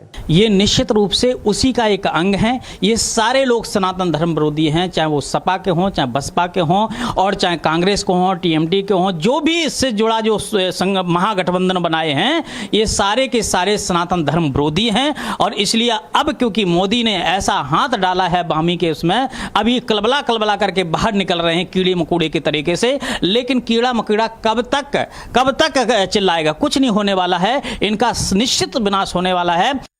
किसी भारतीय ने कहा कि ये भारत में रहने वाले समस्त सनातनियों के दिल पर उन्होंने चोट पहुंचाई है। ये राम का देश है, राम के देश में सनातन जब तक इस भूमि पर जल रहेगा, सूर्य रहेगा, तब तक सनातन रहेगा। और ऐसे लोग बहुत आए और चले जाएंगे, वैसे ज़्यादा जानवरों को जवाब नहीं देना चाहिए। So clearly that continues to be a top focus story and we'll track it very closely. For the moment, let's also shift our focus to the other story we are getting to you from the state of Bihar, where the former union minister RCP Singh's relative was allegedly shot at in the Dharhara village in Bihar's Nalanda district. Now what has he alleged? He's alleged that the attacker, and I'm quoting him now, he says the attacker belongs to the JDU and that the victim, he says, was threatened to leave his side or be killed. Clearly, that's a claim that is pending an investigation. Century Laminates is getting you more details.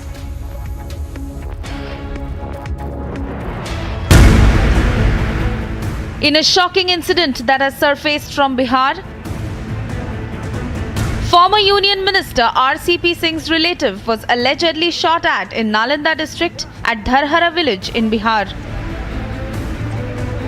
Nalanda जिला के सिलाव थाना अंतर्गत दरहरा गांव के पिंटू उर्फ प्रगति कुमार को गोली लगने की सूचना प्राप्त हुई है, जिसको तत्काल थाना द्वारा एक टीम को हॉस्पिटल के लिए प्रस्थान किया गया है तथा दूसरी टीम वहां कैंप कर रही है दरहरा गांव में, तथा जिन अभियुक्तों का नाम का अभी पता चला उनके विरुद्ध छापेमारी की जाए। While the accused has been identified and the investigation is underway, former Union Minister RCP Singh, once among closest aides of Nitish, has alleged a JDU link to the crime. जो मारी गई है वो मेरा करीबी रिश्तेदार है, मेरा ननिहाल धरहरा है और रिश्ते में मेरा वो पोता लगेगा और हमेशा आता जाता रहता है। वो सरकारी सेवा में है, आज भी आया था, छुट्टी थी तो आया था और यहाँ से वो मिल करके गया है। अब मिलने के बाद देखिए किस प्रकार से उस पर कातिलाना हमला किया गया है, गोली मारी गई है और ये बताया गया है कि साहब वो जो है उनका साथ छोड़ो और नहीं तो तुमको हम गोली मार देंगे। किनका साथ छोड़ो? हमारा, तो हमारा रिश्तेदार कैसे हमारा साथ छोड़ेगा? और जिसका नाम वो लड़का ले रहा है, आप लोग पता कर लीजिएगा वो किस पार्टी में है, वो जेडीयू में है। Questions are being raised once again over the law and order situation in Bihar.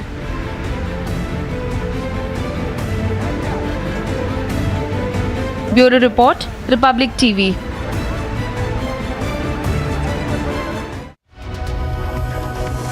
And from that story, let's shift our focus to also what's been happening in the Supreme Court. Remember, the Supreme Court continues to hear all the petitions that are challenging the abrogation of Article 370. Today was day 15. The centre saw an affidavit from the National Conference MP, Muhammad Akbar Lone. Now you would wonder why. This is for apologising for all the statements in which he has uttered pro-Pakistan slogans. Lone, remember, is one of the petitioners who's challenged the centre's decision to revoke the special status of Jammu and Kashmir. This is a quick glimpse of what happened, all the conversation and the arguments that took place earlier in the Supreme Court. And most of them unsolicited, without reference to the arguments made by us. I don't think anybody on this side challenged the sovereignty of India. Nobody on this side challenged the sovereignty of India. I, at the outset, stated that Jammu and Kashmir is an integral part of India. They say your first petitioner has said something which are not in sync with... I'm not concerned with that. If the first petitioner has said something, if he has said it, in what circumstances he says it, is it recorded? You ask him for an affidavit. I have nothing to do with it. There are two petitions. Hold on. Let's not take time on that. 1 second. Let's not take time on that. I am not standing for him for what he said if he said it. I am not here. Mr. Sibal, do we take it that Mr. Lone, therefore, unconditionally accepts the sovereignty of India and that Jammu and Kashmir is an integral part of it? He is a member of Parliament today. He has sworn to the Constitution of India. He is a citizen of India. How can he say otherwise? And if anybody has said it, I, at my level, deprecate it. No, it is one thing for Mr. Sibal to deprecate. Let's not go into an issue. A litigant before your lordships. Ask him to file an affidavit. Then I have nothing to do with it. No, it's your client. You have to ask. I don't know. You are making an allegation. I don't know. Not support terrorism. Let them reflect on it. If you don't mind, take it on the pleadings. Ask him to file an affidavit. I may not appear for him. I don't know, Manoj. What have I? I am not to answer what an allegation that is made. Because when he invokes the jurisdiction of our court under Article 32 of the Constitution, he therefore necessarily abides by and owes allegiance to the Constitution. And he's a member of the Lok Sabha. He is sworn to the Constitution of India. He's a citizen of India. How? 1 second, Mr. Sibal. But that's Mr. 1 second. That's a submission, Mr. Sibal. But we want to have it from him that he unconditionally accepts that Jammu and Kashmir is an integral part of India, and that he abides by and owes allegiance to the Constitution. Of course. He has sworn to it and he became a member of the Lok Sabha. He swore to it. Mr. Sibal, because then when you argue and you accept, as far as sovereignty is concerned, you accept the sovereignty of course. Number one, the people of India. Number two, that J&K is an integral part of India. When you argue, your client says something outside the court, something different to it, there's contradiction. And probably then, he's also accepting there was an issue and a problem which had to be dealt with. If I start, recounting... No, I'm not saying that. So be clear on that. It will unnecessarily lead only, to a media coverage. Let us not go that route. We are arguing a pure constitutional issue. There is a speaker of the BJP who was present there when this allegedly happened. There are some people who asked him to say something which he did not say. Why do you want me to go into all this? No, please go into it. I have no difficulty. But there is it is not part of the record. It has been withdrawn. It has been deleted from the record. It is said in the... What is all this? It was said in the assembly, the BJP speaker was there. It was speaker not of his party. The BJP speaker was there. He was asked to say something which people ask other people to say on the streets of this country.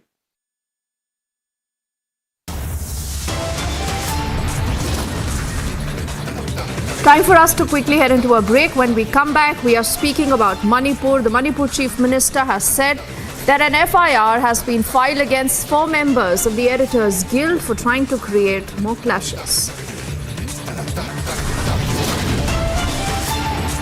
Also, we'll get you the latest coming in from the state of Maharashtra. From Shambhaji Nagar to Pune, it's a mega showdown over the Maratha reservation quota.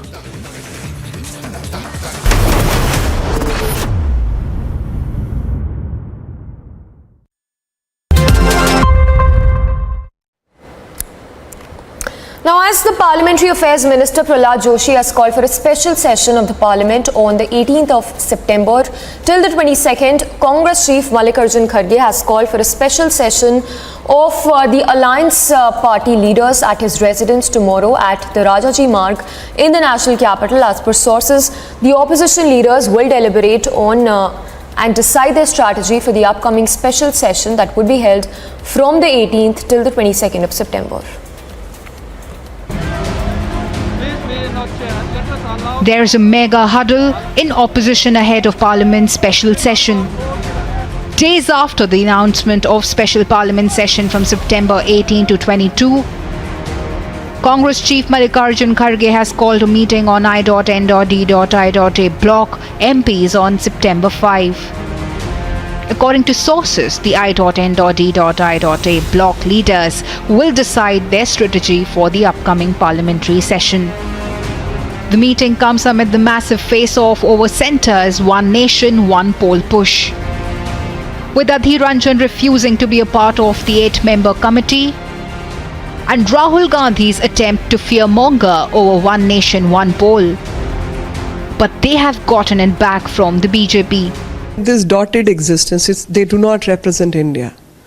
These roadblocks, this incomprehension is by the dotted existence of I.N.D.I.A. So this dotted existence cannot comprehend what India stands for, what India is. Given the fact that the centre has formed 8-member panel to explore the possibility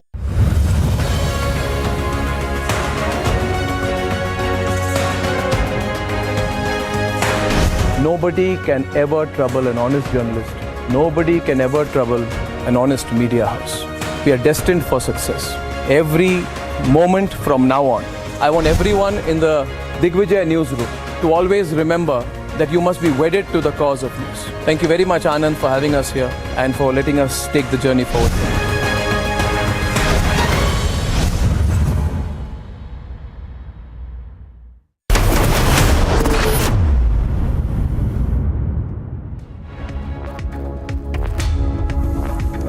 Welcome back. You're watching Republic, and we are putting our focus on a quick news update that's coming in from Pakistan, where we are learning a helicopter of the Pakistan Navy has crashed in Gwadar that has killed 2 officers. The investigation for the moment has been ordered into this particular crash. Now, what are the initial reports indicating? The reports indicate this helicopter was on a training mission.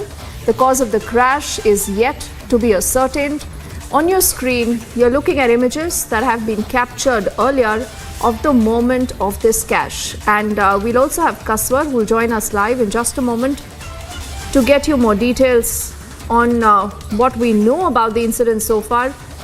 Kaswar, if you can hear me, do get us more details as to what happened, how many people were on board, and is there any clarity now on what was the reason of this crash?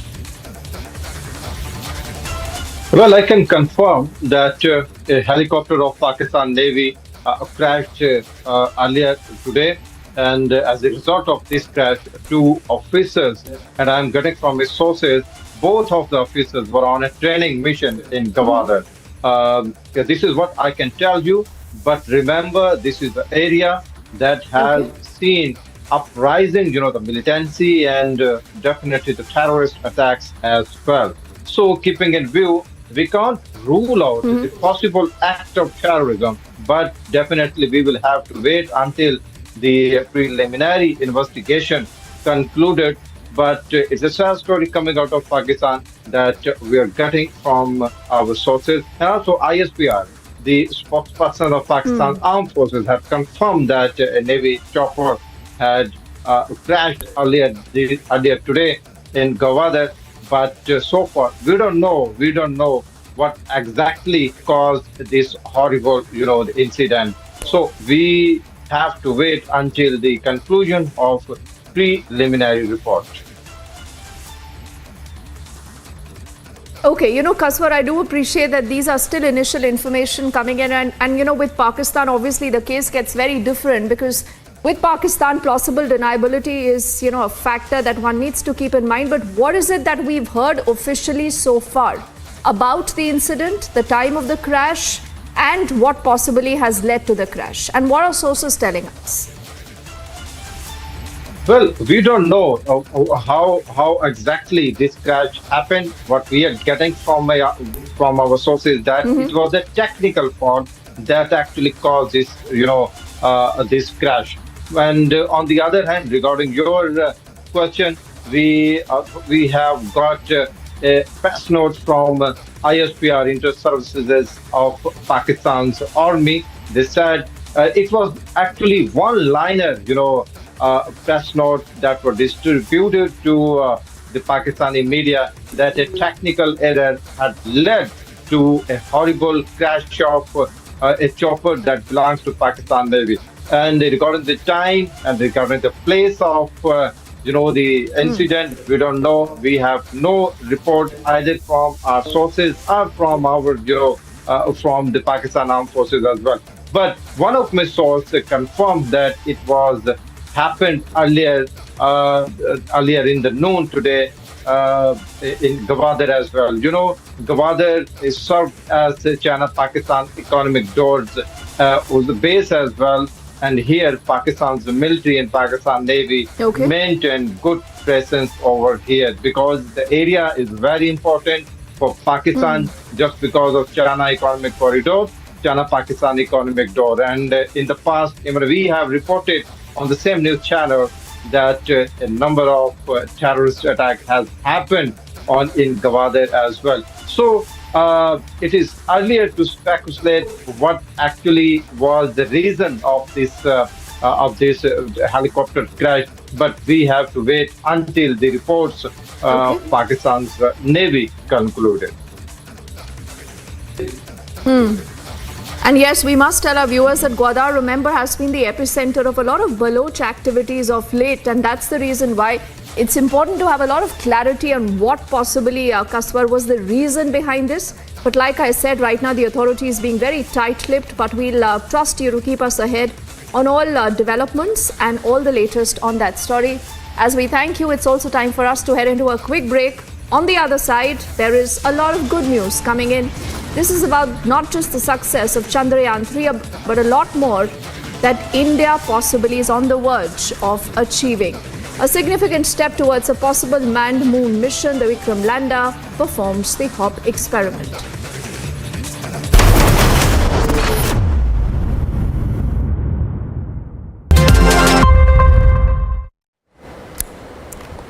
Now, as the Parliamentary Affairs Minister Prahlad Joshi has called for a special session of the Parliament on the 18th of September till the 22nd, Congress Chief Mallikarjun Kharge has called for a special session of the Alliance Party leaders at his residence tomorrow at the Rajaji Marg in the national capital. As per sources, the opposition leaders will deliberate on and decide their strategy for the upcoming special session that would be held from the 18th till the 22nd of September. There is a mega huddle in opposition ahead of Parliament's special session. Days after the announcement of special Parliament session from September 18 to 22, Congress Chief Mallikarjun Kharge has called a meeting on I.N.D.I.A block MPs on September 5. According to sources, the I.N.D.I.A block leaders will decide their strategy for the upcoming parliamentary session. The meeting comes amid the massive face-off over centre's One Nation, One Poll push. With Adhir Ranjan refusing to be a part of the 8-member committee, and Rahul Gandhi's attempt to fearmonger over One Nation, One Poll. But they have gotten it back from the BJP. This dotted existence, they do not represent India. These roadblocks, this incomprehension is by the dotted existence of I.N.D.I.A. So this dotted existence cannot comprehend what India stands for, what India is. Given the fact that the centre has 17 Republic TV.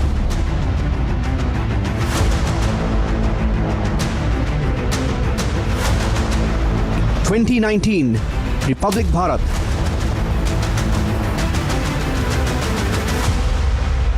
(2021) Republic Bangla.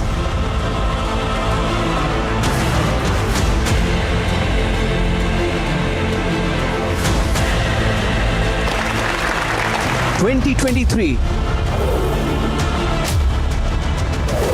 Republic Kannada, coming soon on India's largest news network.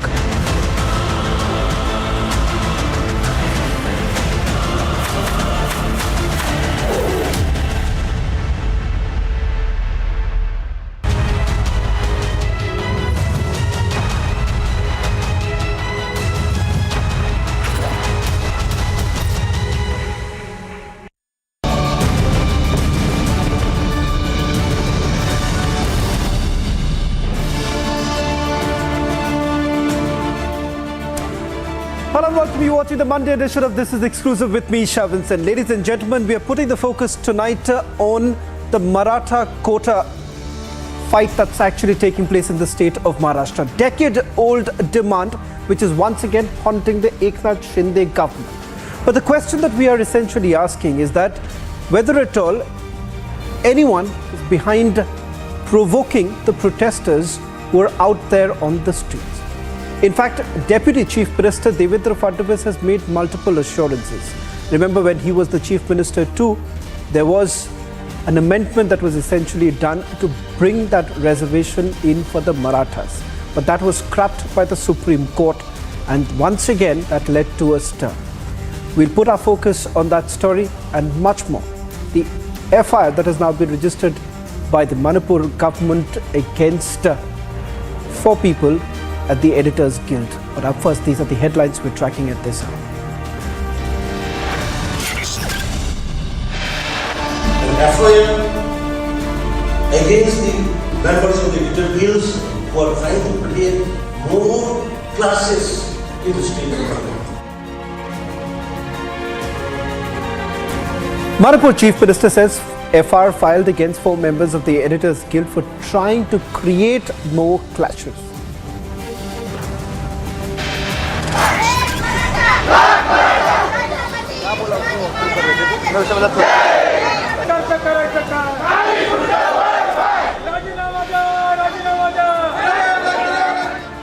From Sambhaji Nagar to Pune, mega showdown in Maharashtra over the Maratha reservation quota.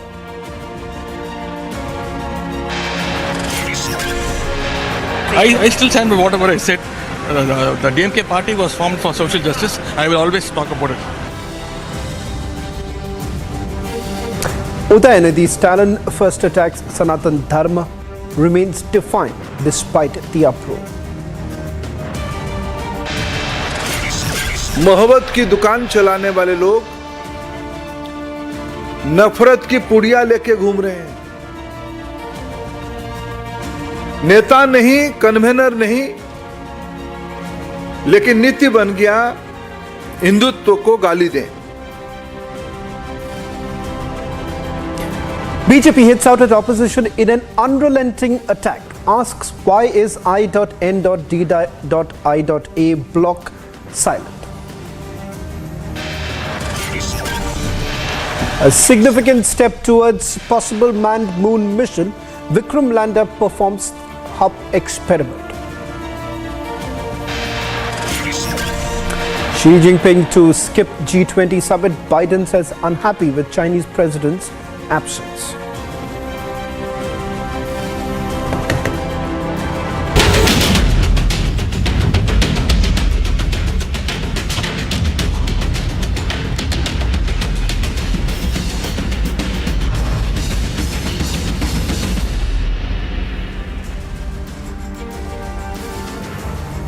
Ladies and gentlemen, starting that big story tonight, the FIR that has been registered in Manipur. 4 months after the violence that broke out in Manipur, Manipur government has in fact filed an FIR against 3 members of a crowd-funded fact-finding team of the Editors Guild of India, who went to Manipur to look into the media's reportage of the ethnic conflict over allegations that the report that was submitted by the team was false, fabricated and sponsored. The FIR has been filed with Imphal West District Police under several sections of the IPC, including promoting enmity between different groups and using as true such declaration knowing it to be false. The president of Editors Guild of India has also been named in the FIR. The FIR also accused the 4 of trying to create more clashes in the state. But what's even more startling is the fact that the government has made a direct allegation that the Editors Guild of India was essentially working at cahoots with the Kuki militants. We'll try and go across to the editor of Imphal Times to put this into perspective. He's also part of a guild. Rinku, thank you very much for joining us on this special broadcast. Let me quickly get a perspective from you. There are both sides that have come out in the open. What actually surprises is the fact that you have the Chief Minister of the state doing a press conference where he says that this has led to havoc. More such clashes could have actually taken place.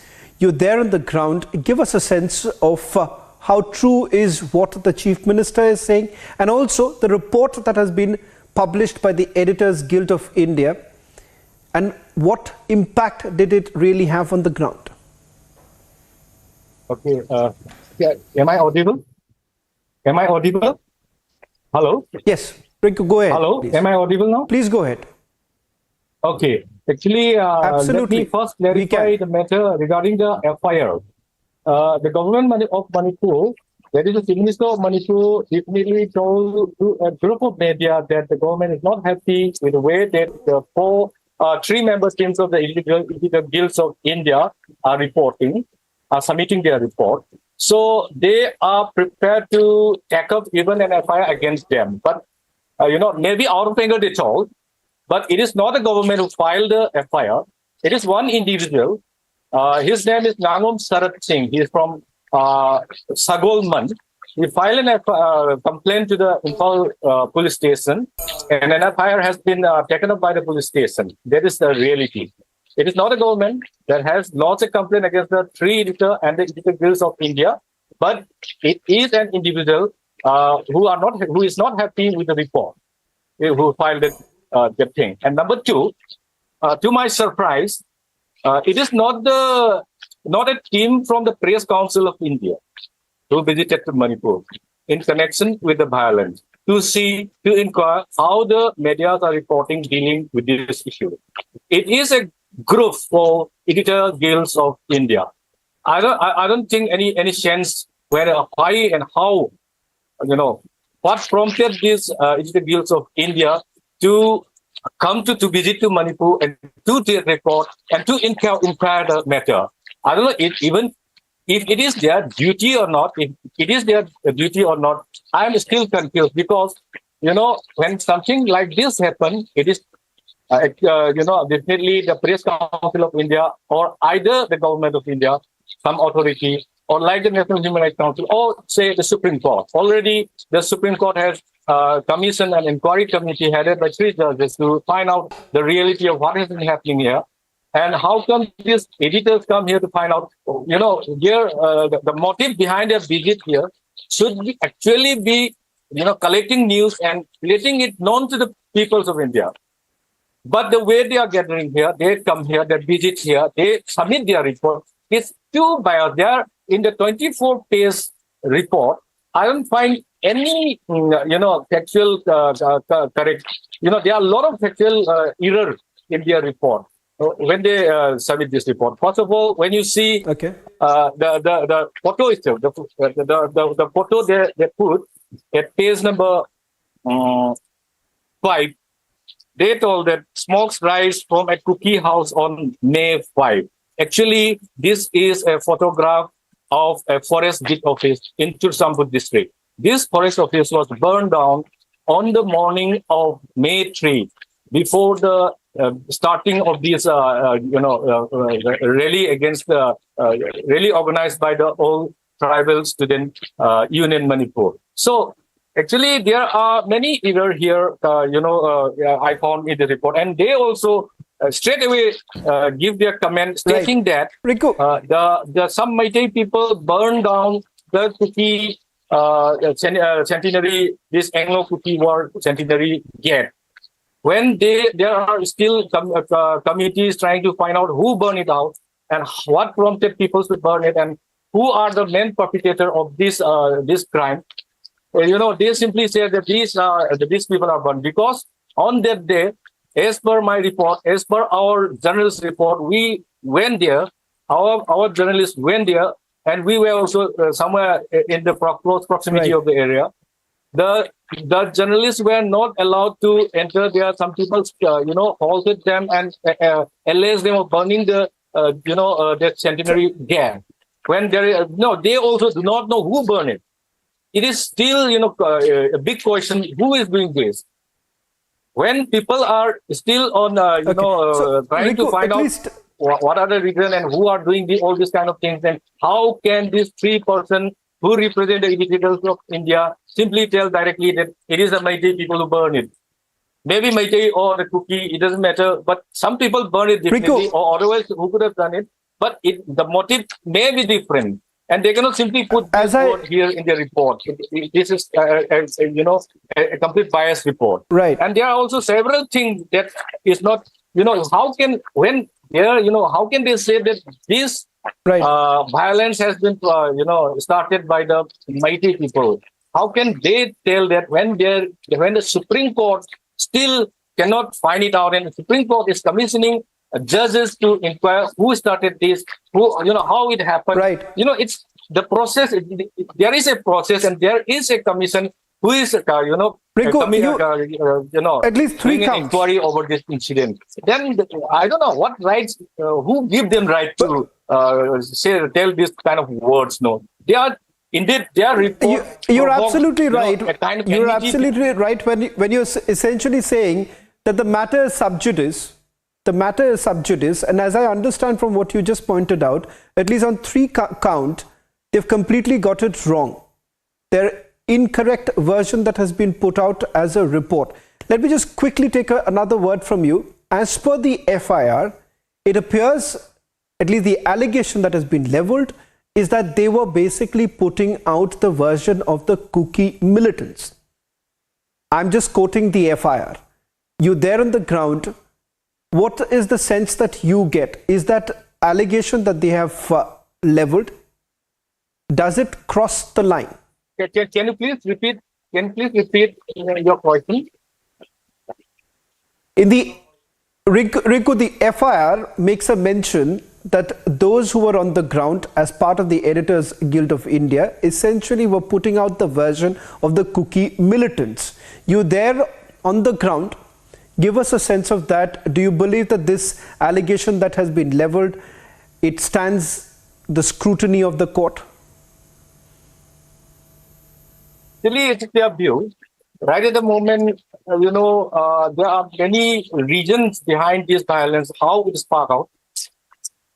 There where, they are blaming that, in their report, they straight away mentioned that, the anger has been created to the cookie job community because the government has been targeting them since a very long time. And then they are driving out evicting out from the reserve forest land. Even they have also mentioned about Hill Area Committee Act. There is no such Hill Area Committee Act. They didn't go cross-check about that matter. It is a committee. It was formed under the Article 371C. So, actually, when they said that it is, the action of the government has provoked the cookie job militant, it seems like that the government has been targeting only on the cookie side. In reality, what happened is that 20 to 30 houses of the mighty communities who have, encroached the reserve forest land in Thobal district, they have also been evicted some months before this incident happened. And there were a lot of protests. So when it comes about the cookie militants, they use,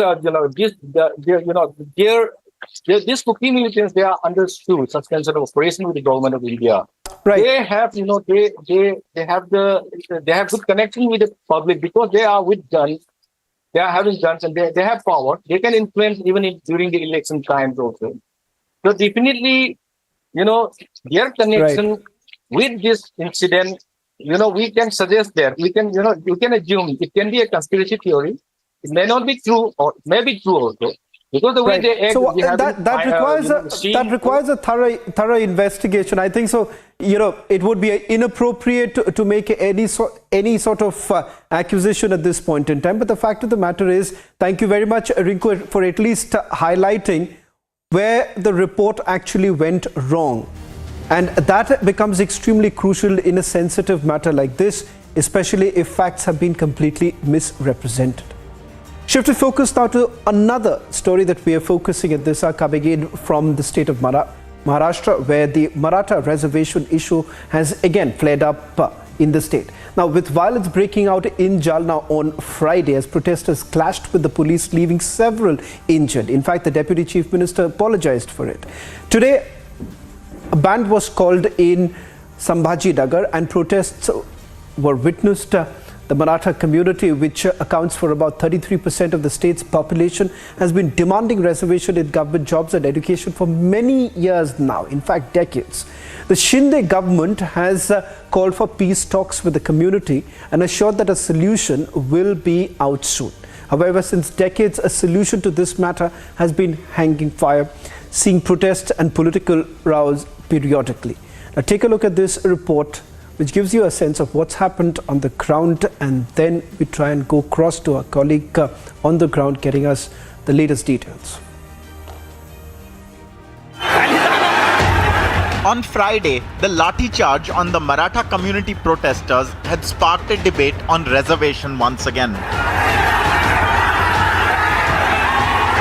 On Saturday, the protests over the lathi charge led to a bandh and violence in Sambhajinagar and Osmanabad districts.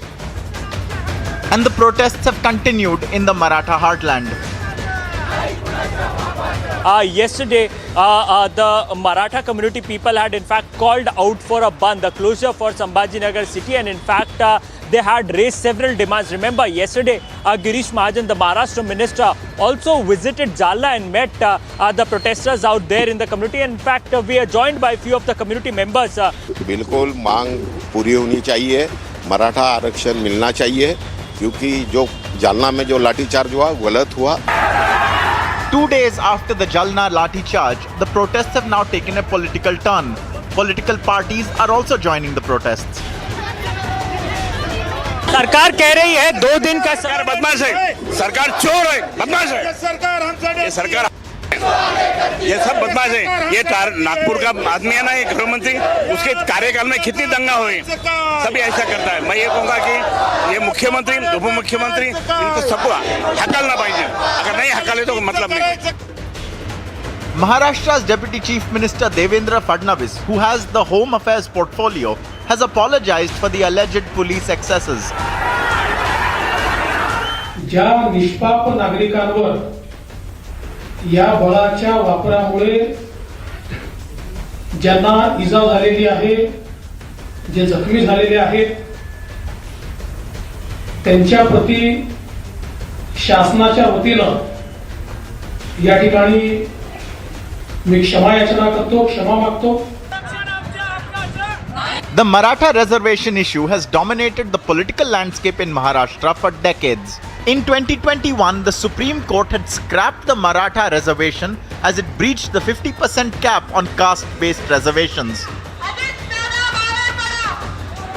ईमानदारी से मराठा समाज को आरक्षण मिलना चाहिए, ये भूमिका सरकार की है. मैं ये भी बताऊंगा कि जब देवेंद्र फडणवीस जी मुख्यमंत्री थे, तभी मराठा समाज को 12 और 13% का रिजर्वेशन दिया था. The Maharashtra government has called the protesters for peace talks. Will there be an end to the protests and politicization of Maratha reservation? Bureau Report, Republic TV. Well, in fact, as the Chief Minister of Maharashtra, Devendra Fadnavis, had essentially accepted that demand, and that was brought into the Maharashtra Assembly, finally giving the quota to the Marathas. But that was scrapped by the Supreme Court. Joining us on this broadcast is Manoj Patil. Patil साहब, Republic TV से बात करने के लिए धन्यवाद. आपसे सबसे पहले ये सवाल करना चाहूँगा, मराठा रिजर्वेशन को लेकर कई सारे सवाल किए जा रहे थे, कई सरकार कोशिश यही कर रहे थे. देवेंद्र फडणवीस खुद कहते हैं कि वो जितना भी हो सके वो करेंगे. आप इसको लेकर जो आश्वासन आज देवेंद्र फडणवीस दे रहे हैं, उसको लेकर आप क्या कहेंगे?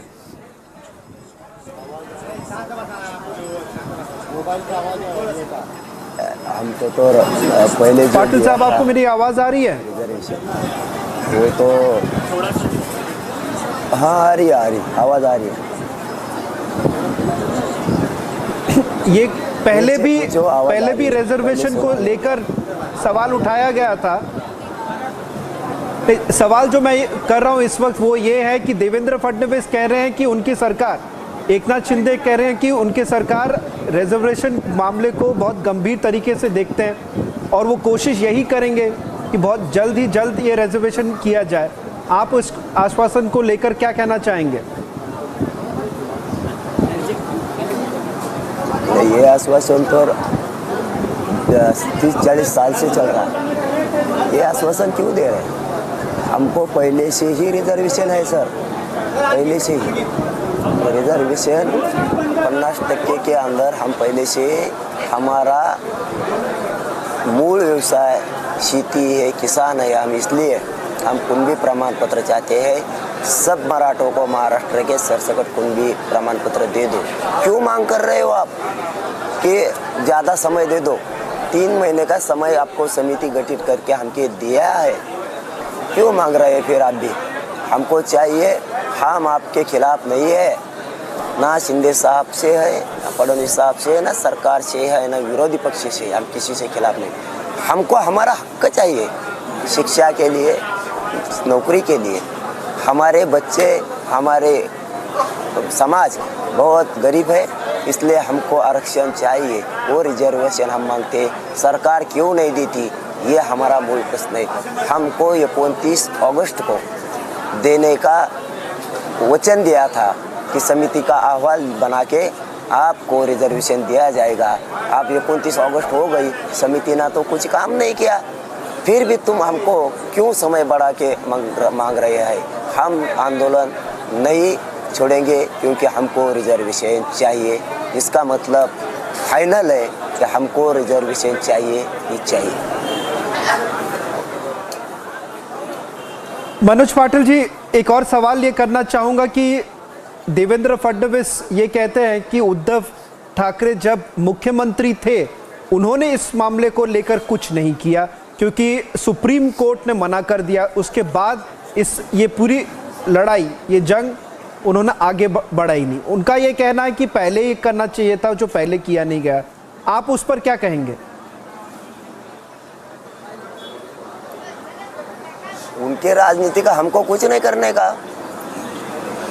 तुम कितने दिन ऐसा बोलोगे, इन्होंने नहीं किया, इन्होंने नहीं किया, उन्होंने नहीं किया तो तुमने भी नहीं किया? ऐसा कोई घटना में लिखा है क्या? पहले वाले नहीं किया तब मैं करूँगा? अरे उन्होंने नहीं किया तो आप करो। समाज आपसे उम्मीद रखता है, शिंदे साहब से उम्मीद रखता है, आप दे दो। इन्होंने नहीं दिया तो आप दे दो। समाज आपके पीछे खड़ा है, आप क्यों नहीं दे रहे? ये कोई सवाल है?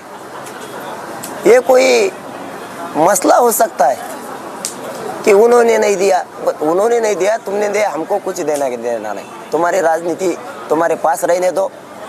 सामान्य मराठों ने ये आंदोलन शुरू किया है और ये आंदोलन आरक्षण लेकर ही रुकेगा, तब तक रुकेगा नहीं। इसमें तुम राजनीति मत करो। आप किसी आशा करते हैं, उम्मीद करते हैं कि आप हमारे इस आंदोलन में और रिजर्वेशन में राजनीति मत करो, हमको आरक्षण दे दो। इन्होंने नहीं दिया, इन्होंने नहीं दिया, ये सुनने की हमारी तैयारी नहीं है। एक आखिरी सवाल करना चाहूंगा मनोज जी, अगर मुख्यमंत्री एकनाथ शिंदे और उप मुख्यमंत्री देवेंद्र फडणवीस आज आपकी बात सुन रहे हैं तो उनको आप क्या कहना चाहेंगे? ये आंदोलन कब तक जारी रहेगा और क्या आप कोई अल्टीमेटम दे रहे, कोई डेट दे रहे कि कब तक सरकार आपकी मांग पूरी करे और आपकी पूरी मांग क्या रहेगी?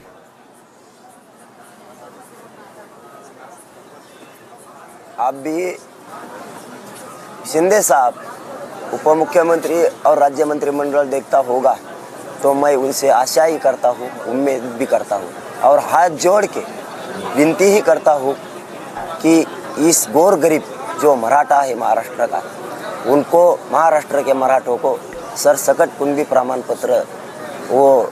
पत्र दे दो। वो डिक्लेयर करो, वो सर्कुलर निकालो, वो उसका जार बनाओ। उसका हम आपसे उम्मीद करते हैं, हाथ जोड़ के उम्मीद करते हैं, हमको दे दो। राजनीति इसमें मत करो क्योंकि हमारे बच्चे 1% से शिक्षा में और नौकरी में नहीं अंदर गए तो वो सुसाइड करते हैं। वेदना इतनी होती है कि वो हम देख नहीं सकते। कितने दिन हमारे आँख में पानी आप देखना चाहते हैं, दोनों को भी, और शिंदे साहब को, विशेष करके शिंदे साहब को हाथ जोड़ के विनती करते हैं मराठा समाज से कि हमको आप इसको पूर्ण विराम दे दो, हमको आरक्षण जल्दी से जल्दी दे दो। ये तुमको हम तुम्हारे पाँव पड़ के विनती करते हैं, लेकिन तुम नहीं देते तो हम शांतता मार्ग से आंदोलन चालू रखेंगे। हम आंदोलन पीछे नहीं लेंगे, हम मराठों को महाराष्ट्र के आरक्षण दे के ही रहेंगे। शिंदे साहब को फिर हम विनती कर रहे हैं कि तुमसे हमको आशा है महाराष्ट्र के मराठों को आरक्षण दे दो। कि बार बार तुमको मैं विनती कर रहा हूँ, आखिरी बार जाते जाते समय भी कर रहा हूँ कि तुम हमको रिजर्वेशन दे दो, हम आंदोलन रुकेंगे नहीं। जी बहुत बहुत शुक्रिया मनोज जी रिपब्लिक टीवी से बात करने के लिए। In fact, this is going to be one of the biggest challenge for a Maratha leader like Eknath Shinde as well as his deputy Ajit Pawar, both coming in from the same very community. As you've already heard Manoj Patil making it abundantly clear that this time they are not willing to relent. They're hoping that the government would act very soon or else the protest continues. That's all that we could pack in this edition of This is Exclusive. On the other side, news and updates continue.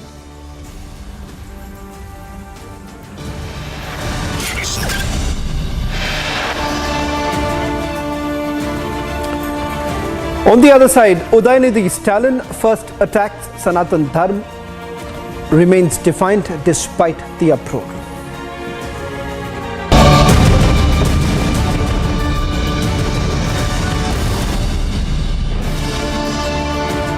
The top-ranked Amity B.Tech attracts some of the most brilliant students of India, with alumni working in top companies around the world and earning over 2 crores rupees per annum. To apply, visit amity.edu.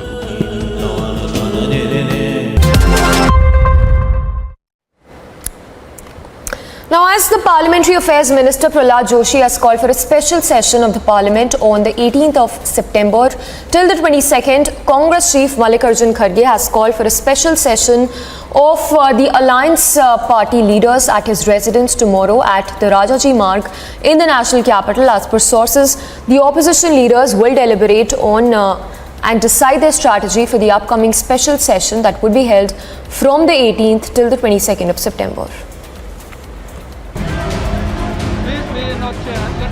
There is a mega huddle in opposition ahead of Parliament's special session.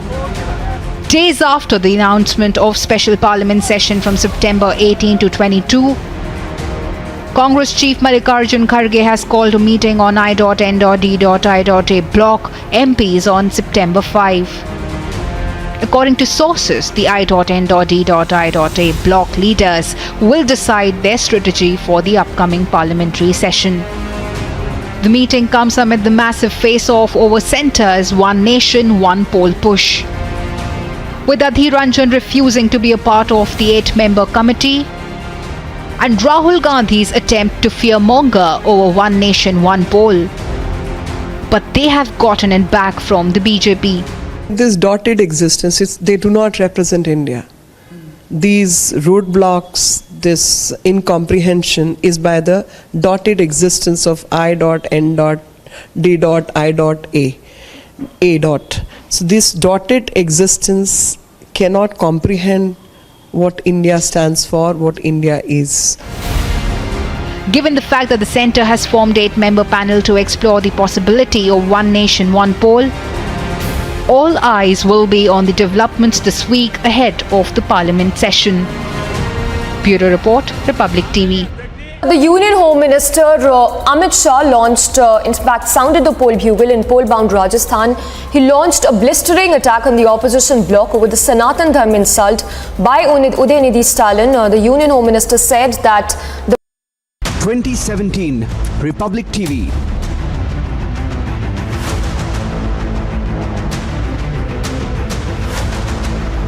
(2019) Republic Bharat.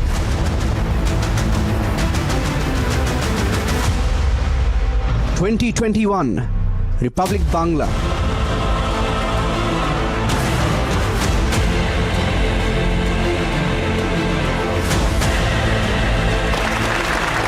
2023 Republic Kannada, coming soon on India's largest news network.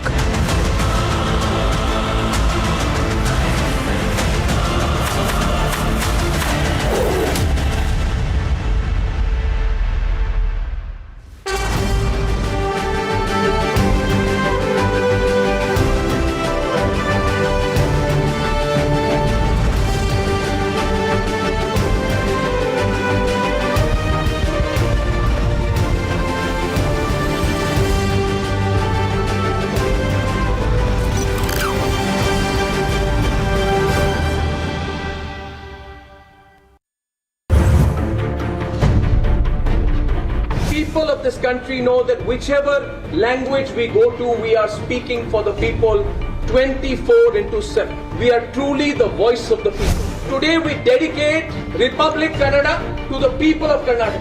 I am totally confident that the people of Karnataka will welcome us and accept us, give us their blessings in this journey.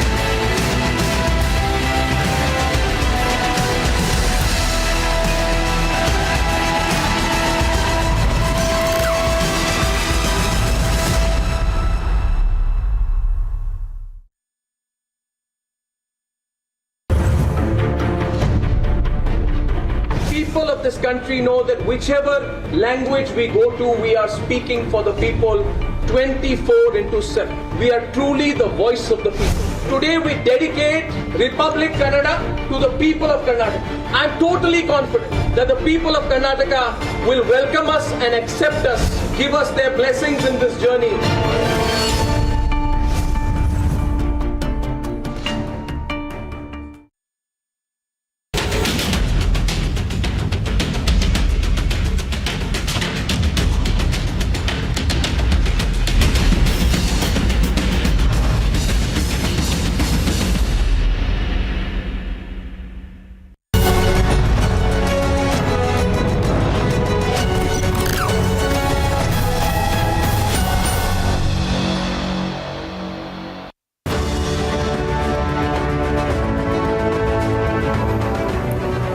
China issues an official confirmation Xi Jinping to skip. Instead, the Chinese premier, they say, will be attending the G20 summit.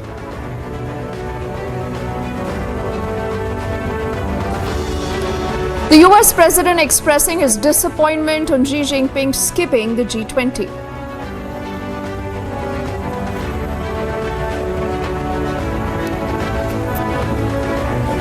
On his visit to India for the G20 summit, Biden says he's looking forward to his trip to India this week.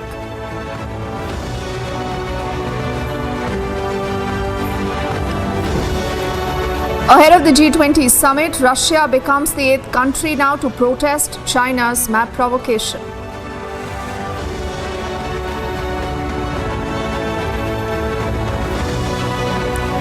The center of the summit, Bharat Mandapam, is all decked up. Sneak peek inside the Bharat Mandapam is also shared on the social media.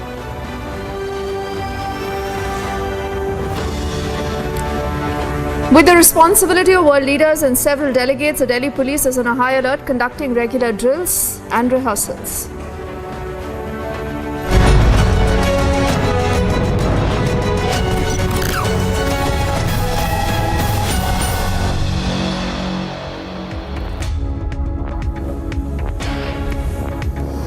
A very good evening. You're watching Republic. It is 6:30 and this is time for us to talk and get together everything that you need to know about the big G20 summit. Remember, we are just days away from what's going to be a watershed moment in India's history.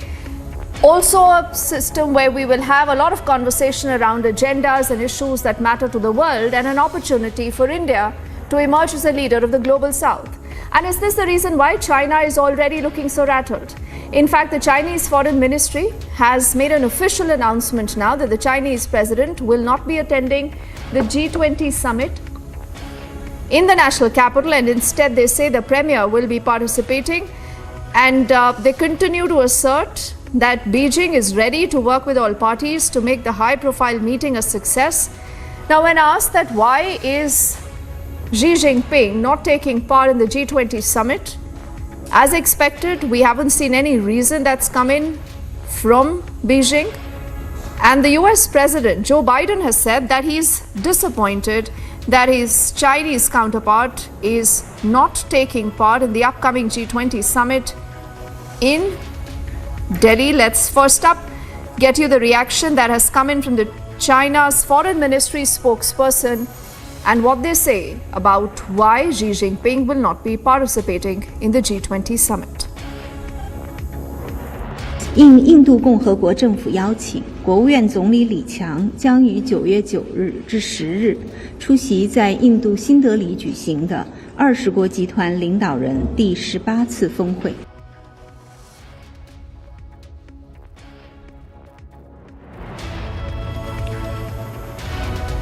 So, all that we've heard is a very brief statement, Abhishek, from Beijing that say at the invitation of the Governor of the Republic of India, the Premier of the State Council will be attending the 18th G20 summit held in Delhi on September the 9th and 10th, Abhishek, but people want to know why. And a lot of people wondering whether, China is really getting uneasy now with the kind of towering personality of India, with the kind of consensus that India has been able to build around a lot of issues, and with the fact that possibly many say, Abhishek, that India could be the leading voice of the global south. Well, Deepthi, if an $18 trillion economy is getting unnerved by a $3.75 trillion economy, then obviously it's bang for the buck. What is important is that Xi Jinping has tied himself into knots. I think there are many reasons why he would not want to come. China has so openly taken a position which is so belligerent that they have annoyed not just neighbors but beyond. For example, today we are talking on a day when Italy's foreign minister has landed in Beijing and told them in Beijing that Italy is walking out of the Belt and Road Initiative.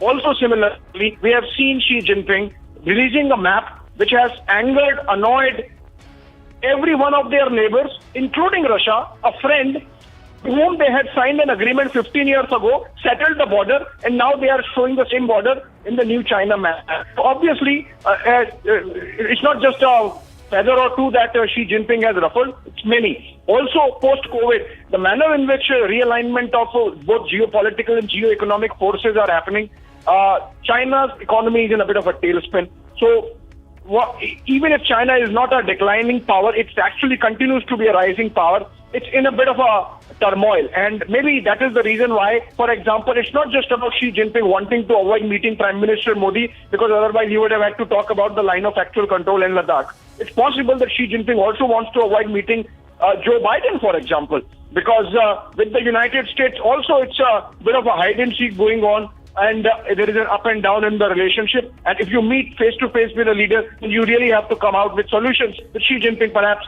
because he wants to remain the inscrutable leader, he does not want to, and that's the reason why perhaps he has decided not to come. Official announcement has come today that Li Qiang, the premier of China, would be traveling in place of Xi Jinping. And just to give you an idea of the importance of Chinese diplomacy vis-a-vis G20, that this is the first time Xi Jinping is not coming in person to participate in a G20 summit. Now, coming back to the India-China equation, this is nothing but I can't help but say chor ki dadi mein tilka, because if you really are coming with clean hands, why not sit face to face and have a dialogue on what needs to be done about the line of actual control and the other pending issues insofar as the Ladakh stand-up is concerned, including Depsang and Demchok. Maybe he wanted to avoid that, that's why not coming. But Abhishek, many would say that, this is pretty surprising, considering that China again and again had been trying to say we have nothing to hide. There are a lot of issues on which it does get cornered. But then a number of summits and meetings that Beijing has skipped.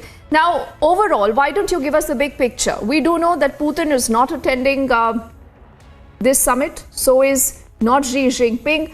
Now, Is this a setback to G20? Is this a setback to the entire conversations around G20? Or you believe that this is an indication of a lot of global diplomatic shifts and perhaps new equations? It's all of these, obviously, Deepthi. Xi Jinping is not coming, and one way of looking at it is maybe they wanted to compromise India's standing because a consensus statement of G20 from New Delhi in the form of New Delhi declaration would have increased the standing of India, raised the standing of India in the Committee of Nations, and begrudging China does not want that, and that's why Xi Jinping decided not to come. Apart from that, as I mentioned, Vladimir Putin has very valid reasons for not coming. He did not go to BRICS summit, for example. Most of these international platform events, he's attending via Zoom, via video conference or virtually. Xi Jinping traveled to BRICS. Xi Jinping traveled for the SCO summit. And he has hosted world leaders. It's not that he's not meeting. And yet, in this case, he has decided not to come. So obviously, there is more than meets the eye, and it's just about Xi Jinping, not even an explanation. And that really shows the kind of unnerving response that's coming in from the Chinese vis-a-vis India. All right, Abhishek, I'm sure we'll have a lot to talk as we build up to the big G20, and a lot of conversations where indications are that India possibly could be the new game changer. And, looking at a lot of shift after COVID, whether it's the global chains of supply, the economy changing, and a lot of other things. So possibly we'll track that story and much more, Abhishek, as I thank you right now. But apart from these conversations, a lot of concern is also about security, the kind of bandobast that will be put in for this G20. Remember, the Delhi police has been conducting regular checks and security drills ahead of G20. Now, the Delhi police has also sought assistance from a lot of central agencies that are all working in tandem to ensure that everything remains smooth. The biggest challenge for the police is going to be ensuring that the residents do not face major challenges when the G20 leaders are going to be in the national capital. They could be traveling from one place to the other. The police also do say that they've been issuing regular alerts on all traffic diversions. They've also underscored, do not fall prey to rumors. Only follow the official information that the Delhi police is sharing with people. Republic earlier has spoken to the Special Commissioner Law and Order, Dipendra Pathak, on G20 preparations. Important for you to hear what is the message from the police. The Delhi police is all set to prepare for the upcoming mega G20 summit. What are the preparations and what is it which it expects the citizens to comply with? With me is Special Commissioner Dipendra Pathak, who is going to be giving all the details of the preparation that is being undertaken. So first of all, I know that the past few days have been slightly more hectic for the Delhi police. So are you also facing the heat of the upcoming G20 summit? No, G20 is a prestigious event, and it is an honor for the country, for the city. And whenever such summit takes place, there is enhanced focused responsibility of police. Delhi police is a professional, experienced force, and we have made all arrangements to see to it that law and order in Delhi remains good and peace and tranquility prevails. You mentioned about the enhanced focused responsibility. So to begin with, I would just like to ask you that how many forces of Delhi police right now are deployed in maintaining the peace and tranquility, law and order, and to make sure that this summit, which is going to be held in the national capital, is going to be a roaring success? No, you see, the entire Delhi police is on its toes. And yes, we are taking help of paramilitary forces also. And more than that, in all the police station areas, the element of community policing, like involving police mitras, involving market association, the resident welfare association, the home guards, the civil defense, and the praharis.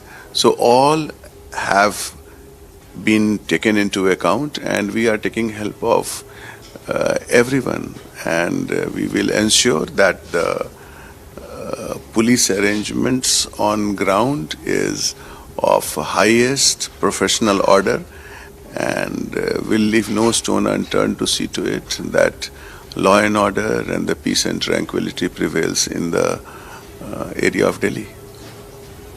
When I was just visiting over here, so I think today the commissioner also held a very important meeting with all you as a team and just gave his directions of how he wants this entire set of events to be organized.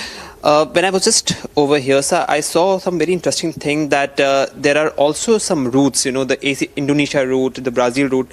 So there are some also routes that you have designed of how you will be carrying out the cavalcade of vehicles. If it's possible for you, can you just mention about this, sir? No, you see, like Delhi Police, there is a professional, focused responsibility of various segments. So, like the traffic will be looking into traffic. The venue, there are different sets of people who are there. As far as I am concerned, I will be looking after the law and order situation apart from that summit area, so entire area of Delhi. So, for that, once again I can say in one line that there will be robust, adequate police arrangement in all parts of Delhi. My two last questions, sir, before I will just let you go. First, there is this anxiety among the residents of Delhi that in these 3 days in which the event is going to be organized, perhaps their movement is going to be restricted in one way or another. Can you just assure them that there is nothing to worry and it is only going to be some areas in the New Delhi municipal area where this event is going to be held, where one can expect some restrictions to occur, and what actually is the caution which these residents should follow? You see, first and foremost, the convenience of the common citizens of Delhi is paramount. So Delhi Police, we are looking that as a major element to see in our police arrangement. Yes, the summit area has certain restrictions, particularly during the event time, and for that there are various advisories which has come in newspaper, which is there on the website, and so on and so forth. So by and large, the majority of the Delhi area, so there the police arrangement is there for the basic purpose that the minimum inconvenience or no inconvenience is caused to the common citizens of Delhi. So one can expect that there is going to be many have said that there's going to be lockdown of sorts, which is completely a speculation, and the movement in Delhi is going to be there, besides what you say in the New Delhi municipal area, where actually there is going to be the summit that is going to be held, right, sir? Yes, Delhi Police is on its toes for extending convenience to the common citizens of Delhi. My last question to you is, sir, that this is a big opportunity for the Delhi Police to again show its professionalism, as you just rightly mentioned. But there has also been certain logistical challenges. Now, I would not like to delve much into these logistical challenges, but the fact that you have also brought in some outside help also shows that there may be some logistical challenges.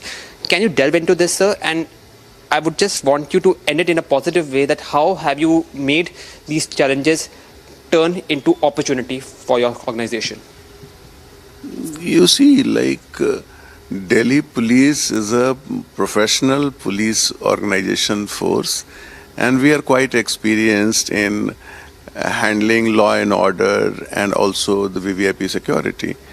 So yes, it's a demanding time, it's a challenge of its own sort, and our preparation is there to meet that challenge only.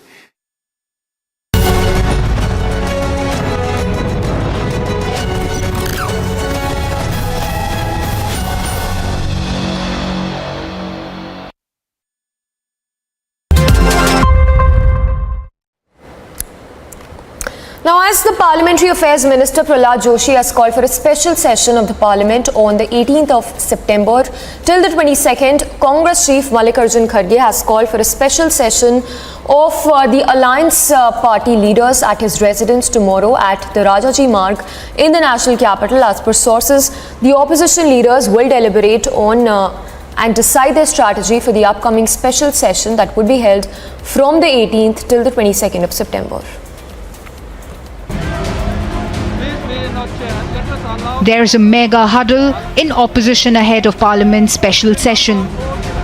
Days after the announcement of special Parliament session from September 18 to 22, Congress Chief Mallikarjun Kharge has called a meeting on I.N.D.I.A block MPs on September 5. According to sources, the I.N.D.I.A block leaders will decide their strategy for the upcoming parliamentary session. The meeting comes amid the massive face-off over centre's One Nation, One Poll push. With Adhir Ranjan refusing to be a part of the 8-member committee, and Rahul Gandhi's attempt to fearmonger over One Nation, One Poll. But they have gotten it back from the BJP. This dotted existence, they do not represent India.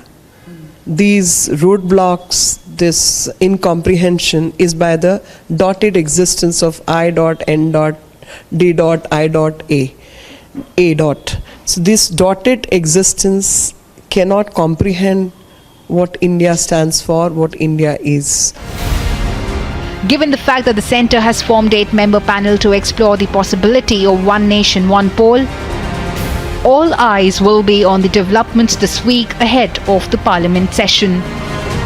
Bureau Report, Republic TV. The Union Home Minister Amit Shah launched, in fact, sounded the poll bugle in poll-bound Rajasthan. He launched a blistering attack on the opposition bloc over the Sanatan Dharma insult by Udhayanidhi Stalin. The Union Home Minister said that the people of the country will not forgive the opposition bloc for the Sanatan Dharma insult and that it will have a bearing on the 2024 general elections. Union Home Minister launched BJP's Parivartan Yatra in poll-bound Rajasthan. On the occasion, Shah addressed a public rally at Bineshwar Dham in Dungarpur district in Rajasthan. Home Minister Amit Shah lashed out at the opposition I.N.D.I.A parties over remarks against Sanatan Dharma, accusing them of insulting Sanatan Dharma for vote bank and appeasement politics. की संस्कृति का, इस देश का, इतिहास का, सनातन धर्म का अपमान कर रहे हैं। इंडी अलायंस के दो प्रमुख दल डीएमके और कांग्रेस पार्टी, इनके बड़े नेता, एक वित्त मंत्री का बेटा और एक मुख्यमंत्री का बेटा, वो क्या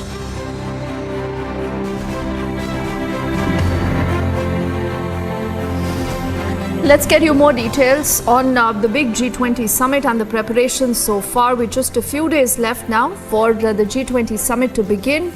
The capital has all geared up for the biggest event in the country. The two-day event starts on September the 9th. It's going to be happening at the Bharat Mandapam in Delhi's what was earlier called the Pragati Maidan area. In order to maintain foolproof security arrangements during the G20 summit, the Delhi Police's Metro Unit has asked the Chief Security Commissioner to close some metro station gates that open towards VVIP routes, venue of the summit and place from September the 8th to the 10th.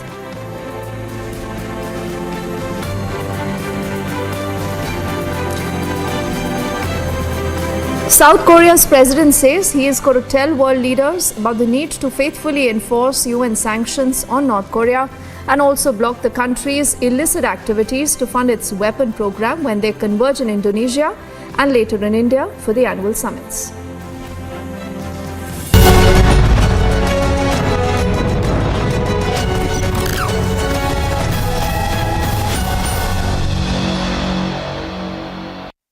The top-ranked Amity BTech attracts some of the most brilliant students of India who get global exposure at the 5-week study abroad program at Amity's global campuses at no additional tuition fee. To apply, visit amity.edu. The countdown has begun for the big G20 moment, the summit that would be taking place in just 5 days from now. Ahead of the G20 summit in the national capital, the city's Top hotels are all set to host the heads of states of the participating countries. In fact, advanced teams have already started to arrive in the national capital to recce the venues as well. Delhi's Taj Palace has been a trusted host for diplomats and world leaders for the past 40 years. Here's how the security preparations have been taking place as the national capital gears up for the big G20 summit that would be taking place in just 5 days from now. With flower showers, aartis and tilaks.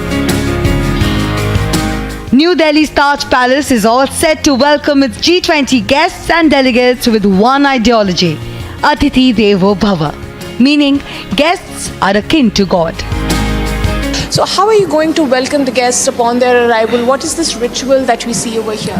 So we have been welcoming guests since last 40 years and we are known for hosting head of states. So in this welcome, as we all know and we have always heard about Atithi Devo Bhava, and that's the value that we're literally going to live by during this. So we are welcoming the guests with an aarti and tikka and in a silver thal which is adorned by peacock motifs. And and explain the relevance of the peacock over here. So we've got peacock. So peacock, as we all know, it's a national bird, and it's also found across our hotel lobby, and it is being used extensively in our decor. So that's the reason we've got this thali being developed specially for this G20 welcome.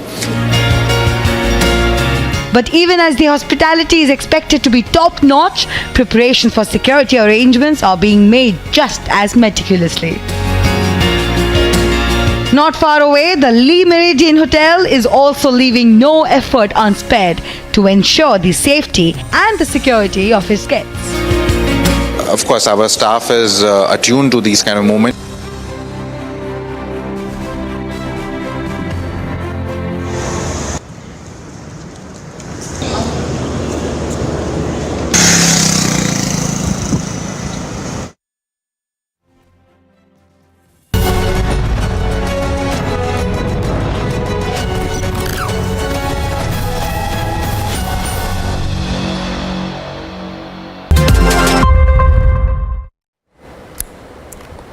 Now, as the Parliamentary Affairs Minister Prahlad Joshi has called for a special session of the Parliament on the 18th of September till the 22nd, Congress Chief Mallikarjun Kharge has called for a special session of the Alliance Party leaders at his residence tomorrow at the Rajaji Marg in the national capital. As per sources, the opposition leaders will deliberate on and decide their strategy for the upcoming special session that would be held from the 18th till the 22nd of September. There is a mega huddle in opposition ahead of Parliament's special session. Days after the announcement of special Parliament session from September 18 to 22, Congress Chief Mallikarjun Kharge has called a meeting on I.N.D.I.A block MPs on September 5.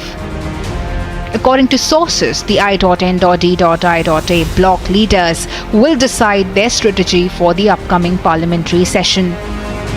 The meeting comes amid the massive face-off over centre's One Nation, One Poll push. With Adhir Ranjan refusing to be a part of the 8-member committee, and Rahul Gandhi's attempt to fearmonger over One Nation, One Poll. But they have gotten it back from the BJP. This dotted existence, they do not represent India. These roadblocks, this incomprehension is by the dotted existence of I.N.D.I.A. So this dotted existence cannot comprehend what India stands for, what India is. Given the fact that the centre has formed 8-member panel to explore the possibility of One Nation, One Poll, all eyes will be on the developments this week ahead of the Parliament session. Bureau Report, Republic TV. The Union Home Minister Amit Shah launched, in fact, sounded the poll bugle in poll-bound Rajasthan. He launched a blistering attack on the opposition bloc over the Sanatan Dharma insult by Udhayanidhi Stalin. The Union Home Minister said that the people of the country will not forgive the opposition bloc for the Sanatan Dharma insult and that it will have a bearing on the 2024 general elections. Union Home Minister launched BJP's Parivartan Yatra in pole-bound Rajasthan. On the occasion, Shah addressed a public rally at Bineshwar Dham in Dungarpur district in Rajasthan. Home Minister Amit Shah lashed out at the opposition I.N.D.I.A parties over remarks against Sanatan Dharma, accusing them of insulting Sanatan Dharma. People of this country know that whichever language we go to, we are speaking for the people 24/7. We are truly the voice of the people. Today we dedicate Republic Kannada to the people of Karnataka. I am totally confident that the people of Karnataka will welcome us and accept us, give us their blessings in this journey.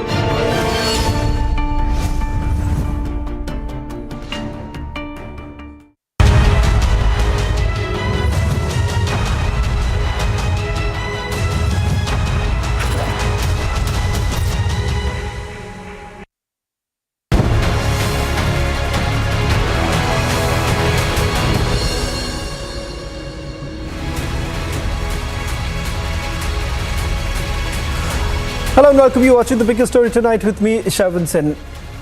A massive uproar over Udhayanidhi Stalin's comment on Sanatan Dharma, who's essentially likened it to diseases like dengue and malaria.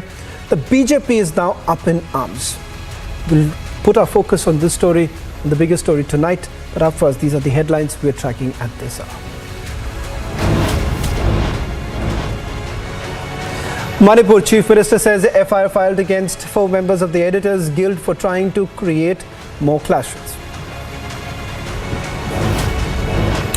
From Sambhaji Nagar to Pune, mega showdown in Maharashtra over Maratha reservation quota. Udhayanidhi Stalin first attacks Sanatan Dharma, remains defiant despite the uproar. BJP hits out at opposition in an unrelenting attack, asks why is the India bloc silent. A significant step towards a possible manned moon mission, Vikram Lander performs hop experiment. Xi Jinping to skip G20 summit, Biden says unhappy with the Chinese president's absence.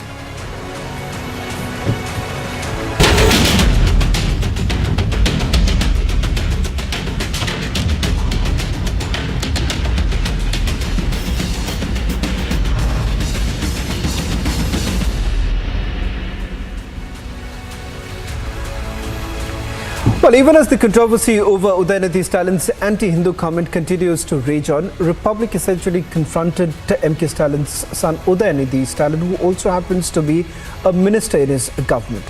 In fact, Udhayanidhi Stalin says that there is nothing wrong in the statement that he has essentially made. In fact, he's questioned the AIADMK on matters he feels that they should be asked a question and not him.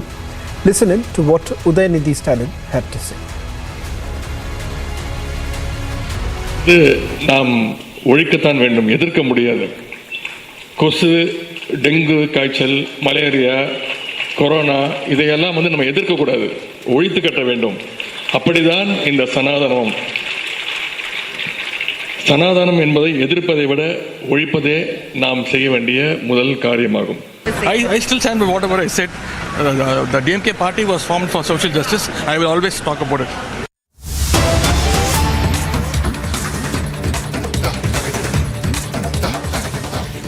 Well, even as the controversy continues, remember the Congress party has essentially said that there is nothing wrong in the DMK making that statement. Now, Mamata Banerjee has also put out a statement. The first reaction now coming in, she breaking her silence on DMK's Hindu hate. Let's listen in to what Chief Minister of West Bengal, Mamata Banerjee, had to say. It is different castes, different religions, and India is for that. India is a secular country, India is a democratic country, and at the same time, unity and diversity is our origin. So, I respect Sanatan Dharma. because we know the Rig Ved, Rig, Atharva, so many Veds, and it came from our Upasana, Aradhana, Bandhana from then. And also Sanatan Dharma, I give them pension also because there are so many Purohit. They puja pat jo karte hai, jo puja pat karte hai, they do the pujas. So how it is popular, the Balapatis are very popular in South India and all over the country. Now Siddhi Data Binayak is popular in Maharashtra and all the country. Durga Puja is popular but belongs to every country. Now we go to mandir, masjid, temple, church, everywhere. We should not involve in any matter which may hurt any section of people. It may be he's a junior, so he may not be knowing that. But from my side, I can give my views that I also came to know this, but I do not know from which vision they have said so. I feel that they have to respect every religion.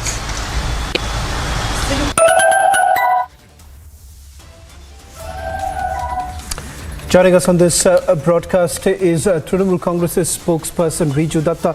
Riju, thank you very much for speaking to Republic TV. Let me straight away begin by asking you, every individual is entitled to their own opinion, but when a sitting minister makes a comment on Sanatan Dharma and then goes on to defend his position, obviously questions would also be asked of those parties who are supporting the DMK. You've already heard what your leader had to say. But the fact of the matter is that if you really respect the Sanatan Dharma, then how is it that you really expect anyone to allow Udhayanidhi Stalin to continue making a statement on Sanatan Dharma the way he has essentially done it so far? Let me be very clear. Sanatan Dharma, we all respect Sanatan Dharma. We believe Sanatan Dharma because people normally misconceive it. And I believe Sanatan Dharma is eternal religion because we believe, we as Hindus, we believe in rebirth and the rebirth of the soul. So a lot of people, I am sure, are unaware of this. And I believe, and like my Supremo and Trinamool Congress Chairperson Mamata Banerjee said, that we completely respect people because India is a secular democratic country and we believe that everybody should respect Sanatan Dharma. Same way, we should also respect other religions. The comments made by Udhayanidhi Stalin, we surely do not agree with that. We completely step aside from that. And like my Chief Minister said and my Supremo said, that we are very unsure out of what vision he has even made that comment. Because it is such a ludicrous comment. However, it is for the DMK to clarify their stand, and if needs be, it is for DMK to apologize to people, because if religious sentiments are hurt, then it is their prerogative to do the needful. But as an Indian alliance partner, Trinamool Congress strongly disagrees with the statements made by Udhayanidhi Stalin. We respect Sanatan Dharma. We believe Sanatan Dharma is an eternal way of life, and we do not stand by the statements made by Udhayanidhi Stalin. Ludicrous statements. That's all. Well, Riju, appreciate your forthcoming statement on this entire matter, with the Trinamool Congress calling it a ludicrous statement being made by the DMK, but it is for the DMK to make their position clear on this entire matter. But as an India alliance partner, they essentially do not support what the DMK had to say. But a very different position has essentially been taken by the Congress party. We've heard Karnataka Minister Priyank Kharge essentially coming out in full support of Udhayanidhi Stalin. KC Venugopal has also spoken on this matter. Listen to the reactions coming in from the Congress side. Any religion that does not promote equality, any religion which does not give you equal rights, does not treat you like humans, is not a religion. So it's as good as a disease. Actually, हमारा view very clear है. सर्व धर्म भावना, समभावना. Sarva Dharma Sambhavana is the Congress ideology. But you have to understand, every political party have their own freedom to tell their views. Stalin ने कहा कि corona की तरह सनातन धर्म को भी खत्म कर देना चाहिए। वो उनकी व्यक्तिगत राय होगी, हम उससे सहमत नहीं हैं। Well, sensing an opportunity, the Bharatiya Janata Party has upped the ante. They've hit back at the DMK over the insult to Sanatan Dharma. In fact, the BJP now says that India bloc is playing politics of polarization. Top ministers have also spoken on this matter. Listen. सनातन धर्म का के ऊपर भी चोट पहुंचाई जा रही है। इन्हीं के गठबंधन के लोगों ने, डीएमके ने चोट पहुंचाई है और इस पर कांग्रेस चुप्पी साध कर बैठी हुई है। मैं गहलोत साहब से कहना चाहता हूं, आप क्यों नहीं बोलते? क्यों नहीं सोनिया जी बोलती? क्यों नहीं राहुल जी बोलते? क्यों नहीं खड़गे बोलते कि सनातन धर्म के बारे में आपकी सोच क्या है? सनातन को कुचलने की हसरत वाले कितने ही खाक हो गए, हिंदुओं को मिटाने के ख्वाब पाले कितने ही राख हो गए। सुनो घमंडिया गठबंधन के घमंडियों, तुम और तुम्हारे मित्र रहे ना रहे, सनातन था, सनातन है और सनातन रहेगा। Shameful silence by Rahul Gandhi is not only baffling but shocking, to say the least. Will you go to any extent in pursuit of your vote bank politics? It is also against hatred of Sanatan Dharma. I would like to gently remind all of them, Rahul Gandhi in particular, that even the hundreds of years of Islamic rule could not uproot Sanatan Dharma. With Stalin Jr. remaining defiant, seers have now hit up, demanding an apology from the Tamil Nadu minister. Listen. Tamil Nadu के मुख्यमंत्री के कुपुत्र उदयनिधि स्टालिन के द्वारा सनातन हिंदू धर्म के बारे में जिस तरह की आपत्तिजनक बातें की गई हैं, यह अति निंदनीय और घृणित है। अखिल भारतीय संत समिति का इतना ही कहना है कि करोड़ों वर्षों से मिटाने वाले मिटते चले गए और भारत की सुप्रीम कोर्ट ने सनातन हिंदू धर्म को जीवन जीने की पद्धति माना। तो असभ्य बर्बर लोगों को ये बात समझ में नहीं आएगी। क्रिश्चियन धर्म से संबंध रखते हैं, इनकी पूरी पार्टी भी पूरी ताकत लगा देवे सनातन धर्म को खराब करने के लिए, तो यह कभी नहीं हो सकता है। सनातन धर्म अपनी स्थिति में है और मजबूत स्थिति में है। इस सनातन धर्म के ऊपर बड़े बड़े लोग आए सनातन धर्म को बिगाड़ने के लिए, लेकिन सनातन धर्म ज्यों का त्यों चल रहा है। ये निश्चित रूप से उसी का एक अंग है। ये सारे लोग सनातन धर्म विरोधी हैं, चाहे वो सपा के हों, चाहे बसपा के हों, और चाहे कांग्रेस को हों, टीएमटी के हों, जो भी इससे जुड़ा जो महागठबंधन बनाए हैं, ये सारे के सारे सनातन धर्म विरोधी हैं। और इसलिए अब क्योंकि मोदी ने ऐसा हाथ डाला है बामी के, उसमें अभी कलबला कलबला करके बाहर निकल रहे हैं कीड़े मकोड़े के तरीके से। लेकिन कीड़ा मकोड़ा कब तक चिल्लाएगा? कुछ नहीं होने वाला है, इनका निश्चित विनाश होने वाला है। किसी भारतीय ने कहा कि ये भारत में रहने वाले समस्त सनातनियों के दिल पर उन्होंने चोट पहुंचाई है। ये राम का देश है, राम के देश में सनातन जब तक इस भूमि पर जल रहेगा, सूर्य रहेगा, तब तक सनातन रहेगा। और ऐसे लोग बहुत आए और चले जाएंगे, वैसे ज्यादा जानवरों को जवाब नहीं देना चाहिए। Well, shift we focus now to the preparations in the national capital as Delhi gears up to host heads of state coming in the next few days. In fact, top hotels of the national capital are all set to host the global leaders as well as the delegates. From grand welcome to special menus to a spectacular arrangement, these hotels are all set and booked for the G20 summit.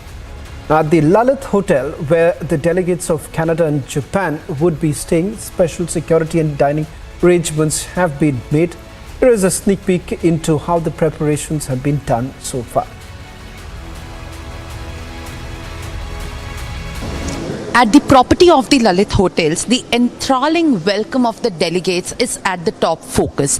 And right now, at my behind, what you can see is the huge rangoli that has been set up with the use of flowers from days, showcasing the detailed theme of the G20 summit, Vasudhaiv Kutumbakam. You can see the use of flowers that has been beautifully done in decorating the entrance of the venue, which is also very much added with the little details of the showcasing the theme of the G20, which says one earth, one family and one future, with the colors which is going to make it even more colorful and in deeply with the sync of Indian tradition that has been specially kept as the focus by the Lalit team hotels for the welcome of the delegates. And we are also joined by a special team which is actually going to present and offer a warm welcome to all the delegates of the G20,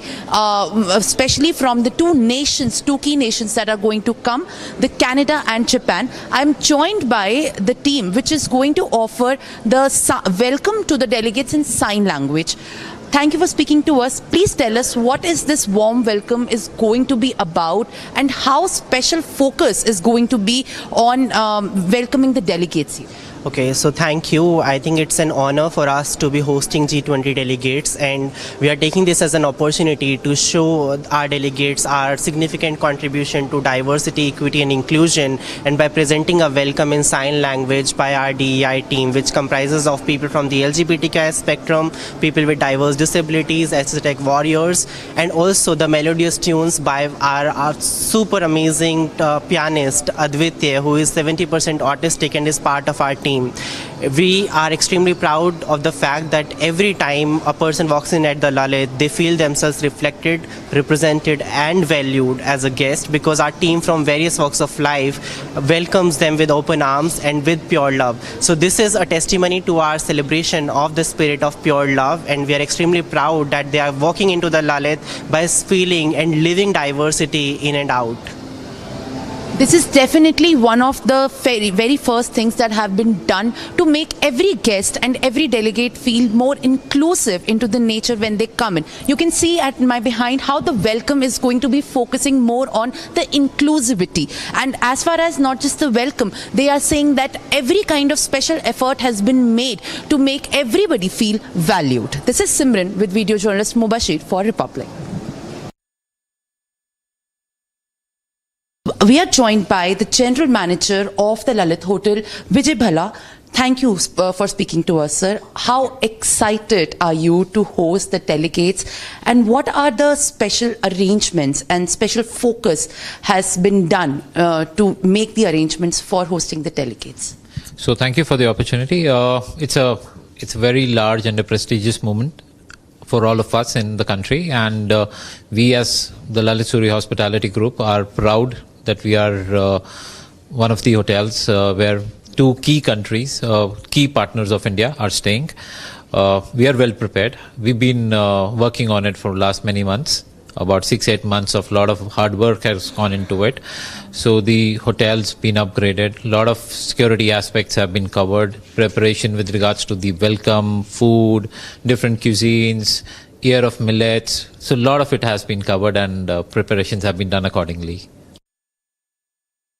A grand welcome for all the G20 delegates has been given the most priority, and right now I am at one of the legacy suites in the Lalit Hotel, where a special arrangements from food to the security to all the rooms has been made. And this is the interior of one of the legacy rooms, which has been prepared up from the staff and the room services at the Lalit Hotel, where this is the kind of arrangement and the welcome which will be given to the delegates of the Canada and Japan, who will be coming and staying and living here for the G20 summit. Right now, let me show you what this is, the preparation which has also been done for the delegates. This is the bar counter, and right just adjacent to it, it is the living area which has been specially made for them in the legacy suites, where there can be small meetings and gathering that can take place. This is the interior, and this is a long hall where the delegates can also take walks within each room. Let me show you around the look of the room, which also offers a very luxurious view of the entire national capital area, and which also shows the heart of the city from this height. This is the view which the delegates are going to be seeing while they will be here at the stay, and these are the bulletproof glasses. We have also been told that the security arrangements have been given special mention, and how bulletproof glasses have been actually installed in every kind of a room where, you know, there has been important arrangements have been made that no compromise with the security will be done. And that's why in every room from every legacy suite there has been bulletproof glasses that have been stationed. This is the look of the room which you can see right to me. This is the room which is going to be offering to all the delegates, and there is a possibility that either the Canadian or the Japanese PM would be living in one of the legacy suites from where we are coming to you. Apart from that, this is the entire hall which is going to be a key constraint for the welcome of all the delegates, and this is the room which will be given to most of the delegates which are going to be coming at the Lalit. You can see from the lighting to the entrance, to the bar, to the living room, to the bulletproof glasses, and to all the foods. This is the arrangement that has been specially put up by the staff and by the team of the Lalit Hotel, who have geared up to welcome the delegates with all the enthusiasm to leave a lasting impression for the hospitable and for the enthusiastic welcome of all the delegates who are going to be coming at the G20 summit. This is Simran with video journalist Mubashir for Republic.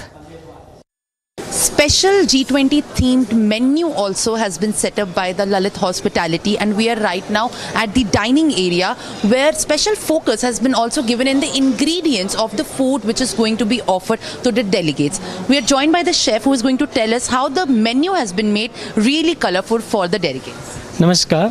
As you know that we have in India we have a 10 to 12 types of the millets. So keeping those millets in our my mind, so we have curated a display over here which is showing a displays of the millets, like different kind of millets, and for the salads as well. You can see the colorful salads over here. You can see a desserts over here which is all millets here, and you can see risotto also out of made millets, and you can see the colors as well. How colorful is it? And for the if we are keeping the things in a breakfast and the lunch and dinner, so we have all the menus accordingly. Like you can see a vadas with the sambar, which is all made by the millets, and the lasagna, the good ragi ki kheer. Although the Indian breads also we made out of the millets. I can see color has also been given a lot of priority to add more theme for the G20. Right? Yes, of course. That's why when we are curating a menu, we are keeping the things in our mind, how colorful the millet will be. It's all things millets. Yeah, you can see that's all millets, like the dim sims also in millets, the clay pot vegetables also with the millets, the watermelon and mixed millet salad, the colorful, like you can see over here. So this is all things millet that has been given as important focus for making the food and the plate of the delegates more colorful. This is Simran with video journalist Mubashir for Republic.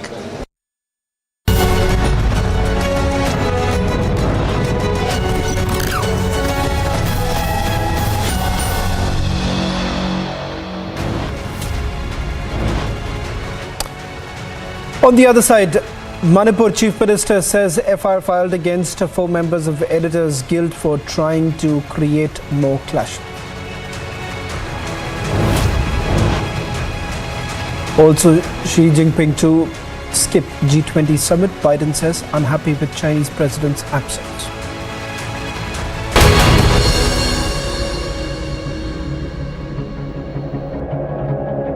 The top-ranked Amity BTech attracts some of the most brilliant students of India who get global exposure at the 5-week study abroad program at Amity's global campuses at no additional tuition fee.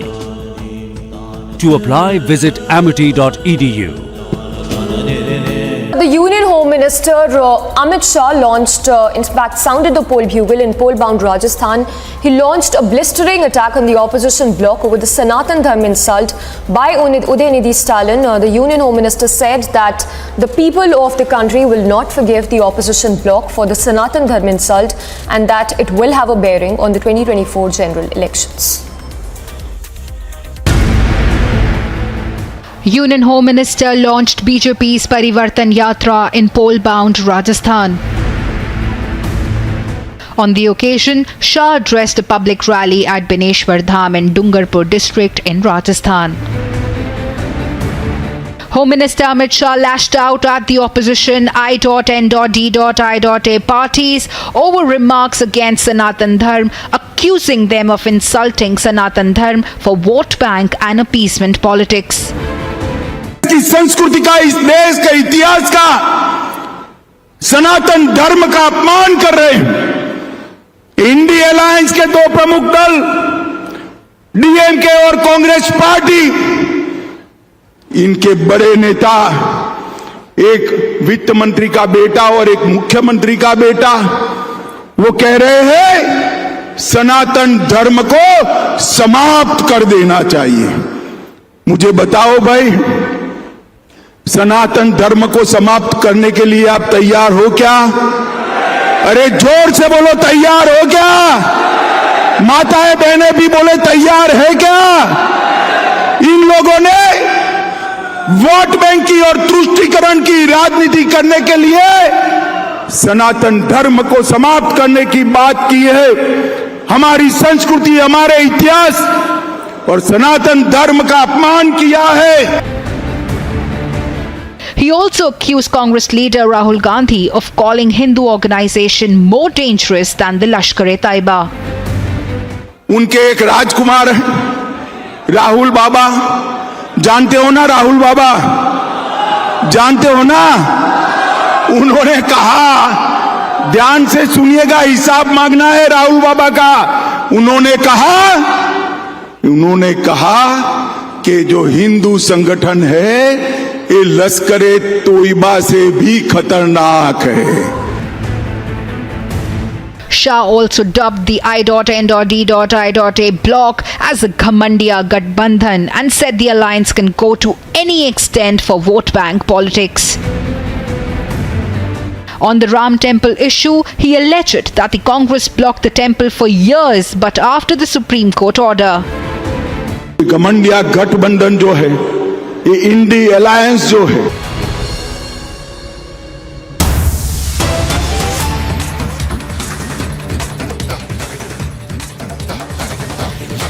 The encounter broke out in Riyasi in Jammu and Kashmir. One terrorist has been gunned down while another is injured. One police personnel also injured in the ongoing operation. What you see right now on your screens, these are deferred visuals of the encounter which is essentially underway. A confirmation now coming in from the police that an LAT terrorist has been killed in the encounter. There have been injuries that have also been, but a confirmation coming in that a Lashkar-e-Taiba terrorist has been neutralized by the forces in this encounter.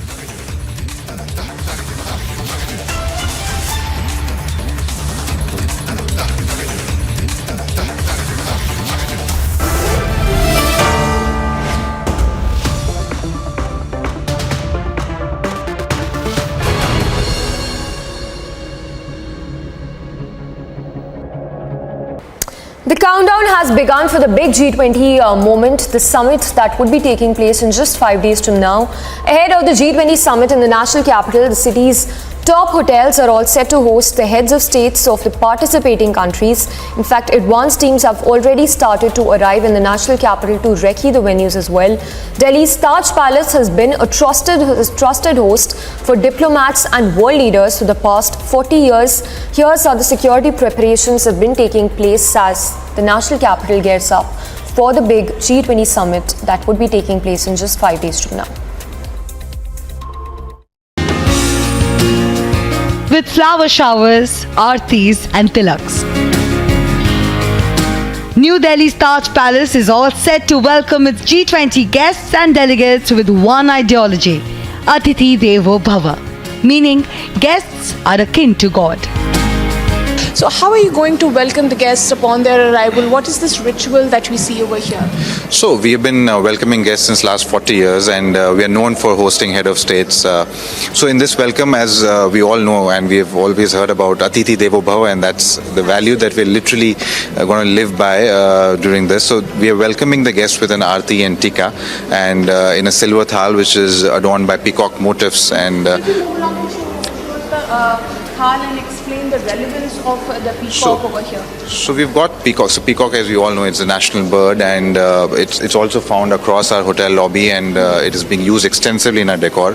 So that's the reason we've got this thali being developed specially for this G20 welcome. But even as the hospitality is expected to be top-notch, preparations for security arrangements are being made just as meticulously. Not far away, the Lee Meridian Hotel is also leaving no effort unspared to ensure the safety and the security of its guests. Of course, our staff is 2017 Republic TV.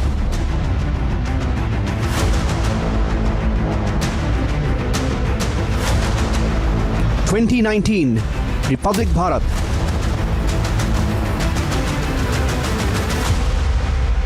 2021 Republic Bangla.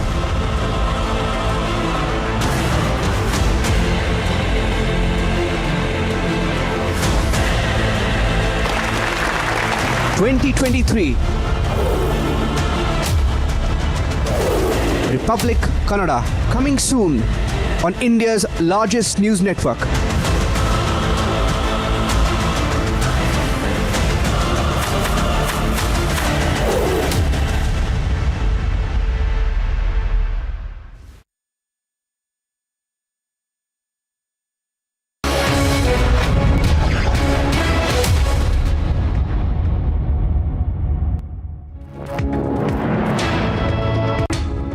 Good evening, you're watching Superfast 50. I'm Suesha Sound, beginning with the first story in a discussion on the row over Maratha reservation. Maharashtra Deputy Chief Minister Devendra Fadnavis on September 4th termed the Lathi charge on Saturday as a sad incident and said that they will never support the Lathi charge done by the police and apologize for the same.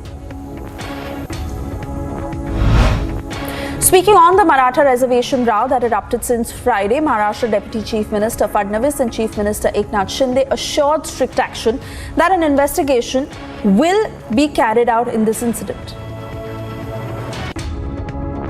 आज की बैठक उच्च स्तरीय बैठक हुई है। उस बैठक में मराठा समाज को रिजर्वेशन देने के बारे में चर्चा हुई है। मराठा समाज को रिजर्वेशन देने के लिए पूरी तरह गंभीरता से काम कर रही है। मराठा समाज को आरक्षण मिलना चाहिए, ये भूमिका सरकार की है। Addressing the public on Maratha reservation, Maharashtra Deputy Chief Minister Fadnavis hit out at the opposition and said some political leaders are trying to spread rumors that these guidelines came by the Home Ministry. Let me tell them that the decision was taken by the SP and Deputy SP, and only they can take a decision when it comes to Lathi charge, unquote. Hitting out at the former Chief Minister of Maharashtra, State Deputy Chief Minister Devendra Fadnavis stated that the Uddhav Thackeray had visited Jalna before and he had spoken about Wat Hukum. Later, he raised a question that when he was the Chief Minister, why did he not take a decision about it, unquote. Hours after Udhayanidhi Stalin's remarks on Sanatan Dharma triggered a political debate, Tamil Nadu minister remained defiant and accused BJP of twisting his statement and spreading fake news. Your speech has become a controversy now, and the BJP is continuously attacking you, though you have given a clarification. I don't What do you care. have to say? I still stand by whatever I said. The DMK party was formed for social justice. I will always talk about it. I will always talk about what are the defects of the Sanatana Dharma. I never called for genocide. Do you have any proof? My speech is there on online, on YouTube it's there. So please don't twist the issue. Sir, the INDI alliance bloc has none of the leaders have come in support of you. Or do you think they are afraid of the alliance? No. Let me ask you another question. BJP is opposing for whatever I said. BJP's alliance party, ADMK, did you ask them?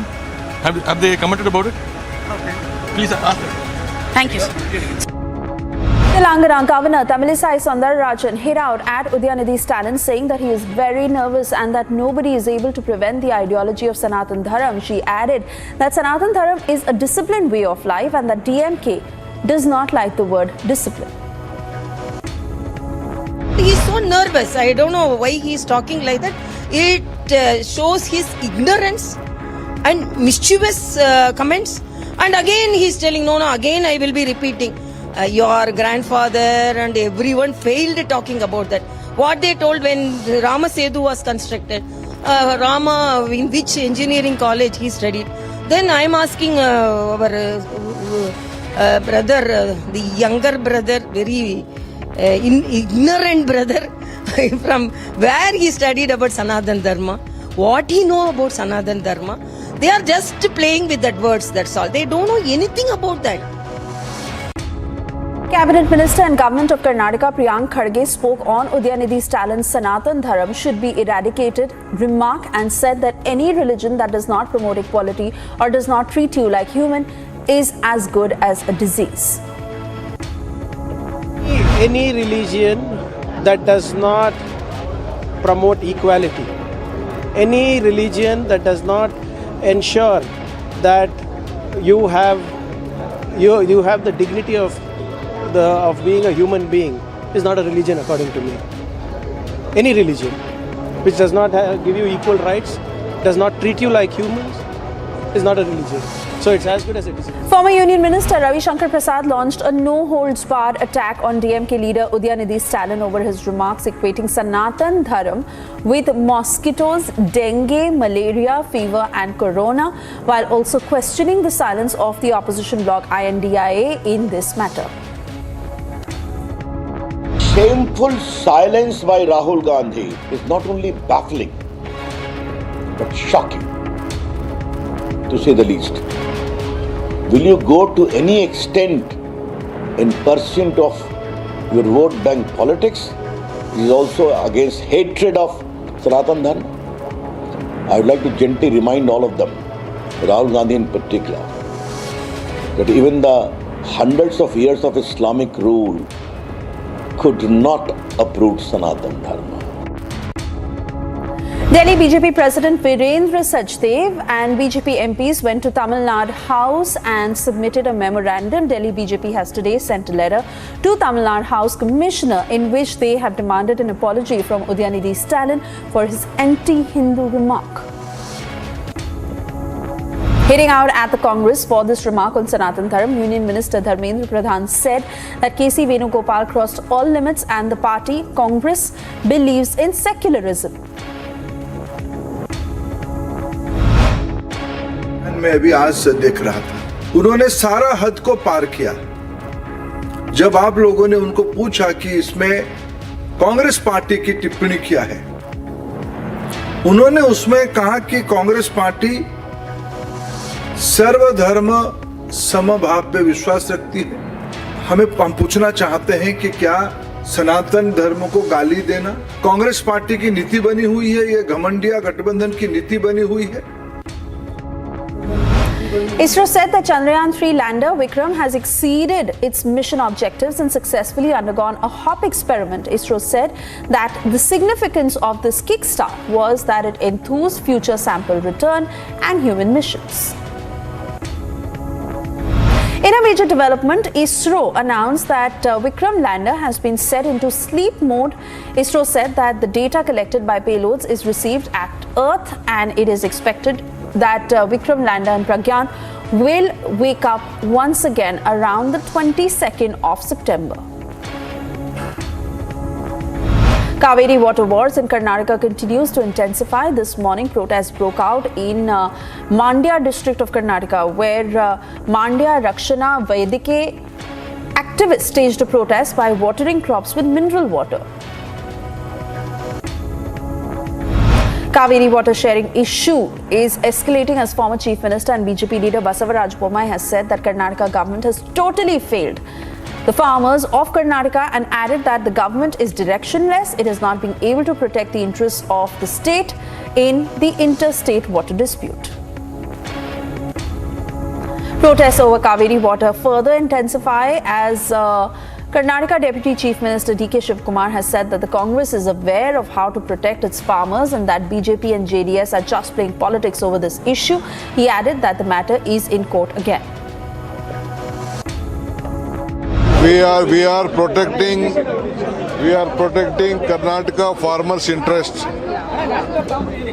We know how to protect Karnataka farmers. If BJP, JDS, they are doing politics. Congress Parliamentary Party Chairperson Sonia Gandhi also convened a meeting of the Congress Parliamentary Strategy Group on the 5th of September to discuss the strategy for the special session of the Parliament. Defence Minister Rajnath Singh flagged off BJP's third Parivartan Sankalp Yatra from Jaisalmer district of Rajasthan. The Yatra kicked off from Ramdevra, which will cover 51 assembly constituencies in Jodhpur division in 20 days.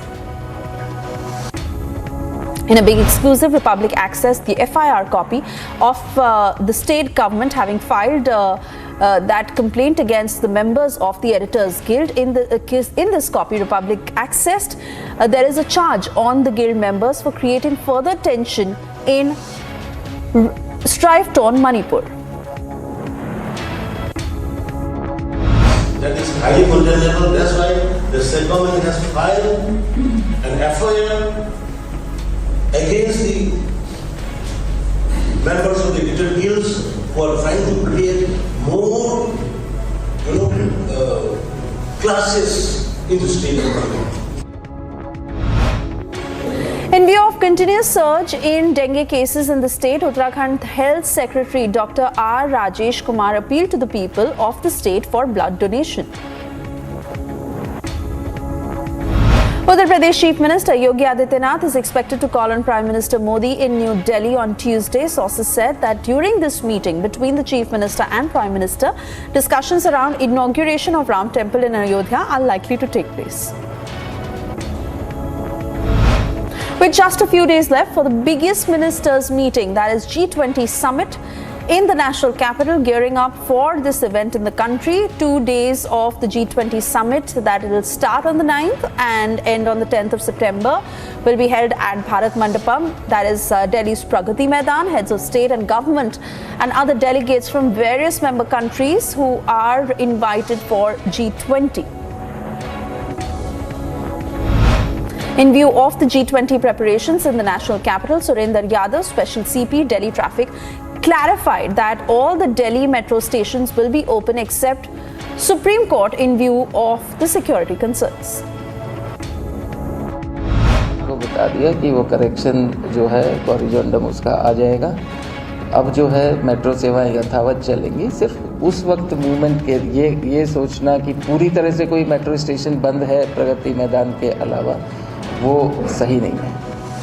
उसमें कोई confusion की गुंजाइश की आवश्यकता ही नहीं है। Delhi Metro will be selling its tourist smart cards from selected metro stations through dedicated counters for a period of 10 days starting from the 4th of September to facilitate G20 delegates and international visitors who might be interested in exploring tourist places in Delhi.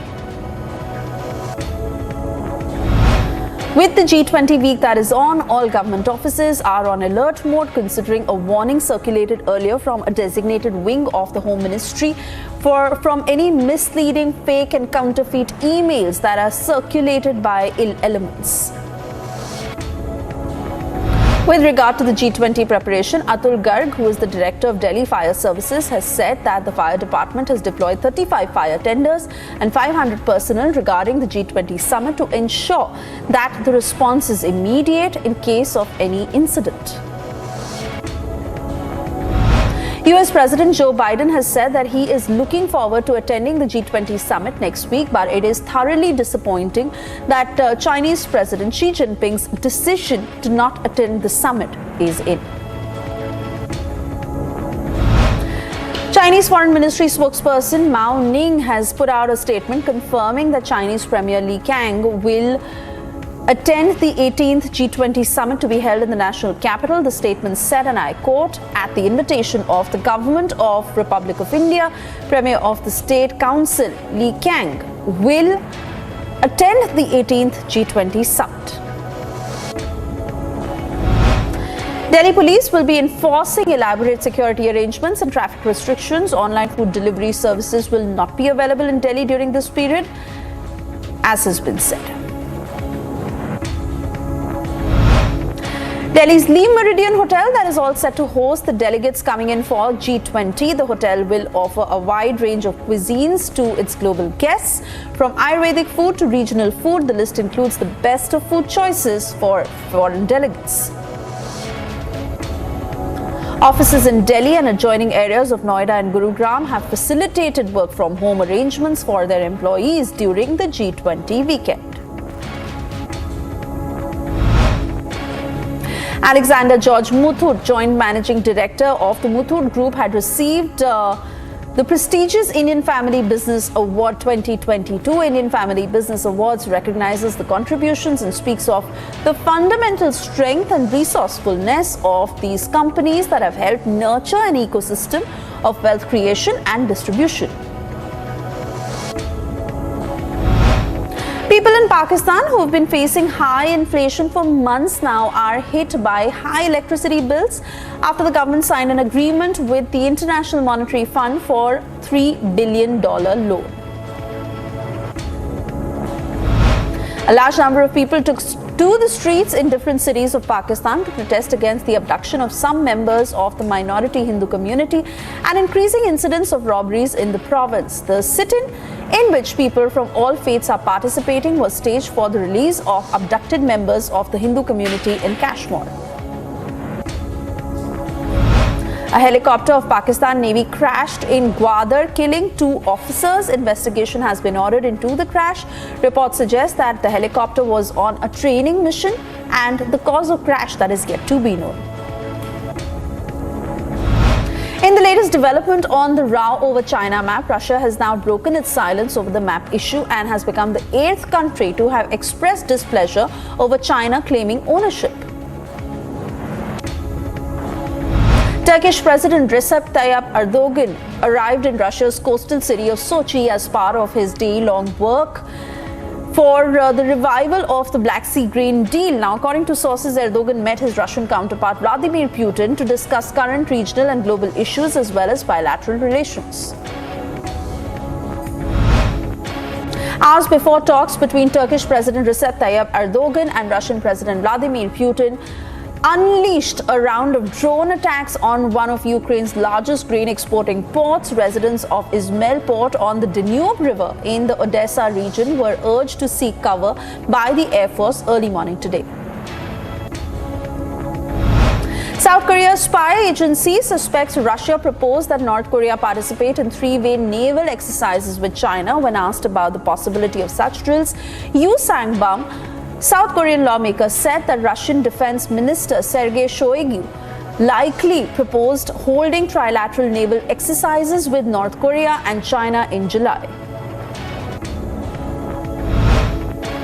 Much of southern Taiwan came to a standstill today as Typhoon Haiku continued to churn over towns and farmland. The winds and driving rains forced in unsecured doors, uprooted trees and caused flooding in some low-lying areas. About 75,000 homes temporarily lost power in Taitung and Hualien counties along the east coast.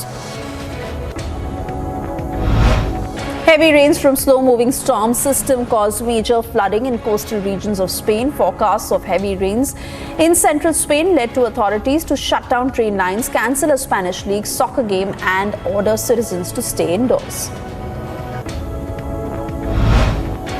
Rain hindered the play between India and Nepal at Palekele International Cricket Stadium today. For now, Nepal has made 178 for 6 wickets against India in 37.5 overs. BCCI President Roger Binny and Vice President Rajiv Shukla arrived at Punjab's Amritsar, embarking on a visit to Pakistan for Asia Cup 2023. Today, Shukla made it clear that their 2-day visit is purely for cricket and nothing else. BCCI का delegation है, चूंकि Asia cup चल रहा है और Asia cup की chairmanship India के पास है। एशियन क्रिकेट काउंसिल के हमारे बीसीसीआई सेक्रेटरी उसके चेयरमैन हैं, इसलिए बीसीसीआई का डेलीगेशन जा रहा है क्योंकि Pakistan is the host of Asia cup.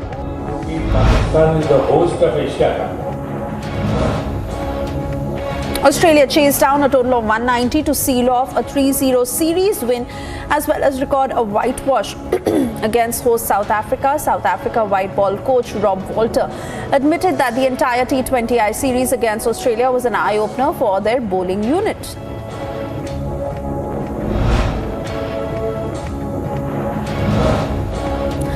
Star Australian all-rounder Glenn Maxwell might miss Australia's upcoming ODI series against India as he is still battling ankle soreness from the leg injury he suffered last year. Pragananda remembered the tournament and detailed his future goal. He said, and I quote, "It is very inspiring how we performed recently as well in Global Chess League. We have a lot of strong players in India. For me, it is very important that I work hard and perform well in these events. For me, that is the main goal." World number 20 Jelena Ostapenko continued her winning campaign over Iga Swiatek, ending Pole's US Open crown defense with a triumph in the 4th round. The victory means world number 2 Aryna Sabalenka will overtake Swiatek and climb to the number 1 ranking after the US Open. American teenager Coco Gauff ended Caroline US Open comeback with a victory to reach the quarterfinals.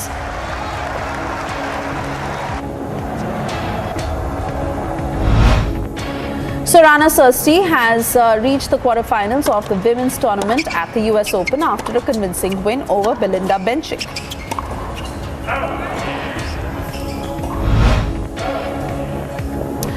Ten-seed Francis Tiafoe is through to the last 8 of the US Open. The player brushed past Australian wildcard entry Rinky Hijikata.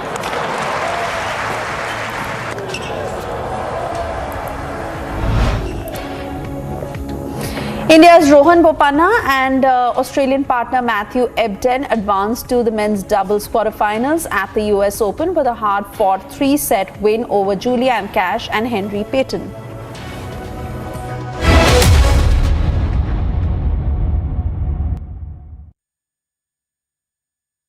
The top-ranked Amity BTech attracts some of the most brilliant students of India, with alumni working in top companies around the world and earning over 2 crores rupees per annum. To apply, visit amity.edu.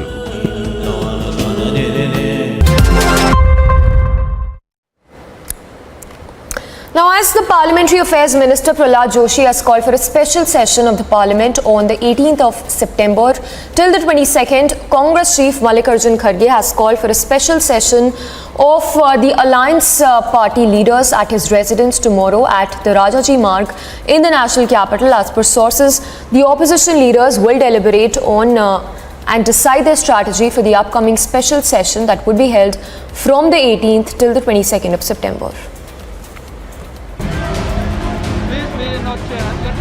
There is a mega huddle in opposition ahead of Parliament's special session.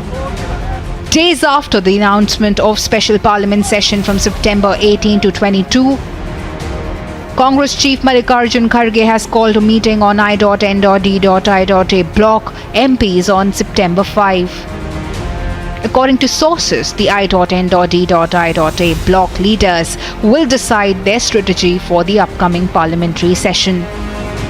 The meeting comes amid the massive face-off over centre's One Nation, One Poll push. With Adhir Ranjan refusing to be a part of the 8-member committee, and Rahul Gandhi's attempt to fearmonger over One Nation, One Poll. But they have gotten it back from the BJP. This dotted existence, they do not represent India. These roadblocks, this incomprehension is by the dotted existence of I.N.D.I.A. So this dotted existence cannot comprehend what India stands for, what India is. Given the fact that the centre has formed 8-member panel to explore the possibility of One Nation, One Poll, all eyes will be on the developments this week ahead of the Parliament session.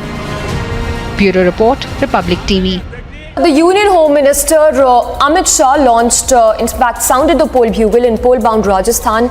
He launched a blistering attack on the opposition bloc over the Sanatan Dharma insult by Udhayanidhi Stalin. The Union Home Minister said that the people of the country will not forgive the opposition bloc for the Sanatan Dharma insult and that it will have a bearing on the 2024 general elections. Union Home Minister launched BJP's Parivartan Yatra in poll-bound Rajasthan. On the occasion, Shah addressed a public rally at Bineshwar Dham in Dungarpur district in Rajasthan. Home Minister Amit Shah lashed out at the opposition I.N.D.I.A parties over remarks against Sanatan Dharma, accusing them of insulting Sanatan Dharma for vote bank and appeasement politics. की संस्कृति का, इस देश का, इतिहास का, सनातन धर्म का अपमान कर रहे हैं। इंडी अलायंस के दो प्रमुख दल डीएमके और कांग्रेस पार्टी, इनके बड़े नेता, एक वित्त मंत्री का बेटा और एक मुख्यमंत्री का बेटा, वो कह रहे हैं सनातन धर्म को समाप्त कर देना चाहिए।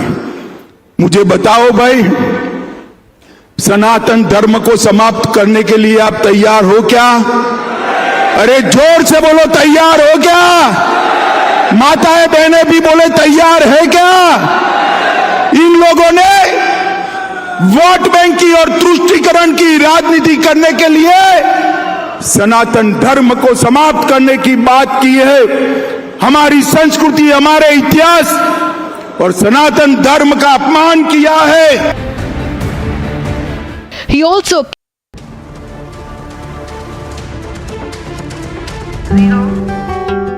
delivering a big status update on the Chandrayaan-3 mission. ISRO announced that the Vikram Lander has fired its engines on the lunar surface, hopped about 1 foot and then landed safely again. Sharing a video, the agency said that the Vikram Lander has exceeded its mission objectives by successfully conducting a hop experiment on the lunar surface. As per ISRO's post, the lander fired its engines on command, elevated itself by approximately 40 centimeters and landed safely at a distance of 30 to 40 centimeters away. The video also showed the moment Vikram fired its engines. ISRO said that this achievement is a major boost for future sample return missions and potential human expeditions to the moon. The successful execution of the hop experiment demonstrates the lander's ability to move and navigate the lunar terrain, a critical capability for future exploratory missions. Bureau Report, Republic TV.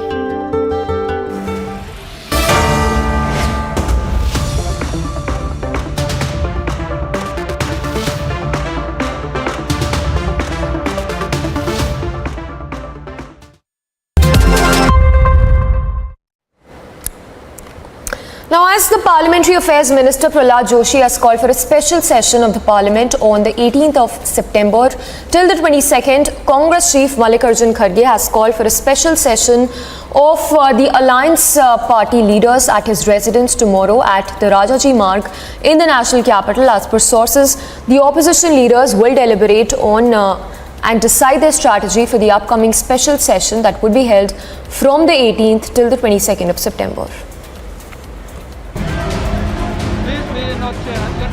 There is a mega huddle in opposition ahead of Parliament's special session. Days after the announcement of special Parliament session from September 18 to 22, Congress Chief Mallikarjun Kharge has called a meeting on I.N.D.I.A block MPs on September 5. According to sources, the I.N.D.I.A block leaders will decide their strategy for the upcoming parliamentary session.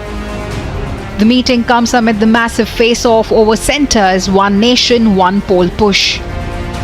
With Adhir Ranjan refusing to be a part of the 8-member committee, and Rahul Gandhi's attempt to fearmonger over One Nation, One Poll. But they have gotten it back from the BJP. This dotted existence, they do not represent India.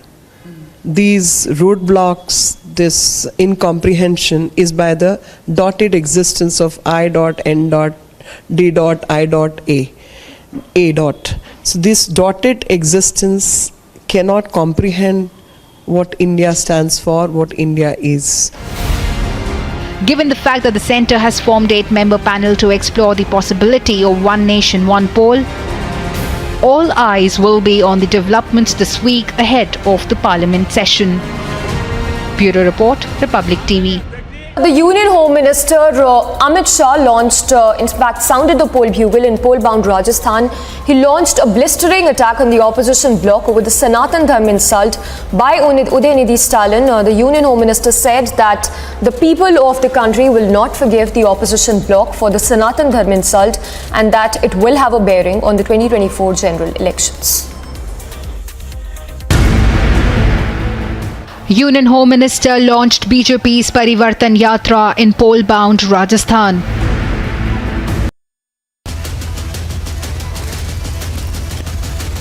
Burning question, powered by Musk. Ladies and gentlemen, one would say when you are selling a Mohabbat ki dukaan, and that is your logo, your slogan, your idea of connecting with people, how can you be okay with the kind of comments that have been made by Udhayanidhi Stalin? What is worse is that the Congress and the DMK together are working in an alliance in the state of Tamil Nadu. Does this make the Congress helpless? Does this make the Congress in a position not to call out its ally? Otherwise, what explains the utter confusion, the chaos, not just in the Congress camp, but also the I&A alliance bloc? And till now, Udhayanidhi Stalin has neither apologized nor has he said that he is willing to take back his words in case those words have offended the majority of the country. We wonder why, but that's going to be our focus, and we'll shine the spotlight on that big story that a lot of you have been talking about.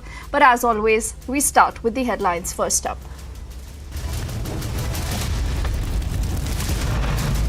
An FIR against the members of the different hills who are trying to create more classes in the state of Manipur. The Manipur Chief Minister says FIR filed against 4 members of the Editors Guild for trying to create more clashes.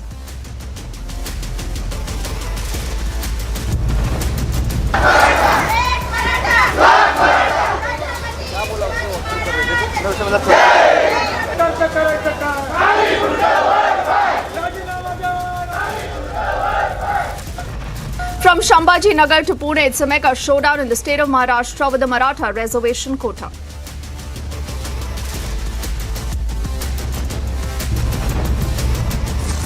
I still stand by whatever I said. The DMK party was formed for social justice. I will always talk about it.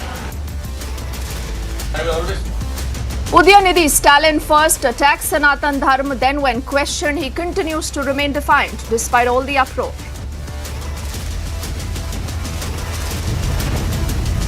मोहब्बत की दुकान चलाने वाले लोग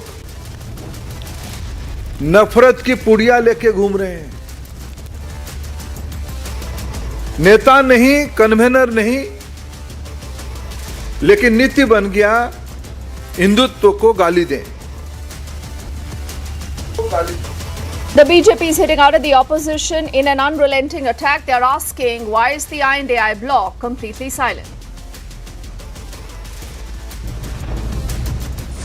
A significant step towards a possible manned moon mission, the Vikram Lander performs the hop experiment. And Xi Jinping to skip the G20 summit. Biden says unhappy with the Chinese president's absence.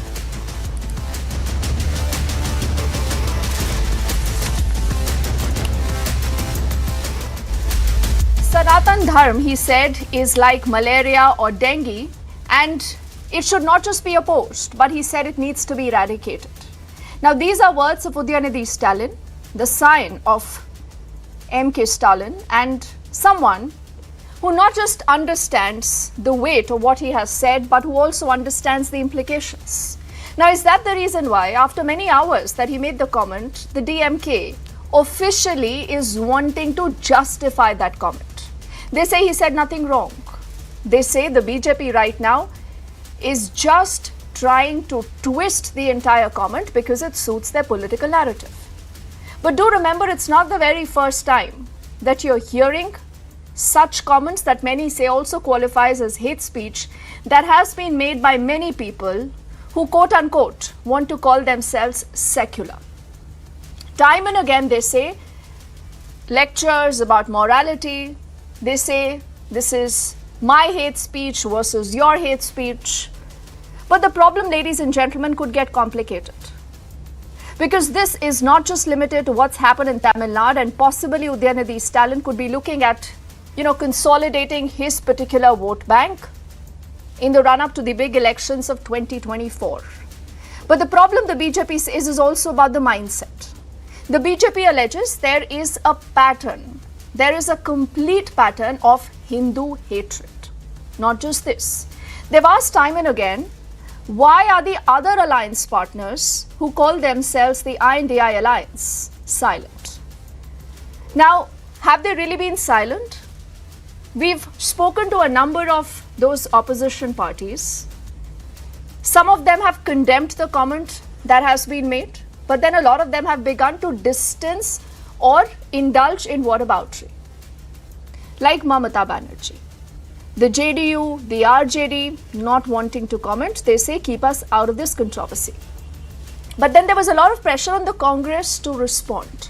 The same Congress that many say also indulges in soft Hindutva in the run-up to every election. So you will see their netas, whether it is Rahul Gandhi, Priyanka Gandhi, doing a lot of temple hopping.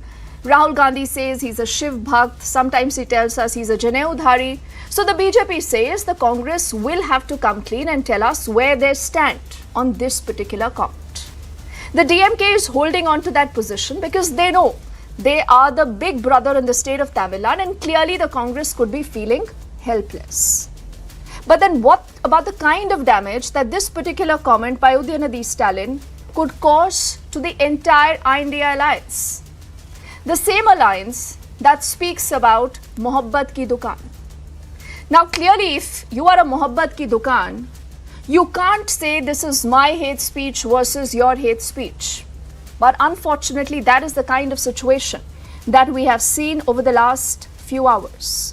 Right from a Kamal Nath to a Bhupesh Baghel, who remember are trying to show themselves more Hindu than the other parties right now, that includes the BJP, to a Priyank Kharge, who's a minister in the state of Karnataka, who's defending that comment that has been made by Udhayanidhi Stalin, to the central command of the Congress here in the national capital, that says, we believe in respect for all religions.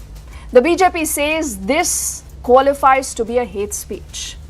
So on this edition of The Burning Question, our attempt is to find out whether this hypocrisy, this whataboutery, is perfectly fine. And can such political parties still call themselves secular? It's been a story that has generated a lot of traction on the social media, so sit back and watch what has happened through the day. The comment first, then the defense, then a lot of silence that have come in from the INDI Bloc Alliance, and then we debate.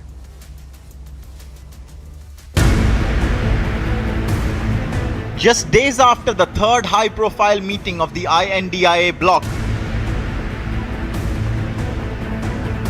Tamil Nadu Chief Minister M.K. Stalin's son Udhayanidhi's remarks have put the alliance in the dock. சிலவற்றை நாம் ஒழிக்கத்தான் வேண்டும், எதிர்க்க முடியாது.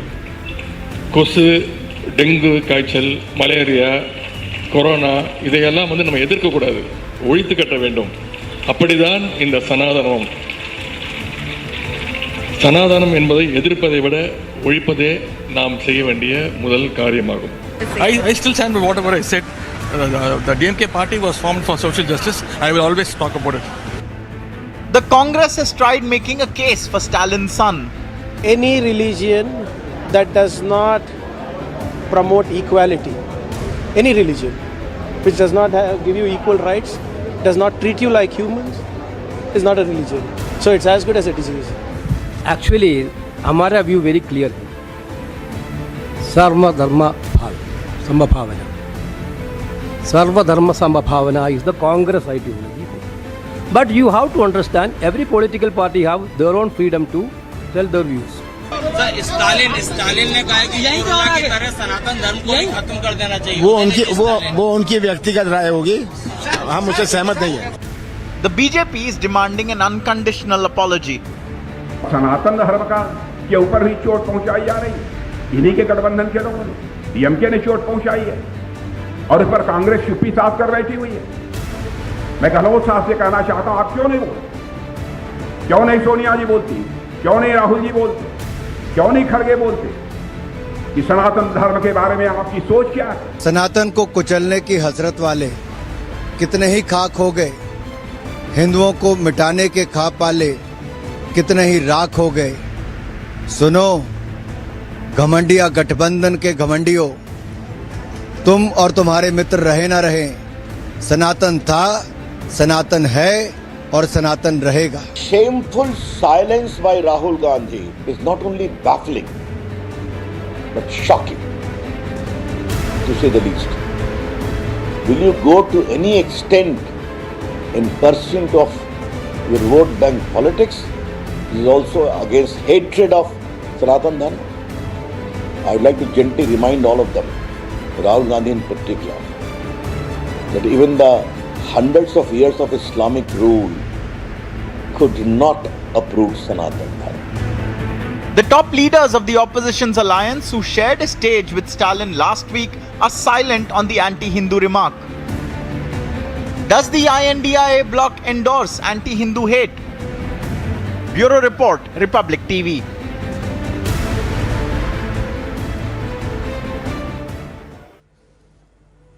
And also to note, remember, there are a lot of problems in the INDIA alliance and a lot of other issues that they do not stand and think like one. Something that the BJP has been trying to underscore of late again and again कि एक साथ तो आ गए हैं, लेकिन on a lot of issues they say, Charu, that they do not speak as one and their ideology continues to shift according to from where they speak. So we'll broaden this debate and ask those important questions. Charu Pragya is the spokesperson of the BJP with us. Ravi Srivastava leans towards the Aam Aadmi Party. He's a political analyst. Nilanjan Das is also a political analyst. He leans towards the TMC. And my first question, Chandan, is to you. You're a professor at the ISCC Bengaluru and you also leans towards the Congress. And we must tell our viewers that none of the INDIA alliance partners, whether it is the JDU, the RJD, the SP, the Aam Aadmi Party, none of them want to come and participate in this debate. I wonder why, because if they are feeling so embarrassed about this, Chandan, then why don't they act against Udhayanidhi Stalin? I mean, in life and politics, you make mistakes and you can say, sorry, I did not understand that this is going to be, creating so much of a problem and so much of an uproar. I apologize for my comments and get away with it. But Chandan, why is the Congress not asking the DMK and Udhayanidhi Stalin to apologize? And do you believe this is hate speech? Deepthi, two quick responses. If we heard the Congress leaders that you just made us hear while before the show, it's very clear that there are people inside the party who have different positions on this matter, right? So it looks like the party is comfortable with allowing its individual members to think freely on this question. Second, when the Congress tied up with Shiv Sena or anybody else, they didn't impose any conditions on how their ideology should change. Instead, they spoke of a common minimum program, which is a pragmatic way of arriving at common ground while not agreeing with everything that the other party does or says. So I think we should let that be for now and focus on what precisely is it that is getting everybody agitated. Deepti, I mean, I don't know if this is an answer to your question, but I think Chandan, in a coalition, there are pragmatic tie-ups. It's... But you know, Chandan, I think coalitions, I agree. There's a pragmatic coming together. That's the challenge, to get different parties together. But on core and on broad and such vital issues, you know, that affect the majority of the country, and also speaking about the state of Tamil Nadu that has more than 86% Hindus, for Udhayanidhi Stalin to make a comment like Sanatan Dharma is like malaria and dengue and it should not just be opposed but eradicated, how can the Congress just be okay with this? I mean, I still can't understand, or you believe that this is expected of the DMK, Chandan? No. I didn't say... No, two things. I think what Venugopal said, if you take his statement to be the more important one, considering he's high up in the hierarchy, he said we believe in respecting all religions, and I think it's very clear where he stands on this matter. He's distancing himself from what Udhayanidhi has said. Now, the second part of your observation, whether Udhayanidhi should have spoken in that fashion, it's very clear. He's speaking at a progressive writers forum, and like I've been saying before on your channel yesterday, the DMK political rhetoric is something to be studied. It has evolved in its own fashion over the last 100 years. And what you heard now is something that has been heard before, said before. And I'm not saying it should be accepted now because it's been said before, but I'm saying the style of speaking, and we can't be literal in the way we hear it, understand it. If you notice, people are smiling, laughing, familiarity with the discourse. And this has been reflected in Tamil popular culture. Dravidian films were replete with these dialogues. Charu does not agree with this, and I must say neither do I. You know, Chandan, I think the Congress is at pains right now to justify that comment. A quick counter by Charu before I come to both Nilanjan and I'm contextualizing it only. Yes, Charu. I'm contextualizing it only. Yeah. Charu. You shouldn't be just contextualizing it, you should be condemning it, and condemning it without any conditions attached. Unfortunately, neither you nor your leaders have done it. Unfortunately, none of the leaders of this Ghamandiya alliance have done it, and that is what pains me more. You know, one person actually committed a sin by bringing down our religion to a disease, and I cannot tell you how angry I am. I'm just not shouting right now because I've spent myself screaming and shouting about this the last 2 days. He can have an opinion which all of us dislike, but what is worse is that all of you are aligning behind him. That is what is worse. Now you call yourself a Mohabbat ki dukaan. Here you are supporting a man who continues to spread hate, who calls out for the eradication of us. I'm a Sanatani. Like just for the record, I'm not part of the Congress. He calls out for the eradication of us. He calls out for our genocide. And yes, you're right. This alliance does have a common minimum program. Your common minimum program comprises of corruption, parivarvad and Hindu hate. That's about it. Because I have not heard anything coming out of that alliance which has made sense to me, because all you do is meet for photo ops. Deepti, I'm in a situation today where, no amount of expressing my grief and anger is enough. But I find a problem with all the people who are defending this. Now, it is so convenient for him to say, I'm just putting it in context for you to understand. What is Rahul Gandhi doing? When he needs votes of Hindus, he goes temple to temple, as does his sister. There is a Mamta Didi in Bengal who wants to attend Durga Pujas because she feels it might help her gain a few more votes. Every single person who's a part of this alliance today has either spoken out against Hindus, has either taken action which has directly impacted the lives of Hindus, or has supported people who are spewing hate like this. And it's just not hate. He's calling out for genocide. Let's not take this lying down.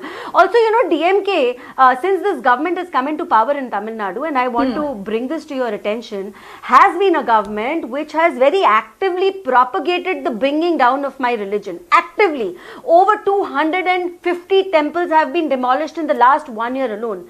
Many of these temples have been Prachin Mandirs, have been temples which are over 100 years old. I actually made out a list, and the latest one was the Muthanankulam temple by the lake. this whole temple was demolished under some guise or the other. Charu, so many Charu, idols have been vandalized. Has anybody spoken out against it? Anybody at all? Yes, Charu, the only problem is we do not have a DMK representative on the panel, and you know, this is a huge charge, and I wish we had a spokesperson from the DMK to also contest what you're saying, because you know all what, said and done, people need to know the reality. Yes. Can I just wrap this up in 10 seconds? Yes. Yes. Can I wrap this up in 10 seconds?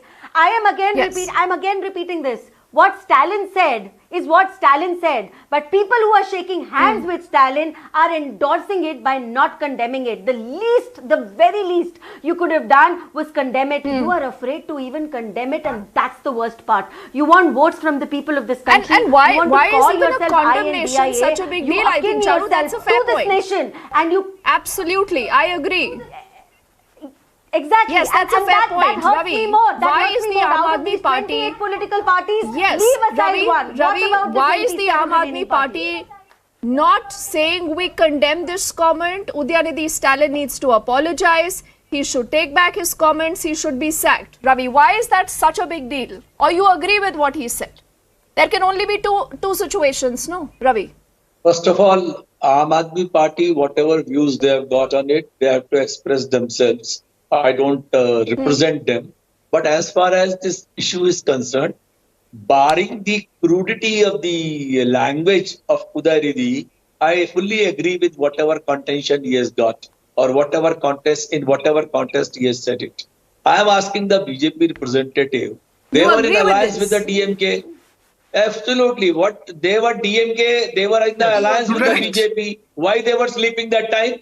Why would they not stop it? This is DMK's, madam, please. Do you know what this is DMK's ideology, and they have been representing it for the last so many let years. him complete his point. Then I'll come to you. These things have been said by none other than the Shri Periyar, the Ambedkarji, and many leaders. These views have been expressed by not one, by several people.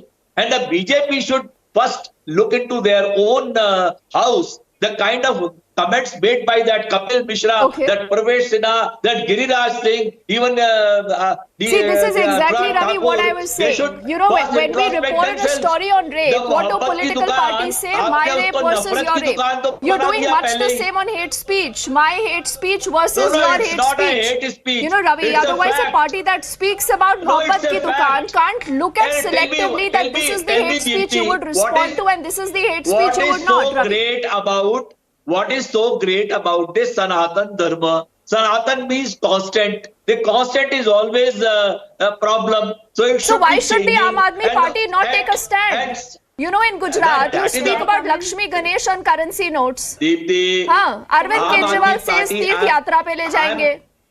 He tries to be a more Hindutva party than the BJP. Today they can't take a stand on this. You know, this is the person who wants to have a community. I am giving my own opinion. What is so great about Sanatan Dharma? It has got all kind of a hatred towards the women. It has got untouchability. So do you hate the Sanatan Dharma? All those things. Are you saying that you hate the Sanatan Dharma? Murti ko दूध पिलाते हैं बैठा करके. All kind of superstitions and the bad things are there. Ravi, pull back. Because you know, I would just say, do not get carried away, Ravi. This is national television. I'm not sure whether you're informed about the position you're taking, what you're saying, Ravi. And because you're saying, no. 1 second. Let me also get it, Nilanjan. He hasn't spoken. Then Charu will want to counter you. Nilanjan, Mamata Banerjee earlier has released a comment. She says, we believe in respect for all religions. Charu, I will come back to you. Let Nilanjan also make it point. What kind of dharma is this? No, Ravi, you should ask Arvind Kejriwal these questions first, and then you can have a more informed debate. I am asking the BJP Otherwise, this becomes a Chunavi Hindutva kind of a debate. You know, much about a lot of these political parties who want to top off their Hindu allegiance close to elections, Ravi. But they forget about this the rest time of the year. Ravi, they said, Ravi, let Nilanjan also get into this conversation. Do you want to do a genocide of the congressmen? Okay. What is that? So you're defending Udhayanidhi, na? That's okay. No, he didn't. You can say that I'm defending genocide. Udhayanidhi. I stand with the comments he's made. Nilanjan. Yes. Yes. Isn't the DMK first of all, worsening its plight by defending Udhayanidhi? No, that's for the DMK to answer. I can't answer on behalf of the DMK, right? So I can tell you that you started the debate by saying that Mamata But there is an Banerjee India distanced alliance. I am speaking on behalf of myself, and as a supporter of the Trinamool Congress, I can tell you what the position of Mamata Banerjee is. You started off saying that she has distanced herself from this debate. It's not. She has clearly given out a statement to the PTI. You can go and look at it. First point, she clearly has said that it should be about inclusivity, and she has urged the friends of the DMK that they should, they should rethink on these lines. So her stand is absolutely clear. Let me talk about what the BJP spokesperson, madam, said here. She said that Mamata Banerjee visits Durga Puja for getting votes. I mean, this is what you are reducing the debate to? Do you have any kind of sensibility? Do you understand what Durga Puja is for Bengalis and for the people of Bengal? All Muslims also attend the Durga Puja pandals. What are you talking about? No, please don't interrupt me. You have hurt my sentiments. You have hurt my sentiments. You did say that. Nilanjan, Durga Puja this is a clever tactic. This is a clever tactic. No, this is not. Let me You want to make up another issue. Let me finish. Yes, this is called whataboutery. Classic example, Nilanjan, of whataboutery. And only because you mentioned about Mamata Banerjee and you said I do not know what she has said to PTI. Charu, let me ask him a very pointed question because people should now know what Mamata Banerjee has said. I'm quoting her exact, bite that has come into PTI. She says every religion has a separate sentiment. She says, Nilanjan, India is about unity in diversity, which is our origin. We should not be involved in any matter which might hurt a section of the people, says the West Bengal Chief Minister amidst the controversy over the DMK leader's comment. Not a word against Udhayanidhi Stalin. Why is it so difficult for Didi to say what he has said is wrong? I do not stand with this comment. He must apologize. I'm very sorry. I'm very sorry. I don't want to teach you journalism, but you are uninformed. You should go and watch the entire video. Point number one. Okay. Next point. I think whatever Mr. Did she name Udhayanidhi Stalin has said, I do not accept it. Yes, there are many social evils, and Bengal, since I come from the land of Bengal, Bengal has shown many ways. We have had the Brahmo Samaj, we have had Chaitanya, we have had So does she believe Udhayanidhi Stalin? Nilanjan must apologize. He needs to be sacked for those comments, and this is about hate speech. Because if you're telling me that Mamata is the votary of freedom of speech, expression, religion, she must stand up against this. He represents a Dravidian ideology which is against this Sanatani, which is of this North Indian concept of Sanatan Dharma. I think they have a problem with that. That is their ideology. That is the problem. You want to divide people, North versus South. Charu? Sanatan is North Indian. Charu, I mean, is it okay? Is it okay to take that? Charu, last word to Charu. Charu must answer. Can I speak now, please? No, can I, on this debate, I don't want to have anybody else speak over me. You've already you have raised a charge. You've already finished. Let her respond. Nilanjan, you're done. Nilanjan, either you mute his voice, Deepti, because this is Nilanjan, exactly what I said. This is the hypocrisy. This is the hypocrisy of the political parties who the moment are shown the mirror. Can I speak now, please? Yes, you don't see yourself in that mirror, but you want to point fingers at everyone else, Nilanjan. There is no morality anymore. I am giving the last word to Charu. You raised charges against her. Let her respond, please. Nilanjan. I'd like to speak when others keep quiet, please. She must apologize for casting aspersions on Mamata Banerjee. She doesn't visit Durga Puja for Hindu votes. Charu, do not deflect the debate, Nilanjan. We have limited time. And only because you have raised charges against Charu, I should allow her to respond quickly. 10 seconds, Charu. She must apologize. Charu, 10 seconds to you. The last word to you, Charu. You need to mute him or ask him to keep quiet.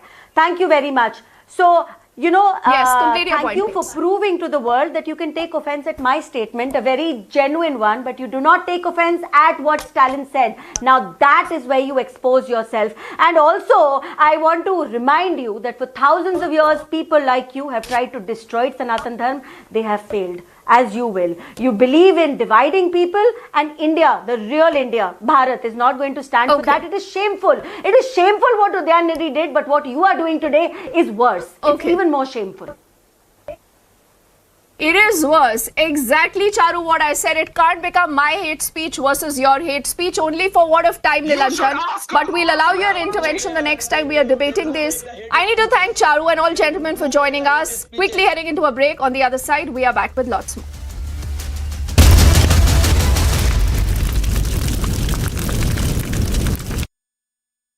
The top-ranked Amity BTech attracts some of the most brilliant students of India who get global exposure at the 5-week study abroad program at Amity's global campuses at no additional tuition fee.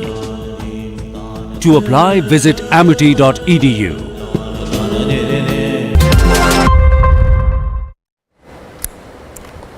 Now, as the Parliamentary Affairs Minister Prahlad Joshi has called for a special session of the Parliament on the 18th of September till the 22nd, Congress Chief Mallikarjun Kharge has called for a special session of the Alliance Party leaders at his residence tomorrow at the Rajaji Marg in the national capital. As per sources, the opposition leaders will deliberate on and decide their strategy for the upcoming special session that would be held from the 18th till the 22nd of September. There is a mega huddle in opposition ahead of Parliament's special session. Days after the announcement of special Parliament session from September 18 to 22, Congress Chief Mallikarjun Kharge has called a meeting on I.N.D.I.A block MPs on September 5. According to sources, the I.N.D.I.A block leaders will decide their strategy for the upcoming parliamentary session. The meeting comes amid the massive face-off over centre's One Nation, One Poll push. With Adhir Ranjan refusing to be a part of the 8-member committee, and Rahul Gandhi's attempt to fearmonger over One Nation, One Poll. But they have gotten it back from the BJP. This dotted existence, they do not represent India. These roadblocks, this incomprehension is by the dotted existence of I.N.D.I.A. So this dotted existence cannot comprehend what India stands for, what India is. Given the fact that the centre has formed 8-member panel to explore the possibility of One Nation, One Poll, all eyes will be on the developments this week ahead of the Parliament session. Bureau Report, Republic TV. The Union Home Minister Amit Shah launched, in fact, sounded the poll bugle in poll-bound Rajasthan.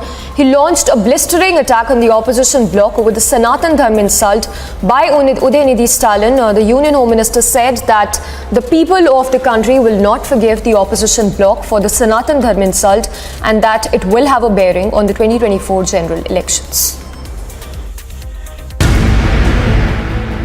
Union Home Minister launched BJP's Parivartan Yatra in poll-bound Rajasthan. On the occasion, Shah addressed a public rally at Bineshwar Dham in Dungarpur district in Rajasthan. Home Minister Amit Shah lashed out at the opposition I.N.D.I.A parties over remarks against Sanatan Dharma, accusing them of insulting Sanatan Dharma for vote bank and appeasement politics. की संस्कृति का, इस देश के इतिहास का, सनातन धर्म का अपमान कर रहे हैं। इंडी अलायंस के दो प्रमुख दल डीएमके और कांग्रेस पार्टी, इनके बड़े नेता, एक वित्त मंत्री का बेटा और एक मुख्यमंत्री का बेटा, वो कह रहे हैं सनातन धर्म को समाप्त कर देना चाहिए। मुझे बताओ भाई, सनातन धर्म को समाप्त करने के लिए आप तैयार हो क्या? अरे जोर से बोलो, तैयार हो क्या? माताएं बहनें भी बोले, तैयार है क्या? वोट बैंक की और तुष्टीकरण की राजनीति करने के लिए सनातन धर्म को समाप्त करने की बात की है। हमारी संस्कृति, हमारे इतिहास और सनातन धर्म का अपमान किया है। He also accused Congress leader Rahul Gandhi of calling Hindu organization more dangerous than the Lashkar-e-Taiba. उनके एक राजकुमार हैं, राहुल बाबा, जानते हो ना राहुल बाबा, जानते हो ना? उन्होंने कहा, ध्यान से सुनिएगा, हिसाब मांगना है राहुल बाबा का। उन्होंने कहा कि जो हिंदू संगठन है ये लश्कर-ए-तोयबा से भी खतरनाक है।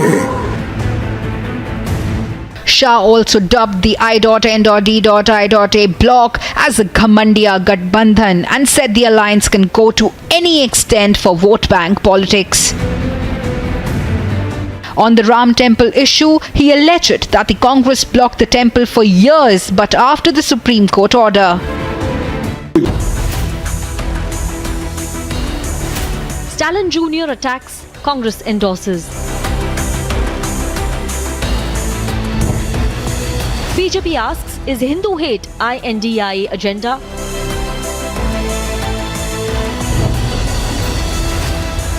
Is being anti-Sanatan prerequisite in opposition alliance? Arnab debates at 9 p.m.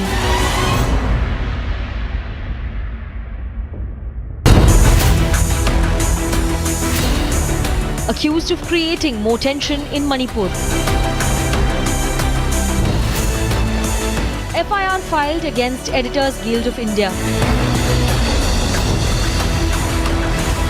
Tech fog to Manipur. Is there a Lutyens' shield to fake news? Arnab debates at 10 p.m.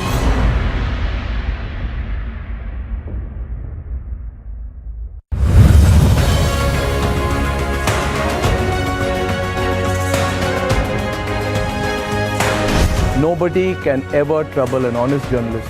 Nobody can ever trouble an honest media house. We are destined for success.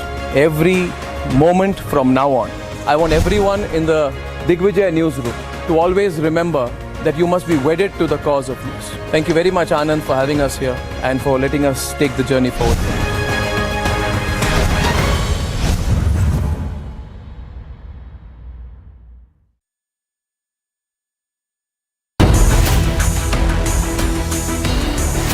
Stalin Jr. attacks, Congress endorses. BJP asks, is Hindu hate INDIA agenda?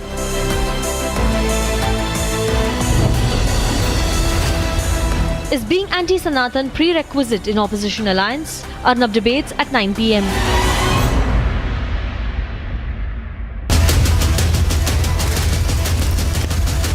Trending burning question, powered by Reva University and Century Ply Laminates. Hello and welcome. You're watching the Trending Burning Question with me, Shavin Sen. Ladies and gentlemen, Russia has objected to China's claim over the Russian territory in a new map that was published last week. With this, Russia essentially becomes the 8th country to register the protest against China's map release. This is not the first time that China has essentially done this, which they've always been calling it, that this is a routine effort. In fact, they call this a standard map, but this time, what is important to point out here is that not just India that has registered their protest, but there are 8 countries in total who have voiced their opinion on this entire matter. What's the strategy really behind this? And does it really go beyond the two-dimensional aspect of a map and the ramifications it has on the ground? Take a look at this report and then we begin the Trending Burning Question. Days after China's map revocation, Russia has objected to China map. Russia is the 8th country to raise objections to China's map that shows territorial claims. Earlier, Nepal was the latest nation to join the clamour over China map provocation. So much so that Kathmandu mayor even cancelled his visit to China. Aksai Chin, Ladakh, Arunachal Pradesh, India, Vietnam, Indonesia, Malaysia, Philippines. Taiwan have also made their stand firm by opposing the territorial claims made by China. The Russian Foreign Ministry has rejected China's apparent claim of ownership over a disputed island that has been a source of tension between Russia and China for decades. Speaking on the territorial claim on the dispute area, the Russian Foreign Ministry said that the disputed land area had been settled by bilateral agreements more than 15 years ago. China's map touches on multiple territorial disputes. Among them include an island area which sits at the confluence of the two rivers that separate Russia and China. In a statement published on the Foreign Ministry website, Russian Foreign Ministry spokesperson cited 2005 agreement on the Russian-Chinese state border on its eastern part. According to the 2005 pact, the delimitation and demarcation of our common border has been completed along its entire length. While Russia has made its position clear, remains to be seen if the country's unexpected stand against its long-time ally could have any bearing on the ties between the two nations. Agency Report, Republic TV. Well, in fact, ladies and gentlemen, China's response was unrelenting. In fact, they have called this a routine event. They said that the countries that are objecting right now should essentially view this, and I quote, objective and rational light. In fact, they've basically told the countries to stay calm. Now, important to point this out that not just India, protests have come in from Vietnam, Malaysia, Philippines, Taiwan, as essentially China has claimed 90% of the South China Sea and a 10-line dash south of its Hainan Island that essentially cuts into the exclusive economic zone of Vietnam, Philippines, Malaysia, Brunei, as well as Indonesia. Joining us on this trending burning question is Ambassador Ashok Sajjanar, Dr. Roger Liu from Taiwan, and Dr. Zigon. She's going to join us from Russia. First, let me come across to you, Ambassador Sajjanar. This is not the first time. Let's be very clear about it. For years put together, they call this as a standard map rather. But what is important to point out here is that a belligerent China now wants to take on almost every. Ambassador Sajjanar, can you hear me? Ambassador Sajjanar, can you hear me?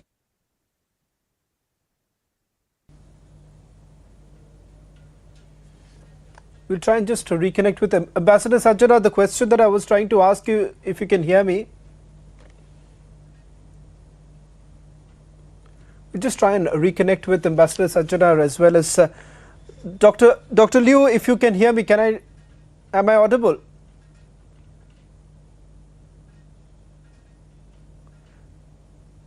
Okay, we seem to be having some problem with Dr. Liu too. Ambassador Sajjanar, let me just once again try asking this question.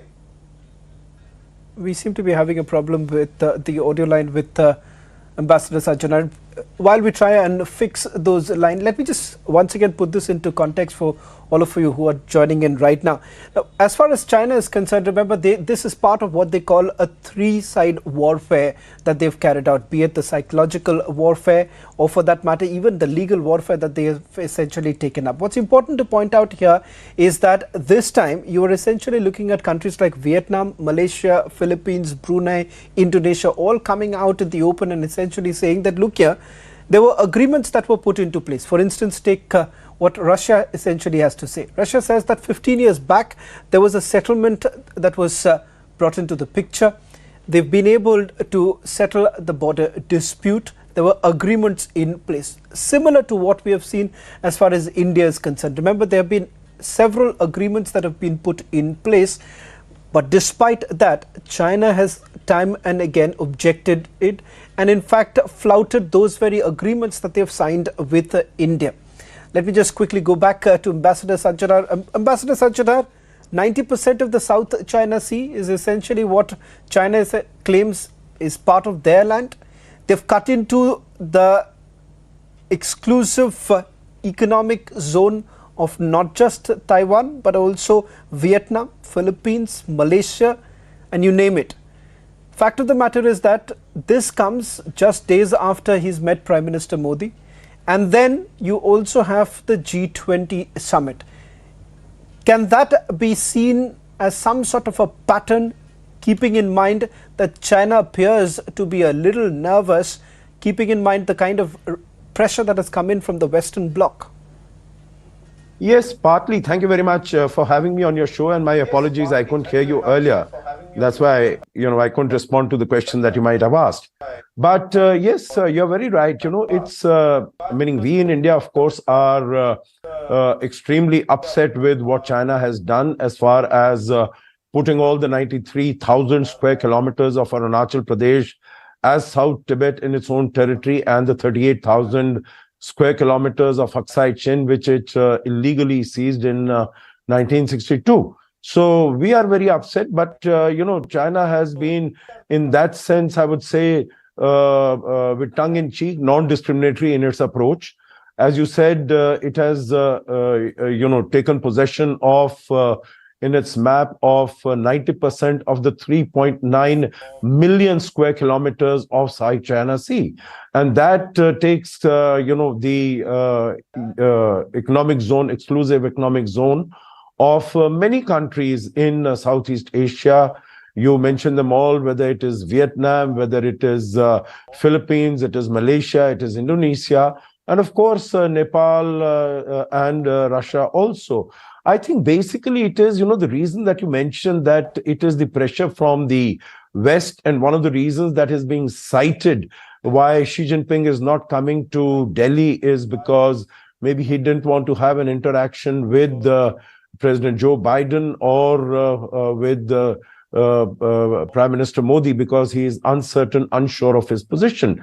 And one of the reasons for that would be because of the domestic situation, of the fragile domestic economic situation. The economy is not doing well at all.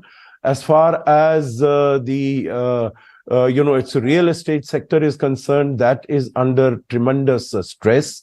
There have been huge protests by the youth of the country. Then even as far as its armed forces are concerned, its rocket forces are concerned, that is also not doing too well. So I think there are lots of worries as far as China is concerned on its domestic front.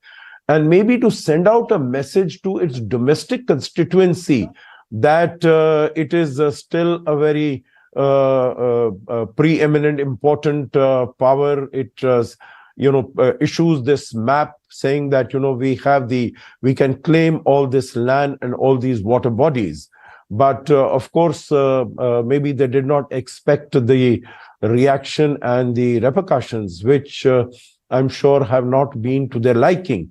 My last point that I'd like to make is, I think it is quite absurd when India protested against this, and China says that you should play it cool, you should not over-interpret, you should not overreact, which means that another country, if India were to issue a map showing very significant parts of China as its own territory, then China is not going to react. Meaning this is absolutely, I find it quite ridiculous, because you would recall that in 2019, when India issued a map without any change in its external boundaries after the 5th August 2019 decision of doing away with Article 370 and 35A, then China had reacted in a very vitriolic and aggressive manner. So, when some other country issues a map which it is fully within its right without affecting the external boundary, China reacts in such an aggressive manner. But on its own map, right, it expects the others not to say anything. Thank you. Ambassador, just before we try and go across to our guest from Taiwan and Russia, we seem to be having some problem with their audio line. We'll try and fix that. Let me just quickly take one more question with you. Many would be wondering that why should we really be bothered about what exactly China has to do when it comes to their map-making exercise? Now, there is a contrarian view to that, and that is that today a map perhaps cannot be seen in just a two-dimensional paper line, but rather it's a reflection of a country's imagination of its own boundaries, or for that matter their intentions. And China under Xi Jinping has become far more aggressive than what it was perhaps years before. And that is exactly why many would say that perhaps this exercise becomes extremely crucial for the world to take cognizance of.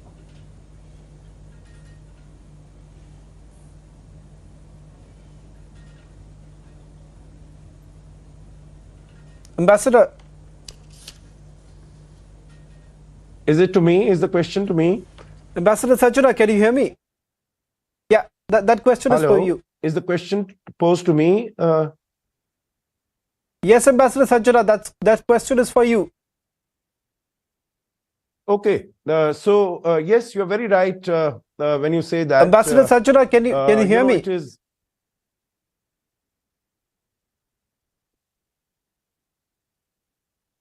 Ambassador Sajjana, that question was for you.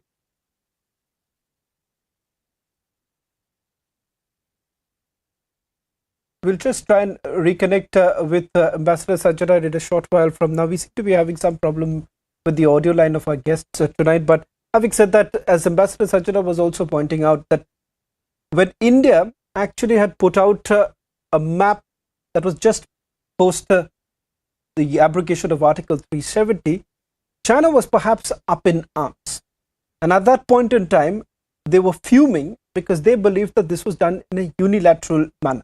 But having said that, not one, but 8 countries today have essentially lodged their strong protest, since they believe that China has done this only to provoke its own neighbors. Slipping into a short break. On the other side, we continue with the trending burning question.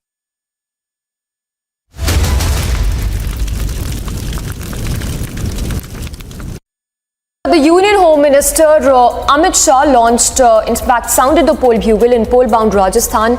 He launched a blistering attack on the opposition bloc over the Sanatan Dharma insult by Udhayanidhi Stalin. The Union Home Minister said that the people of the country will not forgive the opposition bloc for the Sanatan Dharma insult, and that it will have a bearing on the 2024 general elections. Union Home Minister launched BJP's Parivartan Yatra in poll-bound Rajasthan. On the occasion, Shah addressed a public rally at Bineshwar Dham in Dungarpur district in Rajasthan. Home Minister Amit Shah lashed out at the opposition I.N.D.I.A parties over remarks against Sanatan Dharma, accusing them of insulting Sanatan Dharma for vote bank and appeasement politics. की संस्कृति का, इस देश के इतिहास का, सनातन धर्म का अपमान कर रहे हैं। इंडी अलायंस के 2 प्रमुख दल डीएमके और कांग्रेस पार्टी, इनके बड़े नेता, एक वित्त मंत्री का बेटा और एक मुख्यमंत्री का बेटा, वो कह रहे हैं सनातन धर्म को समाप्त कर देना चाहिए। मुझे बताओ भाई, सनातन धर्म को समाप्त करने के लिए आप तैयार हो क्या? अरे जोर से बोलो, तैयार हो क्या? माताएं बहनें भी बोले तैयार है क्या? इन लोगों ने वोट बैंक की और तुष्टीकरण की राजनीति करने के लिए सनातन धर्म को समाप्त करने की बात की है।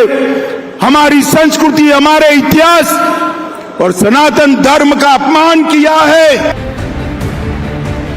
He also accused Congress leader Rahul Gandhi of calling Hindu organization more dangerous than the Lashkar-e-Taiba. उनके एक राजकुमार राहुल बाबा, जानते हो ना राहुल बाबा, जानते हो ना, उन्होंने कहा, ध्यान से सुनिएगा, हिसाब मांगना है राहुल बाबा का। उन्होंने कहा कि जो हिंदू संगठन है ये लश्कर-ए-तोयबा से भी खतरनाक है। Shah also dubbed the I.N.D.I.A bloc as a Ghamandiya Gathbandhan and said the alliance can go to any extent for vote bank politics. On the Ram Temple issue, he alleged that the Congress blocked the temple for years, but after the Supreme Court order. घमंडिया गठबंधन जो है, ये INDI alliance जो है. Stalin Jr. attacks, Congress endorses.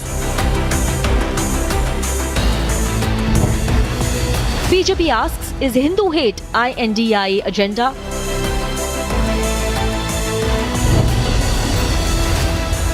Is being anti-Sanatan prerequisite in opposition alliance? Arnab debates at 9 p.m.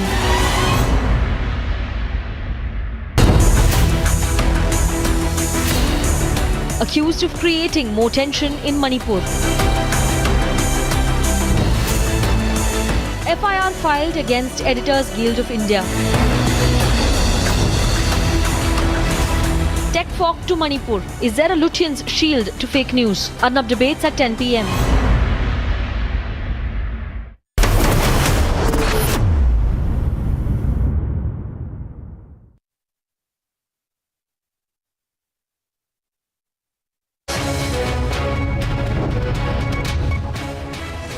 A massive protest have been in fact called out by the Maratha community people across the state of Maharashtra. In several districts of Maharashtra, there have been bandh been called by Maratha community people, and as you see, I'm reporting live from Sambhaji Nagar's Kranti Chowk, wherein Uddhav Thackeray faction party workers are in fact supporting the protest of Maratha community, and in fact they are also supporting the demands of Maratha community people. We'll try to get few reactions out here.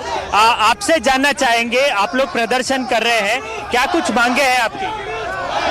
ये मराठा आरक्षण के लिए आंदोलन किया गया था और police लोगों ने महिला के ऊपर जो अत्याचार करे, इसे वो हम सब यहाँ निषेध कर रहे हैं उनका। एक सवाल आपसे, आप लोगों से सवाल लेंगे, जिस प्रकार से मराठा कम्युनिटी की डिमांड है, 2 दिन में उन लोगों ने जो है रिजर्वेशन मांगी, उसको लेकर के क्या कहें? अभी ये जो आंदोलन है मराठा आरक्षण का, ये कई दिनों से चल रहा है। ये सरकार से चाल दखल कर रही है, टाइम निकालने का काम कर रही है, और संविधान रीति से, लोकशाही दृष्टि से ये मराठा लोग। As we see, there are complaints from people. Chandrakant Khaire, the Uddhav Thackeray faction former MP is with us. जिस प्रकार से आप लोग आंदोलन कर रहे हैं, डिमांड्स क्या है आप लोगों की? एक प्रकार की ये चीड़ निर्माण हुई है, और मैं ये कहूँगा आपको कि बहुत लोग इसमें बहुत नाराज हैं, छिड़े हुए हैं। जिस प्रकार से महिलाओं के ऊपर अन्याय अत्याचार होकर लाठी दर्ज किया, हमने जाके देखा उस मैं उद्धव जी के साथ में, उद्धव जी ने पूरा सबकी पूछताछ की और मनोज के साथ भी बात की, और ये ऐसा होने के बाद में इतने दिन से उपोषण करना, ये सरकार कुछ नहीं करता है। ये मुख्यमंत्री, उप मुख्यमंत्री, इनको सबको हकलना पाहिजे, अगर नहीं हकले तो मतलब नहीं।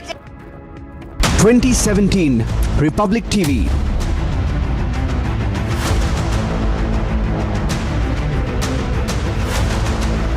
2019 Republic Bharat.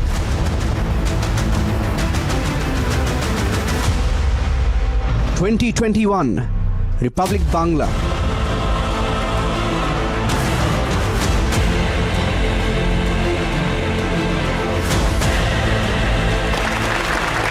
2023 Republic Kannada, coming soon on India's largest news network.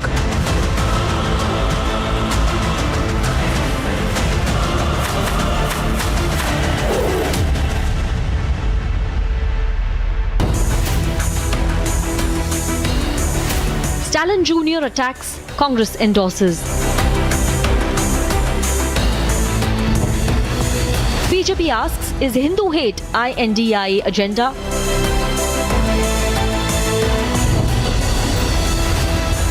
Is being anti-Sanatan prerequisite in opposition alliance? Arnab debates at 9 p.m.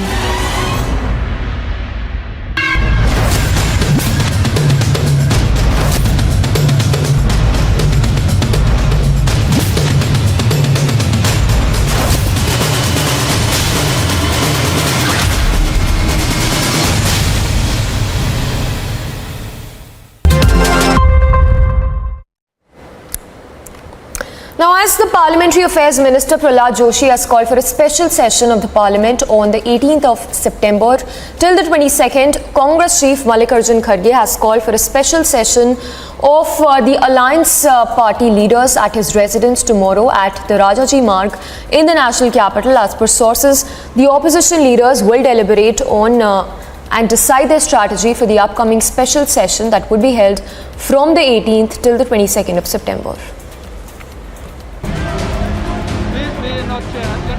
There is a mega huddle in opposition ahead of Parliament's special session. Days after the announcement of special Parliament session from September 18 to 22, Congress Chief Mallikarjun Kharge has called a meeting on I.N.D.I.A block MPs on September 5. According to sources, the I.N.D.I.A block leaders will decide their strategy for the upcoming parliamentary session. The meeting comes amid the massive face-off over centre's One Nation, One Poll push. With Adhir Ranjan refusing to be a part of the 8-member committee, and Rahul Gandhi's attempt to fearmonger over One Nation, One Poll.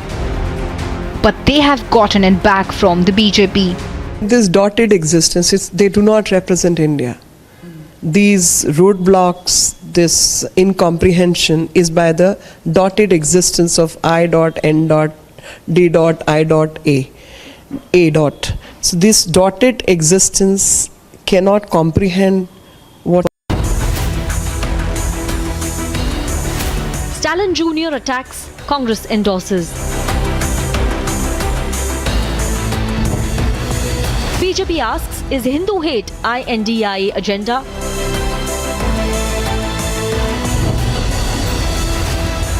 Is being anti-Sanatan prerequisite in opposition alliance? Arnab debates at 9 p.m. 2017 Republic TV.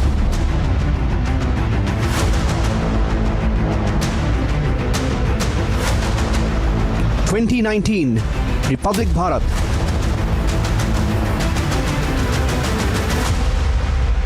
2021 Republic Bangla.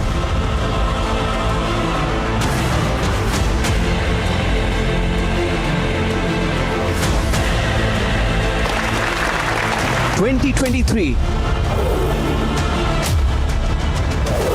Republic Kannada, coming soon on India's largest news network.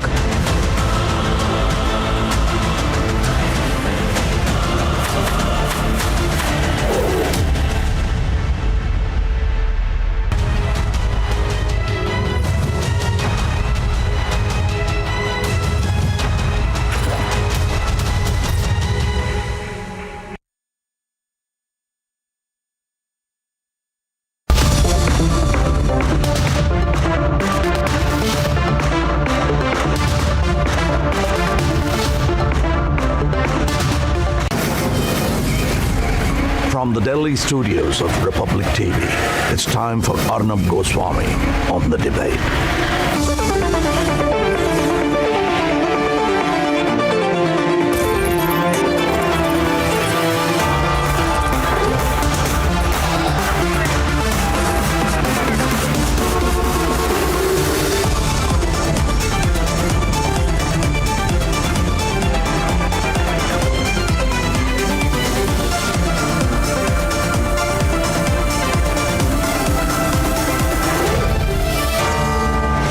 Arnab Goswami on The Debate at 9. Presented by Amity University. Powered by RP Sanjeev Goenka Group. The new Kia Seltos. Century Ply. Club Prime. And PolicyBazaar.com.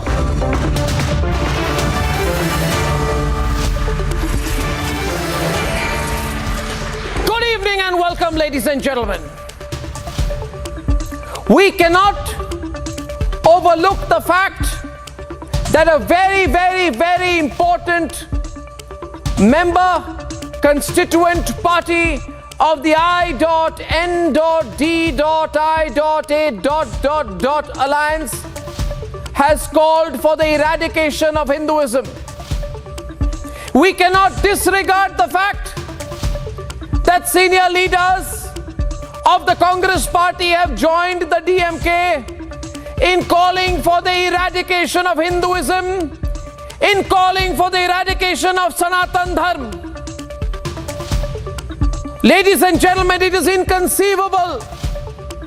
The level of hatred against Hinduism is inconceivable, that the DMK and the Congress should be calling for the eradication of Hinduism. And the straight question would be asked, would MK Stalin utter such words about any other religion?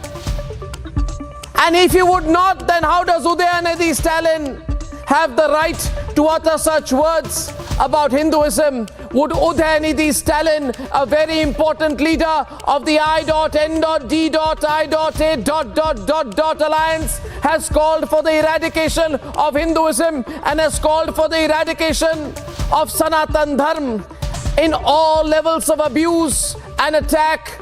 This is by far the worst. Karti Chidambaram, son of P. Chidambaram, a very senior Congress leader, has supported the call to eradicate Sanatan Dharma, ladies and gentlemen. And now even if they try to qualify it, we must not allow it. The only question we must ask again and again, repeatedly, with more force and more anger, we must ask them, would they say such words about any other religion? We must ask them, would they call for the eradication of any religion? Apart from Hinduism, would they call for the eradication of Buddhism or Sikhism or Islam or Zoroastrianism? Why just Hinduism, ladies and gentlemen? And how is this okay? The question is not how the DMK is saying it. The question is, how is the Congress party justifying it? Would Sonia Gandhi be quiet today if anyone called for the eradication of Christianity? Would Rahul Gandhi be quiet for that matter? But it's, of course, in this case, it's about eradicating Hinduism, so it's all right. Power for the cause. This is how these people qualify themselves to be secular. That's why I call them pseudo-secular. Ladies and gentlemen, people who are concerned about the slightest lack of empathy towards the minority community today are clapping and applauding as the DMK, followed dutifully by the Congress, is calling for the eradication of Hinduism. What about Hindu sensitivity? What about it? Is it wrong to ask?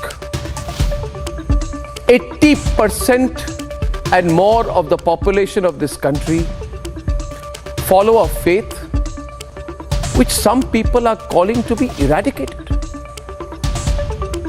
And how does Sharad Pawar, Rahul Gandhi and Lalu Prasad and Mamta Banerjee and all the rest of them feel that this is not an issue to be speaking about? And they expect the people of this country to entrust them with power in this country. Before you vote for someone, you would like to have certainty on certain basic principles. What is their position on foreign policy? What is the secret document they have signed with the Chinese? How do we know the contents of that secret document cannot be used by the Chinese to blackmail the country if they come to power? Similarly, ladies and gentlemen, what is their fundamental position on Hinduism? It is a relevant question. And asking that question repeatedly does not make us communal, it makes us truly secular. What is their real position on Hinduism? Some of their member parties say break Hinduism in Karnataka. Some of their member parties say eradicate Hinduism. Then they join them and say eradicate Sanatan Dharma. There are no limits. But I think we have a right to know what is their position on Hinduism. And then they give lectures about Mohabbat ki dukaan. Does Rahul Gandhi have the guts to go to the United States of America and call for the eradication of Christianity? Does Rahul Gandhi have the guts to go to the United Kingdom and call for the end of the Anglican Church? Or more specifically, does Rahul Gandhi have the guts to go to Italy and ask for an end to the Catholic faith? Can he? And if he cannot, and if anyone else did,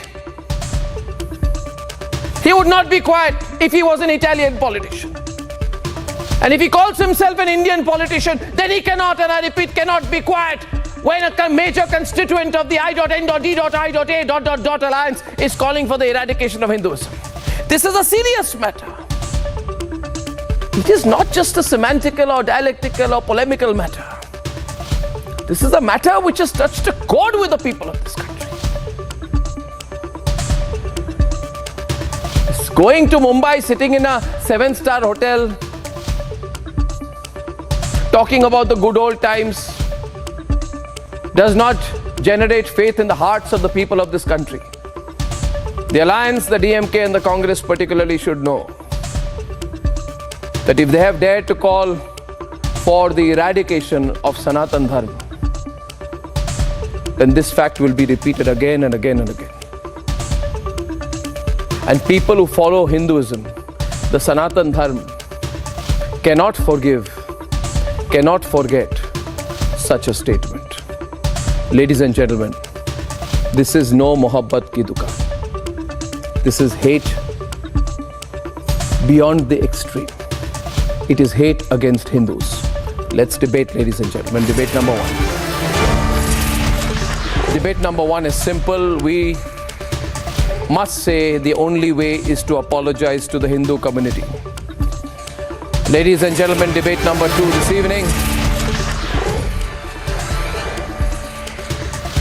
The editor's guilt with a capital T, the editor's guilt of India has been caught red-handed in another fake news case. Debate number 3 tonight.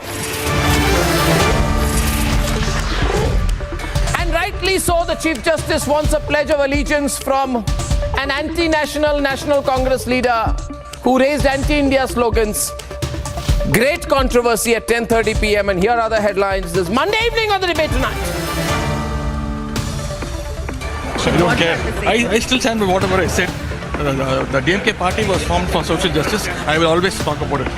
I will always talk about what are the defects of the Sanatana Dharma. I never called for genocide. Do you have any proof? I.N.D.I.A. top ally asks for the eradication of Hinduism, asks for the eradication of Sanatan Dharma and is unapologetic towards the abuses hurled on Hindus. Any religion that does not ensure that you have the dignity of being a human being is not a religion according to me. More and more abuse coming from the I.N.D.I.A. alliance for the Hindu community. Rahul Gandhi tries to be quiet. Congress leaders endorse the demand to eradicate Hinduism. All of the country is completely shocked. I have not the slightest hesitation in saying that the whole Ghamandiya conglomerate is anti-Hindu. I.N.D.I.A. alliance in big controversy about the anti-Hindu position, about the abuse to the Hindu community. As the BJP says, it is spreading hate before the elections. Editors Guild of India caught red-handed in another fake news scam, FIR against them for their fake news reports on Manipur. We proceed on the basis that he's willing to file an affidavit before our court saying that, well, he owes allegiance like every other Indian citizen to the Constitution of India and that Jammu and Kashmir is an integral part of the country.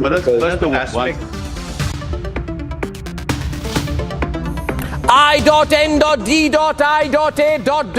Leader Akbar Lone in controversy for his anti-India comments, told to submit a pledge of allegiance for his pro-Pakistan slogans.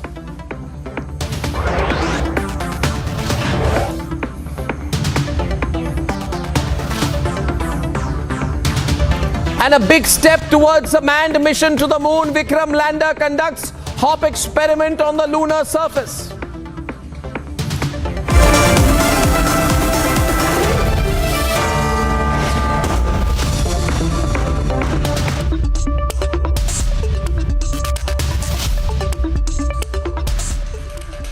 And ladies and gentlemen, a very top leader of a very top party of the I.N.D.I.A.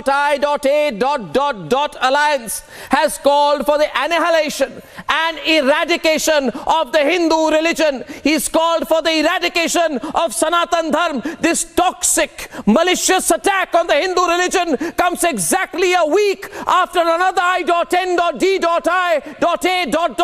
party leader called Hinduism a hoax. The back-to-back attacks on Hinduism by leaders of the I.N.D.I.A. alliance is not a coincidence. It is a pattern to abuse Hindus, to target Hindus. This is what has been said and how Congress leaders supported it, and then we debate. Standing on the dais with a banner that can be translated to Conclave on Abolishing Sanatan Dharma, Tamil Nadu CM Stalin's son Udhayanidhi Stalin gave an open call to eradicate the oldest religion in the world. இந்த மாநாட்டுடைய தலைப்பே மிகவும் சிறப்பாக அமைந்திருக்கின்றது. சனாதன எதிர்ப்பு மாநாடு என்று போடாமல் சனாதன ஒழிப்பு மாநாடு என்று நீங்கள் இதை போட்டிருக்கிறீர்கள், இதை அழைத்திருக்கிறீர்கள், இந்த நிகழ்ச்சிக்கு பெயரிட்டீர்கள். அதற்கு என்னுடைய வாழ்த்துக்கள். சிலவற்றை நாம் ஒழிக்கத்தான் வேண்டும், எதிர்க்க முடியாது. கொசு, டெங்கு காய்ச்சல், மலேரியா, கொரோனா இதையெல்லாம் நம்ம எதிர்க்கக்கூடாது, ஒழித்து கட்ட வேண்டும். அப்படிதான் இந்த சனாதனம். Congress's old ally and I.N.D.I.A. partner DMK has drawn malaria dengue analogy to Sanatan Dharma and called for its abolition, thus hurting the sentiments of over 95 crore Hindus in India. Your speech has become a controversy now, and the BJP is continuously attacking you, though you have given a clarification. I don't care. I still stand by whatever I said. The DMK party was formed for social justice. I will always talk about it. I will always talk about what are the defects of the Sanatana. I never called for genocide. Do you have any proof? The Congress has used freedom of speech excuse to defend the anti-Hindu hate speech. Any religion which does not give you equal rights, does not treat you like humans, is not a religion. So it's as good as a disease. Sarva Dharma Sambhavana is the Congress ideology. But you have to understand, every political party have their own freedom to tell their views. Stalin ने कहा कि corona की तरह सनातन धर्म को भी खत्म कर देना चाहिए. वो उनकी व्यक्तिगत राय होगी, हम उससे सहमत नहीं हैं. The allies who shared stage with Stalin last week have a very guarded response now. We should not involve in any matter which may hurt any section of people. It may be he's a junior, so he may not be knowing that. I feel that they have to respect every religion. The parties of the alliance have a history of anti-Sanatan comments. Message is that right-wing fundamentalist groups are suspected to be behind some bomb blasts. These are religious fundamentalist groups. Hindu धर्म नाम की कोई धर्म है ही नहीं. हिंदू धर्म केवल धोखा है. BJP has some straight questions. कभी उदयनिधि, कभी कार्ति चिदम्बरम, कभी प्रियंका खड़गे, कभी स्वामी प्रसाद मौर्य जी, कभी केजरीवाल जी के नेता गौतम जी, ये सब एक योजना के तहत अलग अलग समय में इस काम पे लग गए हैं. हम पूछना चाहते हैं कि क्या सनातन धर्म को गाली देना कांग्रेस पार्टी की नीति बनी हुई है, ये घमंडिया गठबंधन की नीति बनी हुई है? Is the opposition united in its attack on the most ancient religion and way of life, Hinduism? Let's debate.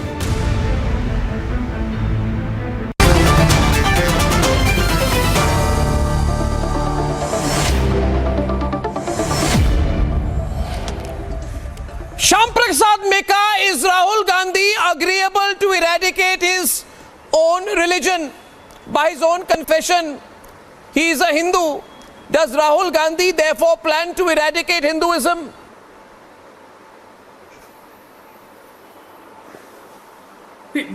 Basically, see, why will Congress party get into these things?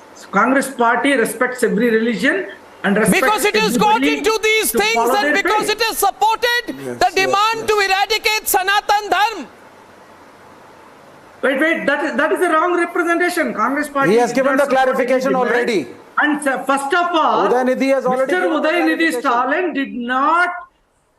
did not call for eradication of any religion. Louder. He called for eradication of the afflictions that are plaguing the Hindu religion. That's what he did. Exactly.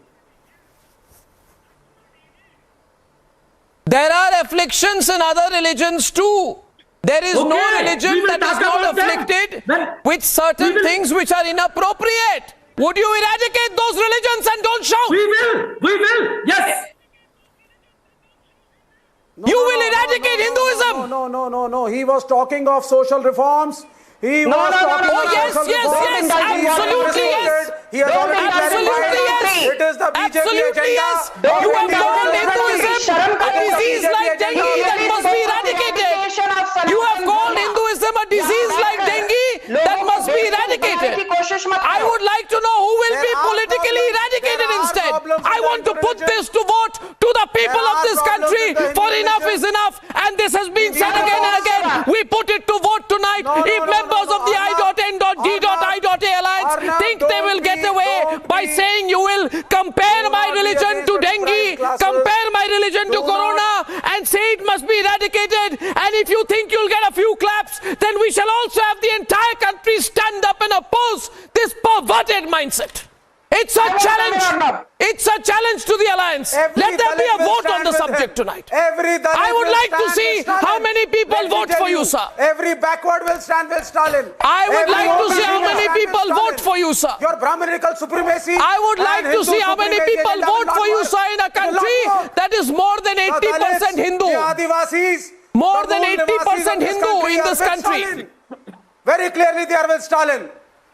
I want to come in. There is no monolithic Hindu. The Dalits of this nation understand why Stalin made the statement. The represent Hindus? The Do you represent Hindus? Who the hell are you? You are a leftist bigot. To discrimination for centuries. You are a leftist bigot. You want to denounce. You are reduced to being in power in one state, that is Kerala. You want to denounce Phule. Your CPM has been booted out of every state in India. यहाँ बैठकर सनातन धर्म पर भाषण मत दो. That there is no problem. Apart from Kerala, you are not in power in any state in India, and that speaks volumes about the fact that the people of this country have rejected your leftist cabal. दलितों के खिलाफ problem है. There is a problem, and you have to recognize the problem. You माफी मांगो हिंदुओं से. हिंदुओं से माफी मांगो. हिंदुओं से माफी मांगो.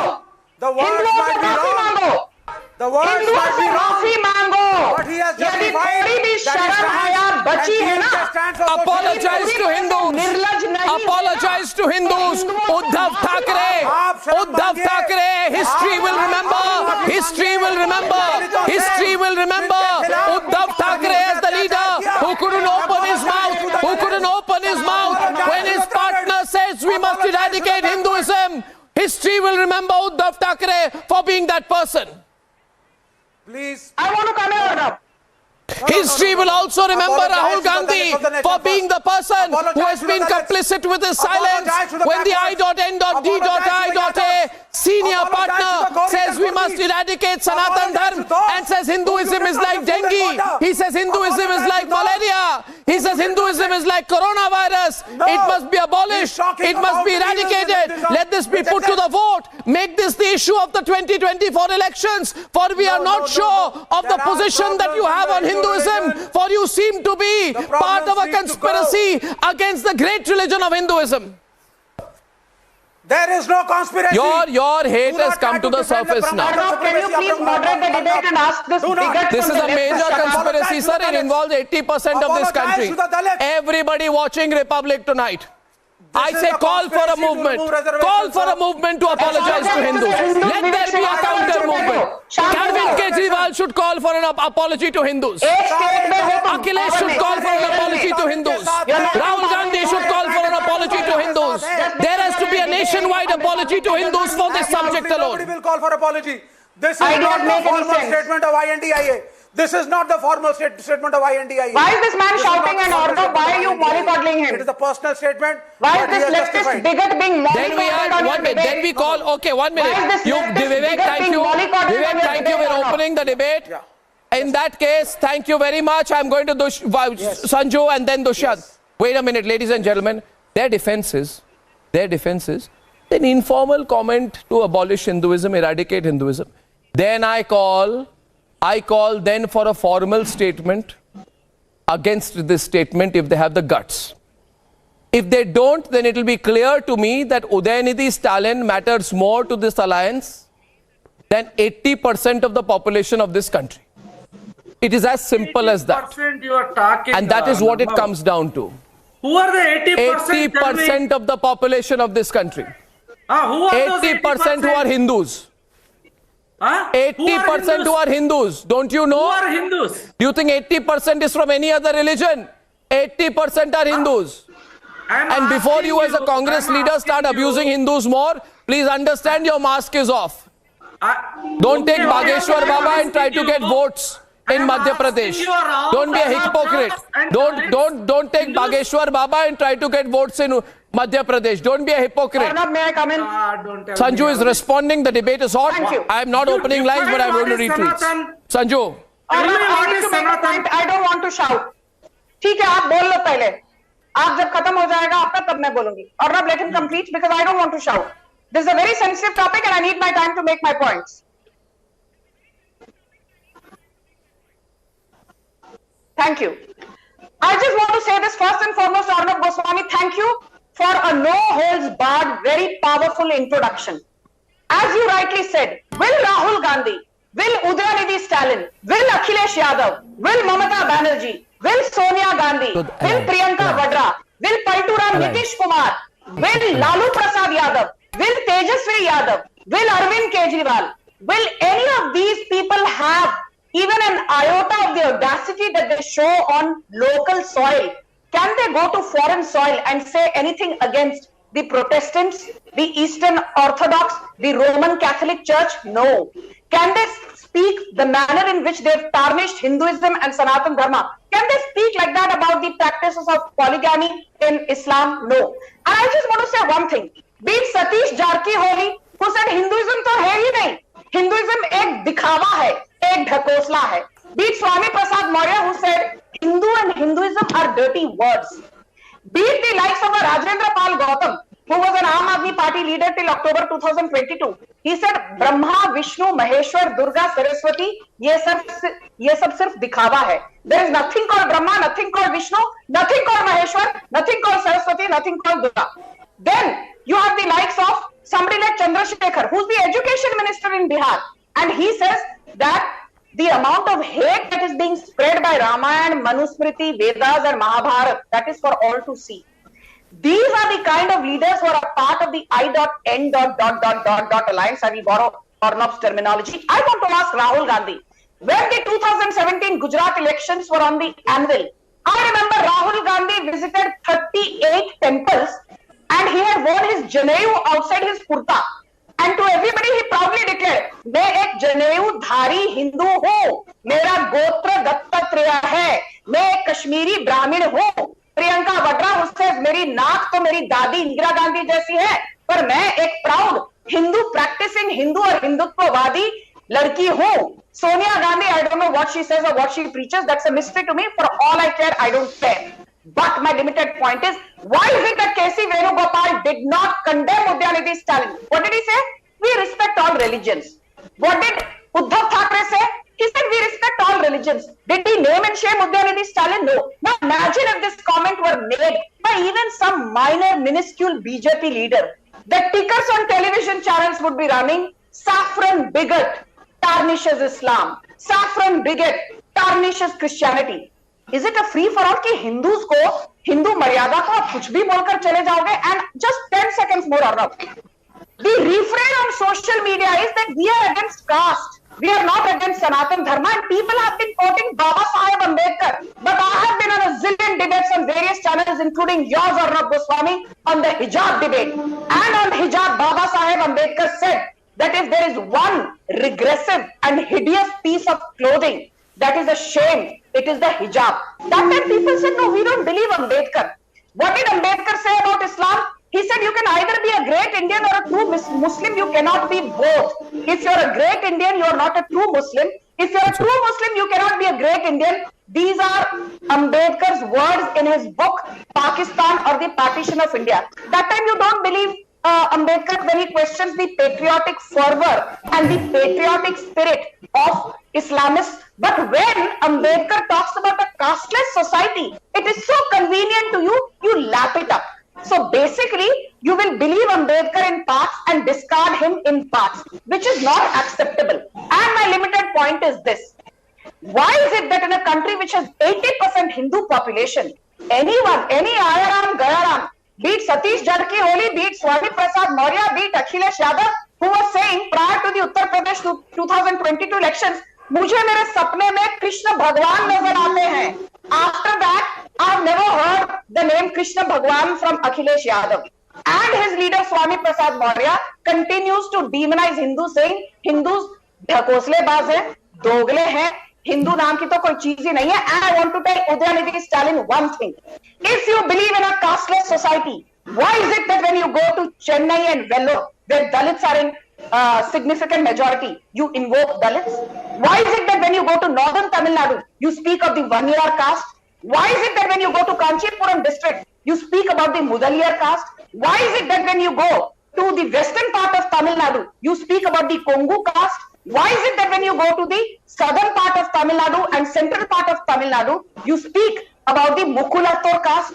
Why is it that when you go to places like Tirunelveli, when you go to places like Virudanagar, when you go to places like Kanyakumari, you speak about the Nadar caste, because there the Nadars are in majority. So if anybody has profiteered from caste-based politics, it is DMK. And remember, Arnav, when DMK's Karunanidhi became the chief minister for the first time in 1969, his opening remark was, I believe what my idol Periyar said, Ram is a thief and Lord Ram mutilated thousands of women and he was a drunkard. These are the words of Karunanidhi. Shame on him, shame on Udhayanidhi, shame on this. I think you made a fairly long intervention there, and a good one. But having said that, I'd like to bring in Sadhvi Jayabharti, Hindu scholar, and Dushyant Sridhar, Vedic scholar. You see, Dushyant and Mr. Pulla Rao, let me also address you. Some people, superficial and illiterate people, say we are only talking about caste. No, they are talking about Hinduism. They do not have guts. They are cowards. They hate Hinduism. They want to abuse Hinduism. But then they sometimes call it Hindutva and sometimes call it Sanatan Dharma. The fact is, Hindutva, Sanatan Dharma, Hinduism is all one. And I would say, Mr. Pulla Rao, no person should have the guts to abuse Hinduism. Because if you abuse Hinduism, you are also abusing Mahatma Gandhi, who said Sanatan Dharma is not circumscribed like a proverbial frog in the well. It is broad as the ocean. You are also abusing Swami Vivekananda. You are also abusing former Chief Justice of India, S.A. Bobde, when he praised Sanatan Dharma. Now the point of the matter is this. There are some people who have made anti-Hinduism their politics. They are small-minded frogs in the well.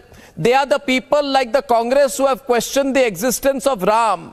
They are people like Rahul Gandhi who say people who go to temples molest people on buses. They are small-minded people like Chidambaram who coined the word Hindu terrorism. The Trinamool Congress has insulted Kali. The JDU says that Ramcharitmanas spreads hatred and the VCK is anti-Hindu.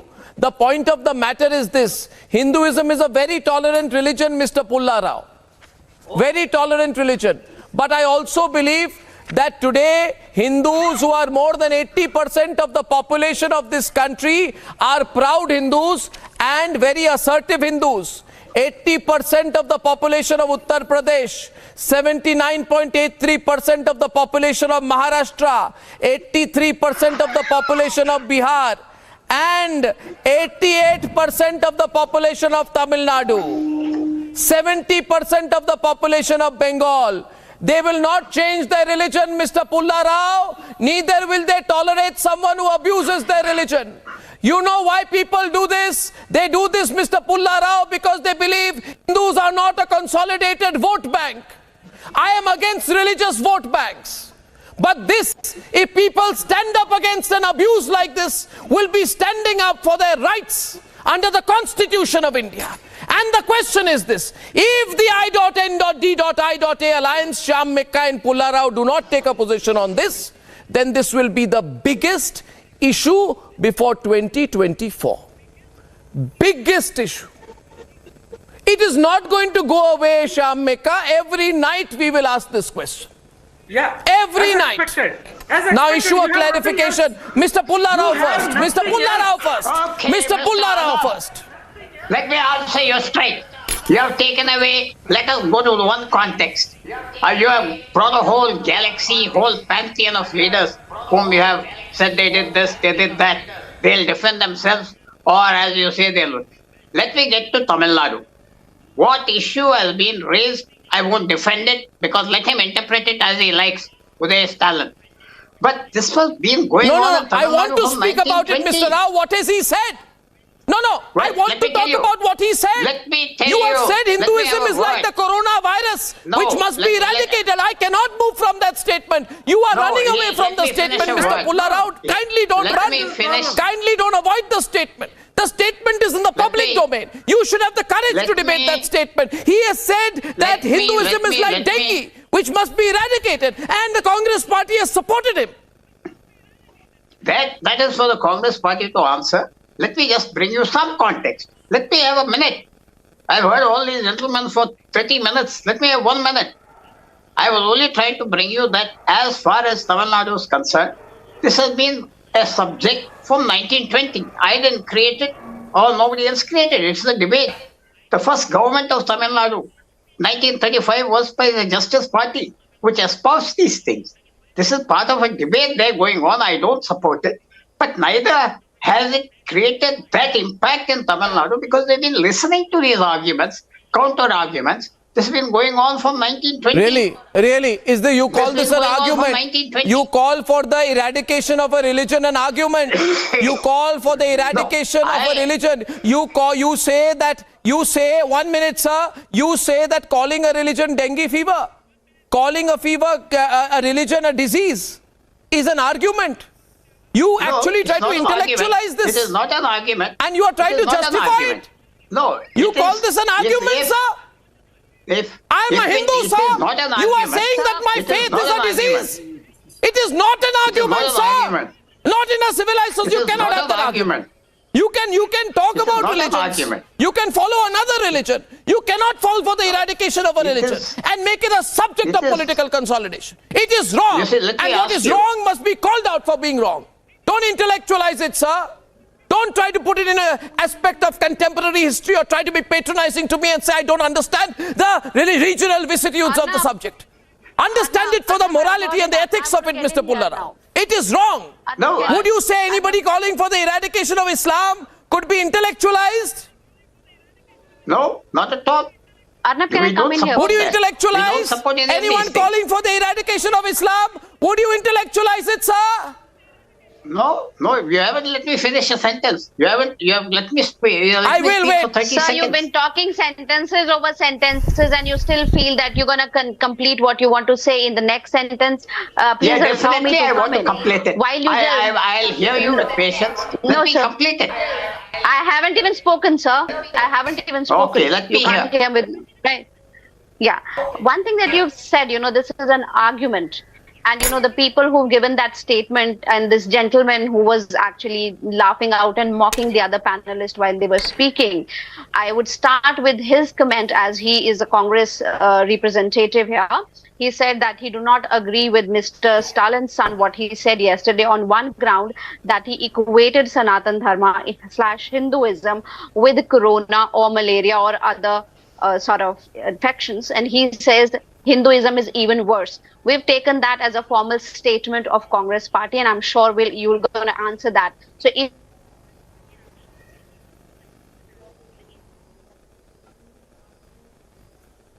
agency, you're the custodians of law, you sit in the legislation, you make law, while you could not respect the Article 21 of the Constitution that bestows the right to all Indian citizens to practice, profess any religion they want.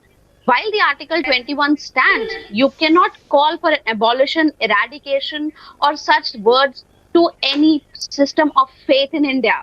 While I would also go ahead and say, no, sir, please, I'm going to say, and you can have your say.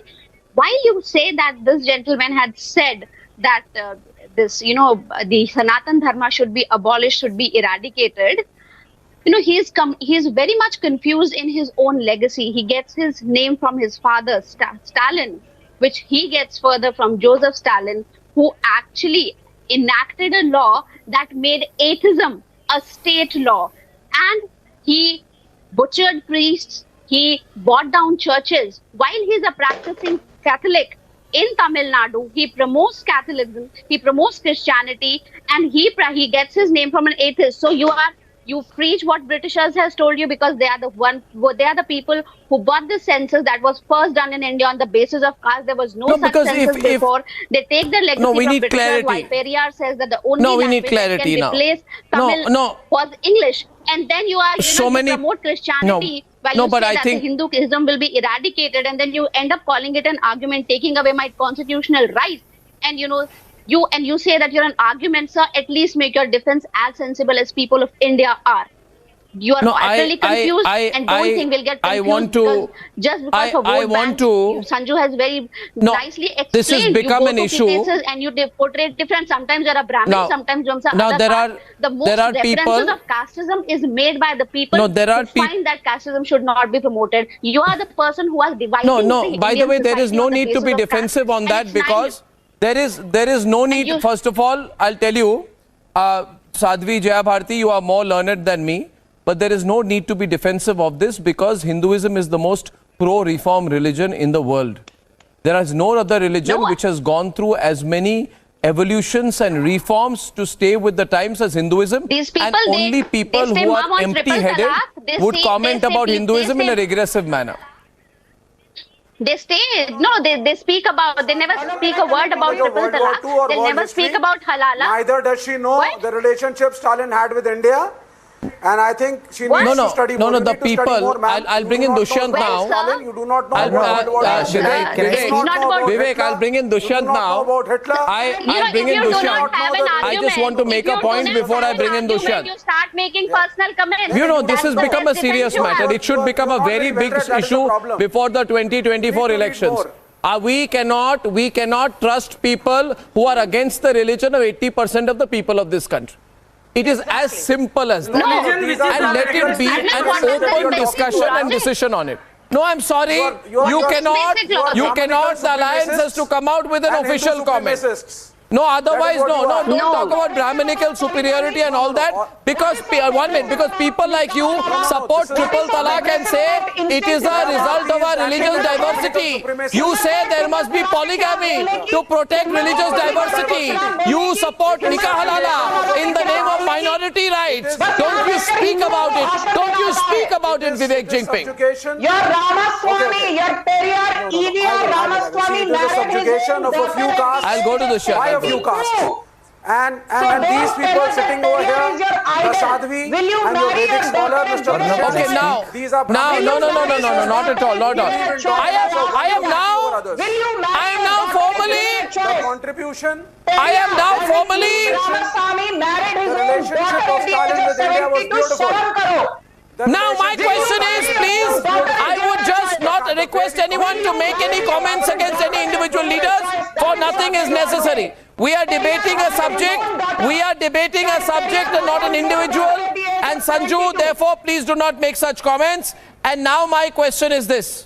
And I personally dissociate from such comments and I will edit them out. Now let me make my point. No, I will now, Sanju, now I'm focusing on the subject. Thank you. Now I'm focusing on the subject. As part of my pursuit of the subject, my question is this, that some people are saying, why are you linking this to the India alliance? And my reasoning is very simple. I bring in Dushyant. Yes. You see, the DMK very senior leader has said this, point number 1. That very senior leader is the son of the Chief Minister of Tamil Nadu. Point number 2. Point number 3, Congress leaders like Karti Chidambaram, very senior in the Tamil Nadu Congress, have supported it. Point number 4, the Congress is silent on it.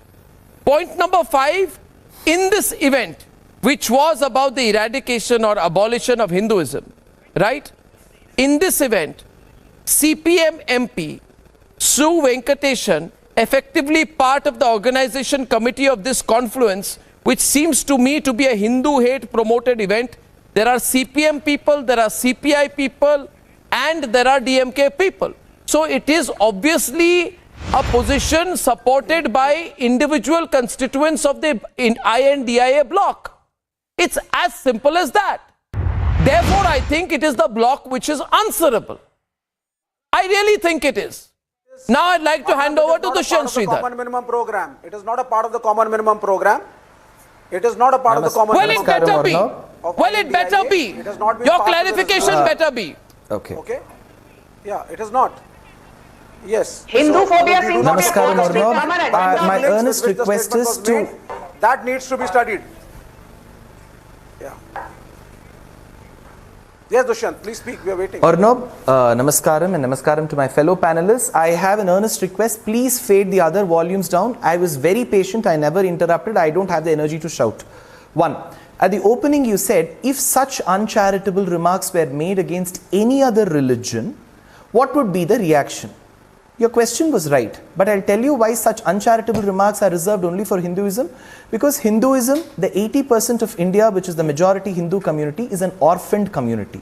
There is nobody to raise voice for this religion. So anybody and everybody who passes by the street can always hurl stones and abuses at this religion. That said, let me now get into one aspect for all your viewers. What is Sanatana Dharma? It is the eternal truth. Do we have references for it? In Srimad Ramayanam, in Kishkindha Kandam, when Vali abducts his brother's wife, Rama says you need to be killed, Vali, because you have abducted your brothers. Do you support caste system? Brother's wife. So he says, can you please keep quiet for some time? Have the decency. It's not beyond your head. Now, 1, 2, Arnab, if they're not going to fade, I'm going to stop talking. If you're not going to fade the other voices, they are irrelevant. 1. Continue, Second, continue, and please, Vivek, be quiet. Krishnam Dharmam Sanatanam. Because you are not educated enough, you are not having the patience to listen. You come from a failed party. 2 and 3. And 3, Arnab, speaking the truth, Satyam Vada Dharmanchara is Sanatana Dharma. So they are against the eternal truth of speaking the truth. So all this is why they are against. Now coming to the conference, what was held, Arnab, prior to Udhayanidhi Stalin, there was this person called K. Veeramani who said that Hinduism and Sanatana Dharma are synonymous words. Hinduism is equal to Sanatana Dharma. Followed by him was Udhayanidhi Stalin's speech where he said Sanatana Dharma needs to be abrogated. It needs to be abolished. It needs to be annihilated, which means the religion should be annihilated. There is no misunderstanding in the statement at all. And I would absolutely commend Udhayanidhi Stalin for towing the Dravidian line. In 1957 or no, Periyar, who was their ideologue, openly said that thousands of Brahmin agraharams should be burnt and Brahmins should be killed. So much so, in November 1957, Pandit Jawaharlal Nehru wrote a letter to Kamaraj stating that this man should be put in an asylum. He is calling for an open genocide. So this has been there as a part of their history. And second, their threat to storming and bombing temples, their breaking of idols, their putting chappal mala to Rama and Sita has been there going on for the last 60 years. Maybe it is not noticed by the media because media at one point in time never looked south of Vindhyas. They didn't notice all of this. All of this is there in the public domain. But one thing that I would like to conclude my small talk, Arnab, with. Medatithi in his commentary states, Yavat samsaram yesha dharmaha. Till this universe exists, Sanatana Dharma or Hinduism will live. So immaterial of whether he calls for a genocide or not, Hinduism will live and Sanatana Dharma will live. With this positive note, I would like to give a bundle of confidence. Whichever party supports or doesn't support, doesn't matter. Hindus can stand up for themselves. No. Yeah, but I would repeat this time. There is a general election that is going to happen in this country, and a general election has to be a referendum on fundamental issues. You have said that the religion of 80% of the people of this country should be eradicated. You think you can have an alliance that can keep quiet on this? No. You think this debate is trending just like that? Absolutely not. Absolutely not. You think people are not watching this? You're talking of Dalit upliftment. Sadhus were lynched. Is the BJP trying to say that there should be no reservation? Nothing happened against the Dalits? He's a part of the government. You want to abolish it? Is that the official stand of the BJP and Sanju Verma? A Hindu sadhu was killed in Rajasthan, Mahan. If everything was so great about Sanatan Dharma, why did Ambedkar leave and become a Buddhist? In 2022, a Hindu sadhu. Ladies and gentlemen, mythology. Ladies and gentlemen, I will return to this subject tomorrow, and I will debate this again at 9 o'clock tomorrow. At 9 o'clock again, we will debate this tomorrow.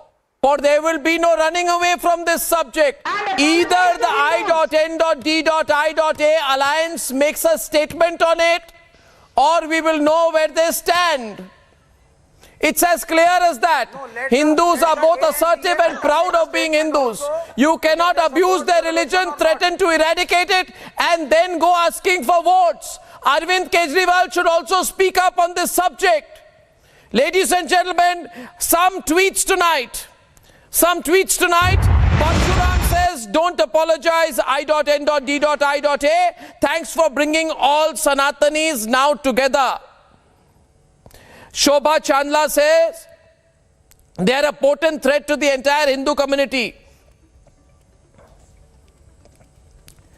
Pinky Verma says, in their hatred for Modi, the dotted alliance has now become openly hateful towards Hindutva. Ladies and gentlemen, the opinion is clear, the opinion is strong, the debate is trending, and we will be back with this at 9 p.m. Ladies and gentlemen, I promise you tomorrow. And on the other side of the debate, we have two really sharp debates, including the whole issue of how an anti-national statement, a pro-Pakistan statement, has now become the subject for a new twist in the 370 case in the Supreme Court. I'm back in a few minutes.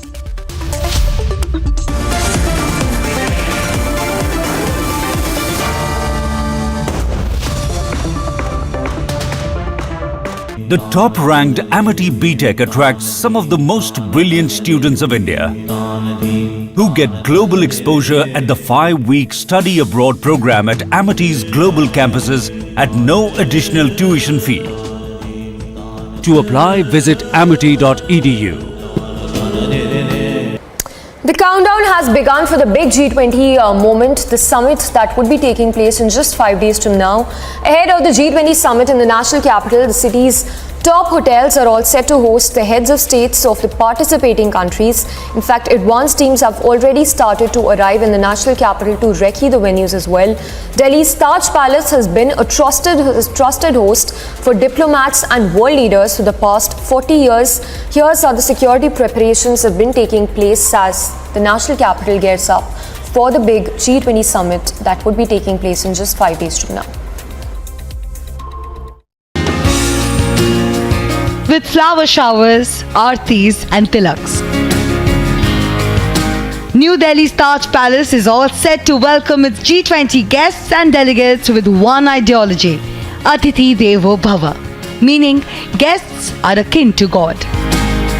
So how are you going to welcome the guests upon their arrival? What is this ritual that we see over here?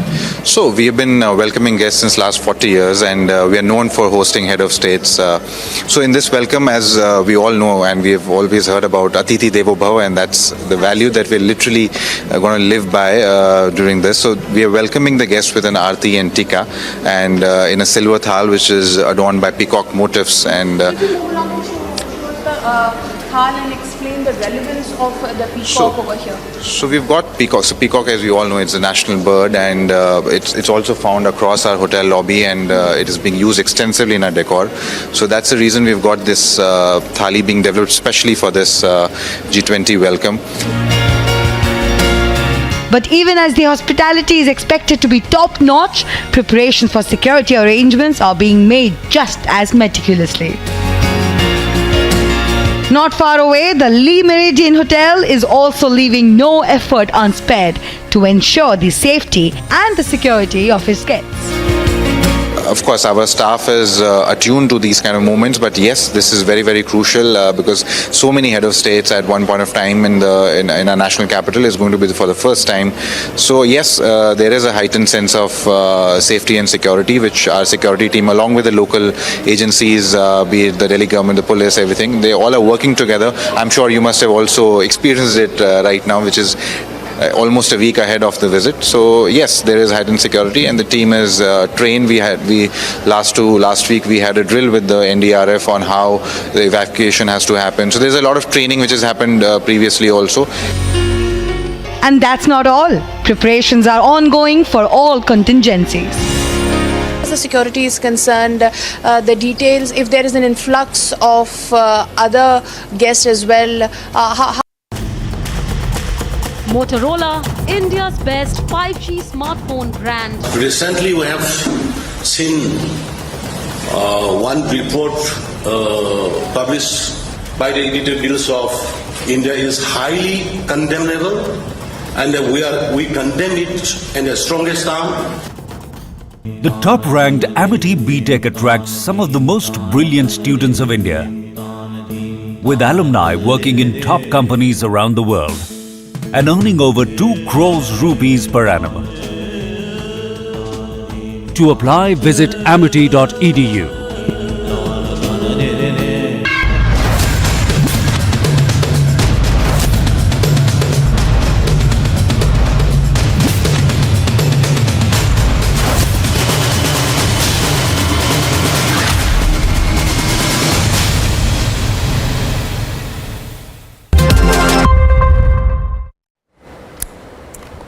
Now, as the Parliamentary Affairs Minister Prahlad Joshi has called for a special session of the Parliament on the 18th of September till the 22nd, Congress Chief Mallikarjun Kharge has called for a special session of the Alliance Party leaders at his residence tomorrow at the Rajaji Marg in the national capital. As per sources, the opposition leaders will deliberate on and decide their strategy for the upcoming special session that would be held from the 18th till the 22nd of September.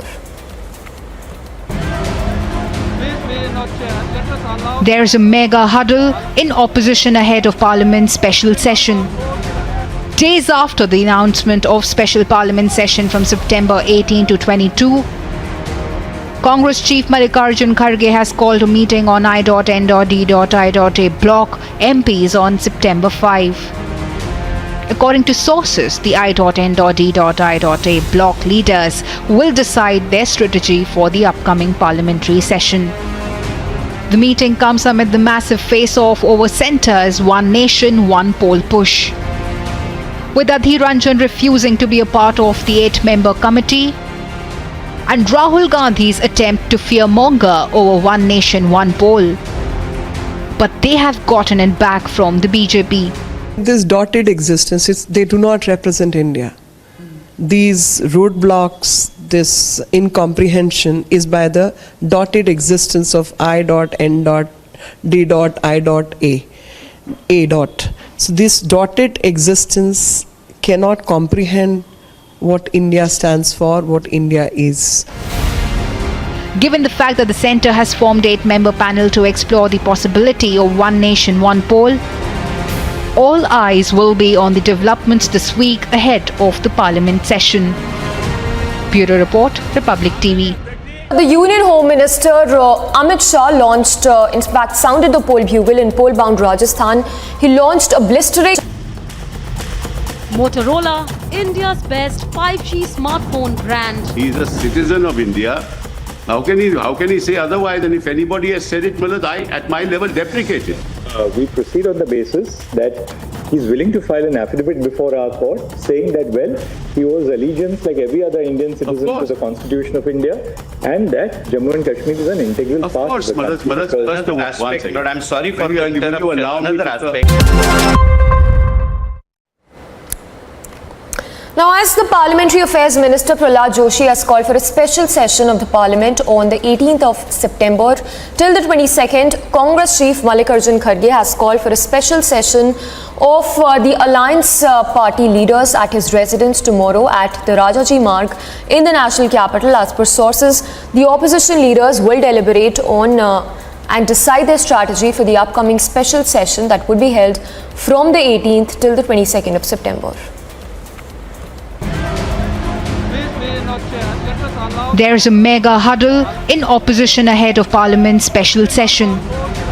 Days after the announcement of special Parliament session from September 18 to 22, Congress Chief Mallikarjun Kharge has called a meeting on I.N.D.I.A block MPs on September 5. According to sources, the I.N.D.I.A block leaders will decide their strategy for the upcoming parliamentary session.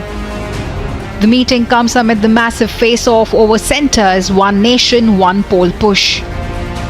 With Adhir Ranjan refusing to be a part of the 8-member committee, and Rahul Gandhi's attempt to fearmonger over One Nation, One Poll.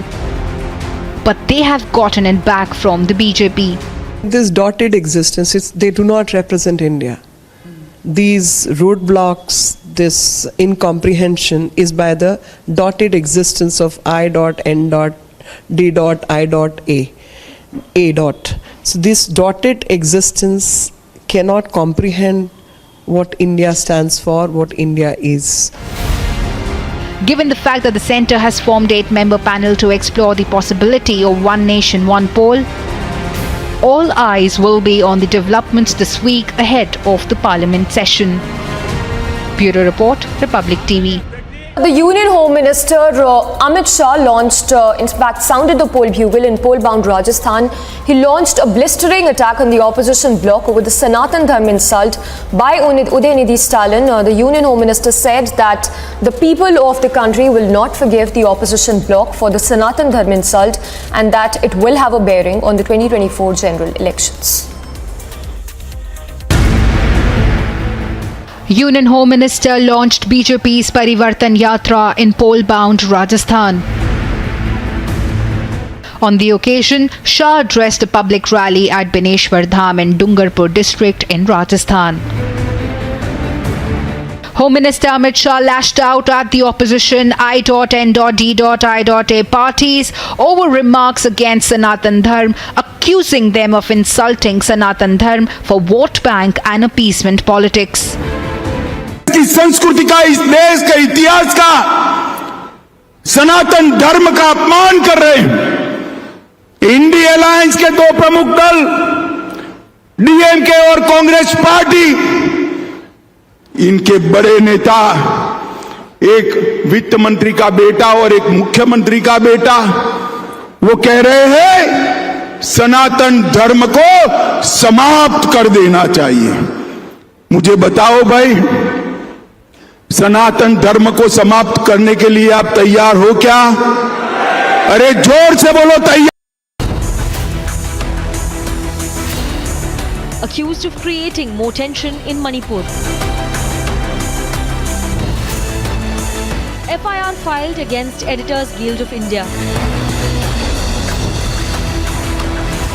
Tech fog to Manipur. Is there a Lutyens' shield to fake news? Arnab debates at 10 p.m.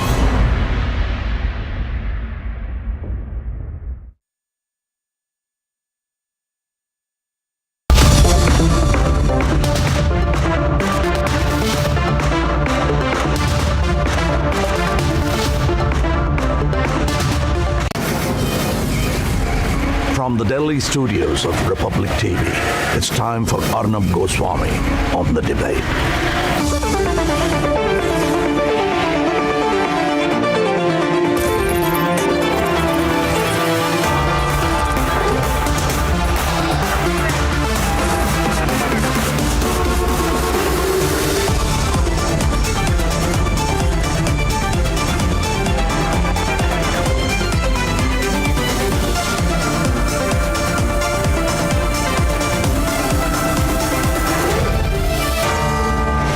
Arnab Goswami on the debate at 10, powered by Reva University, Quick Heal, Securite, Green Lamb Laminates, PolicyBazaar.com and Cucina, co-powered by Mankind Pharma and Tata Punch.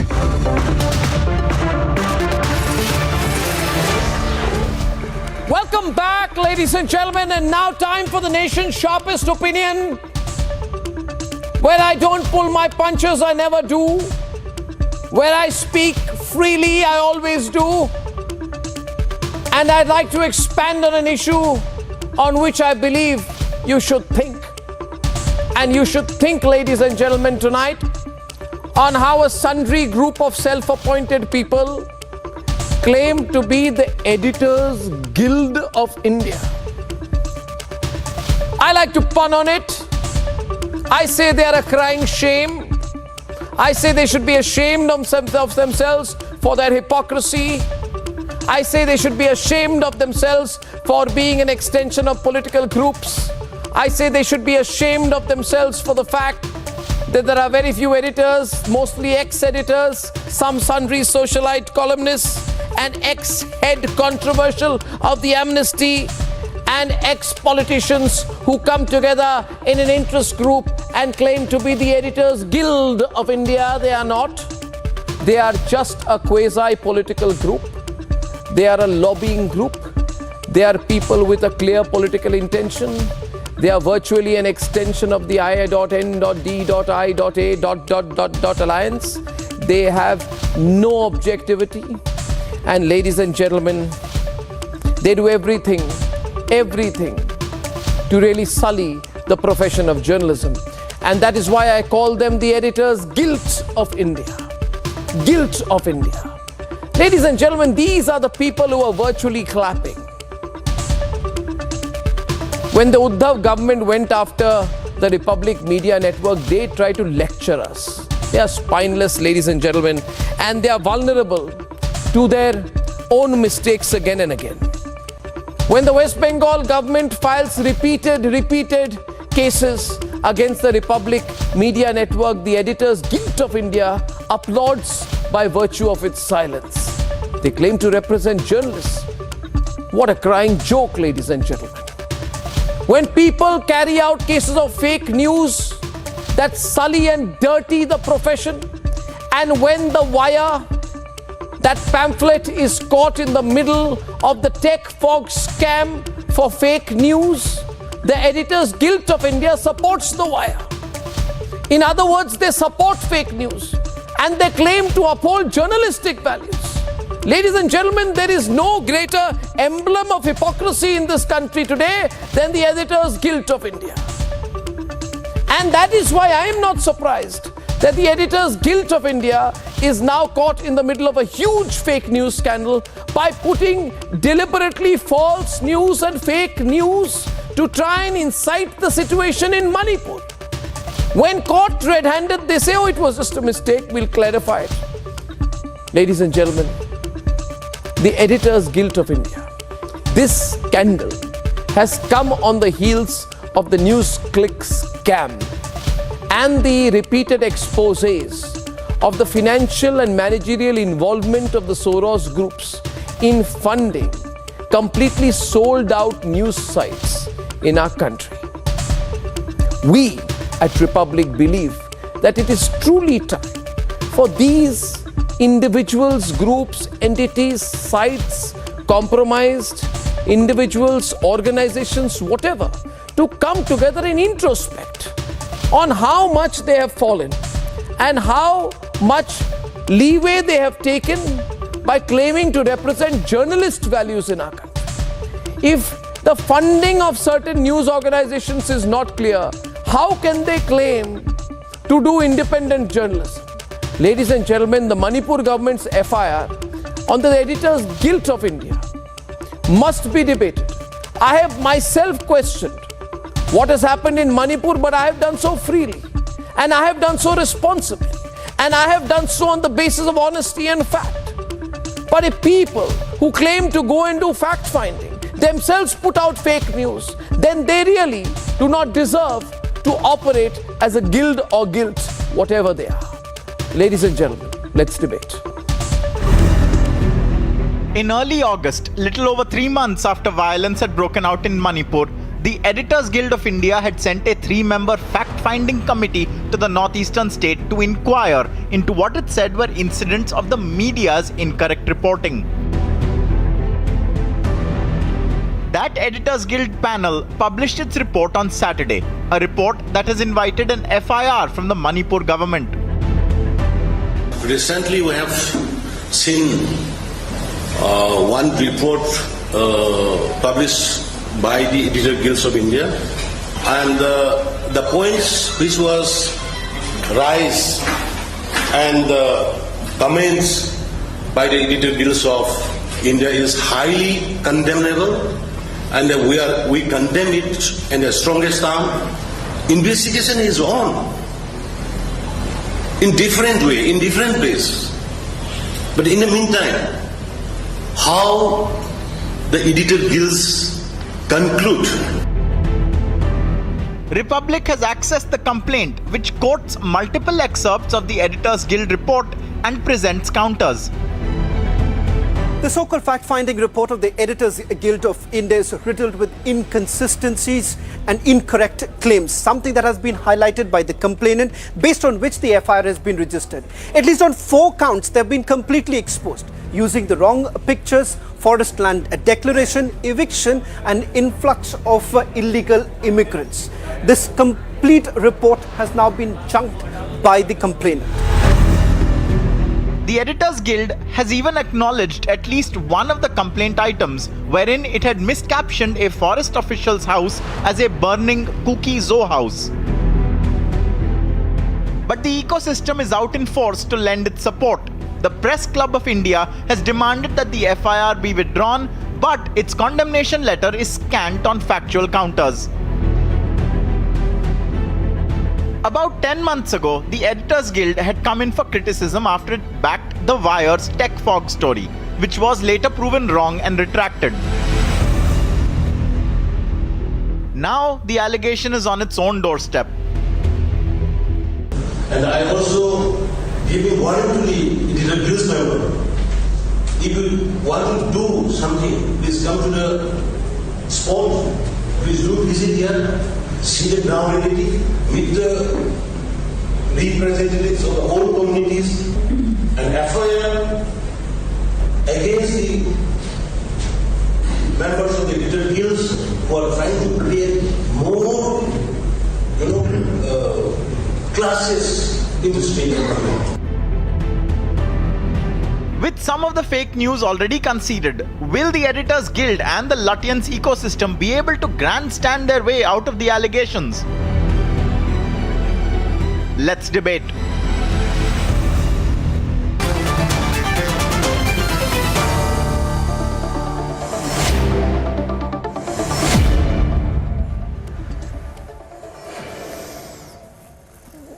So, this scandal, I'd like to first start by asking Rinku Chumukchan, editor of the Imphal Times, about why this has become such a major issue. Mr. Chumukchan, if you can hear me, this is Arnab here. Why is the Manipur government taking this fake news by the Editors Guild so seriously? It is not that the Manipur government is taking this issue of the so-called Editor Guilds of India that seriously. All the people of Manipur is taking this report very seriously, because everything contained in this report, in the 24-page report, there's nothing true at all. Everything in every page, if you go one after another, you will find factual error in every pages. When you talk about, who is editor guilds to decide anything, to decide on an incident that whether who started this or who started that. Even the Supreme Court of India cannot decide, cannot give a direction or cannot give an order regarding this matter. They have appointed a 3-member team to investigate this matter, a 3-judge bench to investigate this matter, and then still now, it's not in the concluding part. They are still investigating the matter. So when the Editor Guilds of India, a 3-member team, they are supposed to reach here and investigate how the media reports it. India report, they said that much of the news dialect program for some of the communities, including the Paite Ma, it has been dropped out from the All India Radio, which is totally true, and it's just a make-up story. When you go on record, if you go to the All India report and find out that there has been nothing as such that none of the dialect program has been taken out from the All India Radio program. It is also a fact. And the Supreme Court of India, if it is the Press Council of India who come here, who visited here in the Manipur and investigate about this matter, whether the media out here in the media Imphal are doing their job in an unbiased manner or not, then it is okay. Who is Editor Guilds to inquire or to investigate whether our media are reporting this or that? Who are they to decide? They're a political group. Yeah, but Rinku, as you well know, I don't know what your own personal views on this are, but let me tell you what my thoughts are, Mr. Kumukchan. I believe, and I say this with all my conviction, that the Editors Guild of India is actually the Editors Guilt of India, because they carry the guilt of many fake news stories, many scandals and many scams. Point one. Point two, I do agree that there has to be something called depth. You can't fly down from Delhi, spend a couple of days and give a fact-finding report. Who the hell are you to come to a conclusion so quickly on a subject as you rightly say the Supreme Court is investigating? This is the atrocious superciliousness with which certain Delhi-based journalists treat issues concerning the northeastern part of the country. And Rinku, as a proud Assamese and someone from the northeast, let me say that I stand with you in your anger today at this kind of outrageous, sweeping comments being made about Manipur by these Lutyens journalists. Now, having said that, I'd like to bring in Shazia and Pankaj and everyone on the debate. This is a serious matter, Pankaj. And the Editors Guild has always done this. When the fake news about Wire came out, instead of condemning the Wire, the Editors Guild supported the Wire. Can I have him on the screen for I'm addressing the question to him, please? You very well know that, Pankaj. Can you hear me? Do you realize how strongly the people... Well, I'm asking for Pankaj on the frame, please. Pankaj. Yes, please, Pankaj. See, I find it really amusing that Manipur Chief Minister saying that the Editors Guild did not have the authority to constitute a fact-finding team. Which provision of our constitution says that journalist bodies and civil society organizations are forbidden from finding out and revealing the facts of an incident? That too of such a serious nature. Blaming Editors Guild for trying to create more clashes is something I would say noxious. Pastor. What did the 24-page fact-finding report but that, of the Editors Guild say? There is a picture. What did it say? Sorry, there is a picture. 1 minute. There is a picture. 1 minute, Pankaj. 1 minute, Pankaj. This is about lying. You know, jhoot bolna? There is a picture of a burning building, Savio. And they say smoke is rising from a burning cookie house. It is nobody's house. It is not a cookie house. It is not a cookie house. It is a forest beat officer's office. in Churachandpur.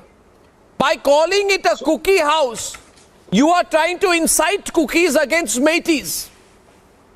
It is very clear. Editors Guild had already issued an apology for the you error know in the consequence. photo caption, saying the error crept at the photo editing stage. Error. Arnab, can I please come in? You are provoking cookies. At the photo editing stage. You are inciting communities. You say error. Tell me, Rajat. the police had Arnab, Manipur police had invoked section I have gathered some 66A. information on ground. The Editors Guild's representation who went to Imphal barely moved out of their hotel rooms. How could they conduct How can you say this? an investigation? Sir, please look at the itinerary. They were barely there for 2-3 days. By the way, there was yet another fact finding by some Kerala pastors who came in a month back, and all they did was to create more. Clear that Manipur government is bent upon on teaching a lesson to the Editors Guild. Continues to burn. Manipur The only police problem had is first that they invoked were section here to 66A. incite violence. That was the real Even motive. though the provision The has real been motive struck is down to by the continue Supreme to corner Court. the government. Now Manipur government's stand is that the officials from your puppet masters. Your global puppet masters are controlling the Editors Guild. So they were deliberately sent police here can to incite violence in the state. The state was obvious intention. The state was barely coming to peace. It was barely having few incident-free days. But these Editor Guilds saw that this is an opportunity to scavenge. They saw an opportunity, Arnab, and they deliberately came down to further incite violence. This is a clear, if you look at both the communities are looking at passing every line. It's an appropriate word you are using. You see, I'll tell you, Rajat, what about the leadership these of the people, state, these has-been sitting in Delhi, these has-been sitting in Delhi, these has-been sitting in Delhi, has-been sitting in Delhi, think they can take a flight to the northeast and make comments. I remember one Lutyens journalist, quiz of the day, Savio. I remember there's one Lutyens journalist who went on television abusing Kashmiri Pandits, saying they deserve the atrocities on them. And the same Lutyens journalist, you remember who I'm talking about? Who also happens to be Hafiz Saeed's favorite Indian journalist. Wrote and attacked, wrote all kinds of things in foreign publications. Now is trying to change her line because she has been exposed too much. But she will forever remember that she is both known for being close to Neera Radia as well as for being Hafiz Saeed's favorite journalist. And these are facts which don't go away. They're in public imagination. Question being right now, ladies and gentlemen, quiz of the day, answers in your imagination. My question is this, my example. In page 4, Manasvi, of this Editors Guild of India so-called fact-finding report, they say that one individual by the name of Thunaujam Brinda took voluntary retirement from being a police officer and joined politics. Filed an affidavit saying the Chief Minister and top police brass forced her to let go of a person whose premises had drugs recovered. The fact of the matter is the same individual, Thunaujam Brinda, has deposed before a court of law under oath that no such thing has ever happened. My simple question is, Manasvi, do you know what this means? In the name of an Editors Guild report, this is lies, fiction, fiction. Arnab, can I respond to you now? Arnab, this is a classic case of shooting the messenger, overcorrecting the course of Manipur. 160 plus people died in Manipur. This was not the urgency then. The urgency of putting the FIR on Editors Guilds of India is very much there. You can do whatever you want to do, but the reality is, where was this particular Chief Minister of Manipur when 160 plus people died? What was his urgency there? What were his priorities there? What was the priorities of the government? There was nothing there. And also, in the hurry of the FIR, they also mentioned Section 66A of the Information and Technology Act, which has has been repealed, which has been taken back by the Supreme Court of India. Can I throw some light, this is just a classic case of shooting the messenger. The reality is, since 4 months, there has been no internet in Manipur. Since 4 months, people have died in Manipur. Communities are fighting in Manipur. But the Chief Minister is concerned about Editors Guild of India. That is his priority. And he wants the government of Manipur has not filed an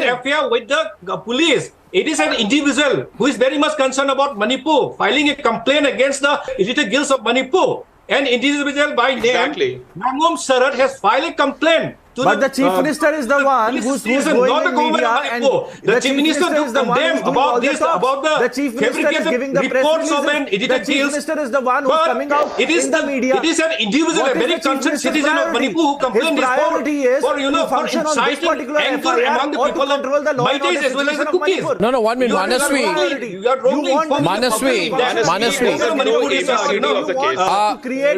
Filing an FIR, it is not the government of Manipur. It is an individual, a very citizen of India who is filing a case to the Manipur police station against the 3 editors, not the government. So please don't, spread wrong information like the Editor Guilds of Manipur. The Editor Guilds of Manipur has been spreading all the wrong information here, and please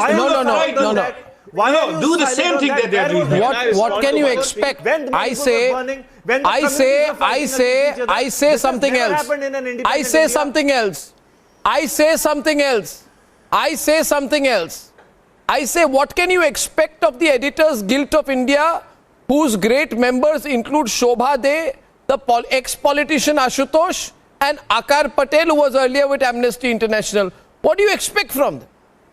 Journalism? Food for thought. And question being this, Shazia. I have criticized Biren Singh, by the way. Arnab, that is my I have said he should be asked to quit, but I have not made up facts for it. Yes, Shazia. Arnab, you were very... So, Arnab, you have been very tough. You have been very aggressive in the way you have taken on the violence in Manipur and the strife that is going on there. You did not leave any punches there. You were as tough could be. But Arnab, there's a difference between being a messenger and being an instigator. 3 points, please listen to me. The report says that the eviction was carried out against one community. And it's not just true, and not just it instigates and it's incendiary, because the drive began in 2015 and 413 houses were vacated for the welfare of general public. Of the 413 houses, 59 belong to Cookies, 143 to Maitis, 137 to Manipuri Muslims, 38 to Nagas, and 36 to Nepalis. A basic fact not mentioned, a false claim and a falsehood placed in the fact-finding report, so to speak, which says that one community was targeted. Just see how off journalism this is.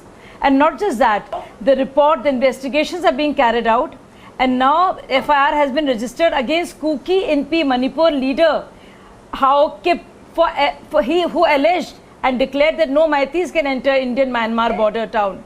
So an FIR has been registered against this man. However, what is being said, that this man is being encouraged. Also another factual, a big falsehood and a canard and a deliberate lie planted in these embedded political workers who claim to be journalists. Seema Mustafa and the gang, let me tell you, and I know them very well, they're only in journalism to spit venom against Modi. They have no other purpose. They're not even journalists. So the EGI report said that members of the state leadership labeled sections of the Kuki Zo tribals as illegal immigrants and foreigners without any reliable data. Who are the members of state leadership? Have they given a name? How exactly were these Kuki Zo members called illegal immigrants? By whom and when? But you write that in the report. Why? Because you want the pot to keep boiling. And that was the idea. And let me tell you about Seema Mustafa, a lady who does not even know that the entire CA matter had nothing to do with Indian Muslims, who writes a book called The Idea of India and Shaheen Bagh. It calls herself a journalist poor thing doesn't even know that the entire CA Act had nothing to do with Indian Muslims. I have a rebuttal for Shazia ji. Can I please come in? But she did rabble-rousing and was part of a protest which had no basis in reality. May I please come in? Shazia ji, are you trying to say... Shazia ji, yes, okay. I'd go to Savio first. Are you trying to say that I'd go to Savio first, please.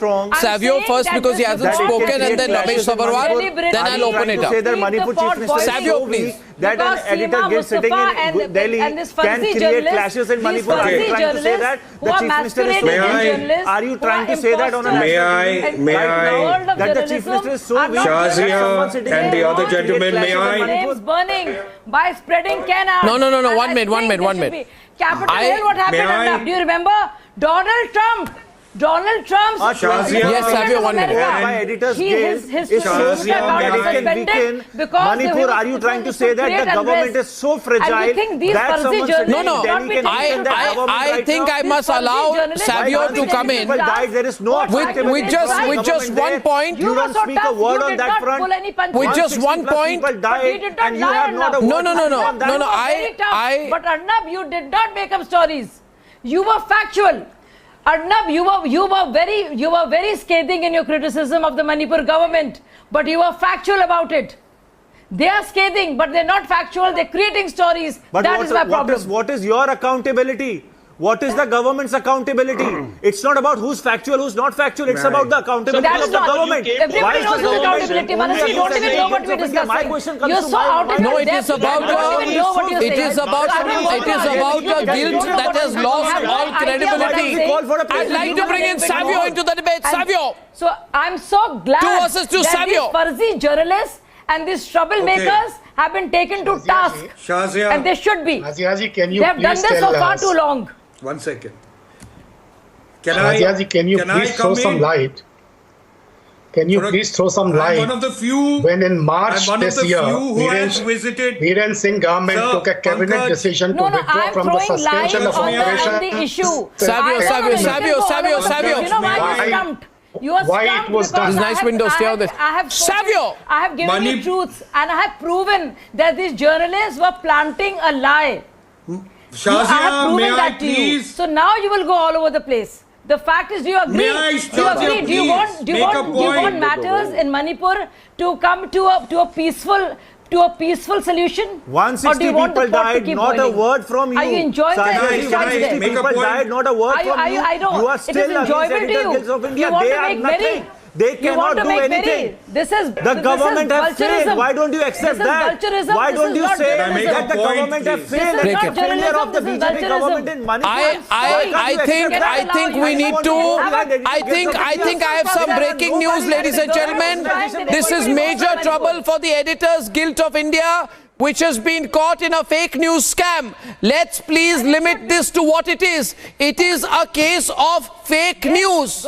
Period. Fake news. Fake news cannot be justified. Savio, please. Savio. The fake news continues, Arnab. So on your television, they are saying someone who has been to Manipur, which was invoked anyway. For someone who has been to Manipur Louder with not Savio. once, but twice during the conflict, for someone who's been in Manipur not once but twice during the conflict, let me give you some facts.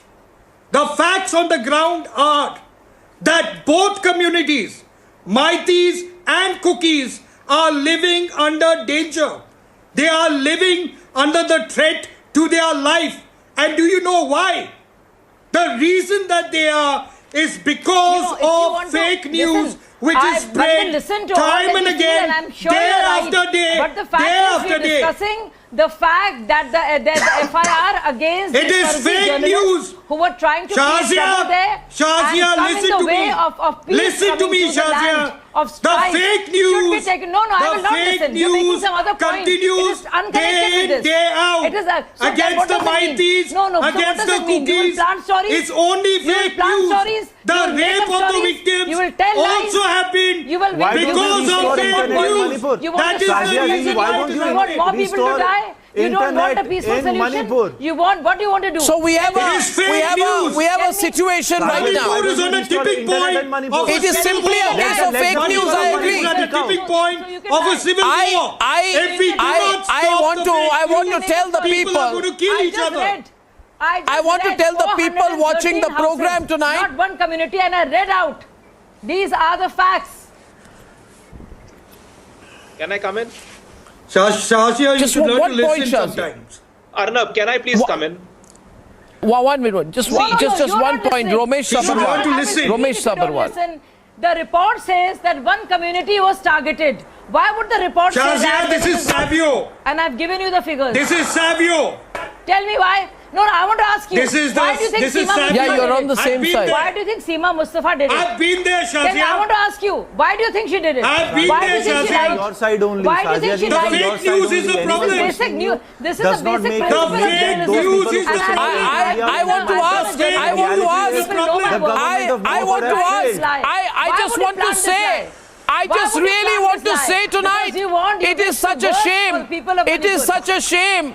20 years back, people used to respect the Editors Guild of India. Today, the Editors Guild of India is a crying shame. It is a blot in the name of journalism. It is a political lobbying group. It is a meeting point for lobbyists, ex-activists, retired politicians and aspiring politicians.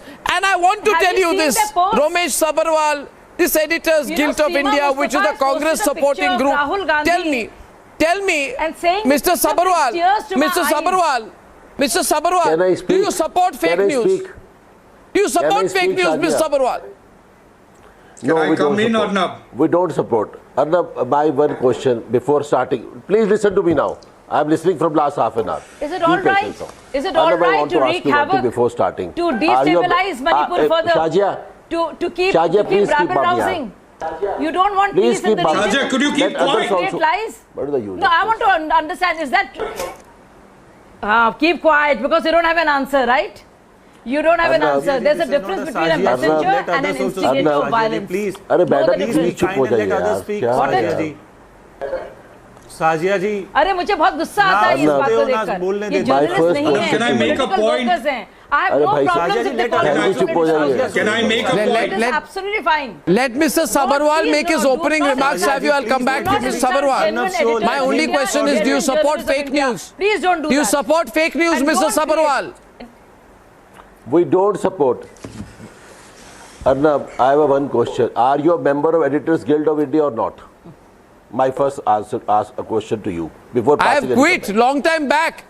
Are you a member of I am not. Editors Guild I of never India? will be. Okay. It is not. I cannot be. No right-thinking journalist can be. It is the Editors Guild of India. I cannot be. Nobody, no journalist should be. Very good. Shobha De is a member of the Editors Guild of India. Shobha De. Which publication is Shobha De an editor of? We appreciate. Which publication is Akar Patel a editor of? We appreciate. नहीं, आप क्या बात कर रहे हैं? But And Sanjay मैं Sanjay कह रहा हूँ, Kapoor. पर अभी भी वेबसाइट दिखाती है पढ़िए आप थोड़ा देख पढ़ लीजिए. Please just read the tweets. Do you know what is great? Editors Guild of India. I mean, please. I can take them apart on individual pieces they've written. I know all of it. But right now I'm only. नहीं, Mr. Sabharwal क्या बोले? Shazia 1 minute. Shazia क्या दिखाती है Mr. Sabharwal? To create a menace. क्या दिखाती है? 1 minute. What is Mr. Sabharwal saying? So still that shows that. Still it shows that you are a member of the organization. Please rectify that. Now, I will tell you that I am a member. Don't support the fake news. That I am a member. We have nothing to do with that. Is also fake news. Yeah. Just go through. I'll ask my lawyers to send them a notice. I'm going to ask my lawyers, the very big legal team, the very large legal team of the Republic Media Network will send them a legal notice. That is also fake news. Yeah, I got shocked. That how your name can be there. I was also shocked. So my submission is that we don't support the fake news, and the government of Manipur should have taken. They should have taken the action against the culprits also. The whole country has seen the unfortunate incident, I have not gone through the report of the Editors Guild of India. I've never read that, but I believe that what you are saying. I believe that because you are a credible journalist. There is no doubt about that. My submission is that the government of Manipur should not divert the attention toward this also. Arnab was very tough with the BJP government in Manipur, was he not? They should bring the report. But Arnab did not please बोलने दो. आप बोलने नहीं देती किसी को. This is bad manner. Unethical चीजें हैं ये. हम आधा घंटा सुनते हैं. आप बोल क्या रहे हैं? आप बोल क्या रहे हैं? आपको पता ही नहीं आप क्या बोल रहे हैं? इतनी जरूरी चीज हो रही है, वहाँ पे कितने बुरे हालात हैं और आप वहाँ पे आग लगाने वालों के साथ खड़े हैं आप. झूठ बोल रहे हैं वो लोग. बोलने तो दो. फर्जी खबरें कर रहे हैं, फर्जी जर्नलिस्ट. कहाँ खड़े हैं हम लोग? हम कहाँ खड़े हैं? आप खड़े हैं. आप खड़े हैं. आपने पूरे भारत की महिलाओं को शर्मनाक किया. आप खड़े हैं. आप चाहते हैं हालात खराब करने वालों के साथ खड़े हैं? क्या आप उनके साथ खड़े हैं जो चाहते हैं? हम नहीं चाहते. आप चाहते हैं. आप चाहते हैं. सुकून और अमन. आप चाहते हैं. क्या आप चाहते हैं झूठ लिखा जाए, मसाला डाला जाए, खबरें बनाई जाएं, डिक्टेटरशिप बना रखी है, जाने और जाए. मजा आ रहा है आप लोगों को? तानाशाही मजा आ रहा है. डिक्टेटरशिप है. बैड मैनर्स है आप लोग के. आधा घंटे से लोग सुन रहे हैं. बोले जा रही है आप. Arnab, you are member of it. Do you have even a point to make? क्या बोल रही हैं यार आप? बोलने नहीं देती किसी को. Arnab, we condemn it. The editors अरे आप कुछ बोलने लायक है आपके पास? तो बोलिए ना. And we don't support the fake news. तो मैडम मेरी ऑर्गेनाइजेशन है, मेरी पार्टी कुछ कर रही है वहां पे. अब मेरे से क्यों लड़ रही है? आपके चीफ मिनिस्टर से हालात सुधरते नहीं है. आपके होम मिनिस्टर से कुछ होता नहीं है. आप प्रेसिडेंट रूल लगाते नहीं है. आप महिलाओं को नंगा करके परेड करवाते हैं और हमें लड़ रही है आप हमें सिखा रही है. आपके लीडर आज तक गए नहीं. अगर देखिए, राहुल गांधी पहली बात तो मैं इत्तेफाक नहीं करती. दूसरी बात तो आप झूठ लिखेंगे. आप झूठ लिखेंगे. आप झूठ लिखेंगे. नरेंद्र मोदी जी गए कराएंगे. पूरा वर्ल्ड जानता है, पूरा संसार जानता है, पूरा भारत जानता है कि आपके प्रधानमंत्री वहां पर नहीं गए. आपकी पार्टी के नेता नहीं गए. आपको महिलाओं के बारे में आपको रिस्पेक्ट करना नहीं आता. Do you not care for Manipur and its people? Do you not care? Don't you want peace to come to all the stakeholders? You will care. No, you don't want that. Your chief minister, what is the chief minister doing here? You want to keep rabble rousing, making up stories. You don't want that. You want peace. But Mr. Sabharwal, please realize the situation today. No, Mr. Sabharwal, please realize the situation today. Please realize the situation today, sir. Sir, एक minute. Mr. Sabharwal, एक minute शांत हो जाइए. Mr. Sabharwal, you support this? क्योंकि editors guild of India हर चीज में आपका समर्थन करती है, कांग्रेस पार्टी का समर्थन करती है. Editors guild of India on every issue, Rajat, supports the Congress party. It is like an extension of the Congress party. They cheered on the fake news in the name of Pegasus. Pegasus के नाम पे जितनी fake news की आपकी party और editors guild of India ने आपने की. You spread fake news about Pegasus. That's all right. They want to be political Congress party. member तो आपको सोसाइटी के in a stage which is आप member of बड़ा member है. A volatile situation. And you are a member. You were a member. This is your duty to. I'll tell you one thing, Mr. Sabharwal. I don't know. I am not a member of Editors Guild of India. They may want to use my name. I condemn it. I will send them a legal letter. If they are misusing my name. I have resigned from the Editors Guild on live television. Still, if they want to use my name. Sir, जिस purpose. Sir, I am president of the News Broadcasters Federation. That is something else. आप उसके president बनिए. I am not interested. You should win that organization. I am not interested. I am president of the News Broadcasters Federation. Please, now my point is this. My point is this. Rajat, no, serious point hai. These are the same people who supported NewsClick. NewsClick got 38 crores from China. Of course. And Editors Guild supported NewsClick. Very sad. And China benefits. 1 minute. China benefits by spreading fake news in Manipur. Precisely. China is against the sovereignty of our country. This is the reason the economic offenses, the economic offenses wing should also book and try and figure out what were the finances that moved to any of these individuals or any of their close relatives anywhere in the country. Where are the funding coming in from? It's important. The timing is suspect. It was a bundle of fake news, and even after the FIR, every aspect of the FIR itself is a fake news. They said 66A was invoked. I have the copy of the FIR right in front of me. There is no mention of 66A. They said the CM and the government of Manipur filed an FIR. The government did not do it. A citizen did. I mean, why do you want to carry on your lies in a state which is limping back to normalcy? There have been few incidents. Well First said, of all, Raja. sir, you were lying. Yes, exactly. You were lying on national television. I have a copy. I have a copy of the FIR before me, this sir. section has been removed now. Sir, you have not. You don't know Manipur.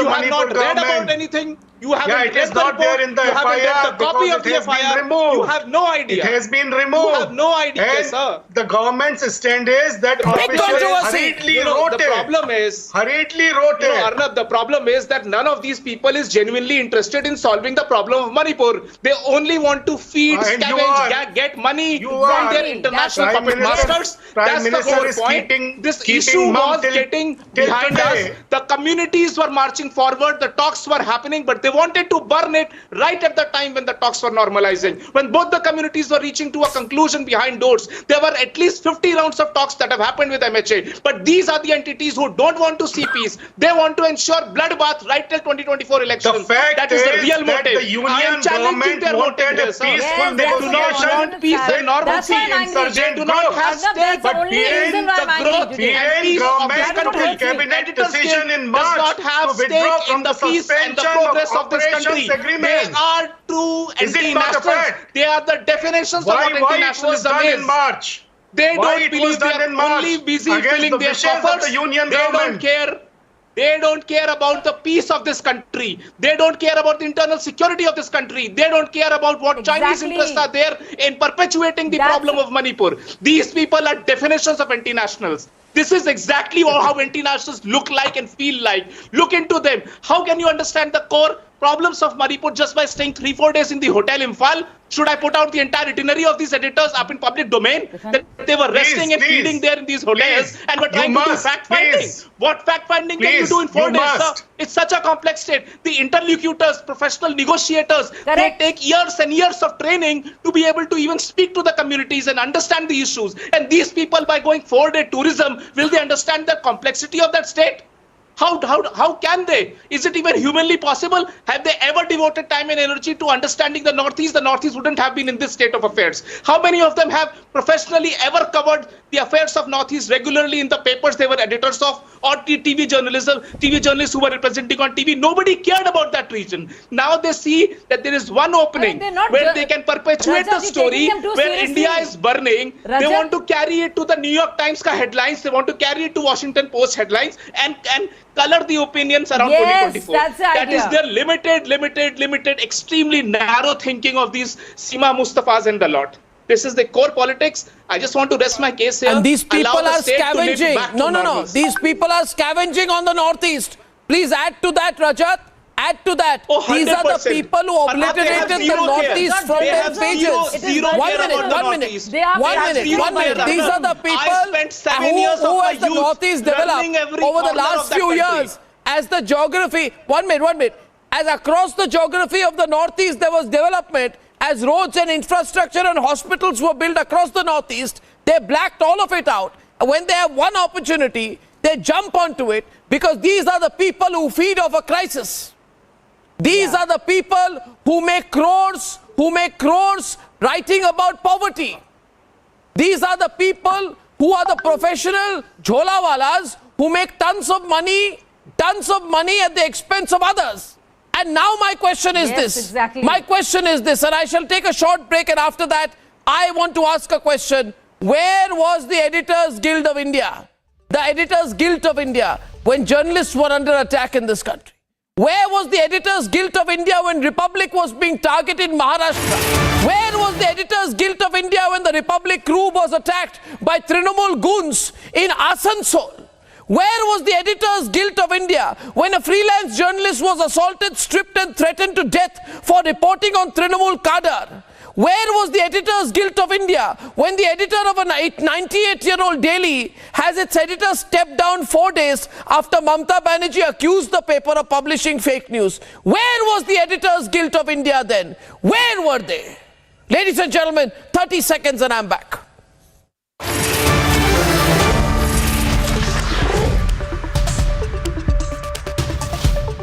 The top-ranked Amity BTech attracts some of the most brilliant students of India, with alumni working in top companies around the world and earning over 2 crores rupees per annum. To apply, visit amity.edu. The Union Home Minister Amit Shah launched, in fact, sounded the poll bugle in poll-bound Rajasthan. He launched a blistering attack on the opposition bloc over the Sanatan Dharma insult by Udhayanidhi Stalin. The Union Home Minister said that the people of the country will not forgive the opposition bloc for the Sanatan Dharma insult. I think it's simple. I would just say, I mentioned a few cases. Where was the Editors Guild of India when journalists was in trouble? That or when journalists were under attack. I think that has become the real issue, Manasvi. We must understand. This group has lost all credibility. It has crumbled. And I think it needs to fold up. Manasvi.